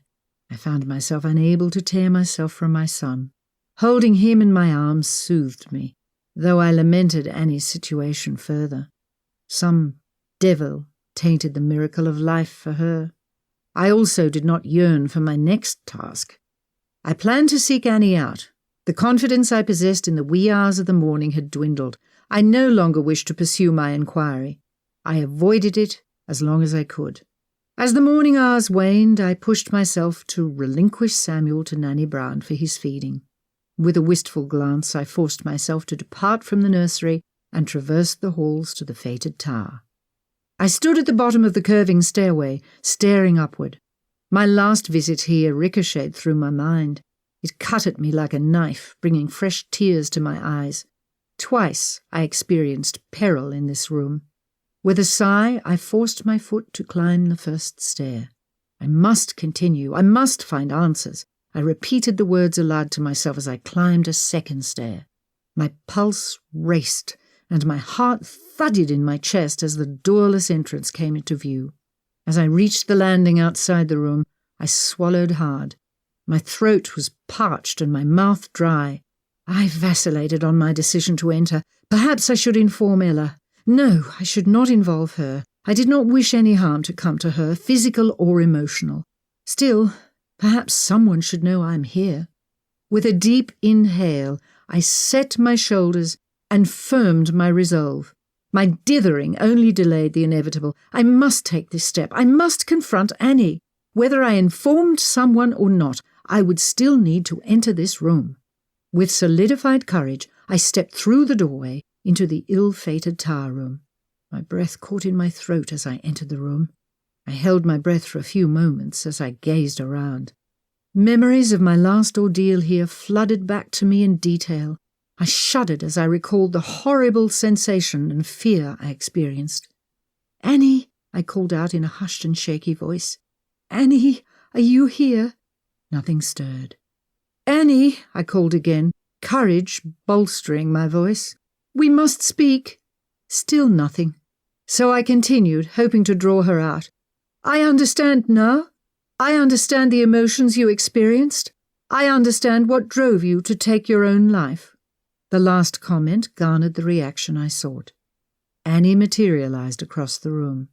She paced back and forth, her fists balled. "Annie," I soothed, "can you tell me who attacked you?" She ignored me, continuing her agitated march from wall to wall. "Please, Annie," I entreated, "I must know. I do not wish to tell Robert without knowing all the facts. He will certainly wish to know who harmed you." Annie ceased her ambling at the mention of Robert's name, but the break was short-lived. She resumed her pacing, clutching her fists tighter. "If nothing else," I said, "perhaps we can prevent the man from doing to someone else what he did to you. Please, Annie?" She stopped and faced me. Her eyes burned red. My heart broke for her. The poor woman had been driven to her own death by the nightmare she endured. A nightmare which would have had a lasting effect on her life had she not chosen to end it. I realize how you must feel, because I felt what you did. Ashamed, alone. But you must realize what happened was not your fault, Annie. You must let go of any guilt you feel so you may rest.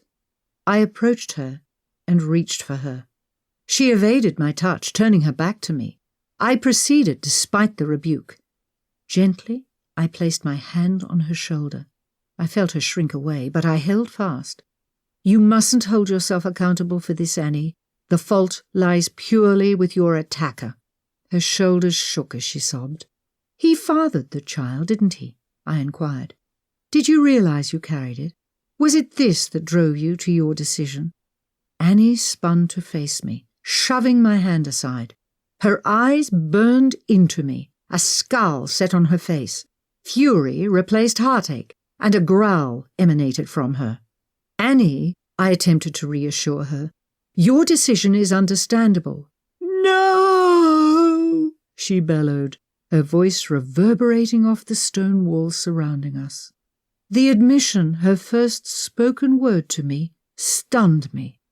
My eyebrows knit together in confusion. Of course it is, I began, when she rushed toward me. She drove me back toward the boarded window. Had the boards not been there, I would have pitched through again. Pinned against the window, I struggled against her for a moment before pitching forward when she disappeared. I stumbled a step before righting myself. I glanced around the room. Annie was gone. I smoothed my dress and stepped toward the doorless entry. I scanned the room one last time before retreating down the stairs. I had only succeeded in upsetting Annie. Perhaps she needed more time. More time to come to terms with the attack, more time to come to terms with my knowledge of it. I was not sure, but either way, I would learn nothing else today, I surmised. Chapter 23. As the sun descended in the sky, I dressed for the dinner party. My mind still attempted to sort through the situation with Annie. It found no answers, only questions. I made my best effort to turn my attention to the upcoming event. I should need all my wits to deal with the uncouth Sir Richard Prescott. "How's that?" Ella inquired, after sliding the decorative comb into my hair. "Perfect, thank you," I answered. "And how are you feeling? Will you have the strength for the dinner party after your illness yesterday?" "I've been asking myself the same question," I admitted. "I do hope so. It is important to Duke Blackmoore." "Then I wish you the best of luck, Your Grace." "Thank you," I said as I rose from the dressing table to pull on my gloves. I exited the room, traversing the halls to the drawing room. Robert awaited me. "How lovely you look, dear," he said, offering me a brandy. I accepted, feeling I would need to draw on it for my strength. "I do apologize for this intrusion." "A dinner party is hardly an intrusion. I have been rather lax and entertaining as the mistress of the house." "Nonsense. It is more than reasonable for you to have spent the first several months setting up your household before entertaining, though I do not refer to the dinner party, but rather the company we shall keep while at it." "Oh," I answered, realizing his meaning. "Yes. Sir Richard would not have been my first choice in dining guests. However, we shall make the best of it." "I do appreciate that sentiment, Lenora," Robert responded, as Buchanan appeared at the door with 2 couples in tow. I caught a barely perceptible grumble from Robert at the appearance of our guests. I plastered on a smile and greeted them. Edwin and Sir Richard Prescott brought with them 2 women from Edinburgh, one named Susie and the other Goldie. The 2 giggled together like schoolchildren and draped themselves over their escorts in a most obscene manner. They polished off their drinks in short order, requesting a second prior to the dinner announcement. Only Edwin outpaced them in imbibing. By the dinner announcement he had consumed enough alcohol to cause him to stumble as he stood from his chair. His companion found it most entertaining. As we entered the dining room, I faced the reality of an impending conversation with Sir Richard Prescott, seated to my right. I smiled to him as we were seated. "And how was your travel to our hamlet, Sir Richard?" "Agreeable," he assured me. He studied me in a way that disconcerted me. I pressed on, in an attempt to alleviate my uneasiness. "I hope your stay has been agreeable as well, though I am certain you are accustomed to more extravagant accommodations offered in larger cities." "It is true, the town of Blackmoore is no London, yet it has its charms. At least, Blackmoore Castle certainly does," he said, with a wink. I was glad I had not eaten anything yet, otherwise it may have flown from my stomach. I bit back the bile creeping up my throat and plastered on another smile. "And how are you, Duchess?" he asked. "I heard you suffered an accident. Fell from your horse." Sir Richard was well informed, I mused. "Yes, though I am quite well. I only twisted my ankle and have recovered from it already." "How fortunate for you," Sir Richard responded. "I would so regret to see anything happen to you." The remark unsettled me, though I could not say why. I suppressed a shiver as I experienced the sensation of an icy hand running down my spine. "How kind," I forced out before turning to speak with Edwin. As we turned, I gathered from the glance I shared with Robert the conversations on the other side of the table were no better. "Good evening again, Edwin," I said. "Good evening, dear sister-in-law," Edwin slurred. "And how lovely you look this evening." "Thank you," I answered. "And how did you meet Susie?" I inquired. Edwin chuckled. "Wouldn't you like to know?" he said, tapping my nose with his finger. I failed to find the response or gesture amusing, though I determined any follow-up a poor idea. His avoidance of the question told me all I needed or desired to know. "She seems very keen on you," I noted. "Oh, she is very, very keen," he rambled. I was spared any further discussion when the first course arrived. The conversation turned toward the weather, the upcoming spring bloom, and countryside farming. As the second course was served, we suffered the misfortune of the candles on the table blowing out. Mr. Buchanan tried 3 times to relight them, though each time they were snuffed out by some unidentifiable draught. My stomach tightened as I wondered if the source may be otherworldly. We finished our meal with no further disturbances, and I felt the tension in my shoulders ease as I collected the ladies to return to the sitting-room, allowing the men to discuss their business over cigars and brandy.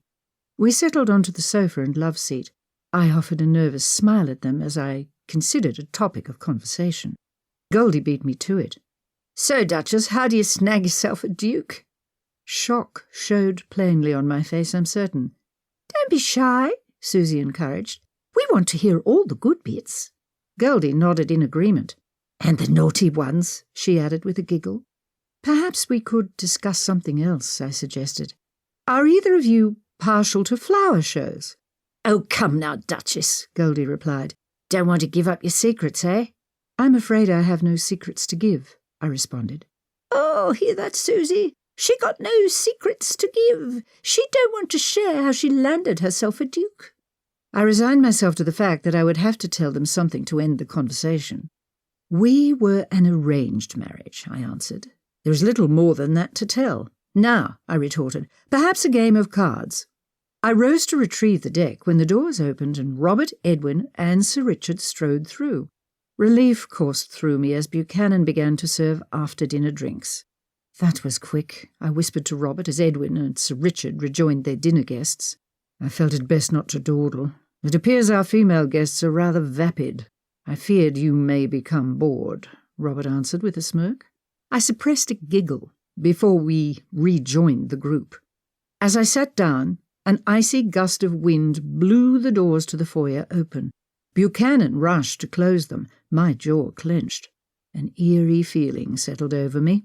I glanced around, expecting to see Annie in the room, but found no uninvited guests. I smiled at Robert, who continued his discussion on rural farming in the area. Within moments, the lamps lighting the room went dark. Susie yelped like a wounded animal, clutching Edwin's arm. My suspicions rose that the incident was due to an unearthly presence. Buchanan rushed to relight the lamps in the glow of the fireplace. However, in this instance, the lamps refused to relight. "I'm certain we can carry on with only the fire's light," Robert assured him, though I remained sceptical, certain something else prowled around the next corner to disturb our discourse. The next incident occurred moments after we resumed our conversation. The vase of flowers on a side table crashed to the floor, shattering into pieces. "One may suspect the castle is haunted," Sir Richard quipped. If only he realized how right he was, I reflected.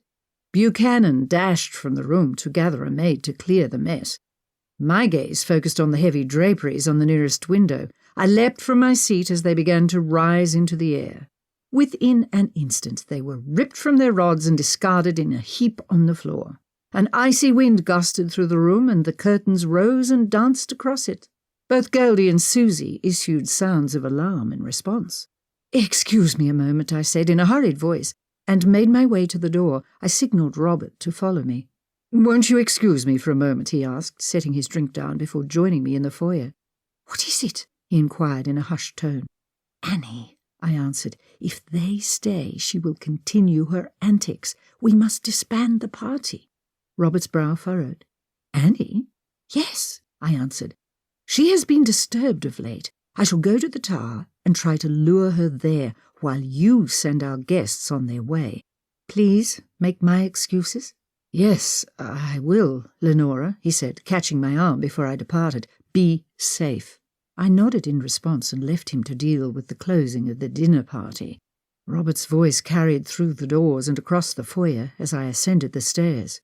"It may be wise to conclude the evening. I shall make arrangements for the carriage to be brought round. Excuse me a moment." With that settled, I disappeared into the upstairs hallways. With any luck, the foursome would soon depart. I wound through the halls, hurrying to the cursed tower room. I ascended the stairs without hesitation, shoving aside any dreadful memories. I burst through the doorway and into the tower. "Annie!" I shouted, still catching my breath. "Annie, you have my attention. What is it you want?" I spun in circles, searching the room for Annie. "Come now, Annie, you've frightened the guests enough. We are sending them home." Annie appeared in the corner. Her hair hung limply around her pale face. Her eyes glowed red, her lips curled into a snarl. I stared at her. "What is it, Annie? Something has disturbed you. What is it? I realize how disturbing the attack was for you. I understand now why you took your life, yet—" Annie rushed toward me. She drove me back to the wall, her icy hand pressed over my mouth. She shook her head at me as we stood nose to nose.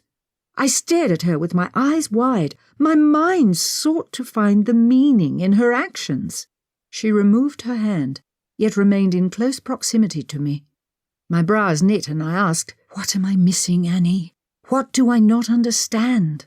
Annie released her grip on me. I paced the floor, attempting to piece the puzzle together. Annie's eyes followed me. "You were attacked. Someone forced himself on you." Annie nodded. I continued. "It resulted in a child." Another nod.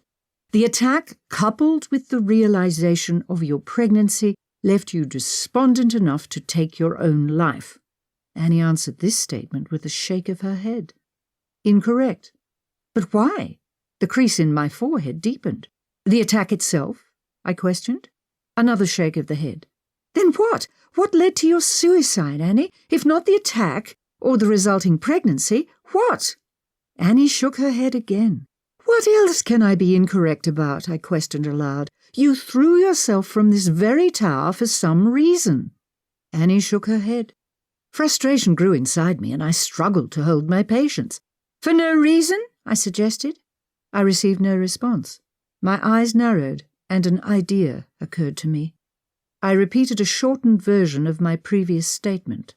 "You threw yourself from this very tower." Annie shook her head. She signalled something to me. My stomach dropped. I shook my head at her. "No," I murmured, lowering my eyes to the floor. "No, it cannot be." Chapter 24. Annie's gaze bore into me. I raised my eyes to meet hers. "You did not end your own life. Someone did that for you." Annie nodded. "Someone murdered you?" Annie nodded again. My jaw dropped. "You were murdered," I whispered again. My mind whirled. "Who? The same man who attacked you? Who forced himself on you?" Annie nodded. "Oh, Annie," I cried. A flurry of notions buzzed through my mind. I resumed pacing as I sorted through the details. This had been what Annie attempted to tell me the night I fell from the window. She had not meant me harm. Instead, she had been communicating to me that she had been pushed. But who? I recalled our previous encounters and the dream in which Annie appeared to me. One detail stuck in my mind. Annie's torment in my dream was witnessed by someone, Edwin. In retrospect, many of our encounters occurred after Edwin had visited the castle, and Annie had exhibited curiosity whenever Edwin was present. My stomach somersaulted at the concept. Edwin was a scamp and a cad, but a dangerous man with a penchant for forcing himself on women? I could not accept it. Or did I prefer not to accept it? Passing this news to Robert would be near impossible. I must be certain. I stopped my pacing and stared at Annie. "Edwin?" I questioned, my voice breaking. Relief washed over me as Annie shook her head. Edwin was not the culprit. But then why did he appear in my dream, I wondered. Annie pointed to the floor. I shook my head, not understanding. She pointed again and signalled someone pushing her. The floor, I wondered. "Downstairs?" I responded. She nodded. "Your attacker was from below stairs. One of the servants?" She shook her head. "Downstairs, but not a servant. Then who, Annie? Who else is downstairs? Obviously it is not Robert. It is not a servant. It is not Edwin. The only other man in this house is—" I halted, realization dawning. "Sir Richard Prescott," I whispered. Annie nodded, her lips curling into a sneer and a growl emanating from her. Warmth spread through my body as my knees went weak. Of course! How could I have missed it? Sir Richard Prescott, the man who attempted to force himself upon me at the New Year's Eve ball, the man whose vulgarity knew no bounds, the man whom I had been warned about by multiple others.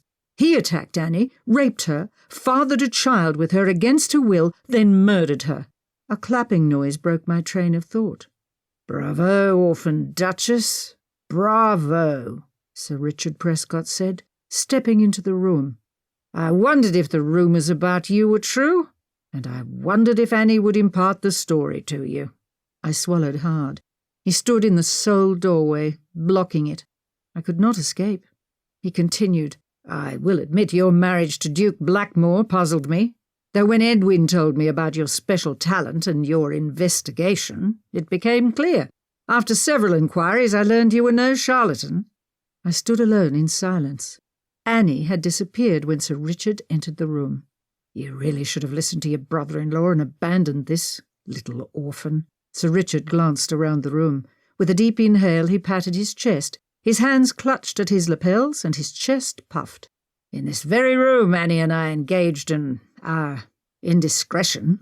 "Indiscretion?" I replied incredulously. "You forced yourself upon her!" I shouted. "We shall agree to disagree on the terms, orphan Duchess, but when she confessed she was carrying my child and planned to tell her husband, well—" He paused, glancing at me with narrowed eyes. "I simply could not allow that to happen." "So you murdered her," I retorted. "I really had no other recourse. Reputation is everything in social circles. A bastard child with another man's wife? That could have cost me far too much. Of course, from this height it was simple to make it appear as suicide. I simply made myself scarce after she plummeted to her death, and no one was any the wiser."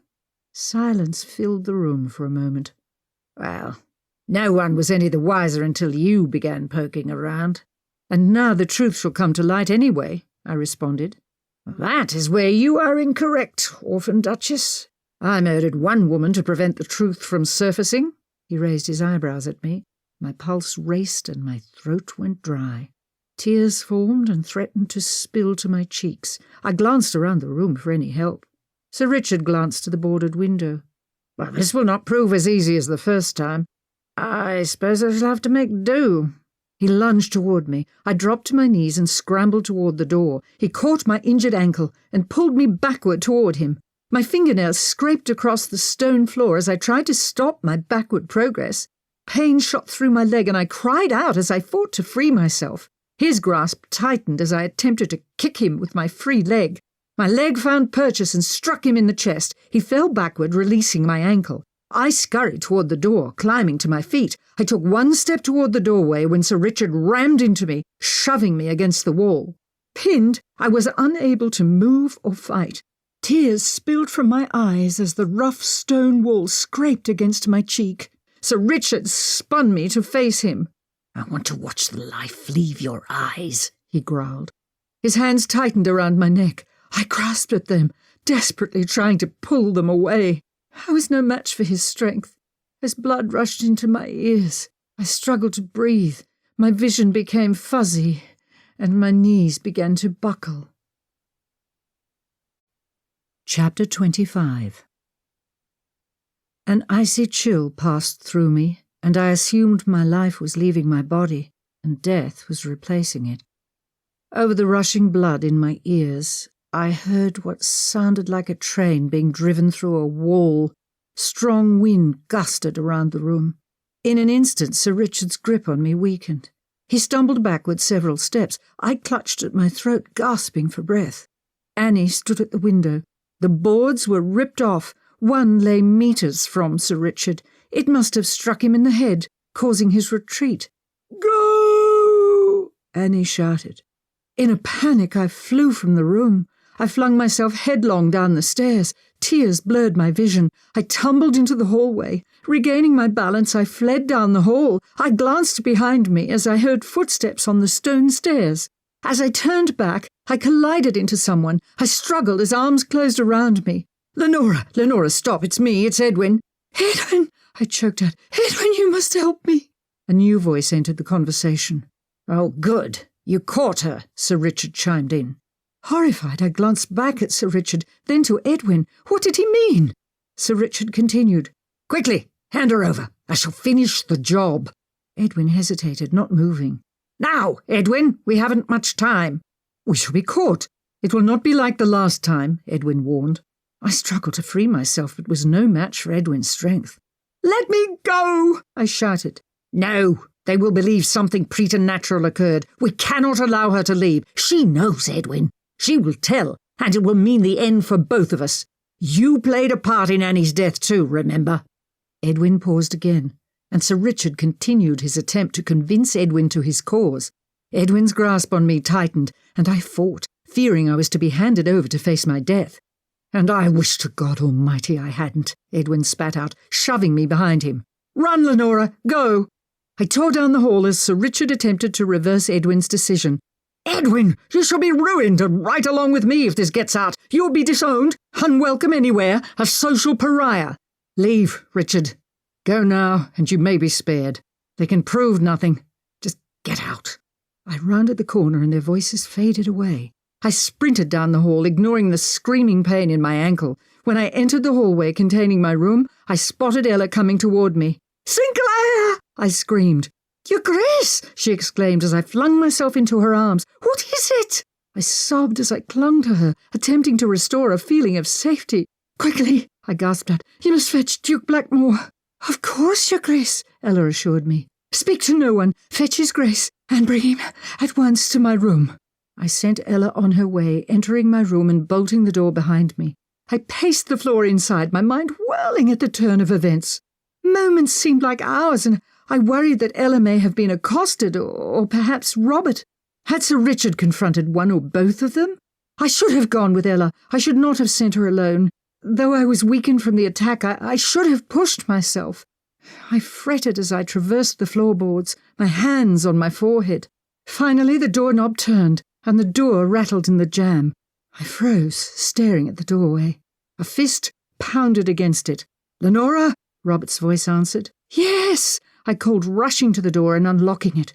I hurled the door open and flung myself into his arms. "Lenora!" he exclaimed, holding me closer. "What is it?" I pushed back from him. Where is Sir Richard? "Edwin!" "Gone," he answered. "Buchanan put them in a carriage moments ago." "Are you certain?" "Yes," he answered, his brow furrowing. "Why?" I closed my eyes as relief washed through me. So he had departed, as Edwin suggested. "Lenora, what is it?" Robert prodded. I opened my eyes and stared into his stormy grey eyes. Tears threatened as I considered the information I had to share. I had solved the mystery, but I did not receive the answers I expected. The news would be as shocking to him as it was to me. But I must tell him. He must know the truth. I have learned the truth about Annie's death. It is not what I anticipated. You may wish to sit down." Robert's jaw dropped open as I told him of my discovery. You have learned what caused her to take her life?" My breath caught for a moment as I formulated my next statement. "She did not take her own life, Robert," I answered. "What?" Robert exclaimed. But she—" I shook my head. No, she did not throw herself from the tower, Robert. She was thrown from the tower to her death. She was murdered." Ella collapsed onto the chaise at the admission. "Murdered?" he questioned. "By whom? Who would have murdered my sweet Annie?" My lower lip trembled as his eyes searched mine. "Sir Richard Prescott." Robert's voice raised an octave, incredulous at the statement. "What? Why?" "I am sorry, Robert. The tale is rather sordid. It begins 4 months before her death." Robert stared at me, waiting for me to continue. "Sir Richard—" I paused, searching for the words to impart the difficult news. My voice broke as I imparted the next statement. "Forced himself on her. It resulted in a child she learned of and planned to inform you of when Sir Richard confronted her. They argued, and he chose to end her life rather than allow the news to come to light. He made it appear as though she took her own life. I did not mince words, regarding the best policy to be blunt honesty." Robert collapsed onto the bed, his jaw agape and his eyes wide. He stared at the floor, unmoving, unspeaking. I placed my hand on his shoulder, willing him any strength remaining in me to help face the news. "I am sorry, Robert," I whispered. We sat for several moments in silence. I studied Robert's face, trying to glean any hint of his reaction. His breathing turned ragged as his forehead crinkled. I worried he may have an episode of some sort. Without warning, Robert rose. "Robert?" I questioned. He strode to the door without answer. He flung it open with enough force that it banged off the wall, nearly snapping closed again. I chased him into the hall. "Robert?" I questioned again. "Where are you going?" "To settle this," he growled. "Settle it how?" I inquired, hurrying after him. "Go to bed, Lenora. It is my affair now." "It is not," I countered. "You are in shock. I do not wish you to do something foolish." Ella, who had followed us into the hall, wrapped her arms around me. "Sinclair, put her Grace to bed. She has suffered a shock." "I shall not be put to bed like a petulant child, Robert," I warned. "You are angry, rightfully so. I am angry, but you mustn't react out of anger. The situation is already tragic. I have no desire to see it become more so." "I am a grown man, Lenora. I can take care of myself. Please wait here." "Robert!" I shouted as he spun on his heel and left me behind. "Oh!" I cried as Ella tightened her grip on me. "Come, Your Grace, you should rest." "Rest!" I cried incredulously. "How can I rest?" Ella patted my arm. "You must try. Come, at least lay on your chaise." I allowed myself to be led to my suite, though I could not sit still. I paced the floor. "Perhaps you should undress, Your Grace," Ella suggested. "No," I replied, "I dare not. In the event I am needed, I prefer to be ready." Ella nodded, allowing me to return to my fretting and pacing. After a few more moments, Ella said, "Perhaps if I read to you—" No, I'm far too distracted, but thank you, Sinclair." Ella wrung her hands. "Oh, do not distress, Sinclair. Your presence offers me as much comfort as I can bear at this time." "Oh, how terribly anxious you must be, Your Grace. What terrible news about the former Mrs. Fletcher." "Yes," I admitted. "Sir Richard's presence in this castle this evening must have been harrowing for Annie. And for you, Your Grace. You learned of her attack yesterday, did you not? It is what distressed you so, is it not?" "It is," I responded. "Yes, I learned of the attack, but not the culprit. I only gained that knowledge this evening." "You poor dear," Ella responded. After a moment she inquired of me, "Pardon me, Your Grace, but what are those marks on your neck? I've only just noticed them. Perhaps you should sit." I glanced in the mirror. Purple-red bruises adorned my neck like an ugly necklace. "Bruises," I admitted. Her brows wrinkled. "From Sir Richard. He trapped me in the tower after I learned the truth. He attempted to snuff out my life as he had Annie's." Ella's eyes went wide and she swallowed hard. Annie saved my life. She flung one of the boards from the window across the room at him. It allowed me enough time to escape. My God, Ella choked out. The doctor should be fetched. No, Sinclair, I've no time for that now. Besides that, I'm fine. Other than a sore throat, I sustained no damage. Why did you not tell His Grace? His Grace has enough on his plate to deal with. I did not wish to add more. Ella fell silent, and I collapsed to the chaise. After a quarter of an hour, I could sit no longer. I leapt to my feet, resuming my pacing. Each passing moment brought more worry. At long last I heard the sound of hoofbeats in the distance. I prayed it was Robert and not news of Robert's demise. "Robert!" I exclaimed. I raced from my room and rushed down the main stairs to the foyer. Robert entered moments later. "Oh, thank heavens," I breathed, pressing my hand to my chest. "I'm fine, Lenora," Robert assured me. "What happened?" I questioned. Robert removed his riding gloves. "Annie's death shall soon be avenged." "What do you mean?" I asked. "I've challenged the swine to a duel. Tomorrow morning at sunrise." "What?" I cried. "Robert, no!" "It must be done," Robert answered. "You could be harmed, or worse." "As you were? He admitted his crimes to me, including his attempt on your life. You withheld that information from me." "It did not seem pertinent at the time. I did not wish to add to your misery," I answered. "Lenora, I cannot allow that man's crimes to stand.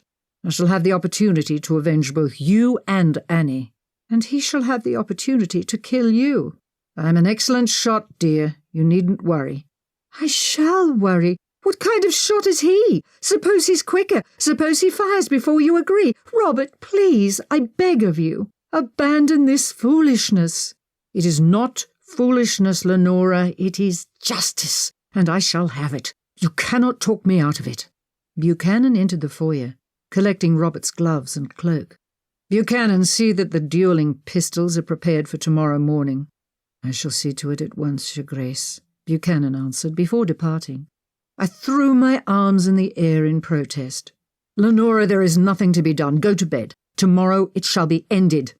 He kissed me on the forehead, signalling the end to the conversation. Ella allowed me a moment to fume before collecting me. "Please, Your Grace," she said in a hushed tone, "let us prepare you for bed. You should try to rest." I shook my head but allowed myself to be taken to my room.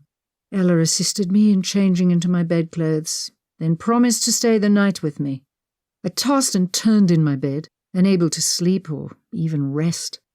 I climbed from the bed, pacing the floor. In the wee hours of the morning I roused Ella to dress.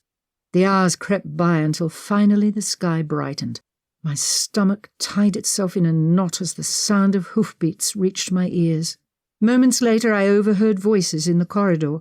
My door burst open and Edwin entered, trailed by a disconcerted Buchanan. "Edwin!" I exclaimed. "Lenora, I must speak with you at once." "It is fine, Buchanan," I assured the butler. "May we speak in private?" Edwin inquired, nodding to Ella, who remained in the room after Buchanan departed. "You may speak freely in front of Sinclair," I assured him. Edwin nodded, conceding his request. "You must have Robert call this duel off, Lenora." "Must I?" I answered, my eyebrows raised high. "Do you not expect that I have tried?" "Try again. Richard will not hesitate to kill him." "No, I do not imagine he will. He has killed in cold blood at least once already." "Please, Lenora, I wish no more harm to come to my brother over this." "Neither do I, though I have no control over him in the matter. But he will listen to you. Please, you must try again. It is on your behalf he fights." "He fights to avenge Annie's death," I countered. "No, he did not offer the challenge until Richard admitted his attempt on your life." I sighed, reflecting on his statement. "I shall try again," I promised. Edwin stood unmoving. I issued a questioning glance. "There is one other thing," he began, when my door opened. Robert entered. His eyebrows shot up, finding Edwin there. Anger shone plainly on his face. "What are you doing here?" he demanded. "He has come to request that I stop you in this madness," I said. "Get out. You're not welcome in this house." "Please, Robert," Edwin begged. "Please." I did not know it would go this far. As I explained, I owed him money. He asked for a few moments alone with her. I did not know it would lead to her death 4 months later." Robert grasped him by the lapels and shoved him into the hallway. "I said get out! I do not wish to hear your excuses. You were complicit in her rape and death." I heard Edwin's voice, though I could not make out the words. "Take him away," Robert said before returning to my room.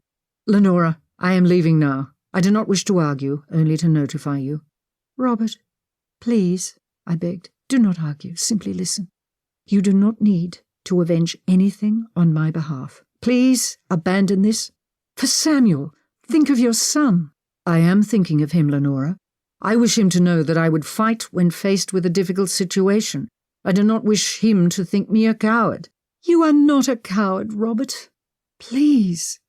"Lenora, I will not continue to argue. The matter is closed." Hoofbeats sounded again in the distance. Moments later, Buchanan appeared to announce Sir Richard had arrived. I closed my eyes and shook my head. Robert kissed my forehead and without a word departed from the room. I doubled over and Ella caught me, easing me back onto my chaise. "I cannot go," I said through sobs. "I cannot watch."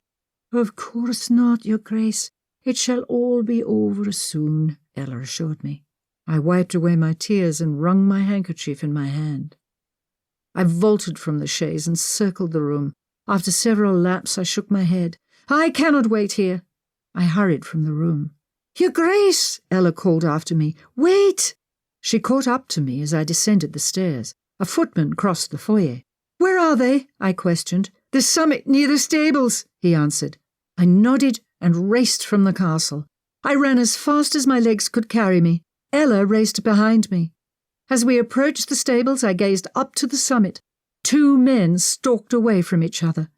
I hurried to climb the hill. I had nearly reached the top when 2 shots rang out.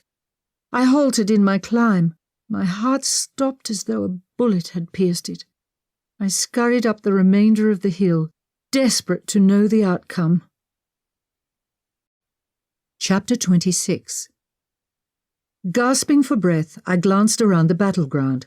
Robert lay sprawled on the ground. Edwin knelt over him. Sir Richard Prescott stood across the field, confusion on his face. I rushed to Robert's side. "He's been shot!" Edwin shouted, "though not before he killed Prescott." I pressed my handkerchief firmly against the wound near Robert's shoulder. Robert groaned. "Fetch the doctor at once," I shouted to Buchanan. "I shall send our fastest rider," Buchanan assured me, racing to the stables. Edwin clutched Robert's hand. "Please do not die, brother." A shadow cast across Robert's face. I turned to glance behind me. Richard Prescott loomed over us. "Go away, you wicked man," I shouted to him. "Leave this place." He turned to glance at his dead body across the field. "Yes," I said, "you are dead. Now go to the depths of hell where you belong."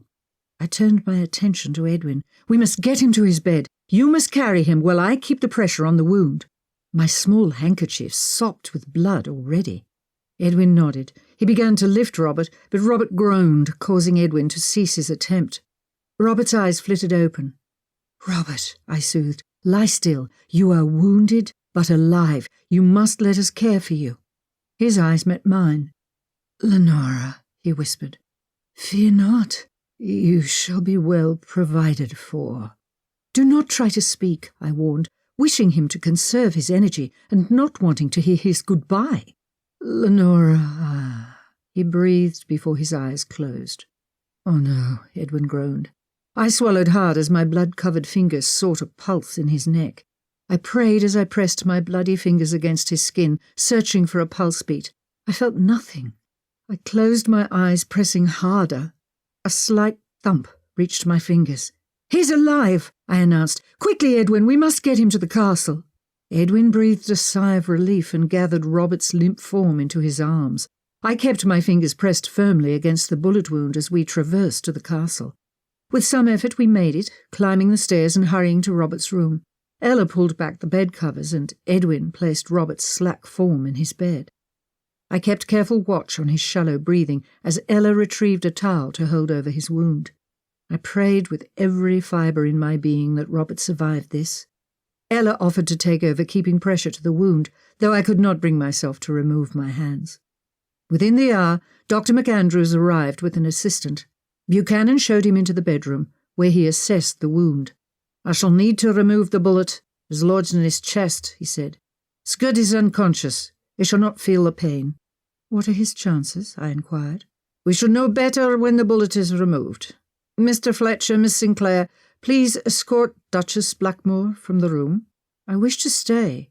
"It would be better if you did not," Dr. McAndrews insisted.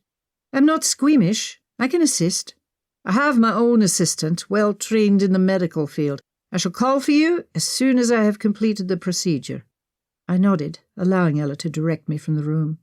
"We should take care of this, Your Grace." Ella nodded to me. I glanced down, first noticing my blood-stained hands, then realizing my dress was drenched in Robert's blood. "I wish to stay close," I murmured.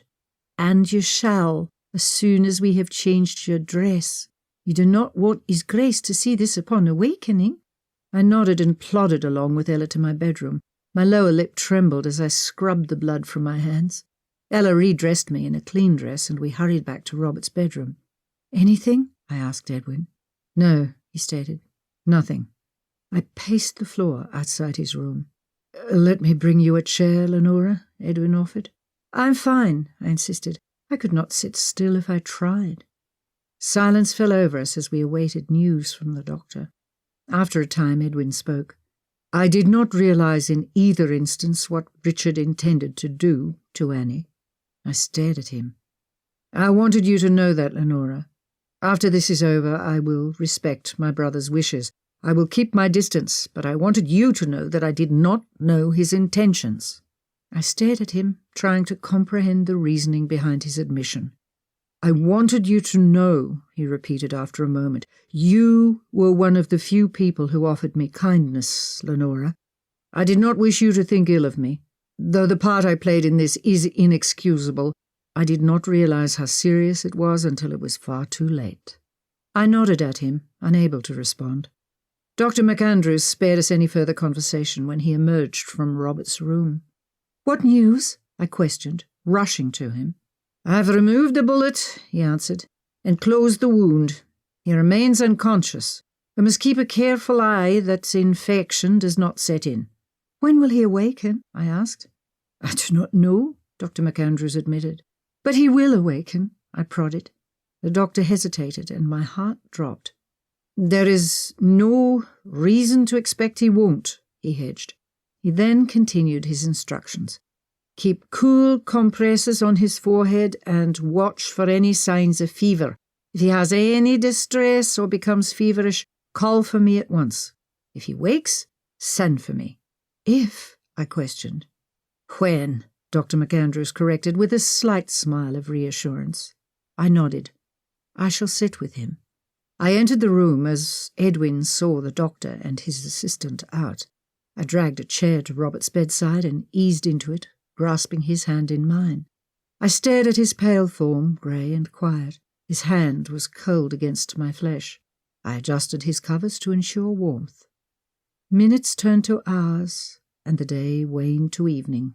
Robert did not move, but his shallow, rhythmic breathing continued. As the skies darkened, Ella suggested I come away to rest. "No," I argued, "I will not leave him until he is awake." "I shall stay with him," Edwin offered. "I shall fetch you at once if he stirs." I insisted on staying, and Ella brought me a small meal and offered to stay through the night, but I sent her to bed. As the night wore on, I dozed off, my head on Robert's bed. When I woke, the sun already shone through the windows. Robert still slumbered, his chest rising and falling gently. A hand squeezed my shoulder, and I reached up to grasp it. I glanced up, expecting to find Ella.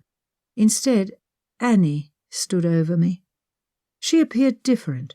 Her dark hair was pulled neatly into an upswept style, framing her porcelain skin and rosy cheeks. Soft, dark brown eyes gazed down at me. Her red dress was bright and no longer soiled. She smiled at me. "Annie?" I asked. Realization dawned on me, and tears sprung to my eyes. "You have come for him, haven't you? Please, no." Annie smiled again and shook her head. My brow furrowed. She squeezed my shoulder again, then turned her gaze to Robert. She approached him and bent toward him. She kissed his forehead.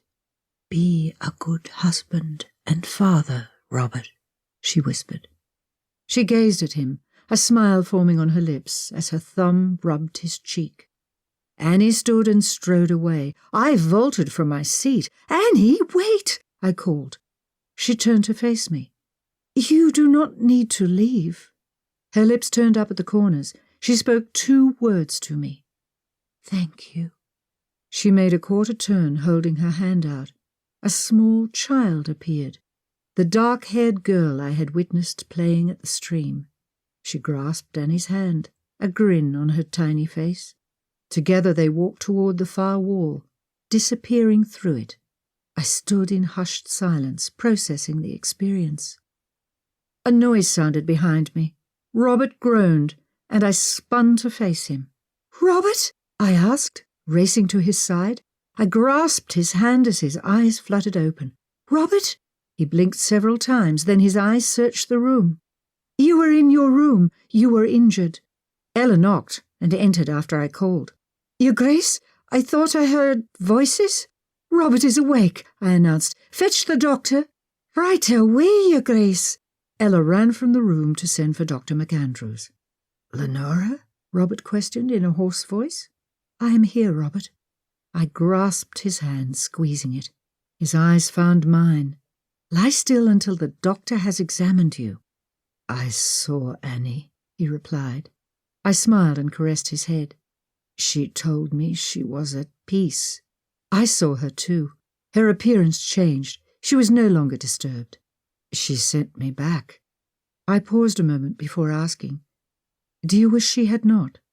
Robert smiled at me. "No.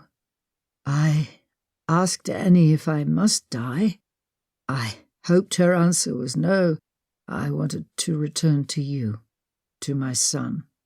He paused, then added, "I love you, Lenora." I smiled at him. "And I love you, Robert." I clutched his hand tightly. I had my family. I found my home, my place in the world. In that moment my heart was full. I could wish for no more. I hoped in that moment my life would settle, that I would experience no more unusual, uninvited drama. This would not come to fruition, though my other adventures, dear reader, are stories for another time. The end. This has been Death of a Duchess, a Duchess of Blackmoore mystery. Duchess of Blackmoore Mysteries, Book 1. Written by Nellie H. Steele. Narrated by Liz Gentle. Edited by Matthew Prince. Copyright 2021 by Melissa Marie Sovak. Production copyright by A Novel Idea Publishing, LLC.